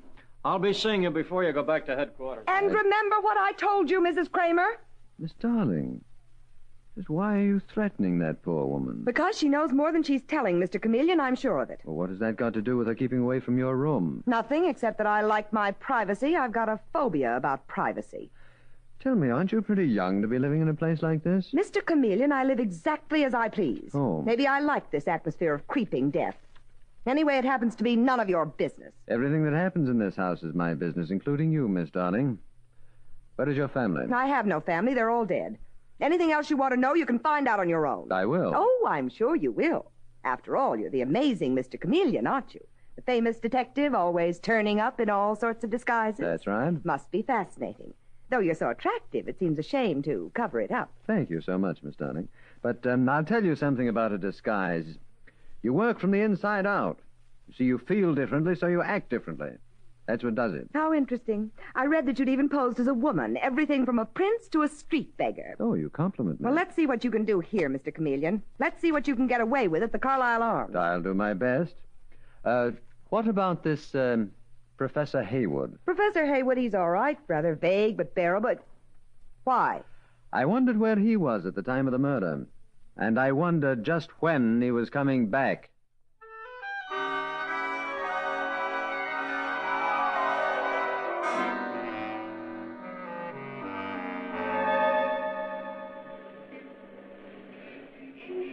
What's the matter, Dave?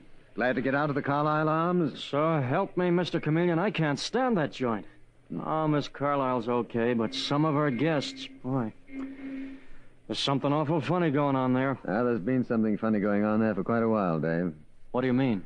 Madame Lorraine's death was only the beginning. I'm very much afraid there's more violence to come. Well, Mr. Chameleon, Better get back in there immediately tonight, perhaps. No, this afternoon might be better. Hey, wait a minute. Don't tell me that place is under surveillance. Yes, it is, Dave. We've kept it quiet, but we've been watching it for weeks. I've a very good idea what's going on there, but no evidence. Now it's up to me to bring in the evidence and fast. Well, I still don't see... Hey, Mr. Chameleon, what's that? That in your hand. Well, this? Oh, that's a key from the Carlisle Arms. Room number 3. Room number 3? But that's Professor Haywood's room. Yes, Dave. I'm Professor Haywood.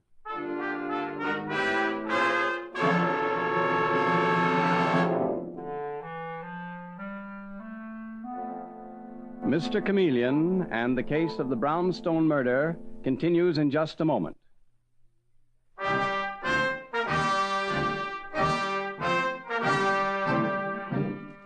And now back to Mr. Chameleon and the Brownstone murder case.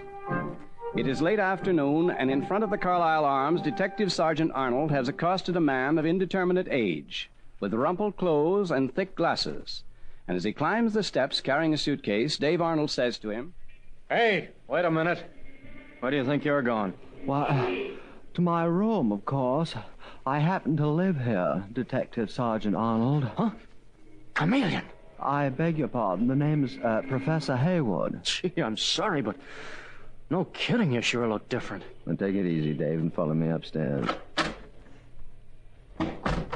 Professor Haywood, I was afraid we'd never see you again. Oh, why not, Miss Carlisle? Why not? Haven't you read the papers? Don't you know about Madame Lorraine? Oh, that, yes. That must have been ghastly. Poor woman, I liked her, though she was a bit overwhelming. Just how well did you know her, Professor? Is that any affair of yours? Please, Detective Sergeant, can't you leave my guests alone? For years I've worked to build up a nice clientele, and now the police are driving them away. Oh, I don't suppose the murder had anything to do with it, Miss Carlisle. Well, isn't that one of the worst aspects of murder, that the police come butting in? Is that supposed to be a joke, Professor? Yes, aren't you clever? Quite a card, aren't you? Well, let me tell you, Professor, and you too, Miss Carlisle. A little later, we're searching this place from top to bottom, including the unused wing. Detective Sergeant Arnold, I'm just as anxious as you are to find Madame Lorraine's murderer. Well, what are you laughing at, Professor? I beg your pardon? I was just thinking that is rather amusing. I mean what I just said, that the worst aspect of murder is the police butting in. Miss Carlisle, is he quite right in the head? The professor, of course he is. And it's your manner I object to. I don't mind your searching the house. But to think that all my nicest people may be driven away. Who, for instance? Well, Mrs. Kramer, for one. She's packing right now. She's leaving first thing in the morning. Oh, dear, that is too bad. She always made our fourth at bridge. Is that all you can think of? Detective Sergeant Reynolds. Arnold. Arnold Reynolds, whatever it is. Do you mind very much if I take my suitcase to my room? Not if you don't mind if I go along with you. There isn't very much I can do about that, is there? But, Miss Carlyle, please don't worry. I shan't be leaving. Oh, thank you, Professor. I'm very glad to hear that. I'm just wondering, if Mrs. Kramer is leaving in the morning, do you suppose she'd still be willing to play bridge this evening? I've been looking forward to having a little game with her and Miss Darling and Colonel Robbins.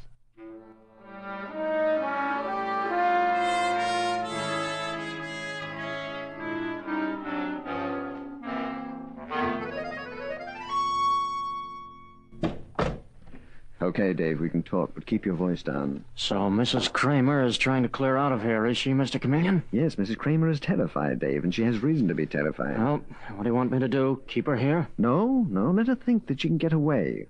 And let other people think that she can get away. Yeah, but look, Mr. Chameleon, does it occur to you she might have murdered Madame Lorraine? She could have. You're quite right, she could have. But let things rest as they are. Just search this place with a fine-tooth comb, especially that empty wing that's been untenanted for years. Oh, you know something? I wouldn't be at all surprised if I found out more than you will over the bridge table this evening, in my role of the professor.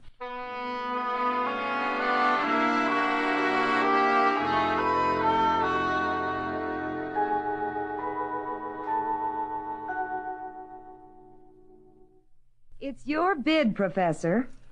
I'm well aware of that fact, Miss Darling. I was just thinking. I make it one, no trump. I haven't bid yet, Colonel. I thought you said a spade. Sorry, my dear boys. That's quite all right. I pass. What did you say, Mrs. Kramer? Mrs. Kramer, please keep your mind on the game. How can I, Miss Darling, with the police upstairs? Why are they taking so long to search the place? And why isn't that Mr. Chameleon supervising the search? He was so courteous, so attractive. Did you say 2 hearts, Mrs. Kramer? Mrs. Kramer said nothing, Colonel. Her hands are shaking so she can hardly hold her card. I can't help it. All I want to do is to get away from here to... Oh, dear. Oh, dear. What is it, Mrs. Kramer? The ace of spades, Professor. Right here in my hand. The ace of spades means death. Oh, for heaven's sake. Well, it does mean death. It also means a redeal. Shuffle them, Professor. No, wait. Colonel, that detective sergeant is right behind you. Really? Is the search all over, Sergeant? Yes, the search is over, Colonel. Well, what did you find out? Nothing, judging from his face. Maybe more than you think, Miss Darling. Professor, may I see you alone? Oh, yes, certainly, Detective Sergeant. Professor Haywood, he's not taking you away, is he? No, he just wants to see me alone. Will you excuse me, ladies? Well, Dave? We didn't find a thing, Mr. Chameleon. Not a blasted piece of evidence. We went through everything, every room, including that empty wing. Whoever the killer is, whatever is behind this, someone is awful smart. But not quite smart enough. Well, how did you make out? Did the cards tell you anything? They told Mrs. Kramer that death was very close. And maybe they told me something, too. This is a case, Dave, where the culprit has to be caught red-handed. But when, Mr. Chameleon? Tonight. Tonight? Mm-hmm. Things are going to start happening tonight. And I'll know when there's going to be a signal, and I'm pretty sure I know what that signal will be.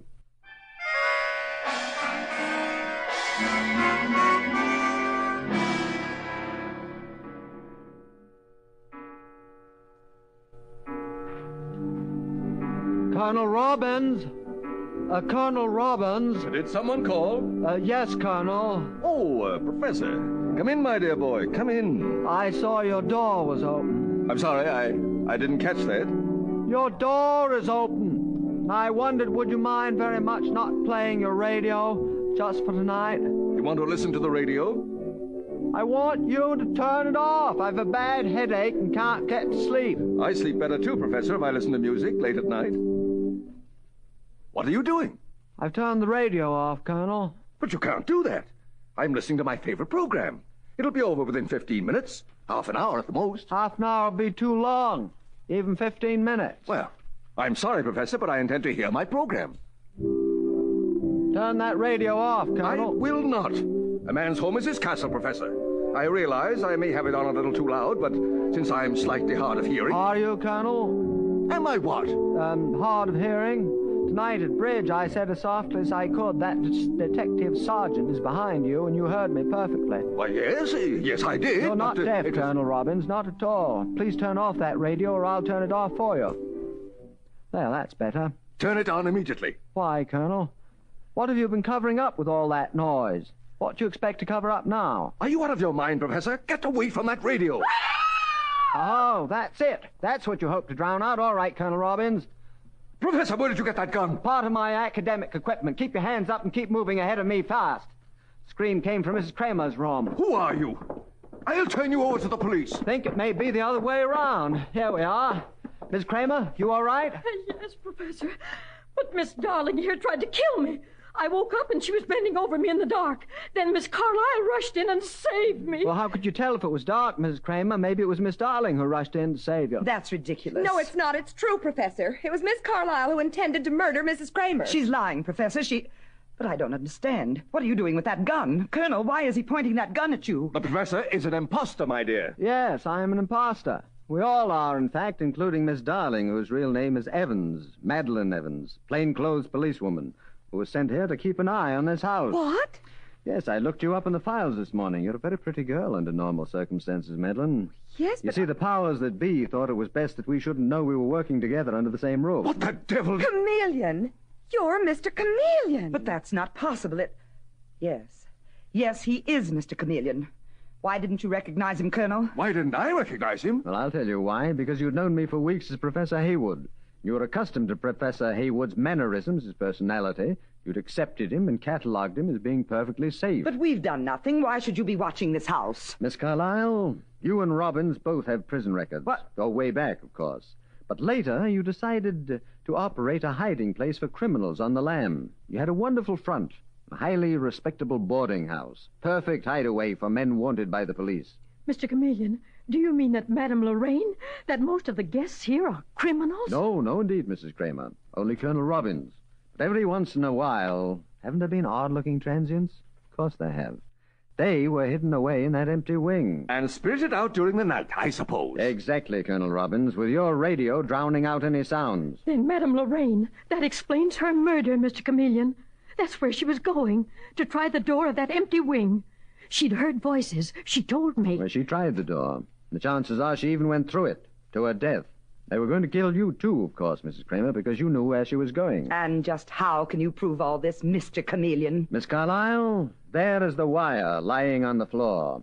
You had to drop it before you had a chance to use it on Mrs. Kramer. But I'm sure that same sort of wire strangled Madame Lorraine. No, that's not true. I had nothing to do with killing Madame Lorraine. Well, then who did? He did, Colonel Robbins. You filthy liar! Chameleon, she's the one who planned the whole thing. All I did was to play my radio. No, he killed her. She slipped the wire around Madame Lorraine's throat. She used a pair of pliers to tighten the wire. They're in her pocket now. Shut up, you fool. Okay, Miss Evans, look for the pliers. And then we'll all of us take a ride down to Central Headquarters.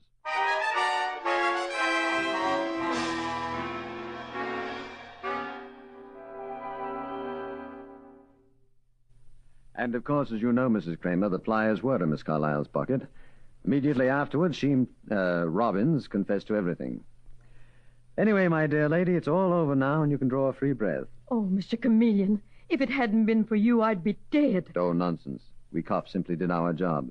Didn't we, Miss Darling? I mean, Miss Evans. We did. And, Mrs. Kramer, I hope you'll forgive me for threatening you. It was the only way I had of warning you to keep away from that door to the empty wing. My dear, you saved my life. Well, goodbye now. Goodbye.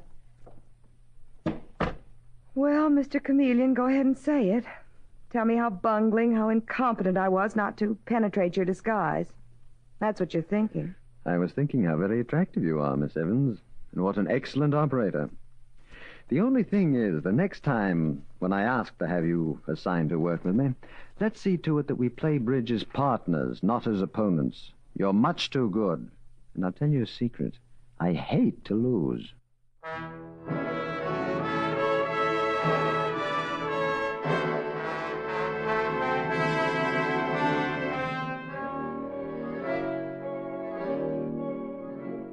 And with these words, Mr. Chameleon concludes tonight's murder case.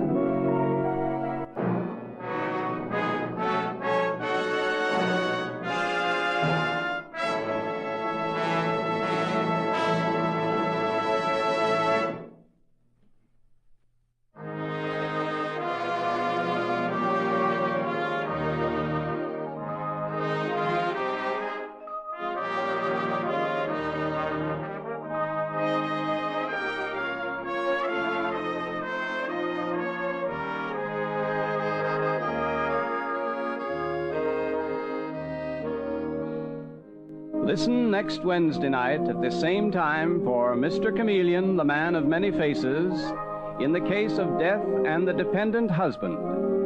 The part of Mr. Chameleon was played by Carl Swenson, with dialogue by Marie Baumer from the original story by Frank and Ann Hummert. Music directed by Victor Arden. Your announcer is Howard Claney.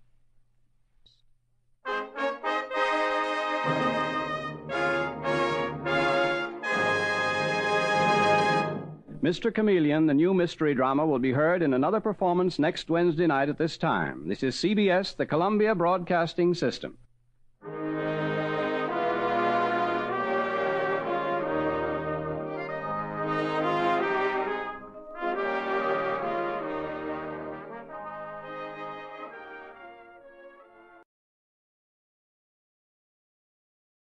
Get this and get it straight.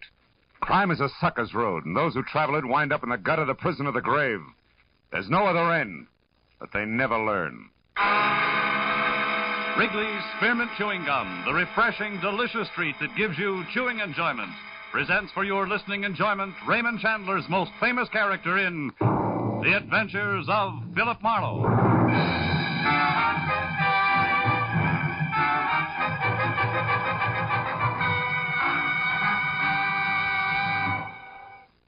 To make every day more enjoyable, treat yourself often to refreshing, delicious Wrigley's Spearmint Chewing Gum. Here's a taste treat you can enjoy indoors, outdoors, at work, or at play. The cool, long-lasting mint flavor refreshes you. The smooth, steady chewing helps keep you fresh and alert. Adds enjoyment to whatever you're doing. Wrigley's Spearmint Chewing Gum. Healthful, refreshing, delicious. Now, with Gerald Moore, starred as Philip Marlowe, the makers of Wrigley's Spearmint Chewing Gum are glad to bring you tonight's exciting story, The Girl from Pitchfork Corners.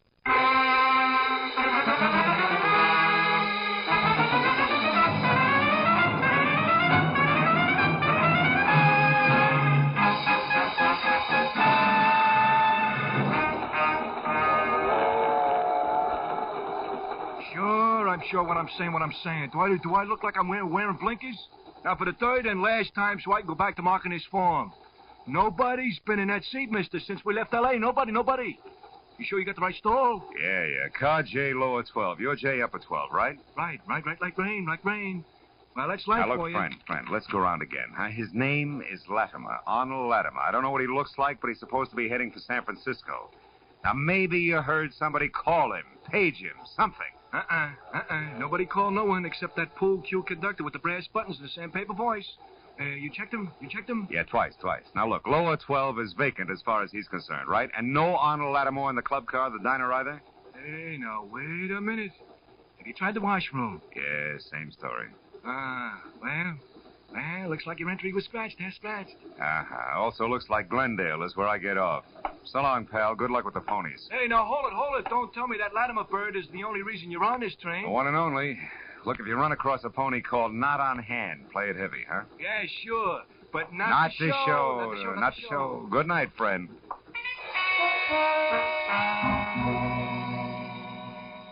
I waited on the platform at Glendale until the chrome streamliner had glided out with car J, lower 12, still empty. Then I got a cab back to Union Station in L.A., picked up my own car, and headed for 1312 North Bronson Drive in Hollywood, and a woman I'd never seen named Donna Rollins. She had hired me by special delivery letter that afternoon. Crisp $50 bill enclosed therein, to be sure that one Arnold Latimer was going where he'd said he was going. That had been my job. Well, the place on Bronson was the kind of imitation Mount Vernon architecture where Washington couldn't have slept a wink. The lady that answered the door was about as colonial as Bebop. Yet she was a full lap behind the other extreme, known as glamorous Hollywood type. Just a nice-looking anybody. With freckles, brown hair, and a soft bun, and dressed in a white blouse that didn't plunge an inch. Yes?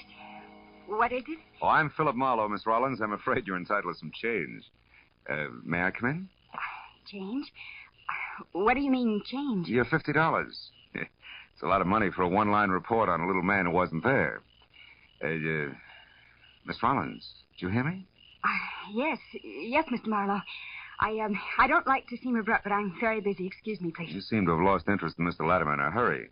You know, when you sent me the letter this Please, afternoon... Mr. Marlowe, there isn't time for talk. I've already told you I'm very busy. Good night. Okay, baby. Good night it is.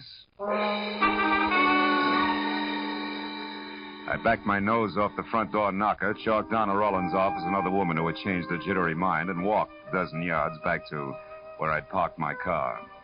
The crisp $50 bill was still burning a hole in my pocket. When I was in behind the wheel, I was still worried about taking so much for so little, until I flicked my headlights on and the slash of white picked up something I hadn't expected. Donna Rollins, a coat thrown over her arm, her face stamped with fear, was running away from the house like it was going to blow up, headed for a taxicab parked close to a corner.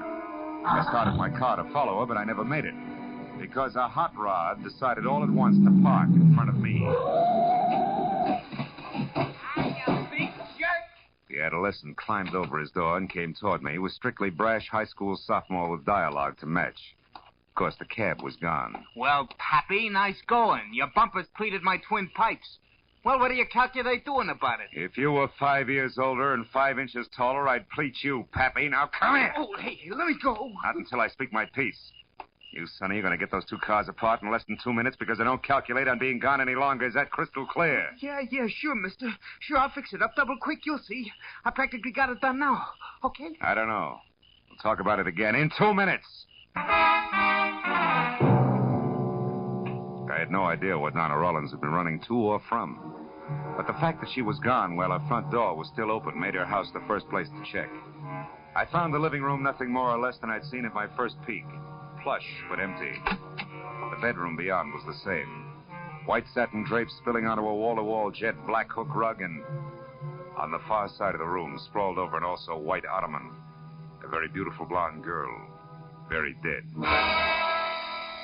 She'd been shot twice in the back sometime in the last hour. And there was no identification in any of the pockets of the expensively tailored gabardine suit that she wore. In a handbag, the story was the same. Yeah, it looked like Donna had had good reason to run, but that I had a better one for calling the police. Or taking her messages. Hello? I want to talk to Donna. She isn't in. Message? Yeah, here's a message. I want you to find her and get her this to me, please. Hey. Hey, I can't hear you. Are you still there? Yeah. Now, hold on. Oh. His phone booth's leaked. Okay. Who are you? Friend of Donna's. You said you had a message. Yeah, so I did. But? But I think you're awful anxious, fella. Too anxious. Oh, now, wait a minute. Don't get touchy. I'm a friend, all right. Skip it. Friend. Ah. Not a chance, Junior. Nevins, 1, 2, 1, 2. We may get together yet. Los Angeles City Building, Fire Department. Battalion Chief Kegler, please. One moment, sir. All right. Battalion Chief. Phil Marlowe, Keg. Oh, hi, Phil. Look, can you get me some dope in a big hurry? It's important. Oh, sure, Phil. Name it. What firehouse went out on a call less than a minute ago? Can you look it up? Well, I don't have to. It's here on the board in front of me. Engine Company 5, Phil, San Fernando Valley. But it's only a small I brush don't fire. care about that, Keg. Where does Engine Company 5 live? Where in the valley? Can you give me that? Well, I think so, Phil. Seen it was me own outfit for 14 years. The corner of Ventura Boulevard and Whitsett. But, Phil, what do you want to know? I'll call you later, Chief. We'll talk it over then, huh? Thanks. Goodbye. I was playing a long shot, but any kind of a lead on a deep freeze voice who had a message for a girl who left her corpse in her bedroom was worth checking.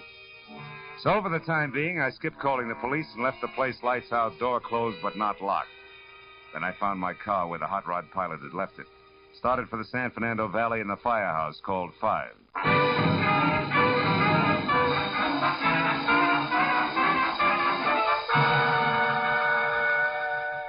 20 minutes later, when I was there and out of my car, I came face to face with my second break. The only payphone within a half block of the engine company was at an all-night open-air hot dog stand. And the attendant on hand, the girl with the kind of arched eyebrows that left her looking constantly surprised, had an A1 memory. I most certainly do remember the party you're talking of, mister, most certainly, and for 2 especially good reasons. Like what, honey? Like top and bottom, hair and shoes I referred to. Oh. The former, red, like this ketchup here, and the latter, suede and yellow, no less. And he was the...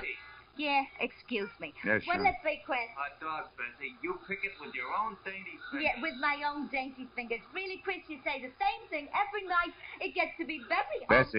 Bessie, pardon me, dear, but this counts. Do you know who this redhead in yellow suede shoes is? His name? Oh, no, I never saw him before.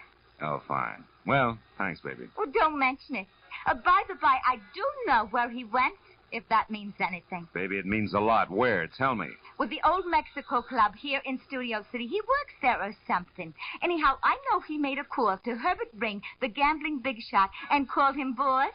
And Ring runs that place. Thanks, sweetheart. Here's 10 for your trouble. Bye, Chris, and you old hat. Thanks. Goodbye.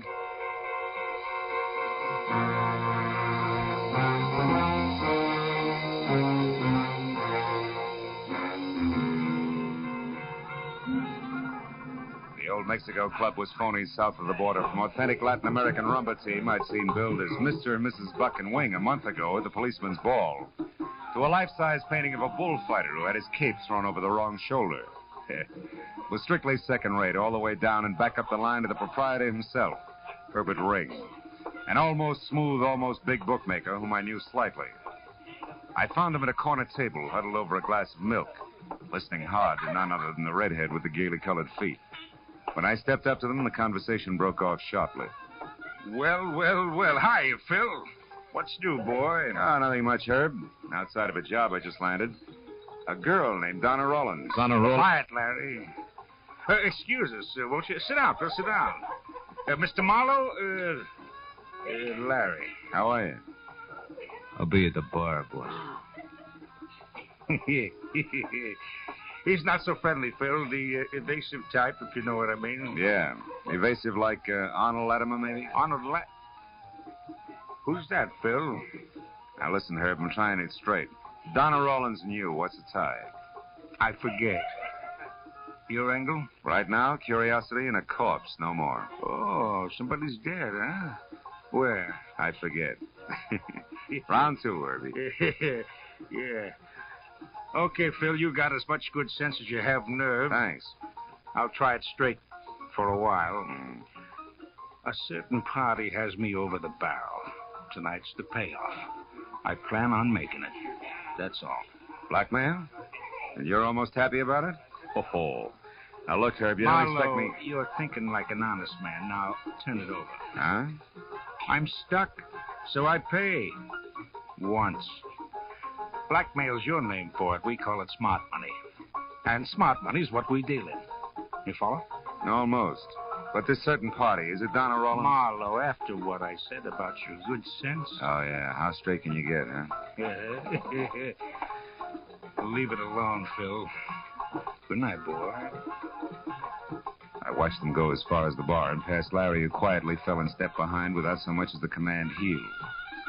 And when they both disappeared into a door marked private, I decided I'd had enough of old Mexico. I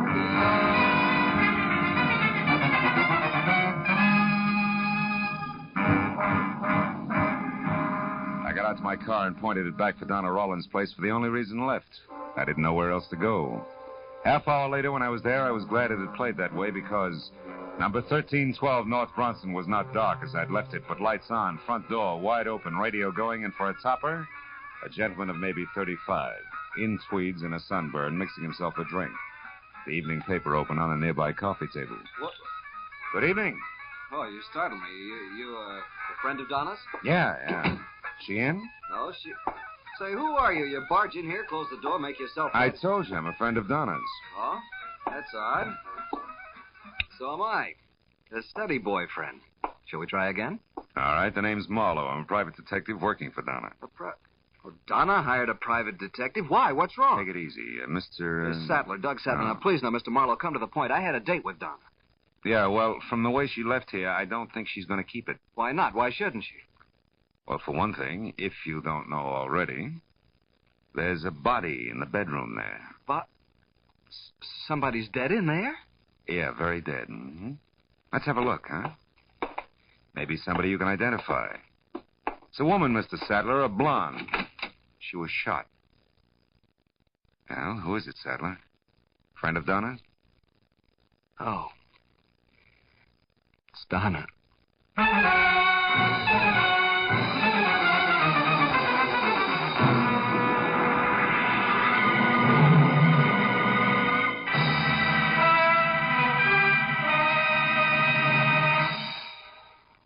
To make every day more enjoyable, treat yourself often to refreshing, delicious Wrigley's Spearmint Chewing Gum.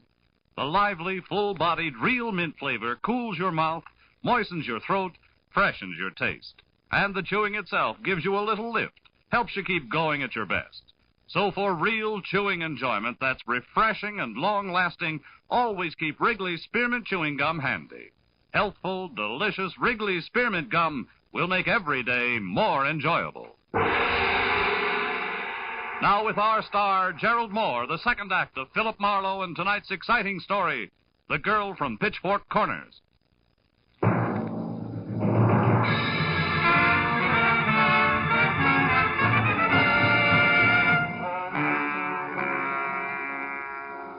The thing in the bedroom was no prettier than it had been when I'd first found it, only now it had a name. Donna Rollins, my client. And as Doug Sattler stared at it and repeated the name, his long hands began to twist each other and its forehead got sticky. I finally took him by the shoulder and turned him around, away from it. His glistening gray eyes avoided me and instead darted at the corners of the room frantically like a pair of scared mice looking for a place to hide. Donna dead like that? I just can't get it through my head. Why? Why? Well, let's try the easy ones first. Like who, huh? You mean you know who did this? Yeah, it's not exactly at the handcuff stage, Sattler, but I got a prospect. Come on, let's go in the other room. You can probably use a brace. Yeah, thanks. I need a drink. Yeah, I think it's a girl, a cute one with dark eyes and a double row of freckles across her nose. Freckles? Yeah, also she has brown hair and a bun and a mouth that probably liked to smile once. I wasn't doing much of that when I reported to her tonight. You reported to her. Now, wait a minute. That's impossible, Marlowe. Why? She was right here in the apartment. Furthermore, she said she was Donna Rollins. I can't understand this, any of it. Hey, wait a minute. Take it easy with that stuff. I said a brace, not a bottle. I need it. See, I know the girl you've just described. Hmm? Her name's Beverly Cheskin. Cheskin? And a reason for killing, if she didn't? Jealousy. Maybe you better draw me a picture. She's a crazy, unreasonable kid from the sticks, Marlowe. From Pitchfork Corners, Kansas. From where? That's right, Pitchfork Corners. Oh. The rest of it's just as fantastic. Well, what's the rest of the story? Last summer, my car broke down. I was stuck there for a week. Mm-hmm. She worked in the only drugstore in town. I was just about the first guy she'd ever seen in something beside a straw hat and overalls. She fell for me, and, well, I kind of let her on. You know how a fellow will. I should. I've been hearing the same story since I was in the third grade. It's the truth. Oh, sure. Rest of it, no doubt, goes right down the same cob. From sweet nothings to love letters sealed with a kiss. When you finally got around to breaking it to her gently about Donna, she wouldn't believe you, and before you knew it, she dropped everything, came to the big city, huh? Yeah, 2 days ago. Yeah. You make it all sound pretty silly.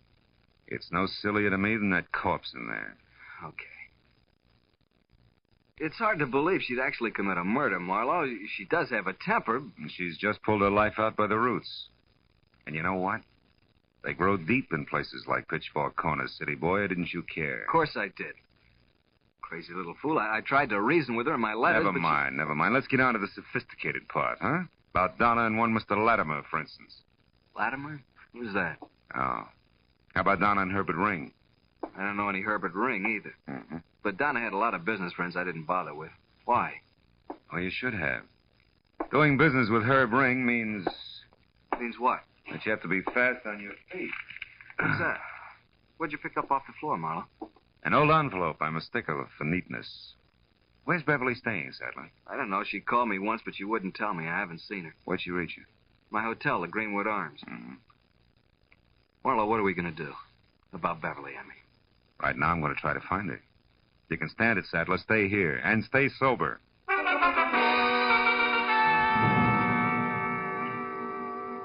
The crumpled envelope I'd found that didn't belong on Donna's floor had come from the Sunflower Motor Court.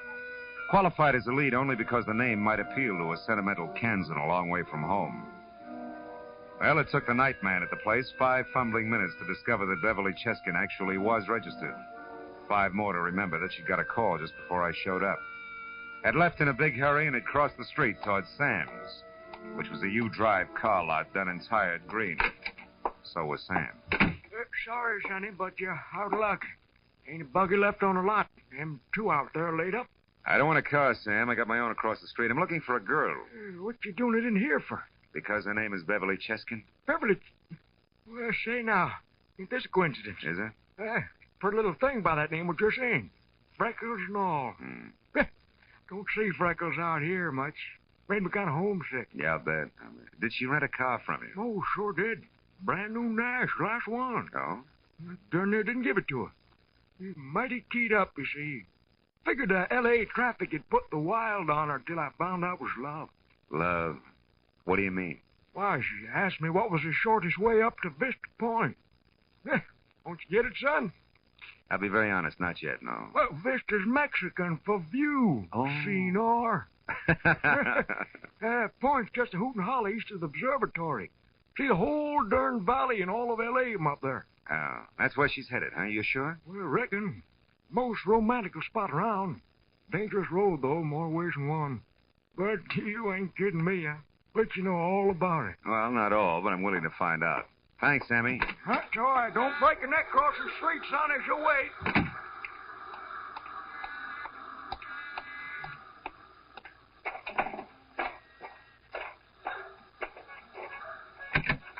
Leave that heap right where it's set, Shamus.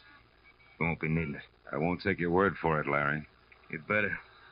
Mr. Ring wants you and me to have a nice talk. Tell him we have nothing in common. He knows different. The name Arnold Latimer, for instance. Sorry, some other time I got a date. Come here, you. Said we're gonna talk, Mr. Cool Cucumber. If I have to warm you up to it the hard way, it's okay with me. You know, Larry, there's something wrong with a guy who'll wear yellow suede shoes like those. He must be slow in his reflexes. Imagine I'll be seeing you.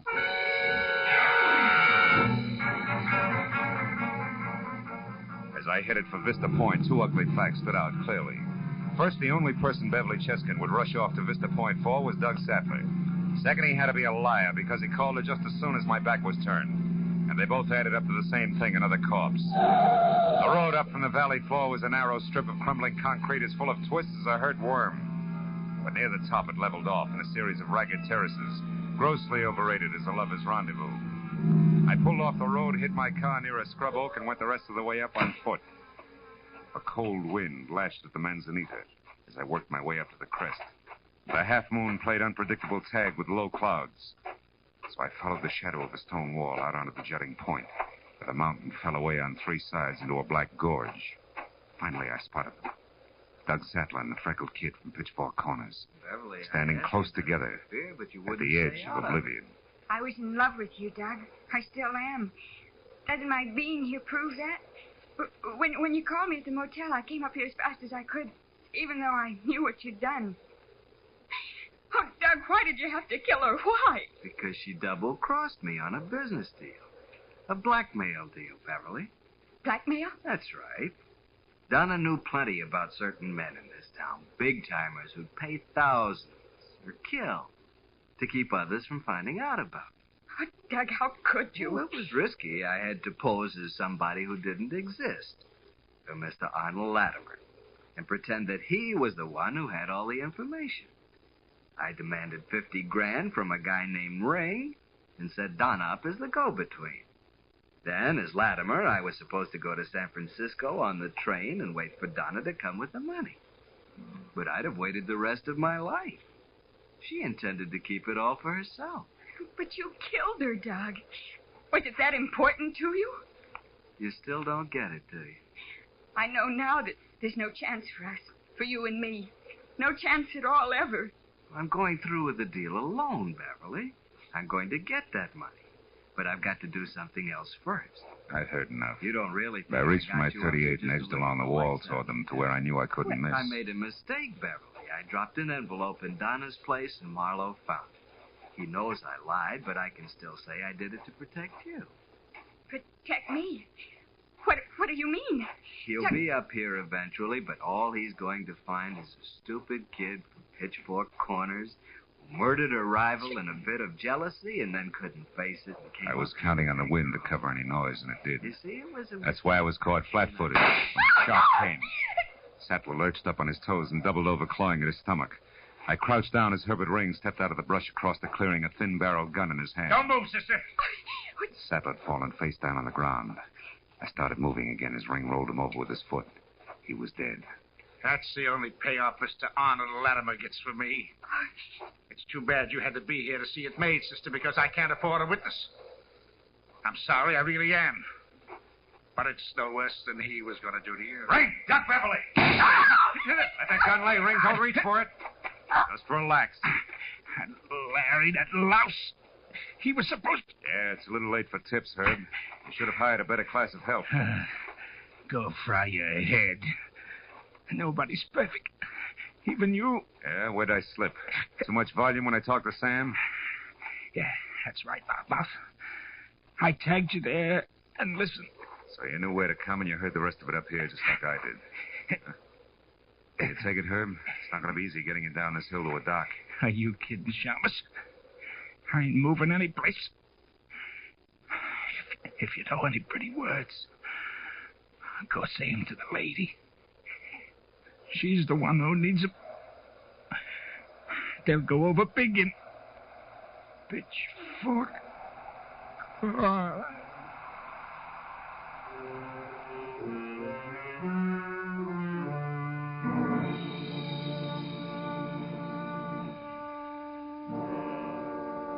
I couldn't think of any pretty words.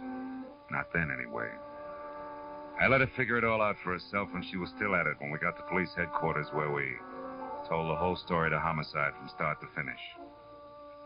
And finally, when a coroner's crew went up to Vista Point to take Sattler and Ring to the morgue and a gaunt police secretary with calluses on her mind hammered out the reports, I went over to Beverly, the little country girl, who was looking through a dingy window at the dingy backyard of the city. Are they going to ask any more questions, Mr. Marlowe? No new ones. They've got it all. They just like to repeat to be sure it comes out the same each time. You can't blame them, you know. Well, they're not going to hold you. You can leave tomorrow and go home. Yes, I know, but I'm not going back. I'm going to stay here in Los Angeles. Be sure, baby. It's a big place, lots of people. Awful lot of people. Not if you think about them one at a time. Yeah. Say, Marlowe, you can go now if you want. But we'd like to talk to you again, Miss Chesney. Will you come in, please? Oh, yes, sir. Well, good night, Phil. Can I call you one of these days? You better. Starting tomorrow.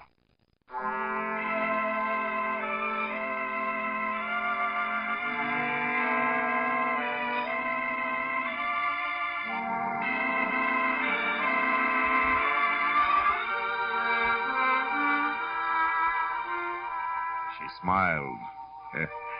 And the freckles on her nose all ran together. Yeah, it was a lovely sight, that nose. I watched her walk into the lieutenant's office, and then I went out, got in my car, and headed home. And as I drove, I thought about hepcats, hicks, and hayseeds. But as she suggested, one at a time. You know what? It worked. That way, there's no difference. They're all people.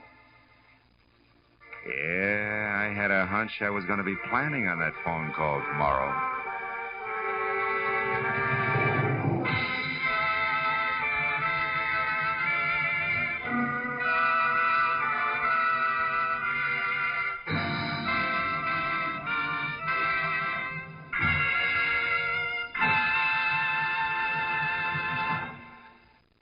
Remember, friends, to make every day more enjoyable, treat yourself often to refreshing, delicious Wrigley's Spearmint Chewing Gum. There's lots of cooling, real mint flavor in every stick. And chewing Wrigley Spearmint helps keep you feeling fresh and alert. You feel better, work better, get more fun out of doing things. So indoors, outdoors, wherever you go, keep some healthful, refreshing Wrigley Spearmint Chewing Gum handy. To make every day more enjoyable, treat yourself often to delicious Wrigley Spearmint Chewing Gum.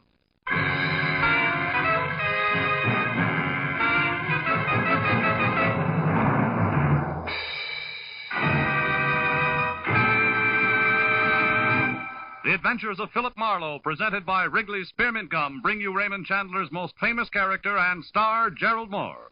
Philip Marlowe is produced and directed by Norman MacDonald and written for radio by Robert Mitchell and Gene Levitt. Featured in the cast were Sammy Hill, Peter Leeds, Wally Mayer, Hugh Thomas, Anthony Barrett, Vivi Janis, and Harry Bartell. Special music is composed and conducted by Richard Arant. The makers of Wrigley's Spearmint Chewing Gum hope you enjoyed tonight's Adventures of Philip Marlowe and that you're enjoying Wrigley's Spearmint Gum every day.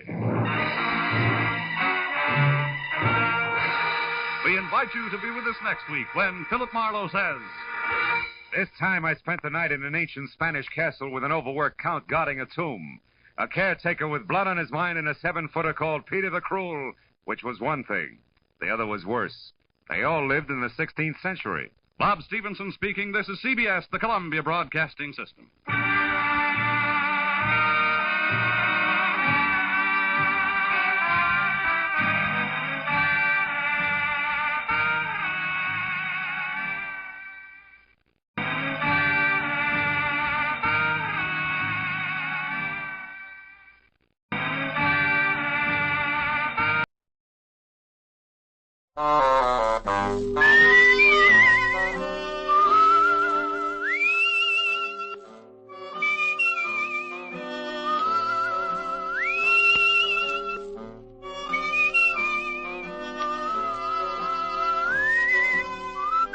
Here's Dick Powell as Richard Diamond, private detective.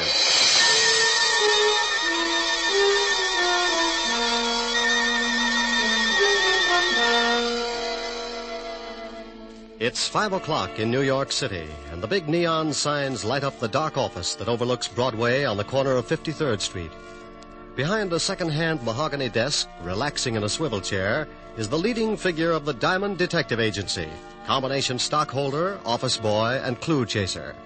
He is Richard Diamond, and his mind is on a lovely redhead named Helen Asher, as she sits on a couch talking about things he likes to hear. At this moment, however, another scene is taking place in the wealthy district of Long Island. A long black convertible is just pulling up to an old English mansion, and a curvaceous blonde steps from the car. She is met at the door by her brother. Well, good evening, my dear sister. You're looking simply ravishing. How would you know the difference? Oh, drop dead. You disgusting excuse for a man. Why don't you sober up for 5 minutes and take a look at yourself? I did once. Oh, by the way, our dear stepfather would like to see you in the study. Tell him to go... I already did. Now it's your turn. I don't want to. Now get out of my way, Chris. Suit yourself. But Murray Lang's in there with him. Murray? Did I start your heart going pitty-pat? Oh, shut up. You better go in and protect your money, darling. Bye, jailbird. I don't care what your plans are. They concern my daughter, and that's enough for me to put a stop to them. You're not going to put a stop to anything. You can't intimidate me, Lang. You're just a cheap, no-good gangster, and your methods are too well known to frighten me. Come in. Oh, hello, Liz. Hello, Murray. I'm glad you're here, Elizabeth. Mr. Lang and I were just discussing your future. I'm surprised you put up with it this long, Murray. Come on, let's leave my dear stepfather until he simmers down. Elizabeth, I want to talk to you. Well, I don't want to talk to you. Let's go, Murray. Listen to what he has to say. Maybe you'll get a laugh out of it. Well, what is it? I've just been talking with Lang about your intention to marry him. I have advised him that if such a thing were to take place, it would result in the most serious of consequences. Is that all? No, that is not all. When you got into your trouble with the police, my dear stepdaughter, you were paroled in my custody. If I should report to the board that you had violated the terms of your probation, you would most certainly go to prison. Why, you... What's the matter? Aren't you satisfied with the salary you collect for taking care of Mother's estate? How dare you, you little Sit sniffer! down. You look bigger behind a desk. Well, just yell and scream all you want to. After Monday, you better start looking for another source of income. You know very well it's not the money. But your greasy boyfriend here would certainly like to get his hands on it. Look, you, I don't give a hang if you are a midget. I'm not going to stand here and listen to you. Murray. No, baby, I won't take it. I'll wring his scrawny little neck. Go on, lad, go on. It would give me the greatest of pleasure to call the police and have you locked up. I'll fix it so you won't have a head to call anyone with. Murray, leave him alone. Can't you see that's what he wants? Yes, well, Mr. Lang. Come on, Liz, let's get some fresh air. I want to say one more thing. Just remember, Father, my probation expires Monday. After that, you won't control any part of my income, so you better start getting packed. And if I report you to the probation board in the morning? I wouldn't. If you do that, you'll not only stop being my guardian, but you'll stop breathing. Get out. Get out, both of you. Come on, Murray.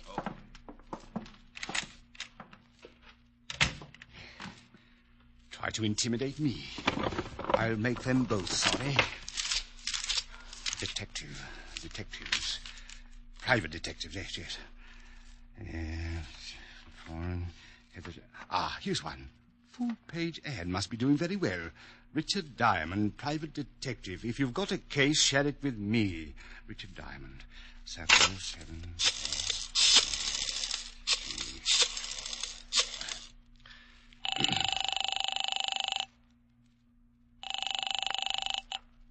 Yeah? Mr. Diamond? That's right. I want to hire you for a few days. Oh, you saw the ad. Well, it just so happens I'm available. I can't tell you much over the phone, too many extensions in the house, but it's about my daughter. I'm afraid she's going to get herself into some serious trouble. Well, how old is she? 20. Tell her to wait a year. My name is Chase, Ralph Chase. I live at 82 Maple Drive, Sands Point. Will you come out this evening? $100 a day and dibs on the icebox. I'll see you about 8. Goodbye, Mr. Diamond. What was that all about, Rick? Oh, got a job, baby. When do you start? Oh, yes, you're right. No, Rick. You can start it in the morning. You can't break another one tonight. Now, come on, Helen, baby. A job's a job. And a date's a date. I won't let you break this one. Your car downstairs? Yes, but I can drive myself home. Please, Rick. You promised you wouldn't break another one. Keys in it? Yeah, look. I want to hire you to protect me for this evening. I've been receiving mysterious phone calls, and I'm in fear of my life. Really? You've got to take the job. Old friends come first. I'll have to get home and shave before I start working. You mean you'll take it? After 12:30. Bye, baby. You beast. Oh, you must be getting tired from driving that big car around all day. Grab a cab, honey. It'll give you some rest. I'll take good care of your car. What? Want $1 for the cab? Huh? No. On second thought, you only live about 25 blocks. Walk will do you good. Rick. Deep breathing all the way up Fifth Avenue. Nothing like it. Bye, baby. Oh!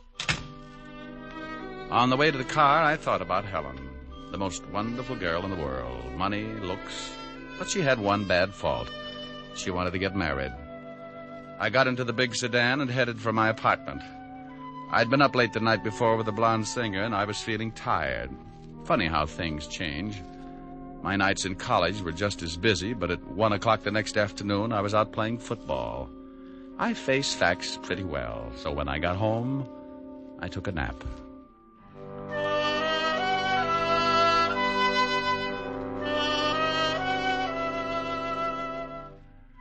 I slept until 7 and got up and dressed.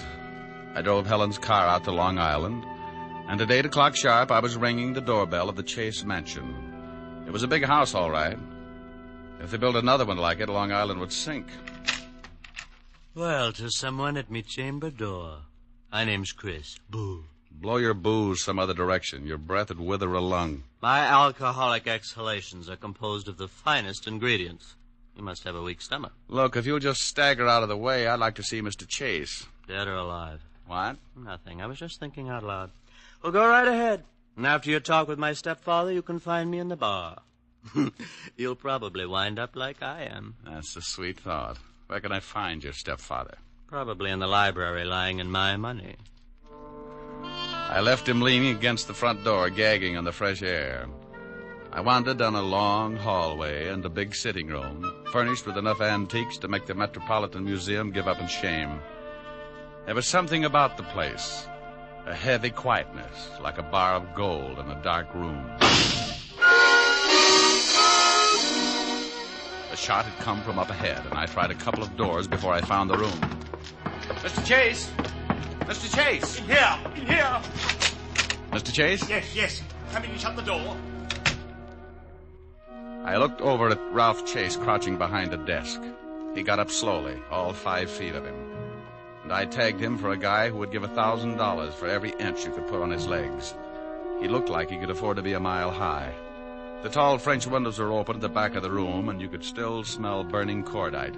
Someone tried to shoot me from the garden. Yeah, I heard the shot. You must be Diamond. That's right. Don't you think you better shut the French doors and pull the drapes before someone takes another shot? Yes, very good idea. You pull the shades, Diamond.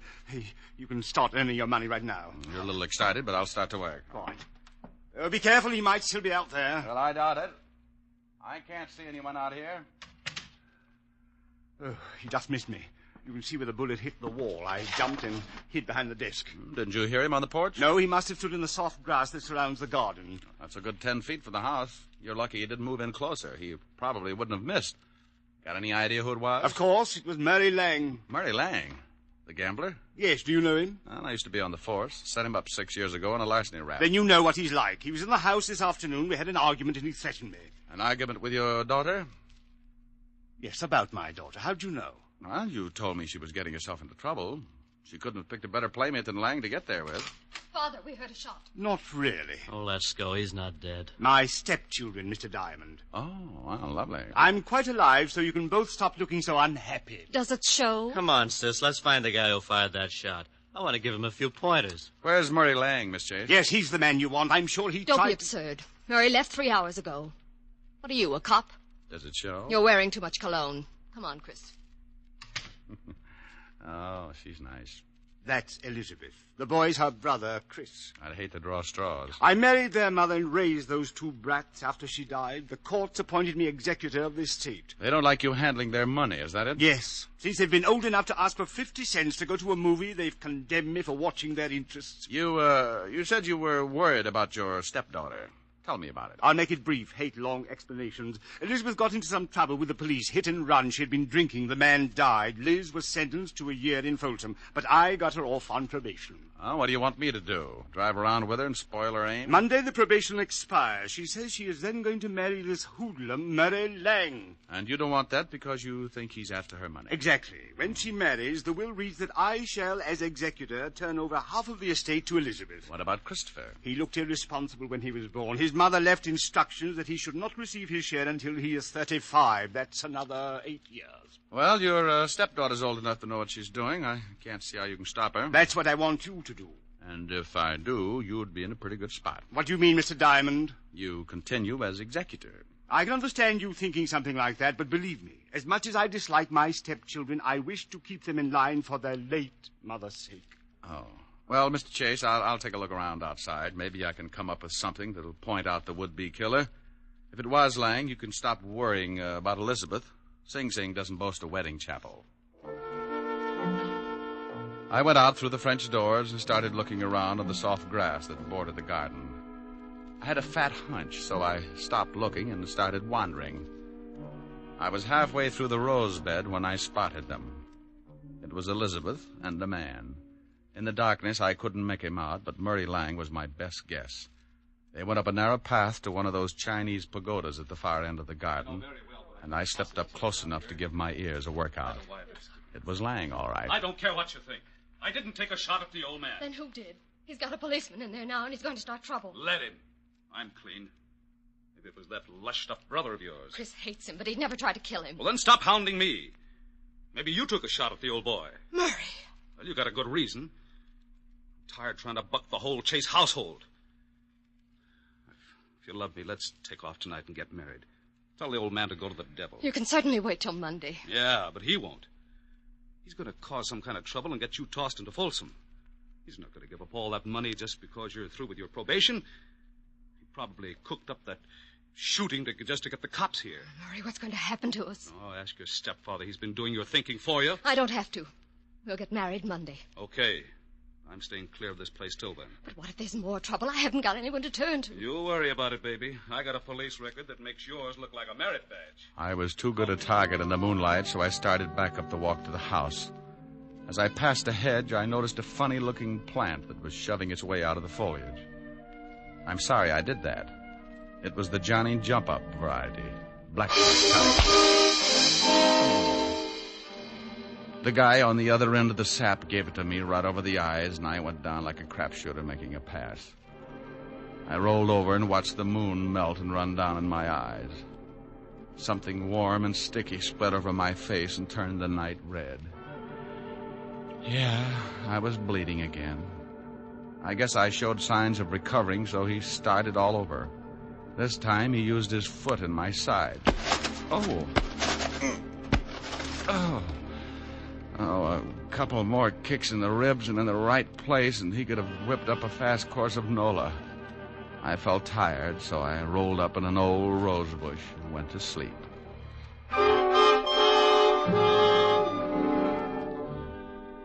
When you finally start coming around, it's like swimming your way out of an acre of mud. If you've taken enough beatings before, you diagnose things in a hurry. The pain in your head is where you got sapped. The ache in your ribs is where he booted you. And the thought in your mind is, oh, it's something about an eye for an eye, if you got one left. I sat up slowly and looked around. No one in sight, and my watch said 10 o'clock.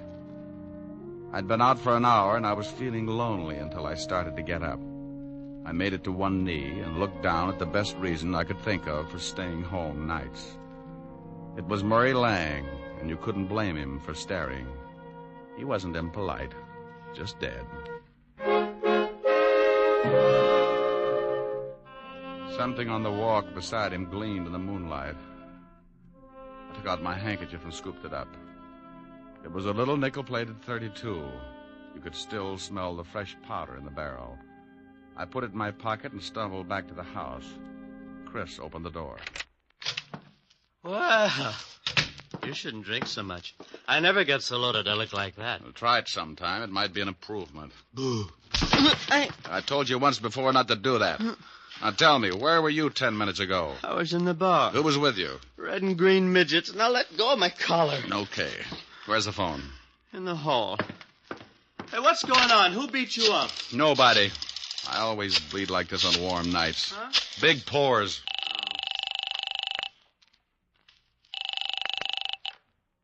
Homicide, Sergeant Otis talking. Who taught you how? Did you sit up nights with a parrot? Oh, very funny. Only one guy could think up a lousy joke like that. What do you want, Diamond? A picture of you. I'm going to show some doctors that mercy killing has its points. Now, let me speak to the lieutenant. Comic. Homicide, Lieutenant Levinson. Hello, Walt. This is Diamond. Oh, wait a minute. Let me get the bicarbonate. What's the matter? I get stomach trouble every time you call. Go ahead. All right. I got a killing for you. I know it. Why can't you be a good boy and stop finding corpses? I'm out at Sands Point, 82 Maple Drive. I think I've got the murder weapon in my pocket. Who's dead? An old friend, Murray Lang, and you better step on it. There's a drunk staggering around the place, and he's liable to spot the body and put it in a cold shower to sober it up. Oh, all right. We'll be right out. Hold the fort. So Mr. Lang's dead. You better stop sneaking up on people, Buster. And you'd better stop telling me what to do in my own house, Mr. Diamond. You sobered up pretty quick. I heard what you said about finding the murder weapon. May I see it? No. It stays in my pocket until Homicide gets here. Whose gun is it? It's a 40-pound broadsword. Now, stop trying to look like a Chicago muscle man, or I'll start slapping there you. You are, Diamond. I've been looking for you. Great Scott, what happened to your face? Someone was giving away hints. Chris, did you have something to do with this? Hardly. Mr. Diamond has a decided advantage over me. He has muscles. I'll be in the bar. What's happened? Where's Elizabeth? I don't know, but her boyfriend's got troubles. He can't explain the hole in his chest. Lang? What do you mean? He's out in the garden. Someone shot him. Is he dead? And if he's not, he's trying awful hard. Then we'd better call the police. That's been taken care of. What kind of a gun do you own, Mr. Chase? You don't think... No, I don't. I just dig around till I come up with something. What kind of a gun do you own? Why, a 45... Now, wait a minute, Diamond. If you've got any ideas about this murder, you'd better wait until the police get here. Now, look, Chase, I've been insulted in your house, had the air let out of my ego by your beautiful stepdaughter, and beat up in your garden. That's a full night's work, and now I'm on my own time. Where can I find Elizabeth? I don't know. She may be up in her room. Oh, where is it? End of the hall, head of the stairs, first door. Thanks. It's beginning to rain. What about Lang's body? Well, if he catches cold, call me. I went down the long hallway to the foot of a massive staircase. The only light was the one burning in the room I just left. I looked over at over my shoulder and saw Mr. Chase framed in its dim glow, watching me. In that moment, I thought who Chase reminded me of. A triangle hat, his hand in his vest, and Napoleon had a twin. I went up the stairs 2 at a time. Yes? Pardon me for barging in, but some guy in the garden just beat all the bashfulness out of me. How dare you? You get out of my room. You better put on something a little warmer, honey. That thing would start a hara-kiri epidemic in Boston. What do you want? Yeah. What did you do after Lang left you in the garden? What? Big ears. I overheard everything you said. I see someone pushed your face around. It's an improvement. Did Murray catch you eavesdropping? And if he did, he won't have much time to gloat. What do you mean? If you've done anything to Murray... Aren't you getting ready for bed a little early? I don't know what you want. I don't have to answer any of your ridiculous questions. Now, if you don't turn around and get out of here... What's the matter, baby? The drawer empty? Lose something? No. Maybe this is it. Where did you get that gun? It was lying in the garden beside your boyfriend's body. Beside... That's it, lover. Now sit down and relax. Is Murray dead? Like Jimmy Fiddler's gossip column. Didn't you hear anything after Murray left you? Oh, no. I was crying. I ran back to the house and came up here. Is there another way back to the house besides the path that Murray took? It's one that leads to those outside doors. I came right to my room. Please leave me alone. This is your gun, isn't it? Yes, but I didn't do it. I didn't. Murray and I were going to be married Monday. Ballistics will probably show it's the one that did the job. You better tell me everything you know. I don't know anything. I didn't shoot Murray. Someone stole my gun from the drawer. Oh, please find out who did it. If they hold me, I'll go to prison anyway. Please, Mr. Diamond, please. It's going to be tough if this is the gun. I'm pretty sure it is. You could still smell the powder when I... The powder. What's the matter, Mr. Diamond? Huh? Oh, nothing. Look, you stay in your room. Maybe I can do you some good. I promise you'll stay here. Sure. I'm not going anyplace. And try and snap out of it. Sometimes you keep losing until there's nothing left to play with. It breaks the jinx. I went downstairs and started looking for Chase. As I passed the doors leading to the garden, I stopped cold. A flash of lightning turned the garden flat white. Someone was standing over what was left of Murray Lang.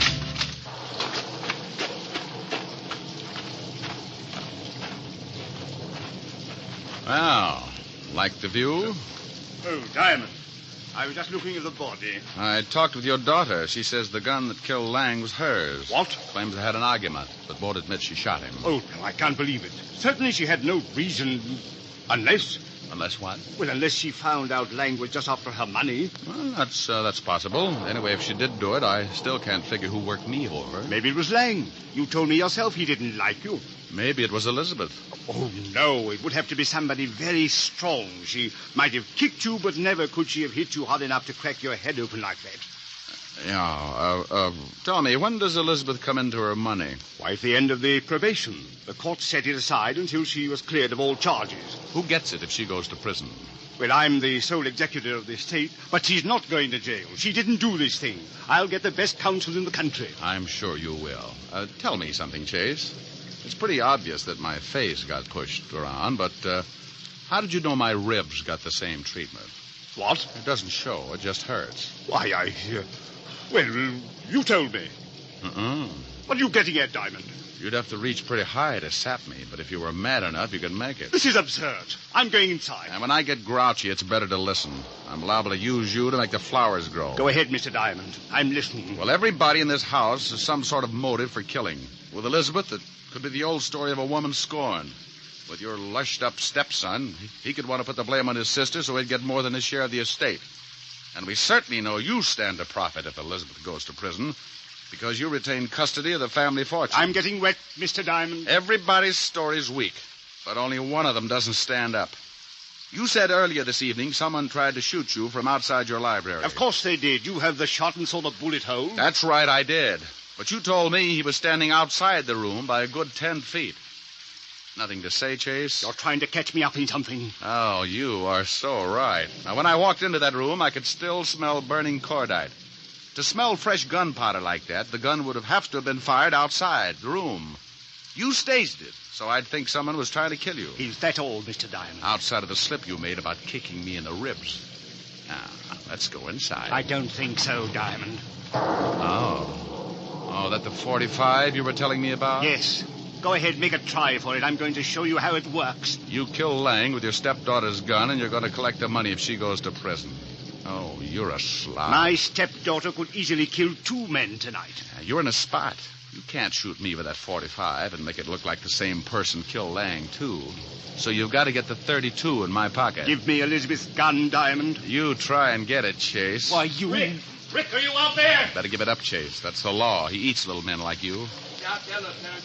Drunk said he saw him fall out. Rick! Stay right there, Diamond. Another killing won't matter if you try and stop me. For Pete's sake, if you're out there, Rick, answer me. I'm getting soaked. Just keep your mouth closed, Diamond. I'm getting out of here. You'll never make it, Chase. They'll pick you up inside of an hour. Not if you're too dead to tell them. Yes, that's it. If I kill you, I'll eat at least 10 minutes. You should watch your step, Chase. Keep your head down, Lieutenant. Somebody's smashed. Shut up, Otis, and get out from under that bench. Rick! Over here, Walt. What's going on, Rick? Who's doing all the shooting? Well, we took turns. He was just going to kill me when he tripped over the body of his first victim.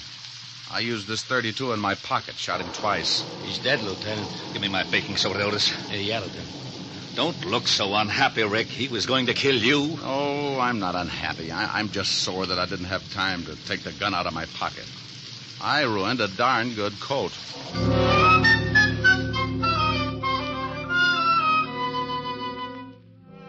The 3 of us went back in the house, and Otis took Christopher up to bed so he could sleep it off. Walt listened to the story as I told it to Elizabeth.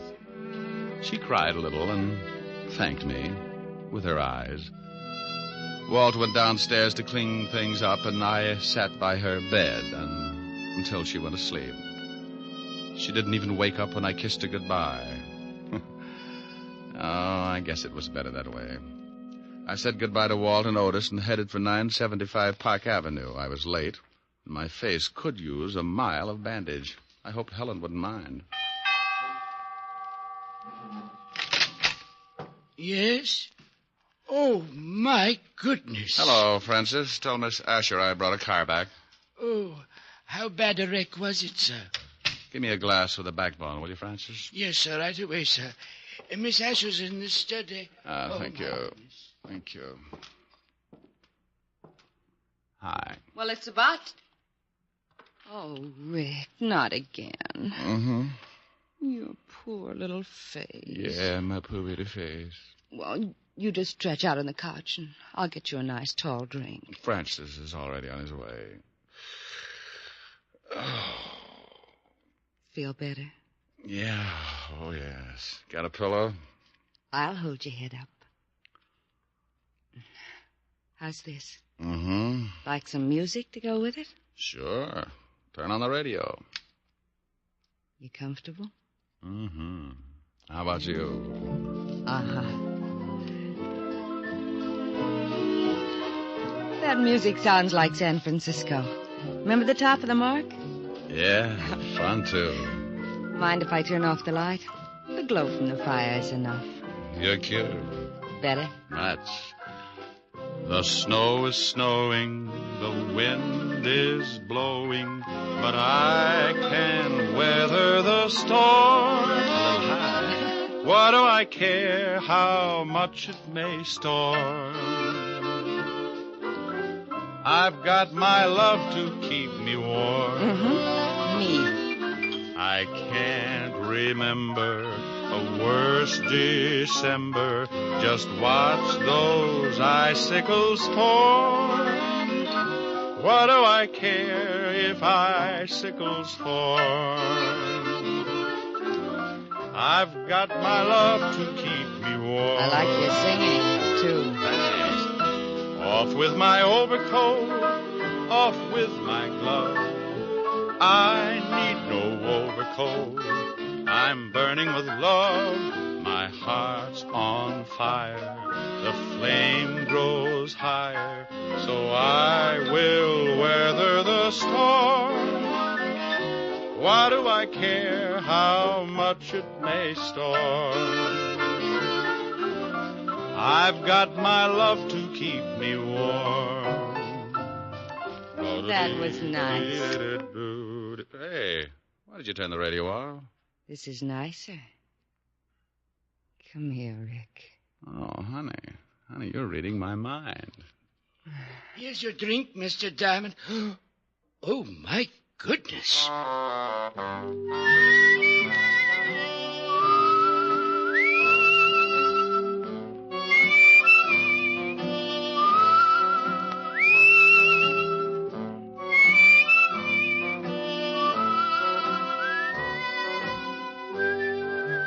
You have just heard the fourth of a new series, Richard Diamond, Private Detective, starring Dick Powell. Helen was played by Virginia Gregg, Lieutenant Levinson by Ed Begley. Also in our cast were Wilms Herbert, Betty Moran, Jay Novello, Jack Edwards, and Tal Avery. Music was under the direction of David Baskerville. Richard Diamond is written by Blake Edwards and directed by William P. Rousseau. Even here in America, we're liable to have a few misconceptions about freedom. Many of us regard it as an outright gift with no strings attached. Well, that isn't quite so. All of us have received a heritage of liberty, a legacy of freedom forged in other days. Remember that the liberty you enjoy is a precious legacy, a legacy that can be lost through disuse. Don't ignore freedom, work at it, for freedom is everybody's job. Now, this is Eddie King, inviting you to be with us again at the same time next week when we will again bring you Dick Powell as Richard Diamond, Private Detective. This program has come to you from Hollywood. This is NBC, the national broadcasting company.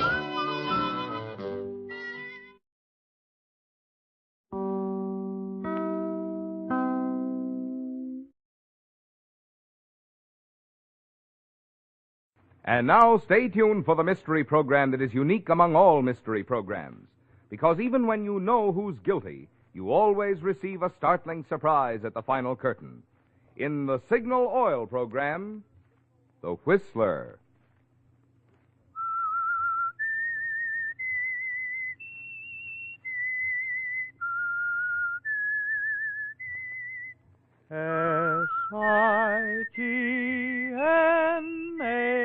SIGNAL. Signal gasoline.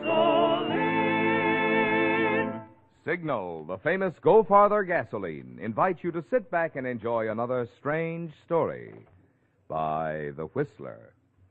For extra driving pleasure, the signal to look for is the yellow and black circle sign that identifies Signal service stations from Canada to Mexico.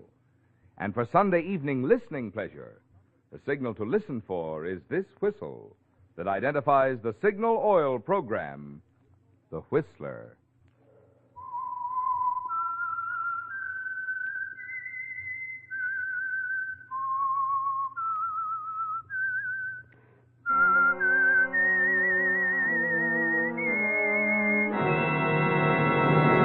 I am the Whistler, and I know many things, for I walk by night. I know many strange tales hidden in the hearts of men and women who have stepped into the shadows. Yes, I know the nameless terrors of which they dare not speak. And now the Whistler's strange story, Ticket to Murder.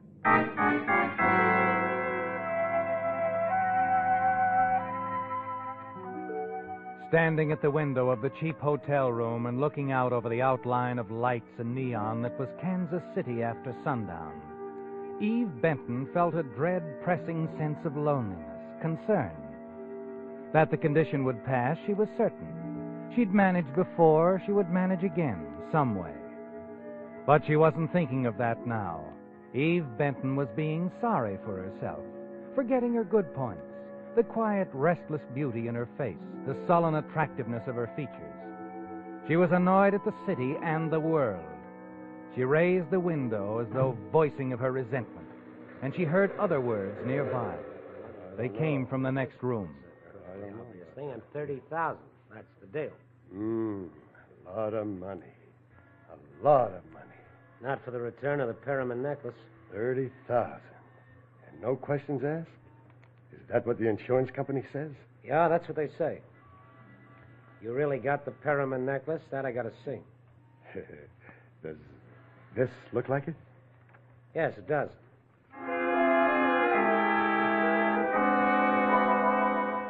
You smile strangely, don't you, Eve? Listening in ironic amusement. 30,000, one of the men next door said. They're talking in thousands while you stand so close by, wondering where you'll get the money to pay your hotel bill. You start to close the window when the voices suddenly grow louder and raised in anger. You can't get away with this. I'll worry about that. You just worry about this. You freeze to the spot, don't you, Eve?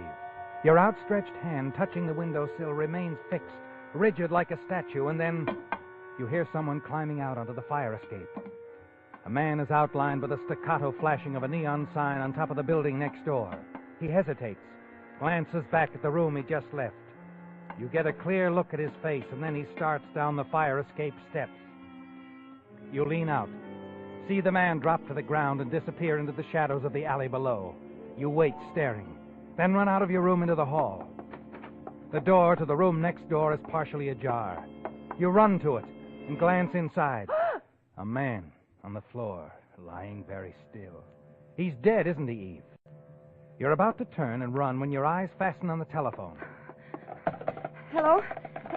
Hello? Desk? Hello? Yes, what is it? Hello? Hello? Answer, please. Hello? You lower the phone, staring, unable to speak because of something you see, something near the dead man's hand. A wallet, isn't it, Eve? Yes, with part of the contents spilled out. A few bills, and among them a train ticket. Something that you could use. Are we still connected? Yes. Yes, Eve. A train ticket for the West Coast, San Francisco, and almost $65 in currency. It's an answer to your problem, isn't it? You lose little time in packing, leaving your room by the same method as the man who fled only a few moments before. The fire escape.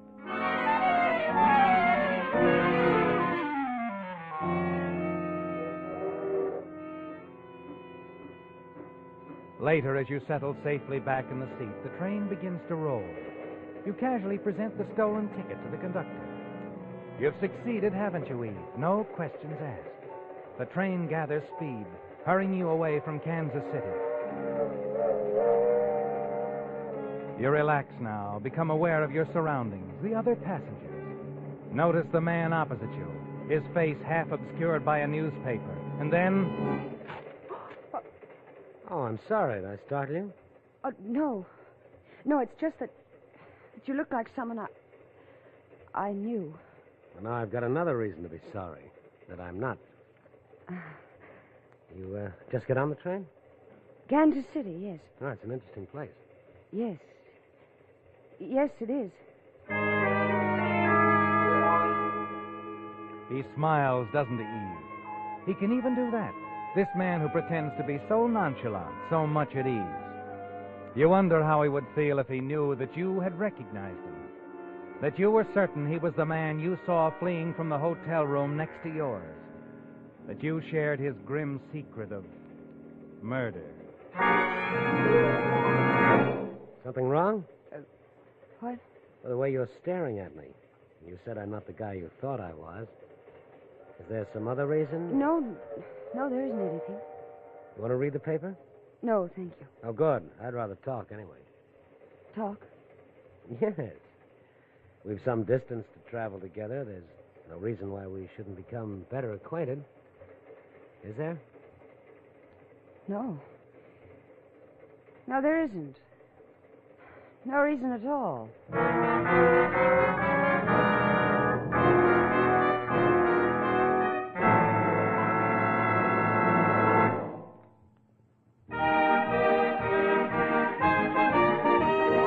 Tonight's $20 Signal gasoline book goes to Mrs. W.G. Reed of Long Beach, California, for sending in this limerick.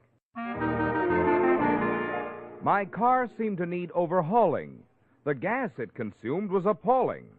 Then Signal I tried, and now when I ride, I can pay for my gas without bawling. Signal, signal, signal gasoline. Your car will go far the gasoline. Our congratulations to Mrs. Reed for her very human way of describing the good mileage you enjoy with Signal, the famous Go Farther gasoline. Too bad there wasn't room in her limerick to get poetic about all the benefits you notice when you switch to Signal. I mean Signal's snappy starting, Signal's peppy pickup, Signal's smooth, silent power. For it's a fact, mileage and performance go hand in hand. If you'd like to enjoy both, then the next time your gas tank gets thirsty, treat your car to the gasoline that's packed with go. Fill up with Signal and go farther.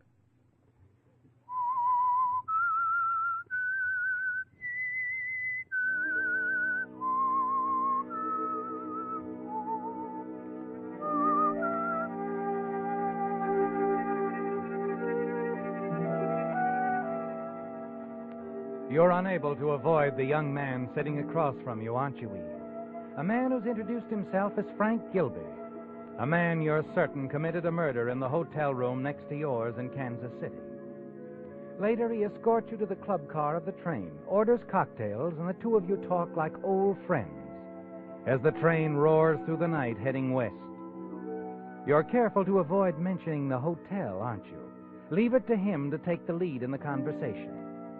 All you want to do is get the trip over with and leave the train. But by the time you reach Oakland and board the ferry boat that will take you to San Francisco, the young man has become quite persistent. Miss Benton. Miss Benton. Yes? Oh. You know, I think you've been trying to avoid me, Miss Benton. Eve. Any reason? Why, no, Mr. Gilby, I've told you. I was beginning to think I should take those magazine ads to heart. Oh, no, it's just that I've had things on my mind. I've been thinking about a job. Well, perhaps I can help you. I know a lot of people. No, I have something waiting for me in the city. Well, it was just a thought. In case it doesn't work out, I wish you'd give me your address. I'm not sure what it will be. Well, mine is 4950 California Street. I've got a flat there. I don't believe I asked. No, you didn't. I'm forcing myself on you, Miss Benton. You try too hard. But do I?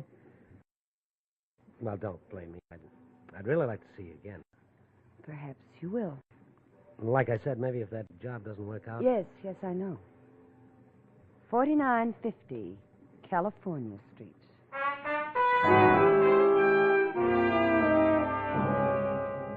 You want only to rid yourself of the persistent Mr. Gilby, don't you, Eve? Finally, once ashore and in a taxicab, you feel he's no longer a worry. You register at a small hotel on Geary Street. Dismiss him from your thoughts. But late the following morning, as you're having breakfast in a small diner, you're listening to the radio, and something the news announcer says sets you to thinking about Frank And in again. local news, the Perryman jewelry case has reached a stalemate, with the valuables still unreturned. According to insurance investigator Leonard Quinn, a contact with an underworld character in Kansas City failed to take place. It has since been revealed that the insurance company has made a tentative offer of $30,000 with, as we understand, no questions asked for the return of the necklace to their representative, Mr. Quinn, or to the home of wealthy Mrs. Evans Perryman in Hillsborough. However... Well, I wanted to hear that. Huh? Oh, sorry, lady. The guy was just about through, though. Well, what was that name he mentioned? Mrs. Evans somebody? Perryman. Mrs. Evans Perryman. Lives down the peninsula. Perryman. I see. You acquainted with the lady? No. But I've heard of the name.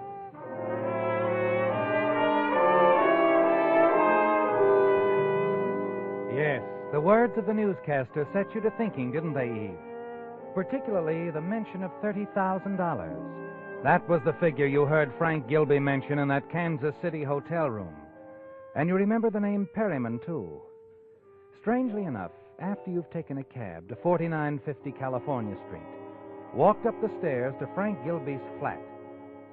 As you're about to knock on the door, you hear the words again. For Quinn. Yeah. That $30,000 on the Perryman deal. You get me the money and you'll get the necklace back. Yes, that's right. Take a couple of days. The contact is out of town. Sure. All right, bye.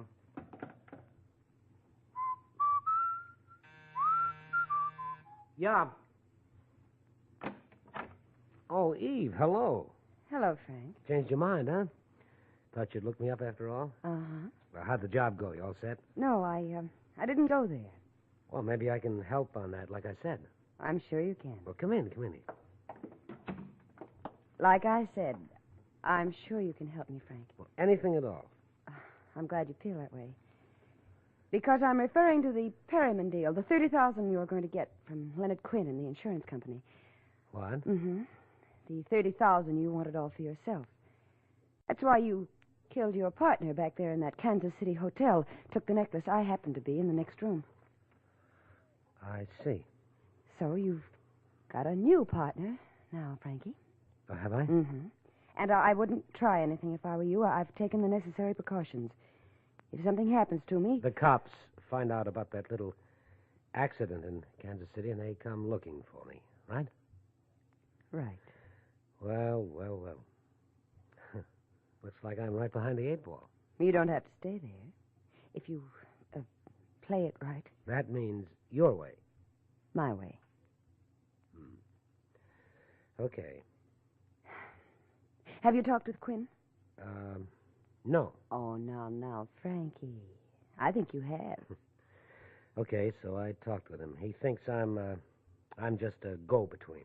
Naturally, you wouldn't tell you'd killed a man to get the necklace. What sort of an arrangement have you made with him? He gives me the dough, and in a couple of days, after I contact the guy with the necklace, I bring it back to him. That's all.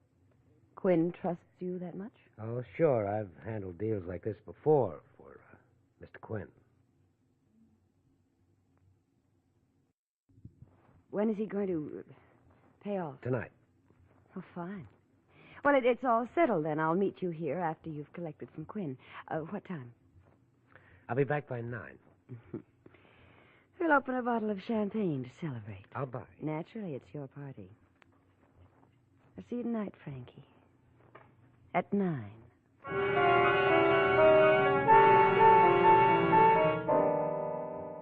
It was simple, wasn't it, Eve? Easier than you thought. And now you're in partnership with a murderer. A temporary partnership, you tell yourself, and it'll be worth it. $15,000.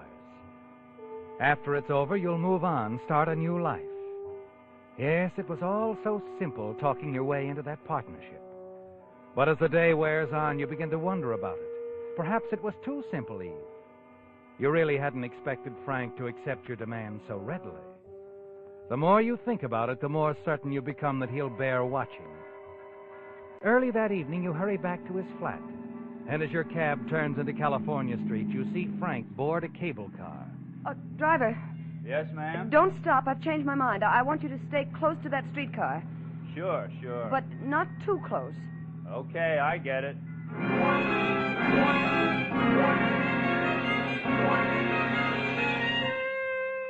At Montgomery Street, you watch Frank step into an office building. And sitting in the cab, you wait, keeping your eyes on the entrance. A quarter of an hour goes by, and then he comes out, walks back to the corner, hops onto a cable car as it starts the climb up the hill. Driver? Yeah, I know. The cable car. It ain't none of my business, lady. You're quite right, driver. It's none of your business.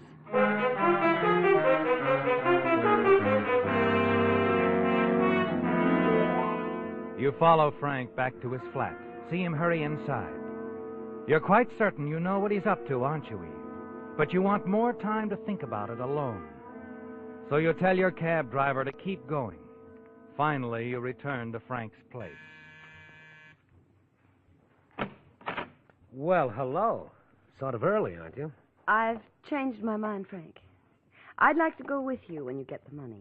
Oh. Well, it's been called off. Called off? Well, postponed is what I mean, until tomorrow night. I just got a phone call from Quinn. Said he hadn't had time to get the money from his boss yet. Oh, I see. Sit down, sweetheart. I was looking forward to that champagne. Well, no reason why we can't celebrate in advance. I was hoping you'd call me. Were you? Yeah, I thought we might have dinner together. North Beach, Fisherman's Wharf, maybe? Sounds interesting. What do you say? Well, I've always wanted to see the top of the Mark. Fine. We'll start there. All right. There's a nice little restaurant on Broadway I think you'll like. Best veal scallopini in town. I'm sure I'll love it, whatever it is. Oh, Frank. Yeah. My gloves. I must have left them on the chair. Oh, sure. I'll get them. The moment he turns around, steps back into the room, you snap the automatic lock in his door so that it's unlocked. Now you won't need a key, will you, Eve? Then quickly you reach down and tear a hole in your stocking. In a moment, Frank returns. Here we are. Oh, thanks. All set? All set. Oh, dear. What's the matter? Well, just look at that. A run in my stocking. Look at it. Yeah, that's quite a run. Nicest one I've seen in a long time. Well, you won't mind stopping by my hotel for a minute, will you? It's only a block out of our way. Oh, of course not. Let's go.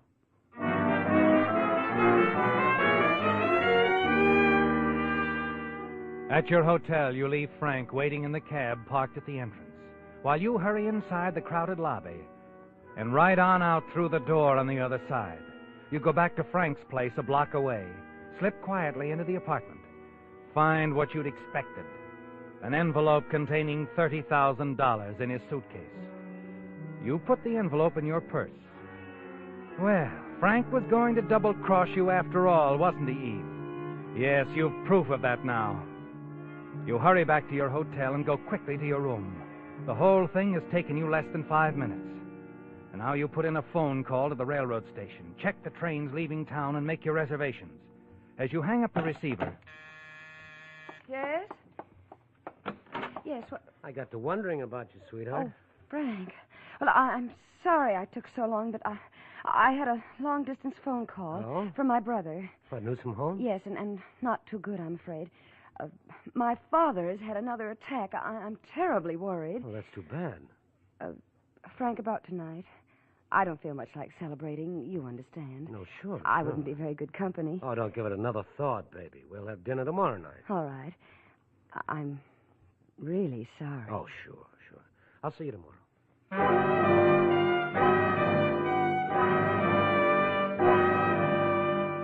You watch from your hotel window and see Frank get into the cab and drive away. Quickly, you pack your things, check out of the hotel. It's 2 hours before your train leaves. Time to have dinner. But first, there's one thing you must do. You've made up your mind about that, haven't you, Eve? From the moment you found the $30,000 in Frank's flat. You step into a phone booth and call the police department. What was that, man? A murder sergeant at the Alden Hotel in Kansas City 5 days ago. The killer is here in town. What? Arranged a deal with Leonard Quinn, the insurance investigator. Anything to do with the Perryman necklace robbery? Everything. The party I'm talking about took the Perryman necklace from the man who was killed in Kansas City. Go ahead. Well, I suggest you contact Mr. Quinn. Get him to tell you who he'd made that deal with, and you'll have the killer. You give me your name, ma'am? No, I won't. Goodbye.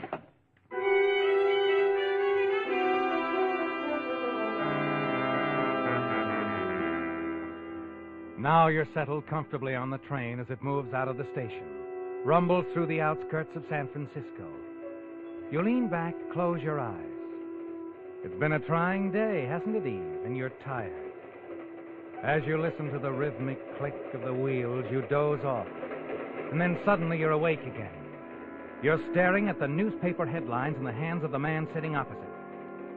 Perryman necklace mystery near solution. Local police link obscure Kansas City murder victim with theft. A cold wave of fear sweeps over you. Then he lowers the paper. Hello, sweetheart. Frank. You surprised? The switchboard operator at your hotel couldn't resist a 10-spot. I see. How stupid of me. Wasn't very smart of you to walk out with my 30 grand, either. Isn't that what you were going to do? You got me all wrong, honey. I was going to surprise you. I'll bet. Okay. So each of us tried to double-cross the other one. What do you say we call it even and split the money between us? All right, Frank. We ought to try to get along, sweetheart. You have something on me, and I can make trouble for you if I want to. Can you? You're in this as much as I am now. I can always say that you helped me do that job in Kansas City.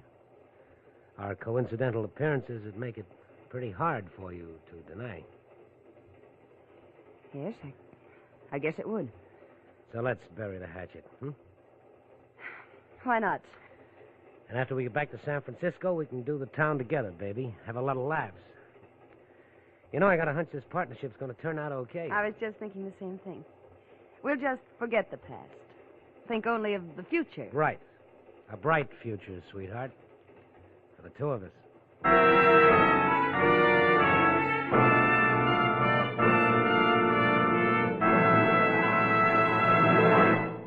Here's good news for you motorists who will be needing a new battery this winter.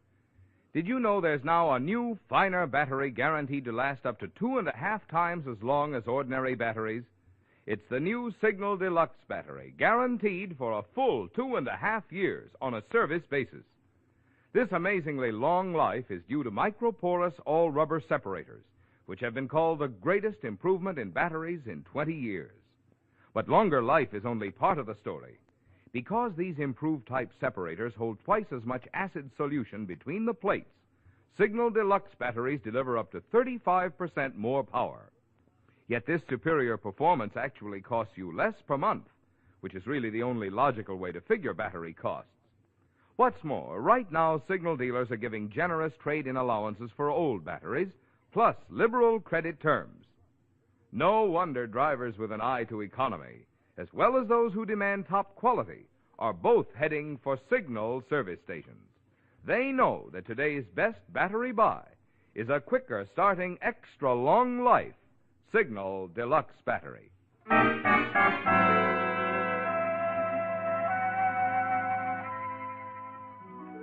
It was a shock, wasn't it, Eve, to find Frank Gilby on the train after you thought you'd slipped away from him in San Francisco. You were certain you'd seen the last of him, and you'd have the $30,000 all to yourself. But then there he was, demanding his share. $30,000, Eve. A lot of money. And you made up your mind that Frank wasn't going to get any part of it regardless. In the morning, when the train pulls into Los Angeles, the $30,000 is still tucked away safely in your suitcase. And you're confident Frank Gilby will never bother you again. He'll never be able to involve you in the murder he committed in Kansas City.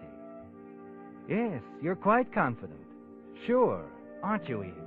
Even as the police board the train, step into your car, talk quietly to the other passengers. And then you find the lieutenant talking to you. That's right, Miss... Benton. Miss Benton. He was sitting here opposite you, according to the conductor. Well, you say he fell off the train, Lieutenant? Oh, how horrible. Oh, he seemed like such a nice young man, too. You didn't know him? Well, no, I'd never seen him before. We talked a little, of course, just train conversation. You know. Oh, it's you.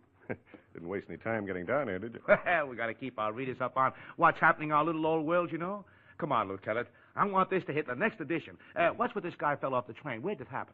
Just out of San Luis Obispo. And he didn't fall. He was pushed. Uh-huh. Pushed? Why, what makes you think that, Lieutenant? Yeah. What's this all about? The San Francisco police got a tip last night. Phone call from a dame about a payoff.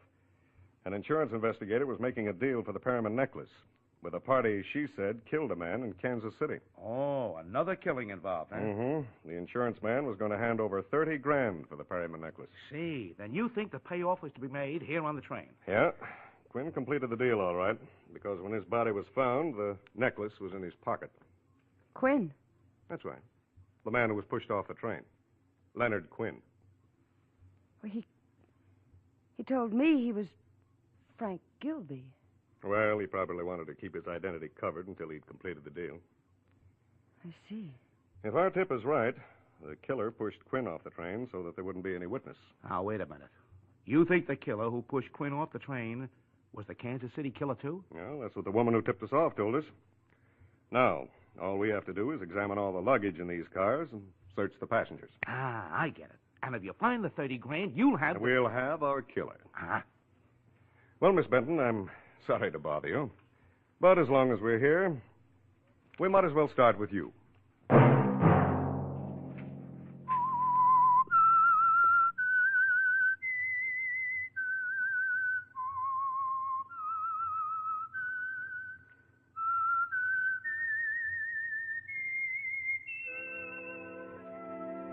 Let that whistle be your signal for the Signal Oil program, The Whistler, each Sunday night at this same time. Brought to you by the Signal Oil Company, marketers of Signal gasoline and motor oil and fine quality automotive accessories. Remember, if you would like the fun of having your friends hear a limerick of yours on The Whistler, the address to which to send it is the Signal Oil Company, Los Angeles 55, California. All limericks become the property of the Signal Oil Company. Those selected for use on The Whistler will be chosen by our advertising representatives on the basis of humor, suitability, and originality. So, of course, they must be your own composition.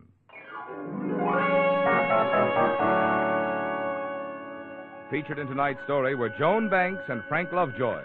The Whistler was produced and directed by George W. Allen, with story by Joel Malone and Adrian John Doe, music by Wilbur Hatch, and was transmitted to our troops overseas by the Armed Forces Radio Service.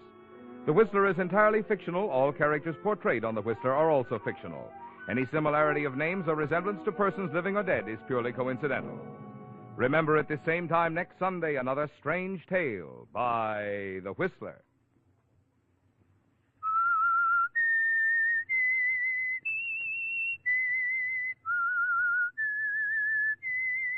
SIGNAL. Signal, signal gasoline. When you give to the community chest, you're helping not just one organization, but many worthy causes that directly benefit 4 out of every 10 families. Think of that when you're deciding how much to give to the community chest. Marvin Miller speaking. This is CBS, the Columbia Broadcasting System.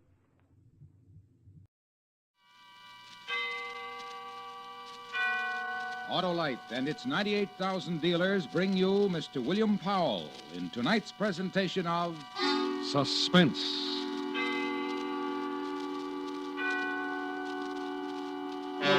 Tonight, a story based on fact. The true report of a chase through a city in an effort to find a killer. It's called The Barking Death. Our star, Mr. William Powell.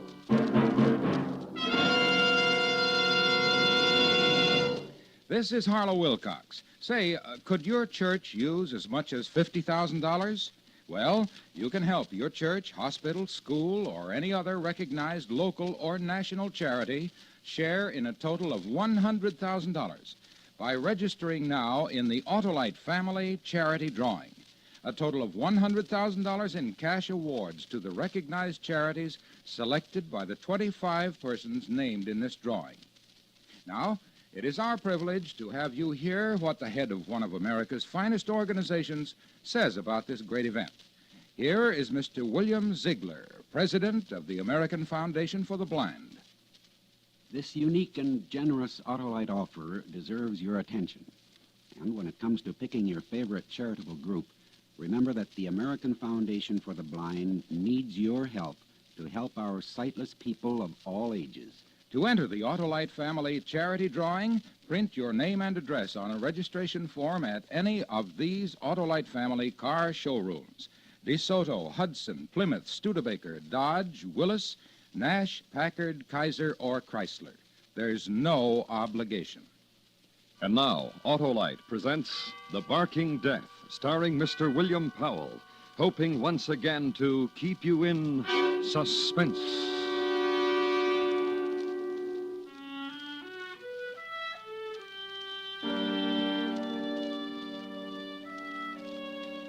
It's over now, and the town has settled down. Most of what happened I know because I was a part of it. The rest I must imagine for you. Our town is not very large, 25,000 people last census. Good town, proud of its police and fire protection, proud of its city administration and its health center. Then a thing happened to it. Terrifying thing. And this is the way it began. Right in here, Doctor.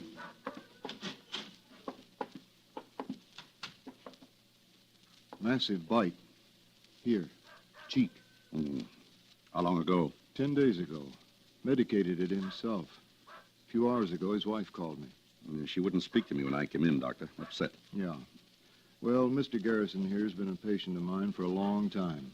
Whole family. Well, she called me and said her husband was complaining of headaches. Then had a spasm when he tried to drink a glass of water. And a certain excitability. I didn't know about the dog bite until I came over. What do you think? Where's the dog? That one you hear out in the backyard. He's on a leash, attached to a clothesline. Yeah, I'll get him down to the lab and run a saliva test. Observe him. What about Garrison here? Passed your treatment? You need me to say it for you, Doctor? If this man's got rabies, it's too late for anything at all.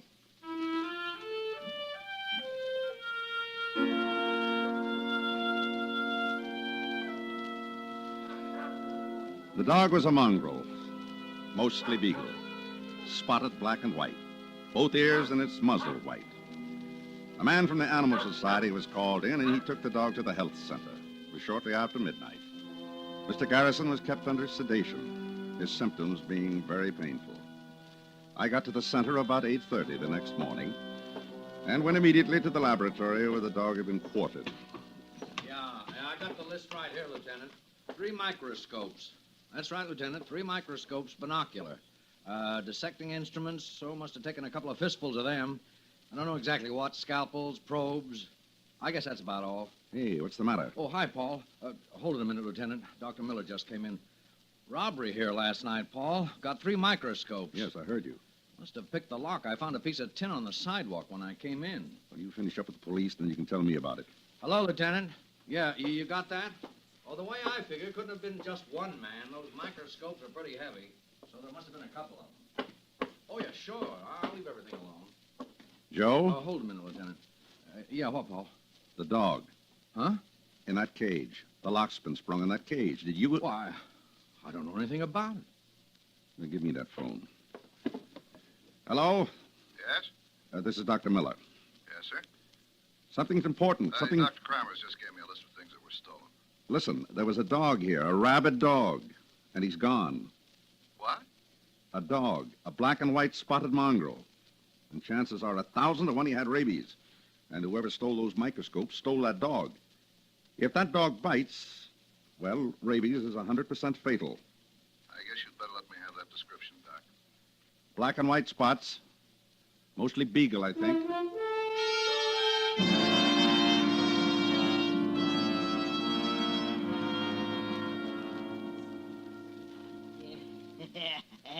Where'd you get them crazy black and white spots, Doggy? Doggy. Doggy, Pooch, he's some more hamburger, Doggy.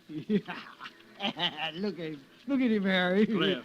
Nice doggy. What'd you take the dog for, Cliff? Pretty doggy. Merchandise ain't enough for you, Cliff. Microscopes, all that junk. You got to take that there I hound. like Pooches, Harry. Now leave me alone. I like Pooches. That dog's got to go. Oh. Got to go. Now listen. Out with that dog, Cliff. I ain't gonna live in the same room with no animal. Now wait a minute, So Harry. you like the dog? Well, both of you, good day. Cliff's You got and the pooch. Doggy. Doggy, you're not liked. Gotta lose you, Doggy. Now. Poochie, little Poochie. We gotta go for a little walk, Poochie.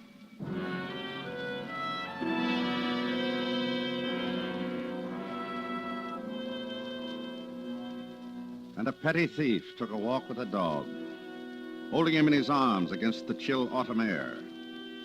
Took a walk while the town alerted itself, made aware of a danger, had leaders and interested people who came together and were briefed.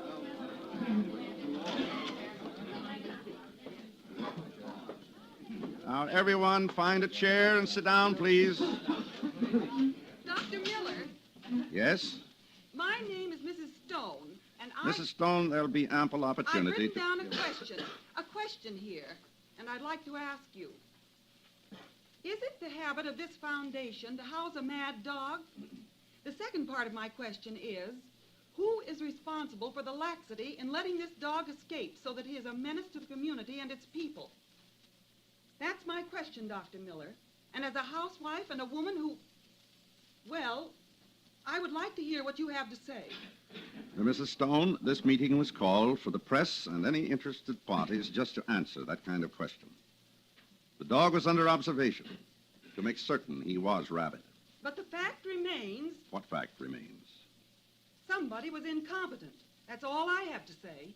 Dr. Miller, Mr. Collins, my paper is questioning your methods. what about? All this publicity. A newspaper man and you... The duty to the community. What about panic? What about it? Well, scaring people about an animal on the loose, an animal that might kill you. People from the health department ringing doorbells, police, people up in the hills with guns hunting for a dog, a spotted black and white dog. Little ridiculous, huh? Is it? That's the question I asked you, Doctor. Yes, you did. Dr. Kramos, Yes, Doctor? Are you ready with the film? All ready. Will one of you people switch off that light, please? Now, in this projector is just a few feet of film of a child suffering from rabies. I think all of you should see it. Okay, Doctor.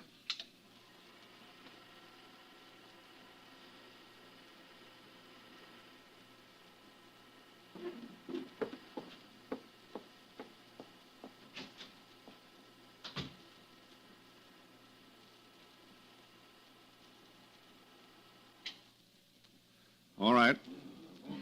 Now, will someone turn on the lights again, please?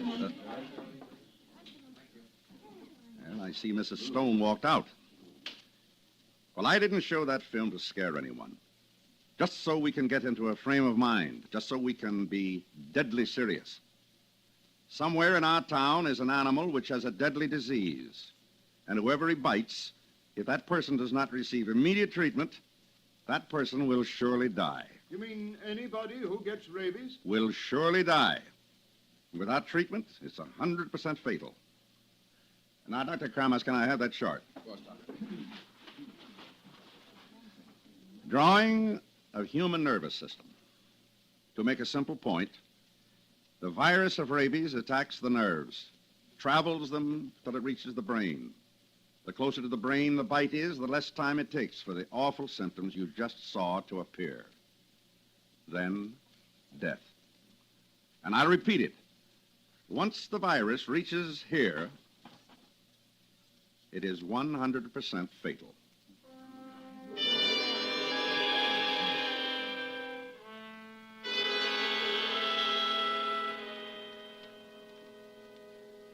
Want a doggy, Sonny? Huh?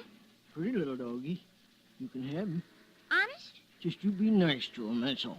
My mother wouldn't let me have him. Oh, pretty little pooch. Here, feed him. Feed him right back here between his floppy little old ears. Could keep him in the garage, though, and not tell Mom. Now, just so you be good to him. That's my house right over there, and right in back's a garage, and nobody hardly goes in there. We use it for storage mostly, and Mommy wouldn't know I had him. Now, he likes meat and bones. I know about doggies. He needs something warm. Put a cushion down. Yes, sir. Well, handle him nice. What's his name? Pooch. Ah, what kind of name? Look, you want him or don't you want him? Come here, doggy. Come here, pretty doggy.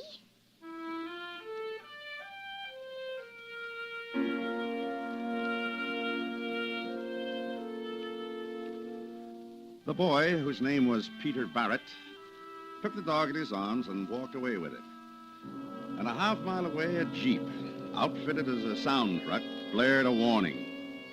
The three men's clubs of the town held an emergency meeting together. Searching parties were organized. The civil defense system was alerted.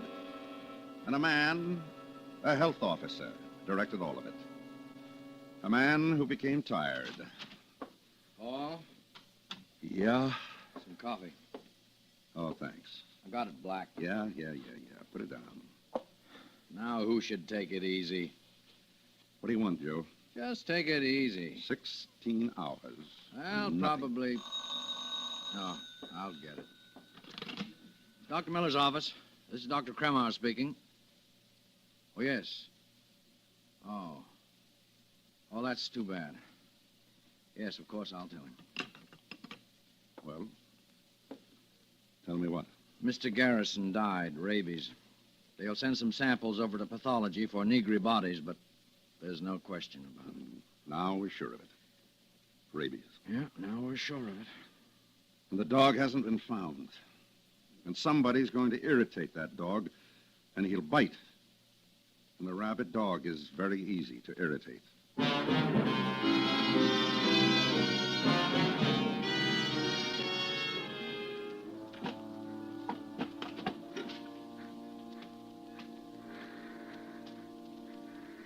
Hi, doggy.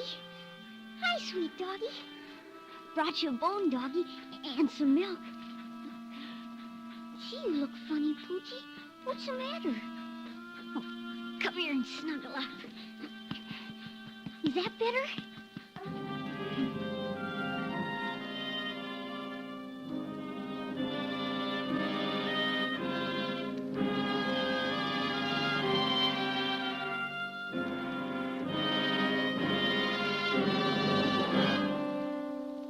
Autolite is bringing you Mr. William Powell in The Barking Death, tonight's presentation in radio's outstanding theater of thrills, Suspense.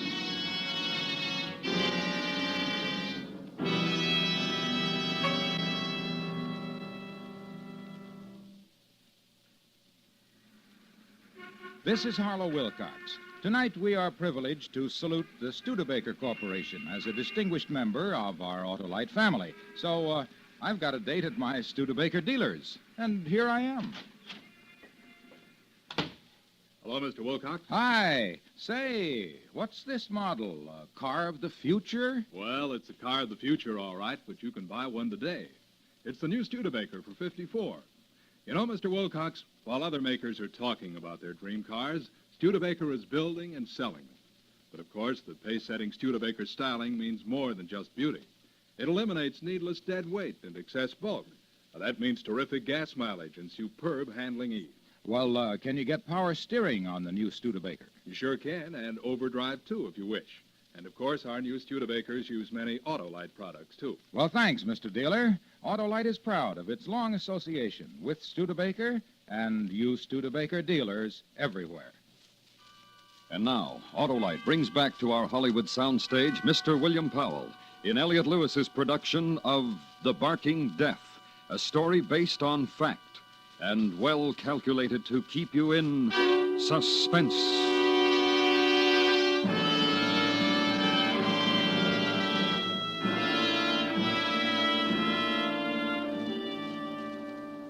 A child of the town nuzzling his cheek against death. Something he was hiding away. Child's secret. As every child has and is entitled to a secret. And in another place of the town, the place of test tubes and experiment and statistics, the town's health center. And my office. Hello. Yes? Dr. Miller? Yes? What can I do for you? I'm Mrs. Roki. You sit down. All those advertisements about a dog. Yes? On the radio and the newspapers. Yes? You know where? Oh, yes. You know where it is? Is that what you're saying? Oh, but first you must understand something, Dr. Miller. What? That I alone am responsible for catching the animal. You caught him? I certainly knew the risk I was taking. Where is he, Mrs. Roki? Now, after all, if that animal's as dangerous as you say he is, I did a pretty brave thing. Oh, there you are, Mrs. Roki. Come on, let's leave Dr. Miller alone. Oh, you think you're smart. What's all this? She came up the back way. Just take your hand away. Come on. So what is all this, Joe? Mrs. Roki got past the police, she got past the information desk, and she got to me, and she told me she caught a black and white spotted dog. She's got one, all right. I have. Yes, you have, Mrs. Roki. In my car. Yes, you have, Mrs. Roki. Then you go right down there and destroy him. We don't destroy animals, Mrs. Roki. Never. Dr. Miller. Yes? Now, you listen here. I caught a mad dog, and She's got a little chihuahua down there, not the dog we're looking for. Mrs. Roki wants her picture in the paper, don't you, Mrs. Roki? You don't really know what's going on right now, do you? Now, come on, let's get out of here. Oh, all that bother about a dog. Oh, probably no such thing as rabies anyhow. Come on. Mrs. Roki. Mrs. Roki, pray that that animal doesn't bite anyone.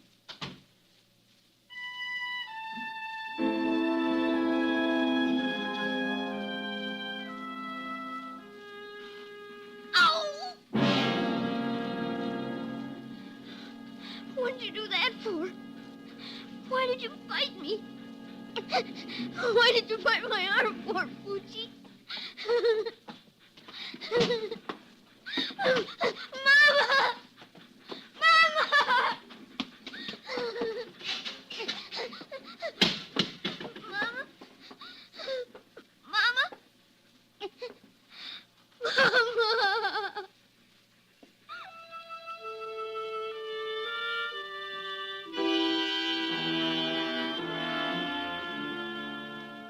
Which happened in a white-clabbered house, 1647 Whittier Avenue, garage detached, near the railroad yards. And down Main Street, close to its east end, where there's more grass, the group of municipal buildings. The office of the Lieutenant of Police. From my point of view, Dr. Miller, police point of view. Which is that?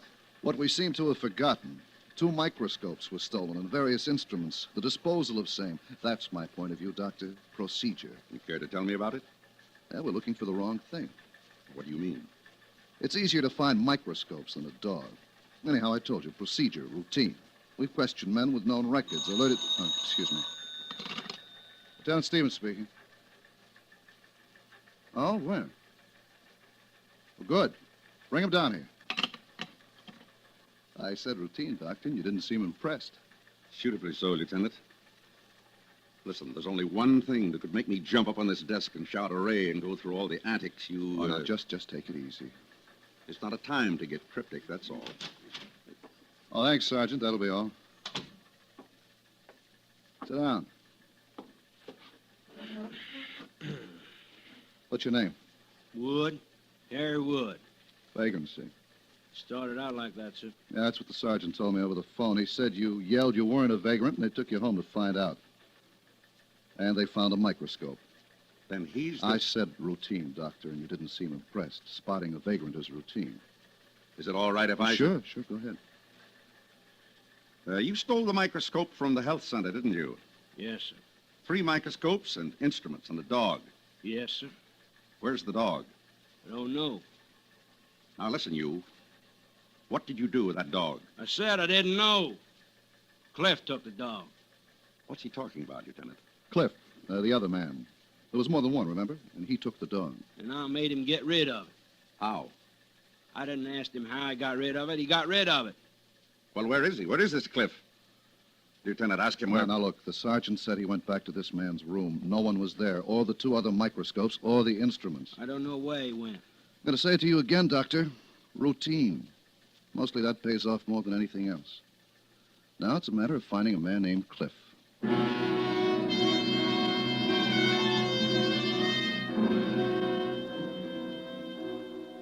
And 12 blocks away, across Main Street and down 2 blocks, there was a store. And there was a man in the store he had owned for the last 20 years. Smallish man, nothing extraordinary. Citizen of the town. About to become a hero. Yes, sir? Pawn it. Listen to microscopes. Yes, I see. How much? 2 microscopes. I'm throwing over my entire practice and getting rid of everything. And I'll tell you something. Oh? Give me a good price on these 2, and I got another one. Doctor. Huh? I said, doctor. Oh, yeah. Yeah? Mr. Harding, our instrument man, is in the back. He should see these. Well, you understand. Oh, sure. You're just the violin and suit man, and Mr. Harding's... The instrument man. Oh, sure.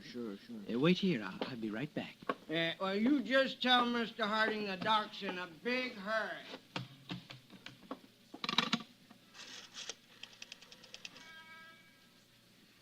Quickly, the police. Hello? This is Carl Roberts on 3rd Street, pawn shop. A man just came in, a little bit drunk, came in with 2 binocular microscopes, both of them Bosch and Loom. Says he has another one, claims he's a doctor, but... oh, yeah. Oh, just a second. Serial number, G1135... Wait, no, Mr. Harding. Talk to the phone. Give me those. Now, sir. Get out of the way and give me those microscopes. You're a dirty little thief, that's what you are, breaking into the health center and stealing, and that's where these microscopes come from. Get out of my way. And that animal you stole, that dog, the whole town is looking for. I said get out of my way. Oh, no, you don't. Okay, you asked for it. Help.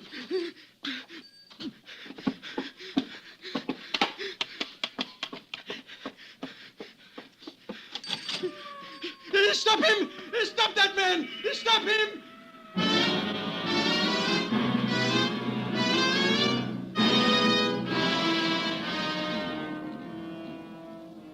The man who owned the pawn shop had been in business for the last 20 years. A smallish man, nothing extraordinary, citizen of the town, who became a hero. Who caught a thief named Cliff Loomis. And Loomis confessed to his thefts.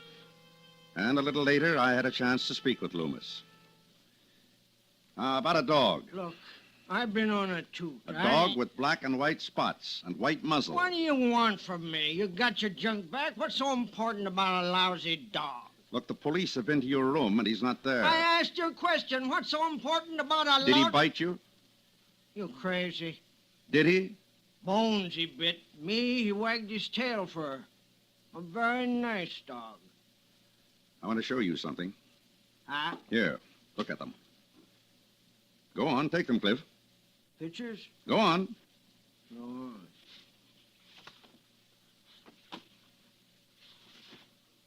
Doc, Yes?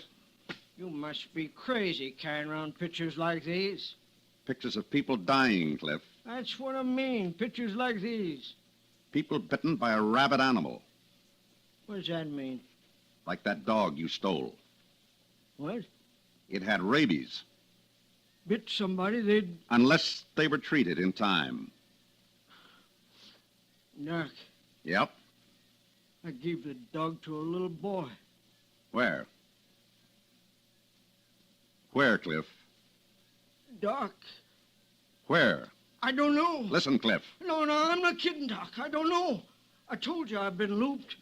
This is the jolt that makes me all of a sudden not looped, and I'm telling you true. I don't know where the kid is. Yeah? Doc, it was somewhere near where our room was. I remember Harry said get rid of the pooch, so I went downstairs, and the first kid I met, it's hazy, Doc. Listen, we'll take a ride, Cliff. Police, too? Afraid so. We're going to take a ride, and we're going to try to find that boy. Ring a lot of doorbells and ask a lot of questions. And find him, right? Okay.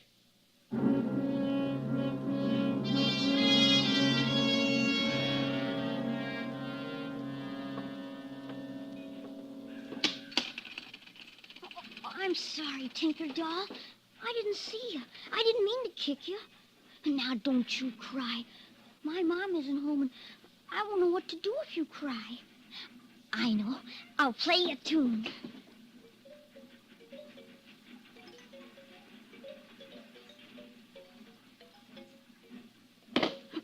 Better?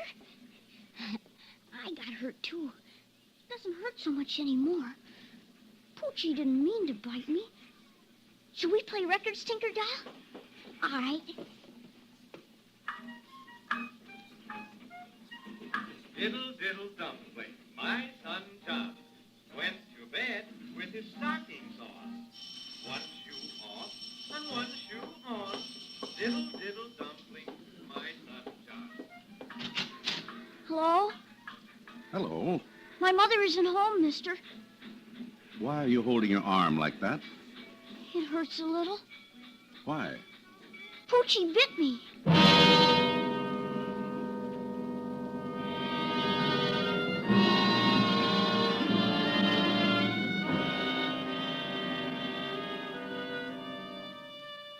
Then he told me where the dog was. The dog with the black and white spots. The deadly animal who had bitten no one else. We had gotten there in time. The boy was treated and got better in a town that slept well that night.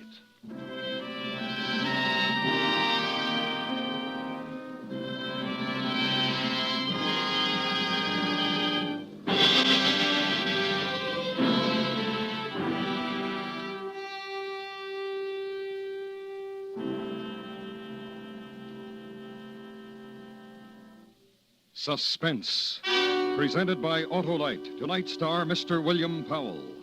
This is Harlow Wilcox again. Have you signed up in the $100,000 Autolite family charity drawing?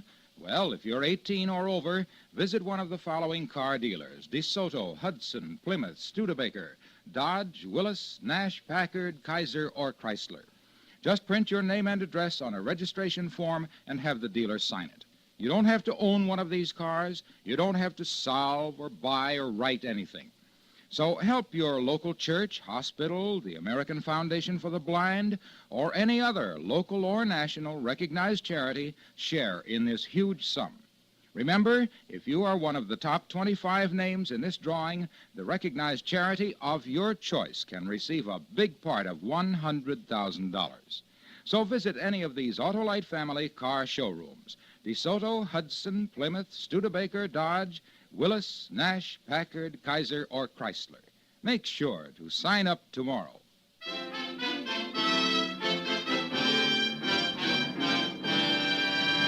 Next week, the story of a man who wanted to apologize for threatening a stranger. And when he got there, the stranger was dead, and the police were waiting. It's called Circumstantial Terror. Our star, Mr. Ronald Reagan. That's next week on Suspense. Suspense is produced and directed by Elliott Lewis, with music composed by Lucien Morawick and conducted by Lud Gluskin. The Barking Death was written for Suspense by Morton Fine and David Friedkin. Featured in the cast were Junius Matthews, Dick Beals, Ted Bliss, Joseph Kearns, Jack Crucian, Gene Wood, Paula Winslow, and Hy Averback. This is the CBS Radio Network.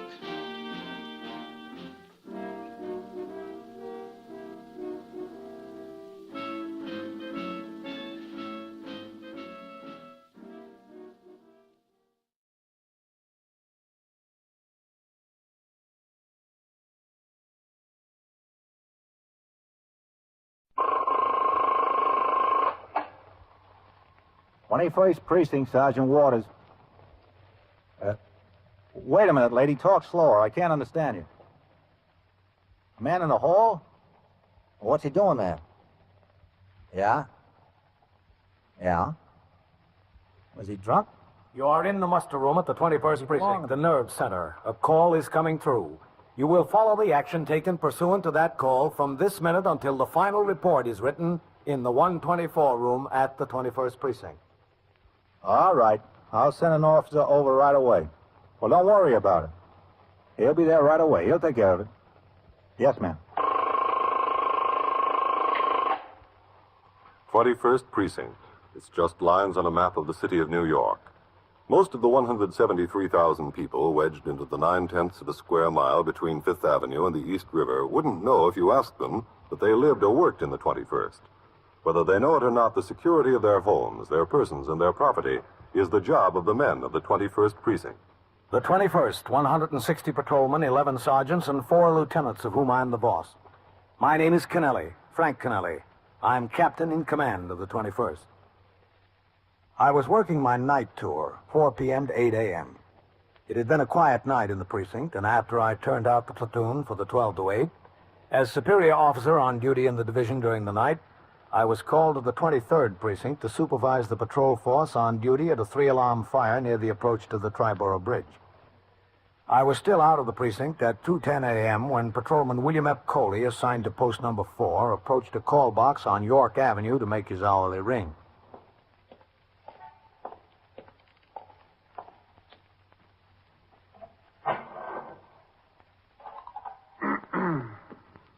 '21st Precinct, Sergeant Waters. Patrolman Coley, box 31. Hold on a second, Coley. I've got something for you. Yes, sir. Listen. Walk around the 341 there. Yeah. A party named Healers called in. There's a drunk sleeping in the hallway. Okay, Sergeant. When you get it cleaned up, ring in again. You'll take your meal. Yes, sir.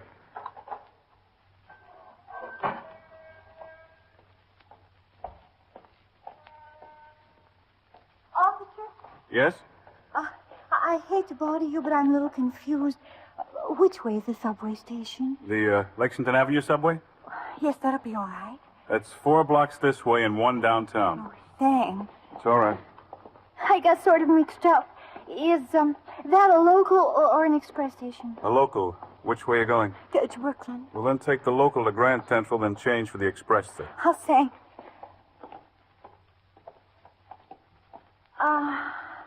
Yes? Do you smoke? Yes, ma'am, but not on the job. Look, officer, What? there's just 1 or 2 cigarettes smoked out of this package. I'd like to sell it to you for a nickel. Madam, I told... Please. I've got 10 cents. I need 15 to ride the subway. Oh. Please take what's in the pack of cigarettes and give me a nickel.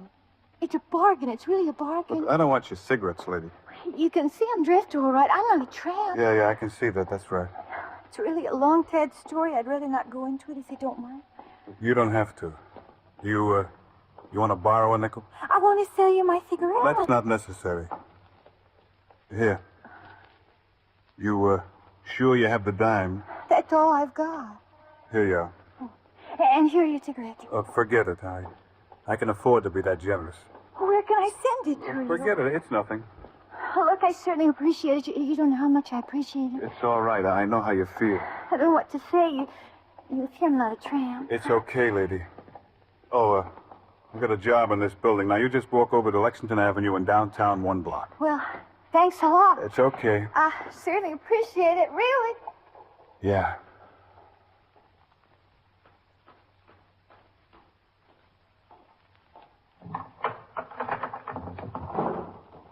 Are you the policeman? Yeah, that's right. He's on the second floor landing, passed out drunk, right outside of my door almost. Look, the downstairs door is locked. Can you press the buzzer? All right, just a second.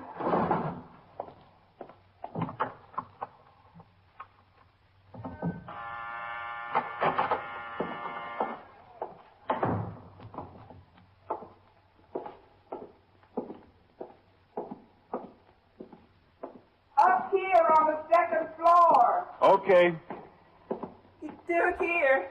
Still passed out. All right, I'm coming. How did he get in here? I don't know. Well, don't worry about it. I'll take care of him. An old man like that will lose all his self-respect. Hey, Pop. Pop, come on, wake up. What's the matter? Come on, Pop, sit up. Oh, you ought to be ashamed of yourself. Ashamed of yourself. That's it, Pop. That's it. What are you doing here? Sleeping, that's all. Just sleeping. Look, don't you know better than to get drunk in other people's hallways? I'm not drunk. I was just sleeping. Look, Pop, you can kid yourself, but you can't kid me. No, I'm not drunk. I'm 78 years old. I never had a drink in my life. Then what were you doing here? What were you doing in this hallway? I was sleeping. Can you stand up? Of course I can stand up, but... The idea. Coming into a hallway and sleeping. Well, I wanted to sleep someplace. Don't you have a home? No, not anymore. You live someplace, Pop. Where?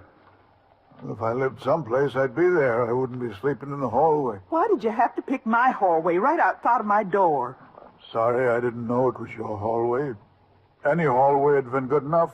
What's your name, Pop? You called me Pop. Now, come on, will you? Pop is good enough. Look, old-timer, it's 2 o'clock in the morning, and we're going to wake up the whole building. Now, what's your name, and where do you live? My name is Pop, and I don't live anyplace. Look, I can't stand here and waste time with you. I can take you down to the station house, and we'll get it settled there. He's not drunk. What do you want to do that for? Lady, you sent for the police. I thought he was drunk. You can take me to the station house if you want to. I don't care. Look, I want to be reasonable. Just tell me your name and where you live and what you were doing here. And we'll see if we can get the whole thing straightened out. You saw what I was doing here. I was sleeping. Well, what's your name? Pop. All right. You have a phone, don't you, Mrs. Healer. Mrs. Bertha Healer. You have a phone? Yes, I have a phone. We go inside so I can ring in. Yes, we can go inside. But what are you going to do with him? He wasn't drunk. I was mistaken about that. Look, I don't know what to do with him. That's what I want to ring in for. Let them tell me. Patrolman Coley rang into the station house and explained the situation to Lieutenant Gorman, the desk officer on duty. He was instructed to bring the man to the station house, and for this purpose, an RMP car was sent by radio to the address. In the meantime, the fire in the 23rd precinct had been extinguished, and I returned to the 21st. It was 2:25 a.m. when I got out of the car, crossed the sidewalk, and walked up the 3 stone steps into the muster room of the precinct house. It is required by the manual of procedure that the commanding officer sign the blotter immediately upon leaving or entering the station house, and I went around the desk to comply. Hello, Captain. Sergeant. 21st Precinct, Sergeant Waters. Hello, Red. Captain? All right, hold on. Lieutenant. Yeah. Cahill is bringing it. He reinforced 1 male at Roosevelt Hospital in that auto wreck. Kessler went over in the ambulance. All right, tell him to resume patrol until Kessler rings in that he's ready to be picked up. Yes, sir. Okay, Red, it's all yours. Resume patrol. Big fire up there, Captain? Yeah, Red. Call when you're to pick up Kessler. It burned out this one building almost completely. Ran about 30 families out on the street. Lucky it's a warm night. Yeah. And we had to reroute bridge traffic. Nobody hurt, was there? No, the alarm was turned in fast. Come on, Pop. Right up to the desk. Where do you want me? No, right here is all right. Here he is, Lieutenant. Hello, Captain. Coley? You still won't tell you his name, Coley? No, sir. Will you tell me, Pop? Well, if I wouldn't tell him, why should I tell you? What's this all about, Coley? Well, he was sleeping in the hallway, Captain. The lady who called in thought he was drunk. I wasn't drunk. I never had a drink in my life. Well, what were you doing there, Pop? Sleeping. Look, Pop, we don't want to put you in jail. Let's get it straightened out. What's your name? Well, I'm not so sure jail would be so bad. At least there's a bed in jail.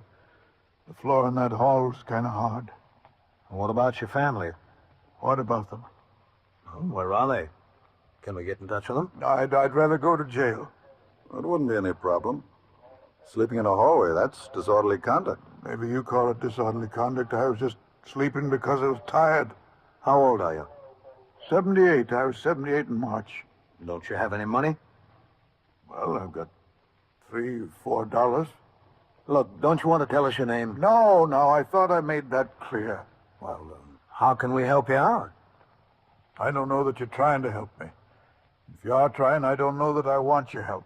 We are trying to help you. Maybe so, but I'm still not going to tell you my name.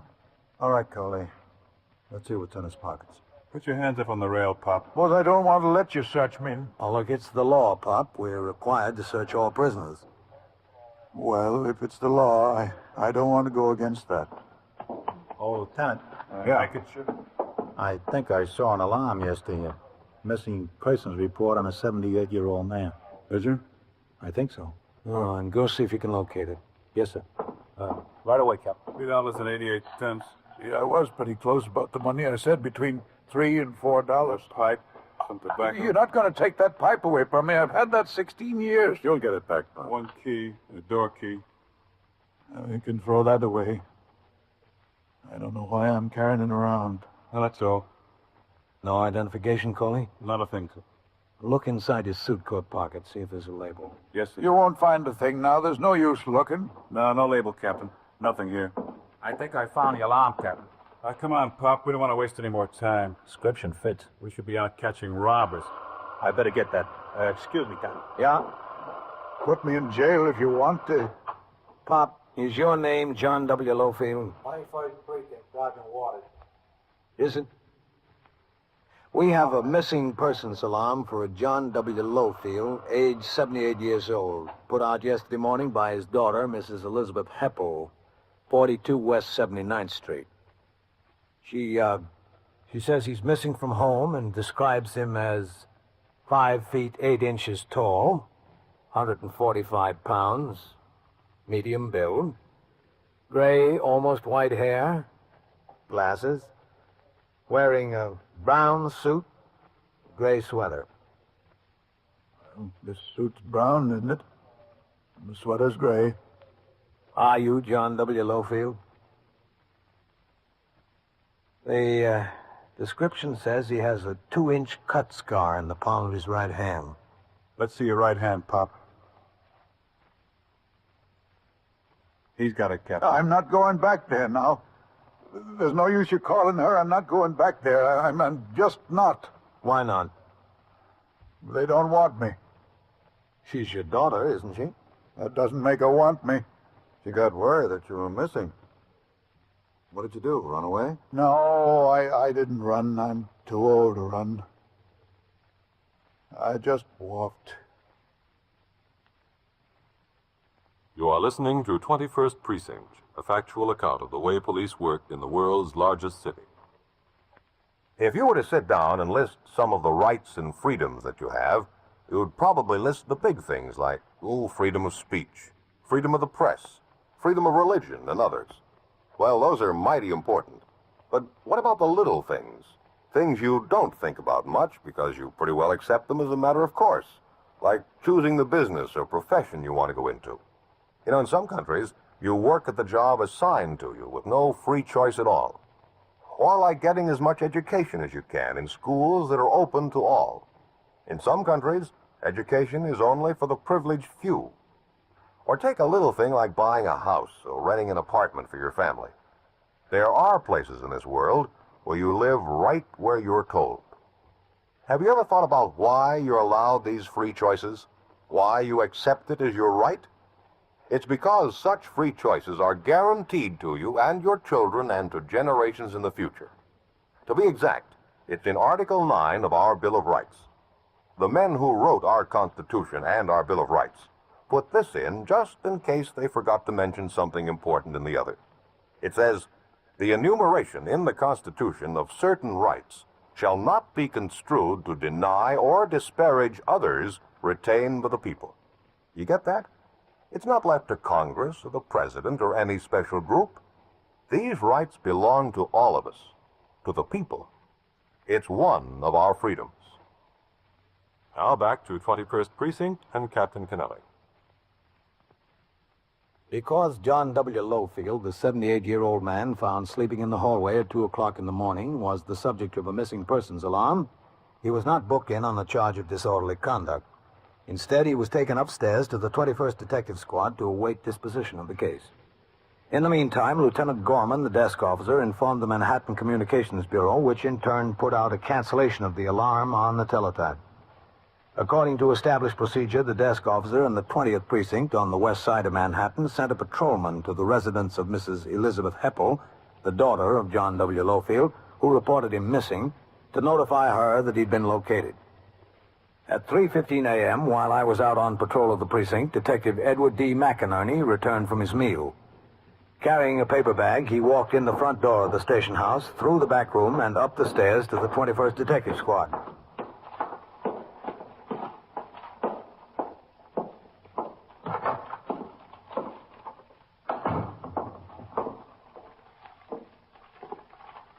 Here you are, Pop. Bought you a container of coffee.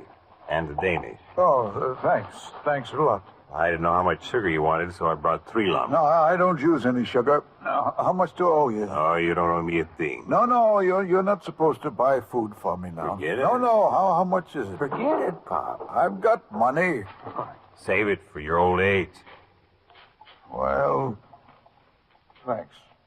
Thanks a lot.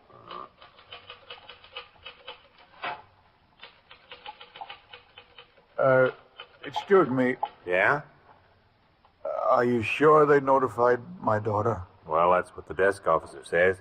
Says you'll be here in a little while. I didn't want them to do that. Pop, that's life. We can't have things the way we want them all the time. Yeah, that's life.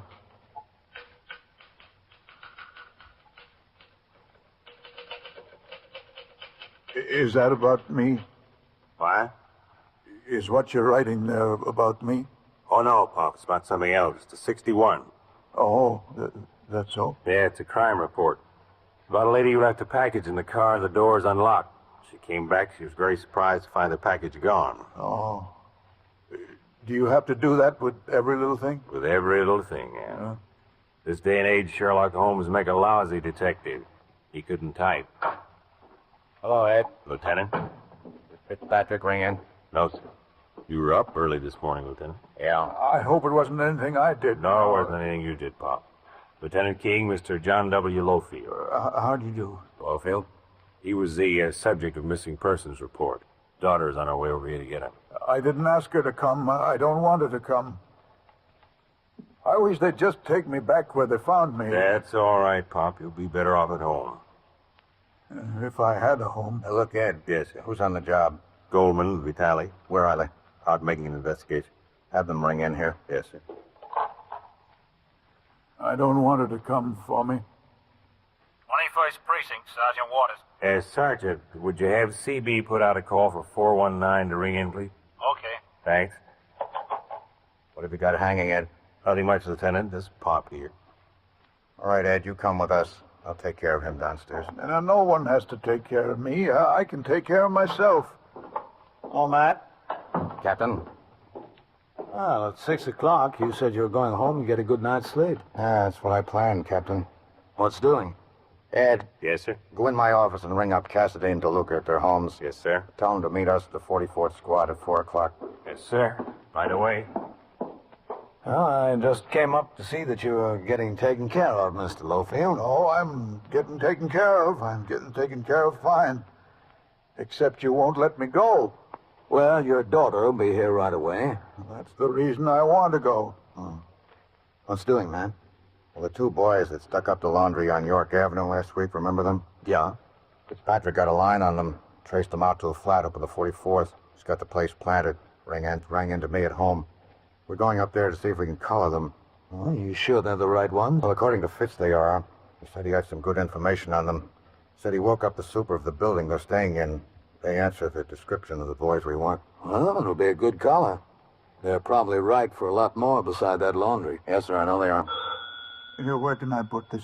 Right in the wastebasket there, Pop. 21st Squad, Lieutenant King. Where are you, Goldman? All right. Come on in here right away. We've got a job. I wanted to pay that detective for the coffee and the sweet roll, but he wouldn't take the money. I don't want anyone to pay for me out of their own pocket. He comes from a rich family, Pop. Still, I wish he'd take the money. You're not going to leave home anymore, are you, Mr. Lowfield? All you do is wind up in the police station. No, I haven't made up my mind that I'm going home. I don't think I am. Why did you leave in the first place? You're half my age, aren't you? Well, little more than half. Everyone gets old, Pop. Old, yes. But old and in the way, not everyone. After Lieutenant King and his detectives left for the 44th Precinct, John W. Lowfield was brought downstairs where he was told to wait in the back room for the arrival of his daughter at the station house. I went into my office where I occupied myself reading and signing reports and communications which would be forwarded to division at the completion of the tour. At 3:40 a.m., the muster room was quiet except for an occasional call heard over the monitor of KEA 394, the police radio. The desk officer assigned to the 12 to 8 tour has the added job of classifying and filing various reports turned in during the preceding 24 hours, and Lieutenant Gorman was busy at this task. Sergeant Waters was at the telephone switchboard. Sergeant. Yes, sir. What time is Coley due to ring? 48, Lieutenant. When he rings, I want to talk to him. Yes, sir.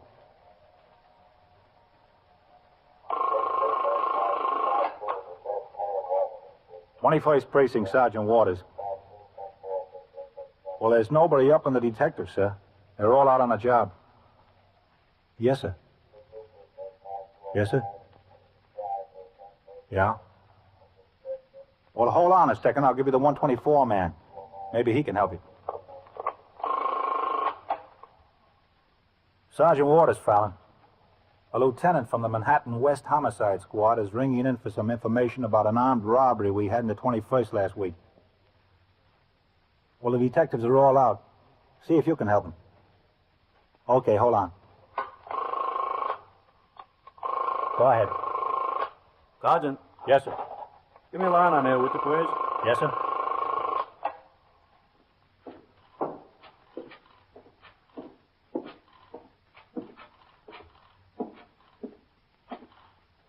You want some coffee, Lieutenant? No, not right now. Hello. Mr. Emil Sturgis? This is Lieutenant Gorman of the 21st Precinct. Yes, that's right, the police department. We're holding a Joseph Gilliam here. Yes, he's been arrested. Simple assault. He got in a fight in a bar and grill on 3rd Avenue. He asked that we notify you. He's being held on $200 bail. Yes, we'll accept the bail here.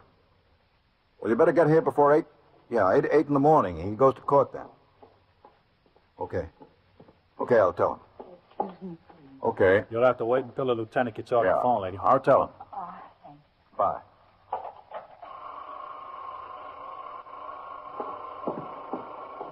All right. You can talk to him now. Thanks. Yes, ma'am. I'm Miss Elizabeth Hepple. Oh, yes. I was notified my father was here. Yes, ma'am. He's here. Where? Well, he's in the back room, but the captain wants to talk to you first. Is anything the matter? No, he just wants to talk to you. Cross the room and in that door. All right. Just knock on the door. Thank you. Yes, come in. Oh, come in, please. Thank you. That's all right. Just leave it open. I'm Miss Hepple. Oh, yes. Won't you sit down? Where's my father? He's in the back. We've been worried. We've been worried to death. He left the house yesterday morning before breakfast. We didn't know what happened to him. We didn't hear from him all day. We thought he was sick or hurt in an accident or something. He's 78 years old, you know. Yes, I know. We found him sleeping in a hallway. In a hallway. That's right. Doesn't sound like my father. It is. I don't understand him. He doesn't want to go back. He doesn't. No. Well, he has to come back. There's no place else for him to go. Why did he leave? You know? Been living with us 8 years since my mother died. He's never done this before, never. Well, he must have had a pretty good reason. Especially if he doesn't want to go back. I don't understand him. Do you want him back? Yes, of course we want him back. Of course we do. Where else is he gonna go? After all, he's my father. Why did he leave? It was my fault, I guess. My fault, my husband. Yeah? We had an argument the other night. About him? No, not the way it started anyway. It was about something I served for dinner, meatloaf.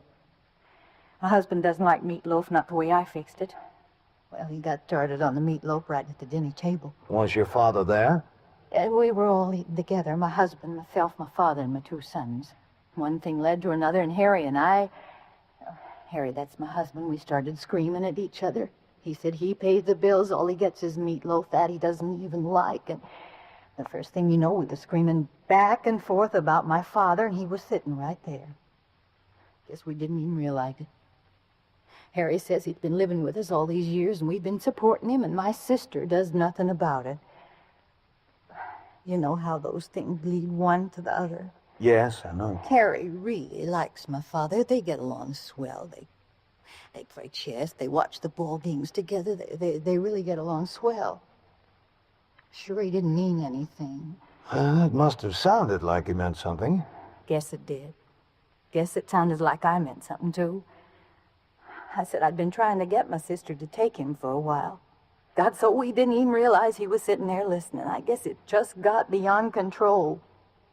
We were both sorry right away. We said so. We told him. He said, that's all right. He went in his room. We thought everything was okay. Except when we woke up in the morning, he was gone. I see. Well, he'd never done that before. Like I said, we didn't know what to do, so I waited a couple of hours until after lunch. He didn't show up then. I knew he didn't take any of his clothes except what he wore. I started to get worried. Called Harry at his office, and he told me to call the police, and that's what I did. You're sure you want him to come home? Of course I'm sure. He's my father. He seems determined not to go. Well, where is he? Can I talk to him? Yes? Oh, we'll have to go in the back. I don't know where he'd go if he doesn't come home. He has no place to go. My sister's out in Ohio. Got no money. No money at all except what we give him. I don't know how I can explain to him what happened. You understand, don't you, Captain? Yes, I understand. In back, Lieutenant. Yes? He slept in a hallway tonight. He must have slept in another one last night. He must have, yes. Right in here.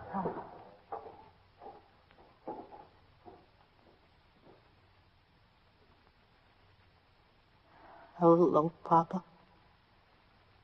I'm sorry to cause you more trouble, Elizabeth. I'm sorry you had to get up in the middle of the night. It's all right, Papa. Why'd you run away? Oh, because I didn't want to be any more trouble. You're no trouble. Yes, I am. An old man with no money, living in his daughter's house, making more work. Causing arguments with her husband, that's trouble. That's a lot of trouble. You know, we were sorry we had the argument. We told you. Right away, we told you that. Because you told me, that doesn't make me less trouble. Please come home. We want you to come home. Harry and me and the boys, we all want you to come home. Where's Harry? Why didn't he come and tell me himself? Well, one of us had to stay with the boys. Well, he should have come and told me himself. He's sorry. You know he's sorry. No, I don't, Elizabeth. Not for sure. I can only hope that he is. He is, believe me. Well, all right. If you want me. We want you. Captain, thank you. That's all right, Mr. Lothian. Come on, Papa. We'll get a taxi cab. Taxi cab? I guess they really want me back, Captain. Taxi cab. Yes, sir. I guess they do, Mr. Lowfield. 21st Precinct, Sergeant Waters. He caught a thief or he saw a thief? Yeah? Yeah? Where is it? And so it goes, around the clock, through the week, every day, every year. A police precinct in the city of New York is a flesh and blood merry-go-round. Anyone can catch the brass ring. Or the brass ring can catch anyone. Ipana Toothpaste and Sal Hepatica present Mr. District Attorney, champion of the people, defender of truth, guardian of our fundamental rights to life, liberty, and the pursuit of happiness.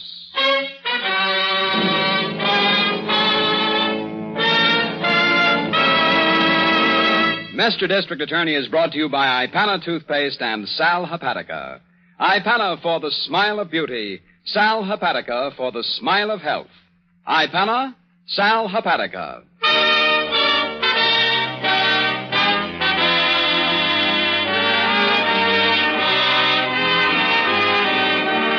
And it shall be my duty as District Attorney not only to prosecute to the limit of the law all persons accused of crimes perpetrated within this county, but to defend with equal vigor the rights and privileges of all its citizens.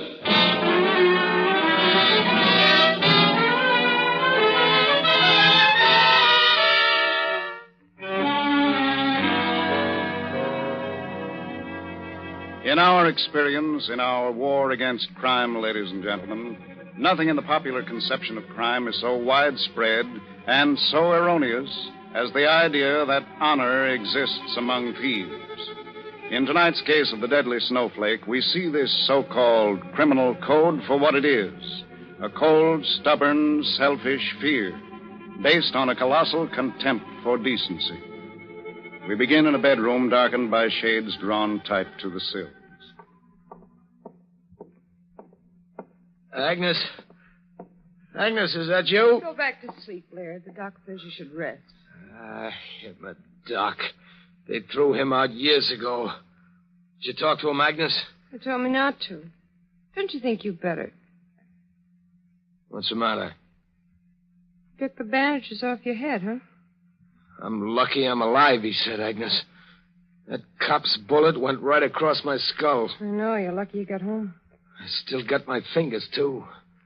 That's real talent, Agnes. 1 in a million. What do you mean you still got your fingers? I'll get to that. First, I just want to say I'm sorry about the way I've been treating you. You what? I don't mean to, knock you around, Agnes. I just get nervous when I'm going out on a job. What's come over you, Laird? You know how it is. Feeling those tumblers fall with your fingers. It's tough work, Agnes. Oh, that reminds me. What? I want you to get hold of a guy. You remember him? Rudy Bowie? What's the matter? Nothing. I just haven't heard you mention Rudy in so long. What do you need him for? To help me. I got to get back to work, Agnes. We'll be needing dough. We could sell that crazy boat. The Snowflake? No, I mean big dough. More jobs, Agnes. Like that transfer office I had cased out. I don't see what you need Rudy for. He's no safe man. I don't need a Peterman, Agnes. Just a helper. Someone to take me around. Take you around? Laird, what do you mean? Agnes, There's something the matter. Now, what is it, Laird? I'm blind.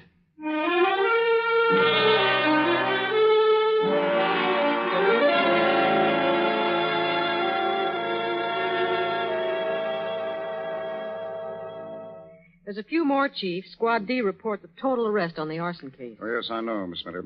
Send a copy of the findings over to the commissioner, if you will. It's on the way. Good. Well, what about you, Harrington? Anything on that warehouse robbery? Chief, I've been over that job with a fine-tooth comb. I pulled McHenry out of his prowl car all day yesterday just to get his story again. McHenry is the officer who shot at the men as they escaped, Chief. Yeah, shot and missed, I'm sorry to say, Chief. Missed completely?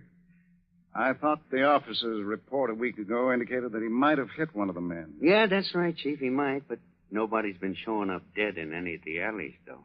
Yes, and that adds up to what? You've no idea at all? Well, just one, Chief. Yeah, and I'll say this before I start, Miss Miller. It ain't scientific. Harrington, I haven't said a word. I know it, but you will. The point is, Chief, I want to play this one on a hunch. Oh. Well, we've played your hunches before, haven't we? Yeah. Yes, and with good results, too. What's your thought? Okay, let's go back to this warehouse job for a minute, okay? I don't have to. The warehouse people have been on the phone about it all week. So what was it? A Peterman job. Am I right? No powder, no dynamite, no blasting, just a straight Peterman. A what? A Peterman, Miss Miller, a man who opens safes. Oh. Yeah, you're welcome. Chief, I went over that warehouse safe 20 times. The guy opened it with his fingers. Yes, you put that in your original report. Right. Now think about this, then. Feeling for those tumblers ain't easy, you know. That's very delicate work. You gotta be trained to it. Yes, go on. Okay, so it comes down to this, Chief. There's 3 guys I know who could have fingered a safe the way that warehouse job came off. Mm-hmm. Yeah, and one of them's in the Happy House. Yes, and the other 2? One's in California, Chief. At least I think he is. I'm checking on it. Yeah. And the other? The other is a boy named Morton. Laird Morton. I got his file out of the master, Miss Miller. Is that Morton? That's right. He's been quiet for a couple of years, Chief. Might take me time to find him. Now, let me get this straight. You really think you can narrow down that warehouse robbery to certain individuals just on... On technique, Chief. And like I said, on a hunch, too. So, well, can I go on? You've nothing else? Mm-hmm. No witnesses? Fingerprints? Nothing? No, not so far, Chief. I see. All right. I'll hold it over on the disposition report, Harrington. We'll say, how about 3 days? Starting now, Chief? Starting now. Let's see what this hunch of yours will do.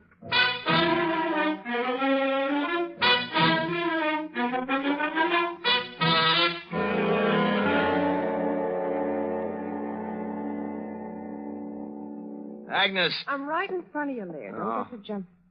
I'm sorry. It bothers me when you move around, that's all. You here, Rudy? Yeah, just waiting for what you say, Laird. Go on, Laird. Say what you got to say. All right, we won't waste any more time. You can lead me into the transfer office, Rudy. The way I time it, it should be 3 minutes from the car to the safe. Yeah, if we have luck with the watchman, Laird. Never mind him. Now, you both got this picture? You lead me. Give me, say, 6 minutes with the tumblers, and then we beat it. Back to our car? That's right, Agnes. From there, we go directly to the Snowflake. To the what? Laird's boat.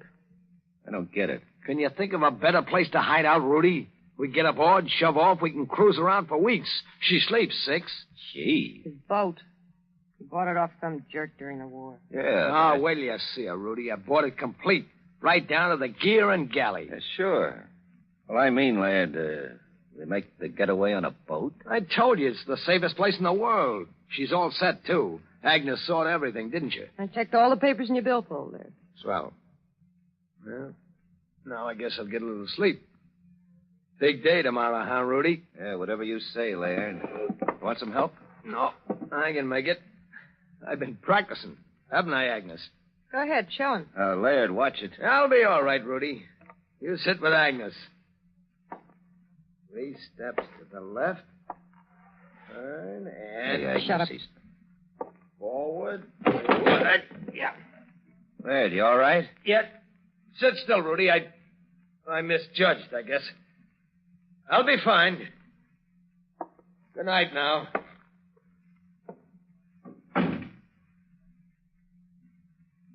Want a drink? What's the idea, Agnes? You let him walk right into that chair. I know. I forgot to tell him I moved it. Yeah? Never mind the drink. Hold still. Rudy, listen. Still, I said.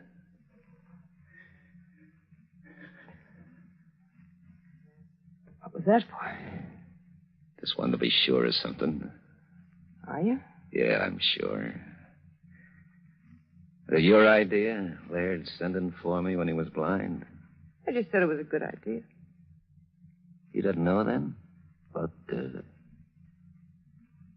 for? Him? Don't be funny. I I'm not. I'm just getting organized, Agnes. Yeah, watching things around here the last few days, it strikes me you're, For what? Well, you've changed. Laird used to push you around like a lawnmower. That was before he lost his peepers. Yeah. So now you let him walk into chairs. That ain't all he's walking into. I got it all planned, the transfer office job, the boat, everything. What is he walking into, Agnes? Rudy, Yeah? now it's your turn to hold still. Baby,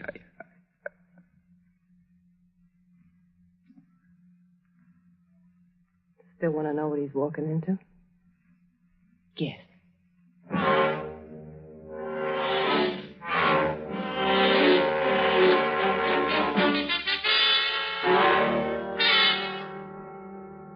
Okay, Chief, so it boils down to this. Yes? Either that warehouse job was a complete outsider, or it's my boy. Laird Morton, you mean, Harrington? Right, and I'm taking bets it was no outside rip and tear job. What makes you say that, Harrington? Because, Miss Miller, when a bunch of the boys plan a job the size of that warehouse deal, they line it up, see?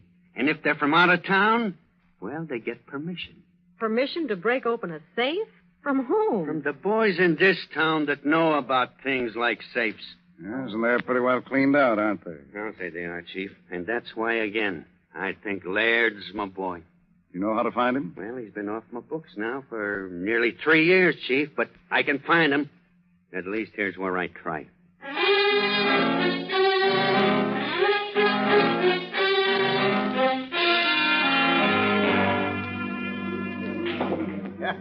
No, I'll shoot your game some other time, Harry.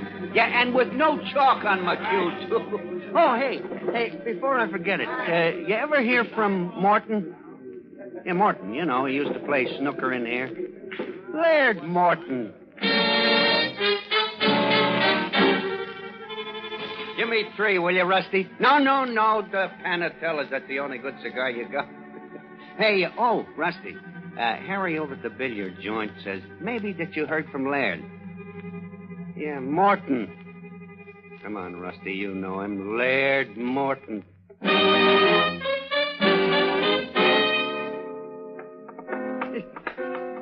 Well, I'm sorry to get you out of rehearsal, Maisie. Trying a new number, huh? Yeah, it's pretty good, too. Oh, I know now what I meant to ask you, Maisie. You used to go around with Laird Morton, didn't you? I mean, back before he got married? Well, tell me something, kid. Does he owe you any dough?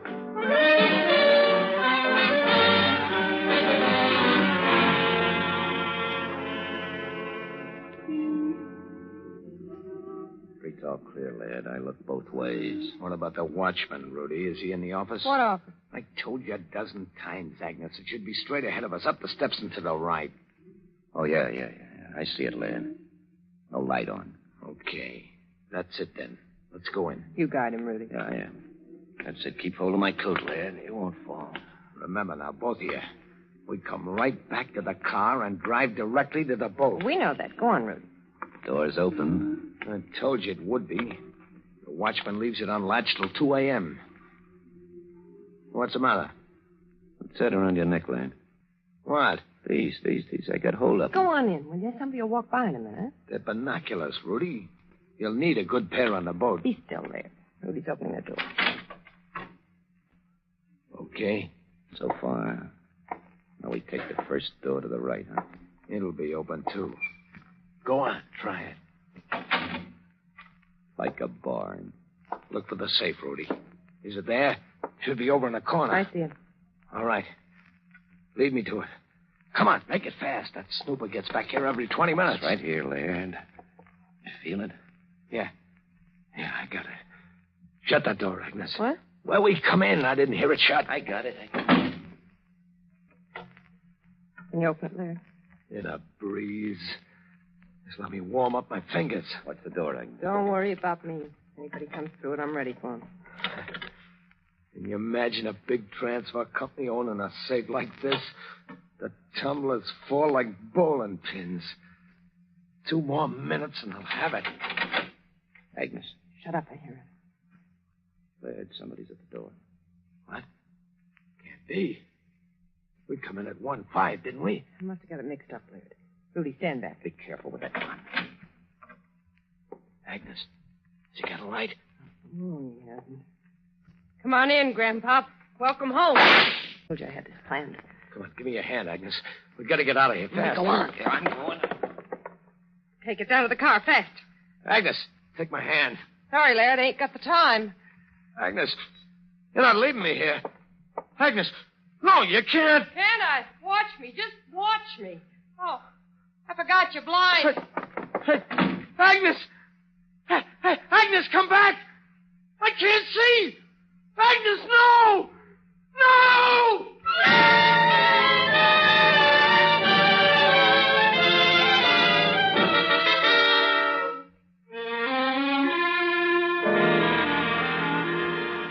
Laird Morton, blinded safecracker, deserted at the scene of a murder. We'll hear the next exciting development of this unusual case in just a moment. But first, let's bend an ear to one of those early morning sounds. One that says, rise and shine. Now, of course, sometimes you may not feel like rising and shining. Like most all of us, you may wake up feeling dull and headachy because you need a laxative. In that case, better tune in on this sound. And that's the sparkling sound of sal hepatica in a glass of water. And remember, unlike slow-acting laxatives, a sparkling glass of sal hepatica, when you get up, brings quick, gentle relief, usually within an hour. And that means you don't have to feel dull and headachy all day, waiting until night to take the laxative you needed in the morning. And if at the same time you're troubled with excess gastric acidity, let sal hepatica help sweeten your stomach. So keep a bottle of sal hepatica handy. Then any time you need a laxative, morning, noon, or night, see how much faster you feel better thanks to gentle, speedy sal hepatica.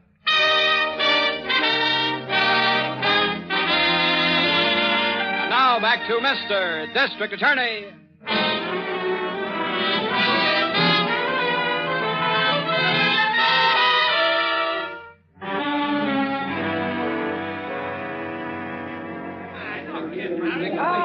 Sorry, boys. No, wait, you'll have to wait till the chief is through. That's right. Listen, I'll let you in just as soon as he's ready. Come on now, come on. Give us a chance, will you? Come on, get outside. Out. The reporters are going to wait, Harrington? I'll say they are, Chief. Somebody tipped him to the angle in this thing. The angle, Harrington? Well, wouldn't you call it one, Miss Miller?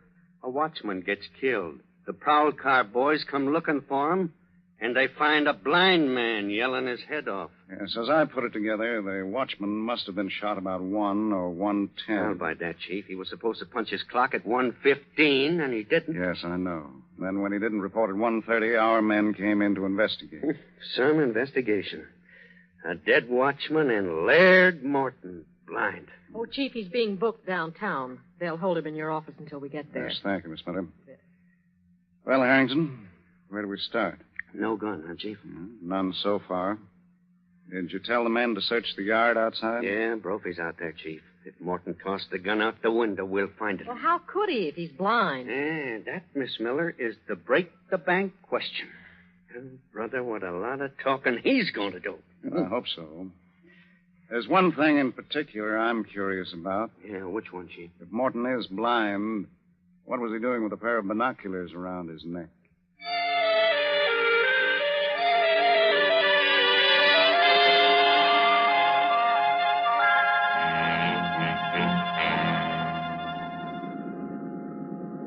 Shut the door to the cockpit, Rudy. It's cold. This one? There's only one. Shut it. How should I know? I ain't never been on a boat. Well, you are now. Like it? You steer it with that? Sure. It isn't hard. Laird taught me. Okay, so we're moving. Now where does it go? Any place. I figured we'd just keep cruising around for a while. Let things cool down. And what happens when this crate runs out of gas? We buy some more. It's easy. They got gas pumps all along the shore. Well, I still don't like it, Agnes. None of it. It's a setup, they tell you. I got all the dough from Laird's warehouse job before. Well, I wondered why we didn't wait and grab the loot at the transfer office. What for? We got plenty. Besides, that'd only sick the insurance dicks on us. They can get nasty, too, This way we're clear. And, what about Laird? He won't talk, if that's what you mean. Well, why won't he? You killed that watchman, Agnes, not him. What's he got to lose by talking? You think I didn't figure? Listen, so they found him with a dead duck, all right. He's blind. No court in the world would convict him. Yeah, Laird but- knows that. So do the cops. I still say it would have been... I ain't finished. Finally, they gotta find the gun, don't they? Well, that much from the movie. Hey, you still got it, haven't you? Certainly I got it, right here. Come on, Rudy, relax. What is it Laird was always saying? Oh, yeah, get a load of that air.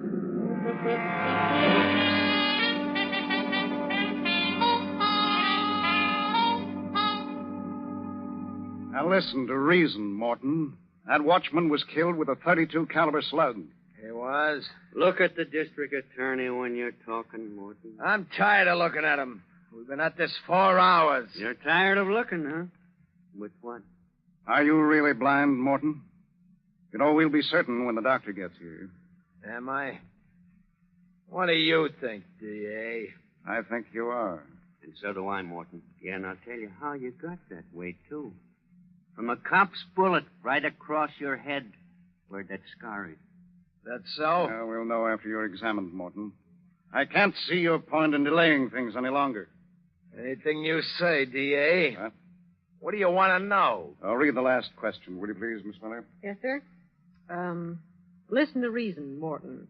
That watchman was killed with a .32 caliber slug. All right, we'll start from there. Now, where's the gun, Morton? Who was with you, Morton? Come on, use your head, man. We've got you. Why shield the others? In a pig's eye, you got me. You were there, Sonny. Right there waiting for me. All right, smart guy. Go ahead on that. Go on, D.A. Tell a jury I did it. Tell them. And you can also tell them I'm blind.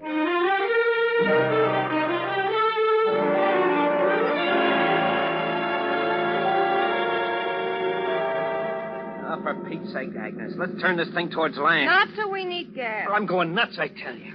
Nothing but water. That's a nice crack. Huh? I'm here. Gee, I'll say you are. Just what do you mean by that? Oh, look, Agnes, we can't just spend the rest of our lives going nowhere. We got to get back to town. What for? Well, Laird, for one thing. Oh, now, look, I could call one of the boys, Agnes. They'll know if he's singing, maybe. He ain't, I told you. But we don't know, Agnes. Oh, it's driving me off my rocker, not I told you before, relax. I'm telling you, head this tub toward the shore. No, thank you. Listen, you flea-brained little idiot. Go on, me. Get us back, you hear me? Now. Go. Oh, Agnes, please. You look at my arm. I'll be black and blue. Will you listen to me, Agnes? Get it, Buster. I planned this show and I'm running it. You try any more rough stuff to help me, I'll toss you over the side.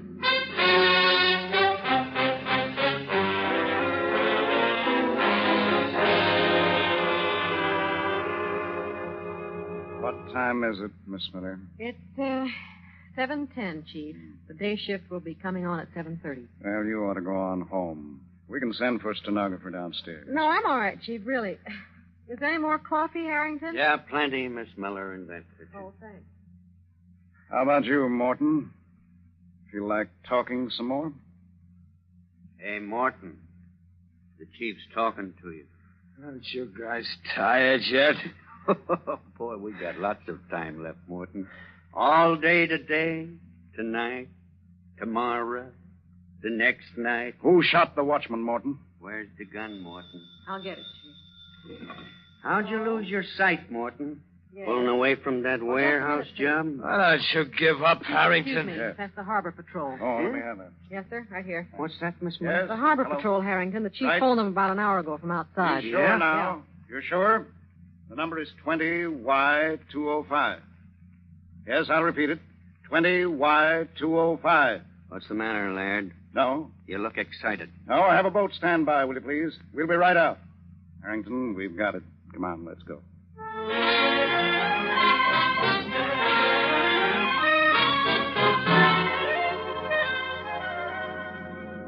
No, Agnes, put away the gun, will you? I didn't mean to get rough. Shut up a minute.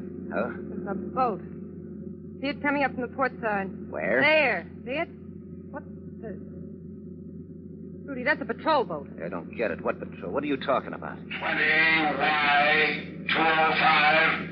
Stand by to be boarded. And by my foot. Get out of my way, Rudy. Cut your motors and stand by. You're under arrest. Agnes, it's cops. Listen to them, Don't Agnes. you think I could hear? Get back, Rudy. They're coming alongside. Stand by. We're coming aboard. Watch it, Chief. Get back! Get back or I start shooting! Agnes, don't be a fool. The boat's loaded with police. Cover me, Harrington. I'm right with you, Chief. Easy, Billy. Keep her alongside. The Chief's going over. You rats, I told you Don't reach for that gun. Leave it on the deck. Okay, Chief. Here, wait till I cut these engines. Did I get her? Yeah, just her arm, I think, Harrington. Stand still, both of you. Now, listen, I didn't do anything. Shut up, Rudy! Can't you see I'm bleeding? We'll have you taken care of as soon as we get ashore. Take the man, Harrington. Right, Chief. No, you don't. Come on. Bring her up a little, Billy. All set? Now let's take this pair back to town.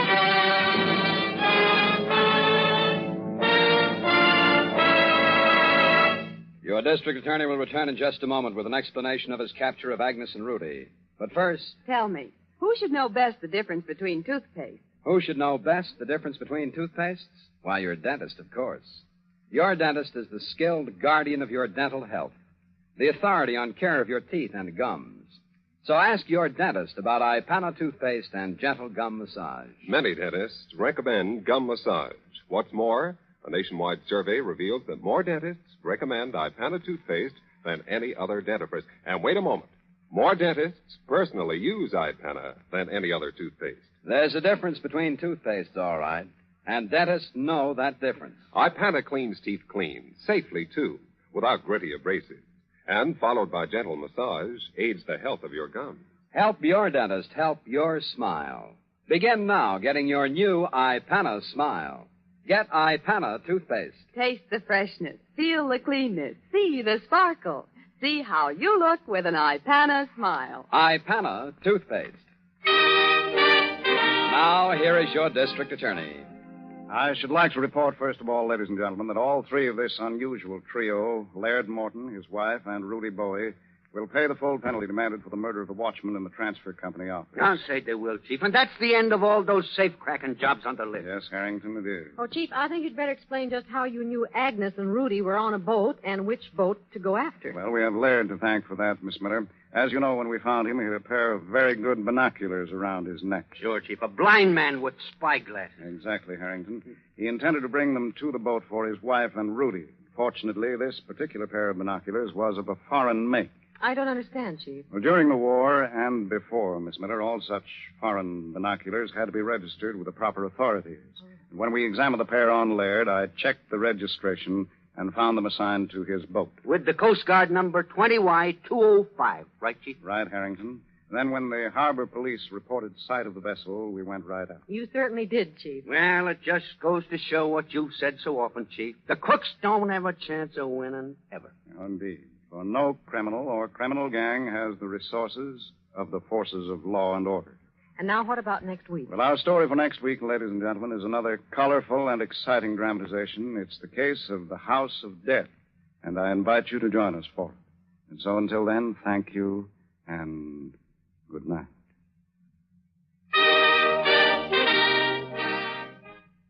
Right dress! Yes, ma'am, the right dress for well-groomed hair. For your hair is Sentry. S-E-N-T-R-Y, Sentry Hair Cream. New liquid cream grooms hair without that unsightly, greasy look. What makes Sentry so different? Well, most hair creams are made with mineral oil, but not Sentry. Sentry's the only leading liquid hair cream made without mineral oil. No wonder Sentry grooms without an objectionable, greasy look. Guard your grooming with Sentry. S-E-N-T-R-Y. Sentry Hair Cream, your right dress.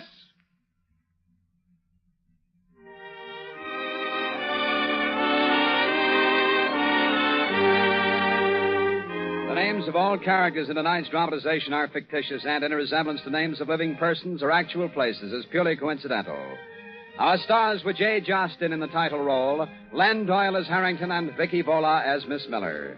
The music was under the direction of Peter Van Steeden.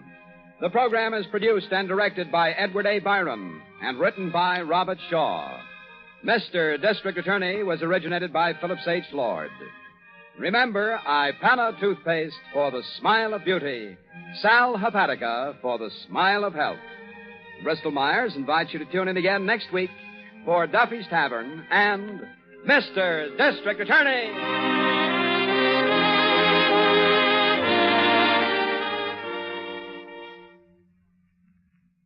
This is NBC, the National Broadcasting Company.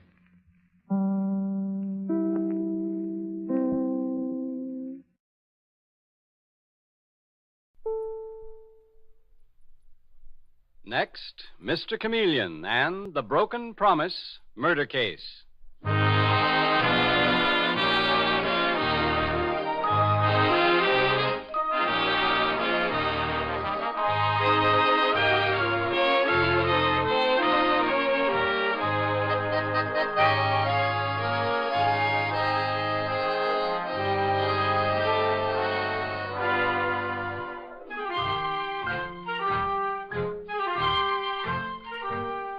Tonight, we again present the famous Mr. Chameleon of Central Police Headquarters in his famous cases of crime and murder.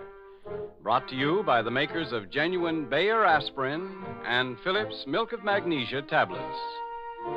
Mr. Chameleon, as you know, is the famous and dreaded detective who frequently uses a disguise to track down a killer. A disguise which at all times is recognized by the audience. Tonight we give you Mr. Chameleon in The Broken Promise Murder Case.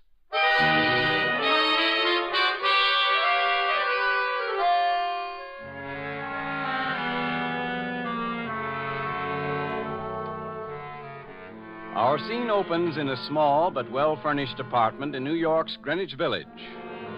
An attractive woman in her early 30s and a good-looking young man are having cocktails before the fireplace. The woman is Sybil Kent, and the young man at whom she looks with adoring eyes is Roger Dalton. And Roger, little dreaming that his words are to be the preamble to murder, is saying eagerly, "This is the moment I've been waiting for, Sybil. I've got terrific news for you. News, Roger? I've finally landed it, Sybil. That job as an artist with the advertising agency. Roger, oh, darling. That agency is one of the most important advertising firms in town. I'm to start work the beginning of the week. And it's all thanks to you, Sybil. Oh, Roger, that's wonderful. Because it means that now at last we can go ahead with our plans. What do you mean, Sybil? Oh, Roger, darling, do I have to say it? Our understanding was that as soon as you graduated from art school and got a job, we'd be married. Great Scott, you mean you took that seriously? What? Roger, you know that was our agreement. But, Sybil, I never dreamt you were really serious. I always thought it was, a kind of joke between us. Joke? Roger, The fact is, I've made plans of my own. I'm going to marry Vera Langdon. That's something else I meant to tell you this evening. You're going to marry Vera Langdon? After all I've done for you, all the sacrifices I've made for you. Sybil, you've been a wonderful friend, and I mean to pay you back someday. Pay me back? Roger Dalton, you're not throwing me over for that society girl, Vera Langdon. Not when I've done everything for you. When I've spent every penny I have to put you through art school. Sybil, listen to me. No, you listen. Roger, if you leave me, I'll go to the agency where you got this job. I'll fix things so that you'll be through for good with every agency in town. What's more, I'll go to Vera Langdon and that wealthy father of hers and show you up for the selfish, ruthless heel you are. You're not serious. You're talking nonsense, Sybil. I'll go even further, Roger. I'll kill you before I give you up to someone else. Do you hear me, Roger? I'll kill you.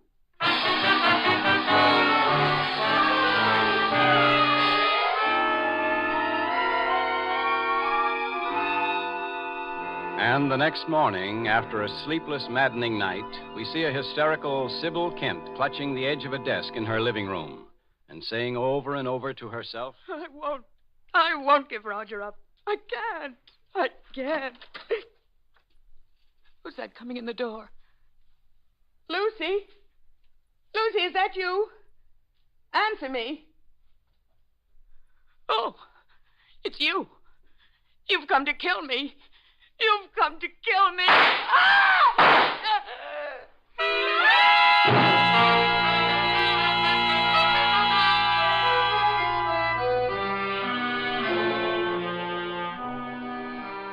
And a short time later, we find Mr. Chameleon, the famous and dreaded detective, and his assistant, Detective Dave Arnold, at Sybil Kent's apartment, which has become the scene of violence and tragedy.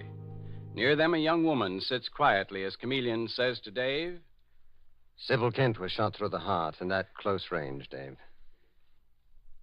I'd say the murder took place about an hour ago. Oh, that'd be about 10 o'clock, Mr. Chameleon. Mm-hmm. But nothing in the room has been touched, so it doesn't look like the motive was robbery. No. Mr. Chameleon, I just can't believe it. Sybil murdered. It's horrible. Yes, Miss Lucy. You say that you are the murdered woman's sister. Yes. Sybil was all I had in the world. Now, dear heaven, what am I going to do? Well, first you must try to compose yourself, Lucy. Now, tell me exactly what happened. Mr. Chameleon, could we open the window? I feel as if I were going to be ill. Yes. Dave, open one of the windows, please. Right away, Mr. Chameleon. Yes, that smell of fresh paint in this apartment is rather oppressive. All the apartments in this building are being repainted. They finished work on this one only yesterday. Now, Lucy, tell me when and how you discovered your sister Sybil's body. I left the apartment around 9 o'clock to go shopping. When I came back an hour later, I found Sybil lying there by the desk, shot to death. You lived here with your sister? Yes, Mr. Chameleon. Alone? Yes, why? Would you mind removing that heavy veil that you're wearing? Yes, I'll remove my veil. Look at me. Look at me. I'm sorry. I'm sorry that I asked you to do that, Lucy. I've looked this way for over a year. I got these dreadful scars in an automobile accident. The doctors say they can't do anything for me. I'll go through life this way. I asked you, Lucy, because I wondered why a young girl like you should be wearing a heavy veil. If it hadn't been for Sybil, I don't know what I would have done. She was so kind to me. And now he's murdered her. He? Lucy, do you mean that you know who the murderer is? You just told me that you were out of the apartment when your sister was shot. Mr. Chameleon, I know who did it. It was Roger Dalton. Roger Dalton? Who's he? He's an artist. My sister Sybil was in love with him, and she gave him money to go through art school. Well, that scarcely indicates a motive for murder. No? Well, Roger led her to believe they'd be married as soon as he graduated and got a job. I see. And yesterday, Roger landed a good job with an advertising agency. Yes? Last night, he came to tell Sybil about it. Instead of keeping his agreement to marry my sister, Roger told Sybil he thought it was just a joke, that he'd never had any intention of marrying her. What did your sister Sybil say to that, Lucy? She was incredulous, Mr. Chameleon. And then Roger told her he was going to marry Vera Langdon. Vera Langdon? You mean the society debutante who's always getting into some sort of scrape? Yes, Mr. Chameleon. Roger said he was going to marry her. My sister Sybil was furious. She told Roger she'd go to the advertising agency. Yes, and to Vera Langdon and her father, and expose him for the selfish heel he was. And what did Roger say to that? He left. But don't you see, Mr. Chameleon, Roger must have come back this morning and murdered Sybil. No one else had a reason to harm my sister. Everyone loved her. Everyone, Lucy? Including you? Mr. Chameleon, what do you mean? I was thinking, Lucy, that sometimes sisters don't get along together. I know what you were thinking. That Sybil was a very beautiful girl while I'm ugly. Go ahead and say it, Mr. Chameleon. I know it's true.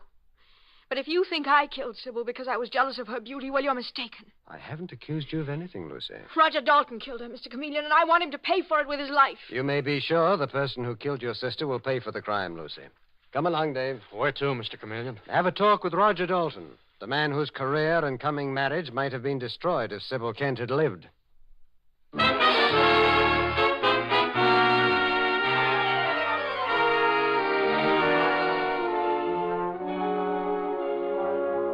And 10 minutes later, Mr. Chameleon and Detective Dave Arnold are in Roger Dalton's apartment, and Roger is saying dazedly, Sybil dead.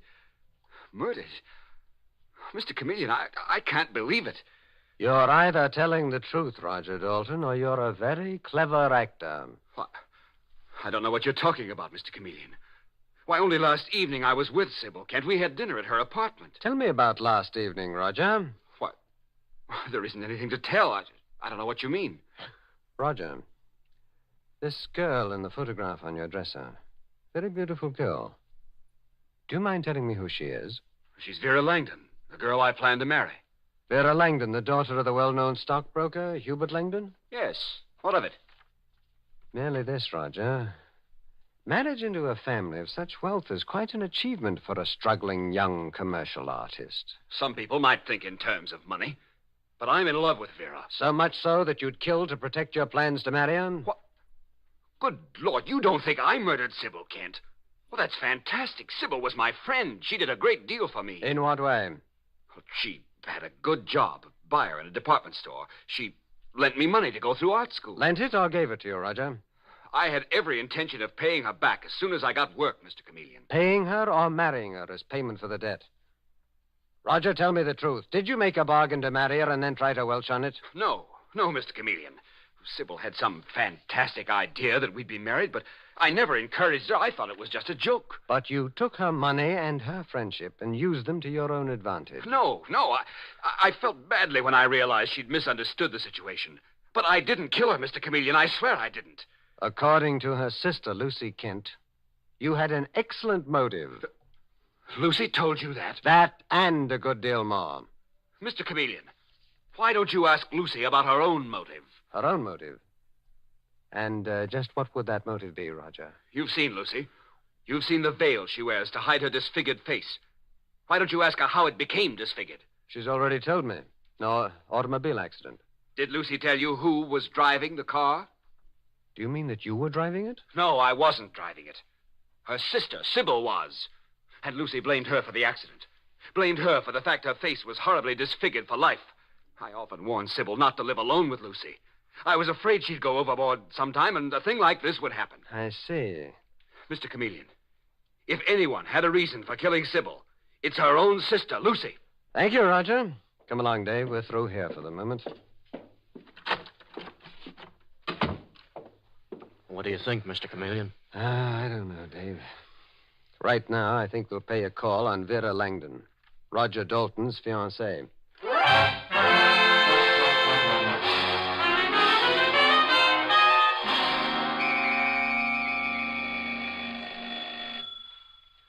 Boy, this is some layout, Mr. Chameleon. Well, Hubert Langdon is a very wealthy man, Dave. Devoted to his daughter Vera, from what I've heard. Yes, what is it? I'd like to speak to Miss Vera Langdon. I'm sorry, but my daughter's not at home. Who are you? I'm Chameleon of Central Police Headquarters. This is Detective Arnold. The police? And you, I take it, are Hubert Langdon, Vera's father. May we come in, please? Now, look, if my daughter is in some sort of little scrape, I'm sure it can be straightened out. I'll come down to headquarters with you and... Mr. Langdon, I suggest that we step inside. Now, see here. This isn't as minor as one of your daughter's little scrapes. It's a matter of murder. Murder? Yes. You'd better come inside. What is it, Father? Vera. So, your daughter is at home after all, Mr. Langdon. Who are these men, Father? What do they want? Go to your room, Vera. I'll handle this. Stay where you are, Vera Langdon. I'm Chameleon of the police. I'm here to question you about the murder of Sybil Kent, shot to death in her apartment 2 hours ago. Sybil Kent? Mr. Chameleon, why should you question my daughter about someone she's never even heard of? Mr. Chameleon, who on earth is this Sybil Kent? A rather important person in the life of the man that you plan to marry, Vera. And I can hardly believe that her name is unfamiliar to you. You heard what Vera said, Chameleon. She's never heard of Sybil Kent. And you, Mr. Langdon? I suppose you've never heard of her either. Well, I think I heard that she was a friend of young Roger Dalton's, but I've never met her. Why are you staring at me, Chameleon? Because I just noticed something rather interesting, Mr. Langdon. You say that you've never met Sybil Kent. Then how do you explain the fact that the sleeve of your coat is spotted with blue paint? What? Blue paint? The murdered Sybil Kent's apartment was freshly painted yesterday. The same color of paint that's on the sleeve of your coat.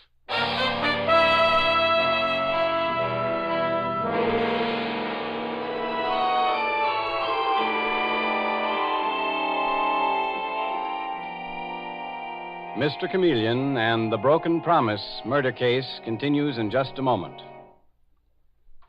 If you've tried one thing after another in a vain effort to relieve upset stomach, gas, heartburn and bloating, an overstuffed feeling, or any other unpleasant symptoms of acid indigestion, listen to the wonderful news about a marvelous preparation, a preparation called Phillips Tablets, that is bringing more and more people the quick, effective relief they've always hoped for.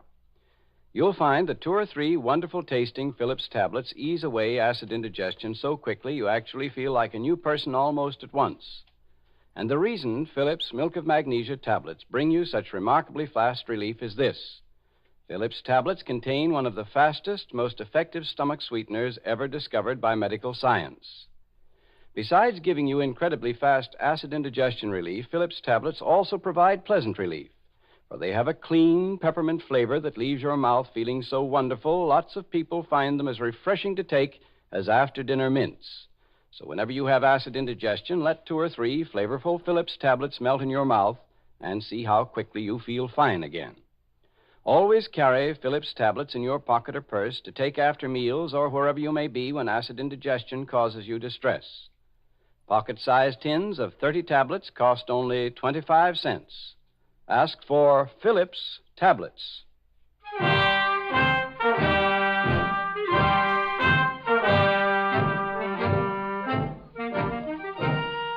And now back to Mr. Chameleon and the Broken Promise murder case.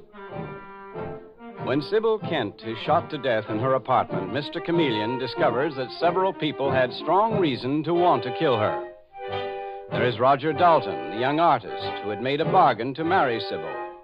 And Sybil's young sister, Lucy, whose face was pitifully disfigured through an accident in a car driven by Sybil. And now in the apartment of Roger Dalton's fiancée, the debutante Vera Langdon, Mr. Chameleon faces Vera and her arrogant father, Hugh Langdon, and he is saying, Mr. Langdon, you deny ever having met Sybil Kent, the murdered woman. Certainly I deny it, Chameleon. I never saw Sybil Kent in my life. Then how do you explain those blue paint stains on your coat? Father! Sybil Kent's apartment was freshly painted yesterday. The same color as those stains on the sleeve of your coat. Now, Mr. Langdon, how do you explain that? All right. All right, Chameleon. I admit that I have met Sybil Kent. I went to see her this morning. You went to her apartment this morning. What time was this? About 9 o'clock. Mm-hmm. Last night, my daughter's fiancé, Roger Dalton, came to me and told me about this woman, Sybil Kent, who'd given him money to go through art school. He made a bargain to marry her and then tried to back out. Go on, Mr. Langdon. Well, Roger asked me to lend him the money to pay Sybil back. I told him I'd go to see her, find out just how much he owed her, and pay it. Yes? So I went to her apartment this morning. And you quarreled with her? No, of course I didn't, Mr. Chameleon. She agreed to accept my check for $5,000. Langdon, Detective Arnold and I searched the murder apartment, and we found no check from you. I intended to make it out this afternoon, Mr. Chameleon. Look, I swear to you, that's the truth. If so, Mr. Langdon, you've placed yourself in a highly suspicious position. I don't know what you mean. You may have gone to the dead woman's apartment, but perhaps not for the reason you claim.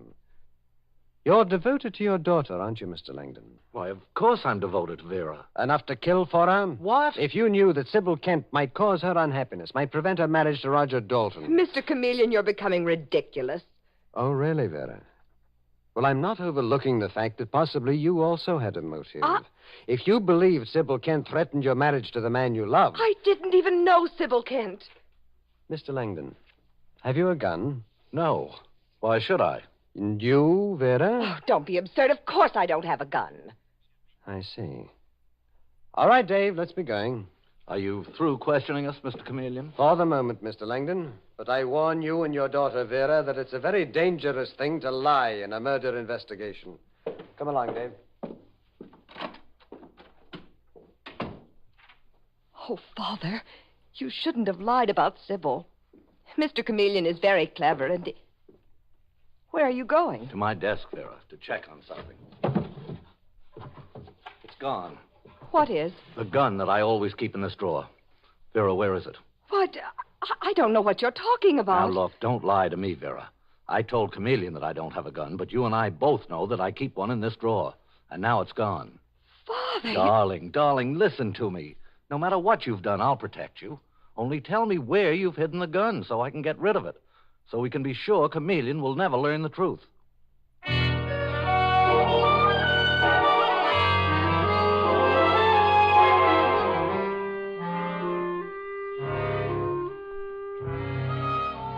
And half an hour later, at the murder apartment, Lucy Kent answers the doorbell to find Mr. Chameleon and Detective Dave Arnold in the hall. Mr. Chameleon, you've come to tell me you've arrested Roger Dalton for my sister's murder. Tell me, Lucy, why are you so anxious to see Roger Dalton punished for your sister's death? Because I want justice done, Mr. Chameleon. I adored my sister, Sybil. She gave me a home with her. She took care of me after my dreadful accident. Lucy, why didn't you tell me that you blamed your sister for the accident in which your face was disfigured? But I didn't. I didn't, Mr. Chameleon. Sybil was driving the car, but it wasn't her fault. Please don't make me talk about it. Excuse me, I want to get a handkerchief from my bag on the table. No, I'll give it to you. Here. Oh, I'm sorry. But... It's clumsy of me, letting the bag slip from my hand like that. I'll gather up these things. Well, well. What is it, Mr. Chameleon? A snapshot of Roger Dalton. Fell out of your bag, Lucy. Give me that picture. You dropped my bag on purpose to find out what I had in it. Odd that you carry a picture of Roger Dalton with you, Lucy. I don't know what you mean. It may mean that you're in love with Roger yourself. In love? He stopped looking at me. And you bitterly resented your sister Sybil's bargain to marry him. Mr. Chameleon, even if I did love Roger, I wouldn't murder my own sister Sybil because of him. Perhaps not, Lucy. I won't say any more. Dave, we're going back to headquarters. Yes, sir. What about Roger Dalton? Aren't you going to arrest him? You do hate him now, don't you, Lucy? I'll make an arrest when I have proof of who your sister's murderer is. Come along, Dave. I want to see the commissioner of police.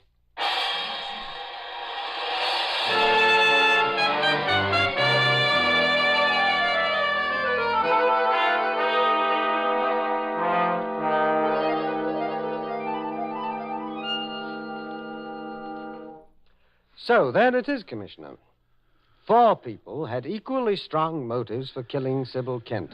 It's quite a case, Chameleon. Yes. Commissioner, I'm beginning to get an idea. You mean one of your famous disguises, Chameleon? Yes, Commissioner.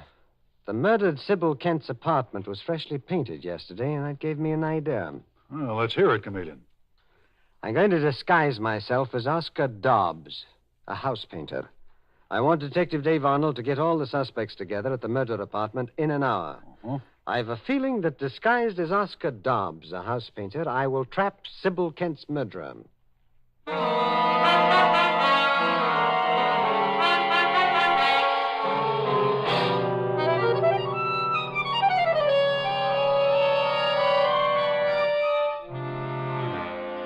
And an hour later, in the hall outside Sybil Kent's apartment, Mr. Chameleon, his face disguised and wearing painter's cap and overalls, is saying to Detective Dave Arnold, You know what to do, Dave.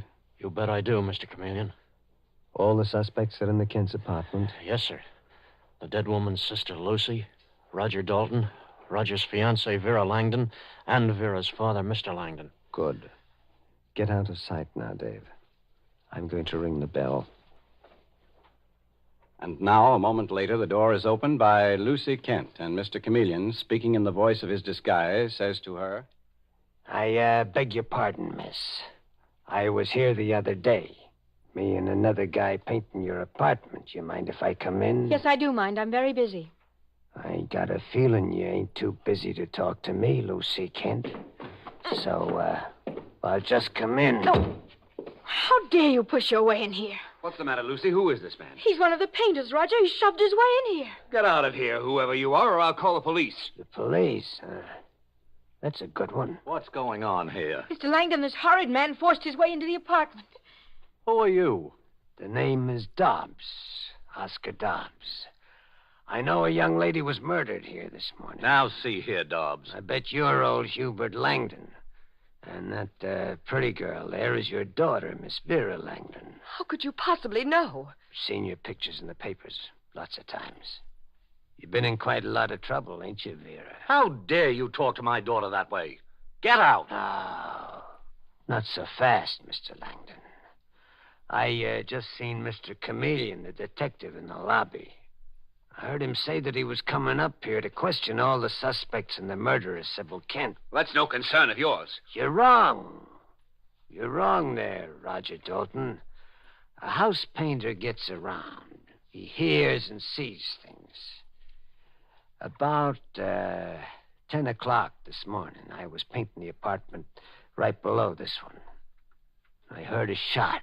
You heard it? I stepped out into the hall where nobody could see me. A couple of minutes later, someone came running down the stairs. Got a good look at this person. A good look. You're lying. And I could point a finger at that person. But a man's got to look out for himself. What are you getting at, Dobbs? Well, Mr. Langdon, I'm willing to forget what I saw, providing it's made worth my while. Why, you cheap blackmailer. No, let's call it protection, shall we, Miss Lucy Kent? Protection for the person who killed your sister. Shut up, Dobbs. You'll never tell anyone what you know. You were a fool to come here. Roger, good heavens, don't shoot him. I'm not as big a fool as you to pull a gun, Roger Dalton. Mr. Chameleon, it's you. You were disguised as a house painter. Yes, Lucy. Why, you double-crossing cop, you tricked me. And my trick apparently succeeded. Put down the gun, Roger Dalton. Not before I put a bullet in your head, Chameleon. Roger, no! No!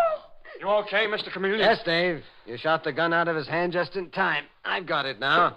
And it's undoubtedly the gun with which Roger Dalton murdered Sybil Kent. Oh, Roger. Roger, what have you done? How could you kill her? I did it for you, Vera.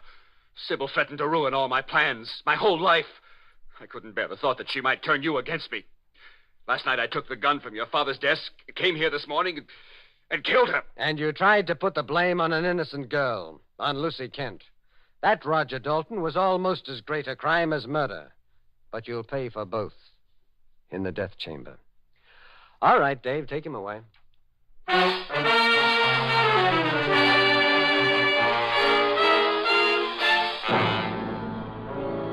And with these words, Mr. Chameleon concludes tonight's murder case.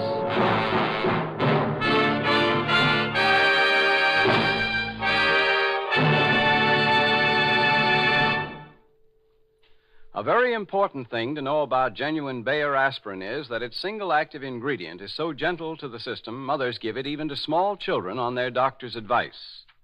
Always remember this because it means that when you have an ordinary headache, neuritic, or neuralgic pain, you can take Bayer aspirin with complete confidence. For Bayer aspirin gives you more than fast relief. It also gives you the dependable relief that's important to your health. Bayer aspirin's speed is proved by the fact that it's actually ready to go to work in 2 seconds. And its dependability is proved by the fact that no other pain reliever can match its record of use by millions of normal people without ill effect. So don't experiment when you're in pain. Don't risk using drugs that have not stood the test of time. Instead, use something that millions know from experience is fast and completely dependable, too. Genuine Bayer aspirin. When you buy, ask for it by its full name, Bayer aspirin, not just for aspirin alone. Get the 100-tablet bottle and you get Bayer aspirin tablets for less than a penny apiece. Listen next Wednesday night at this same time for Mr. Chameleon, the man of many faces, in The Strange Mother Murder Case. The part of Mr. Chameleon is played by Carl Swenson, with dialogue by Gene Carroll, based on the original story by Frank and Ann Hummert. It is directed by Richard Leonard, with music by Victor Arden. Your announcer is Howard Claney.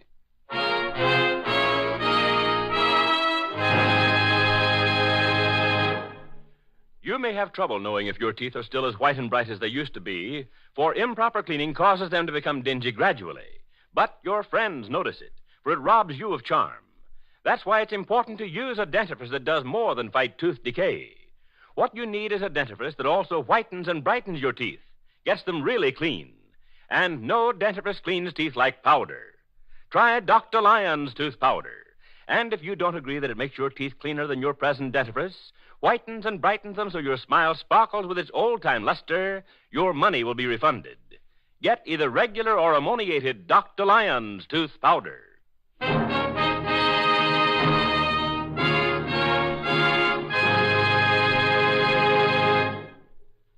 Listen for Mr. Chameleon in The Strange Mother Murder Case next Wednesday night at this time. This is CBS, the Columbia Broadcasting System.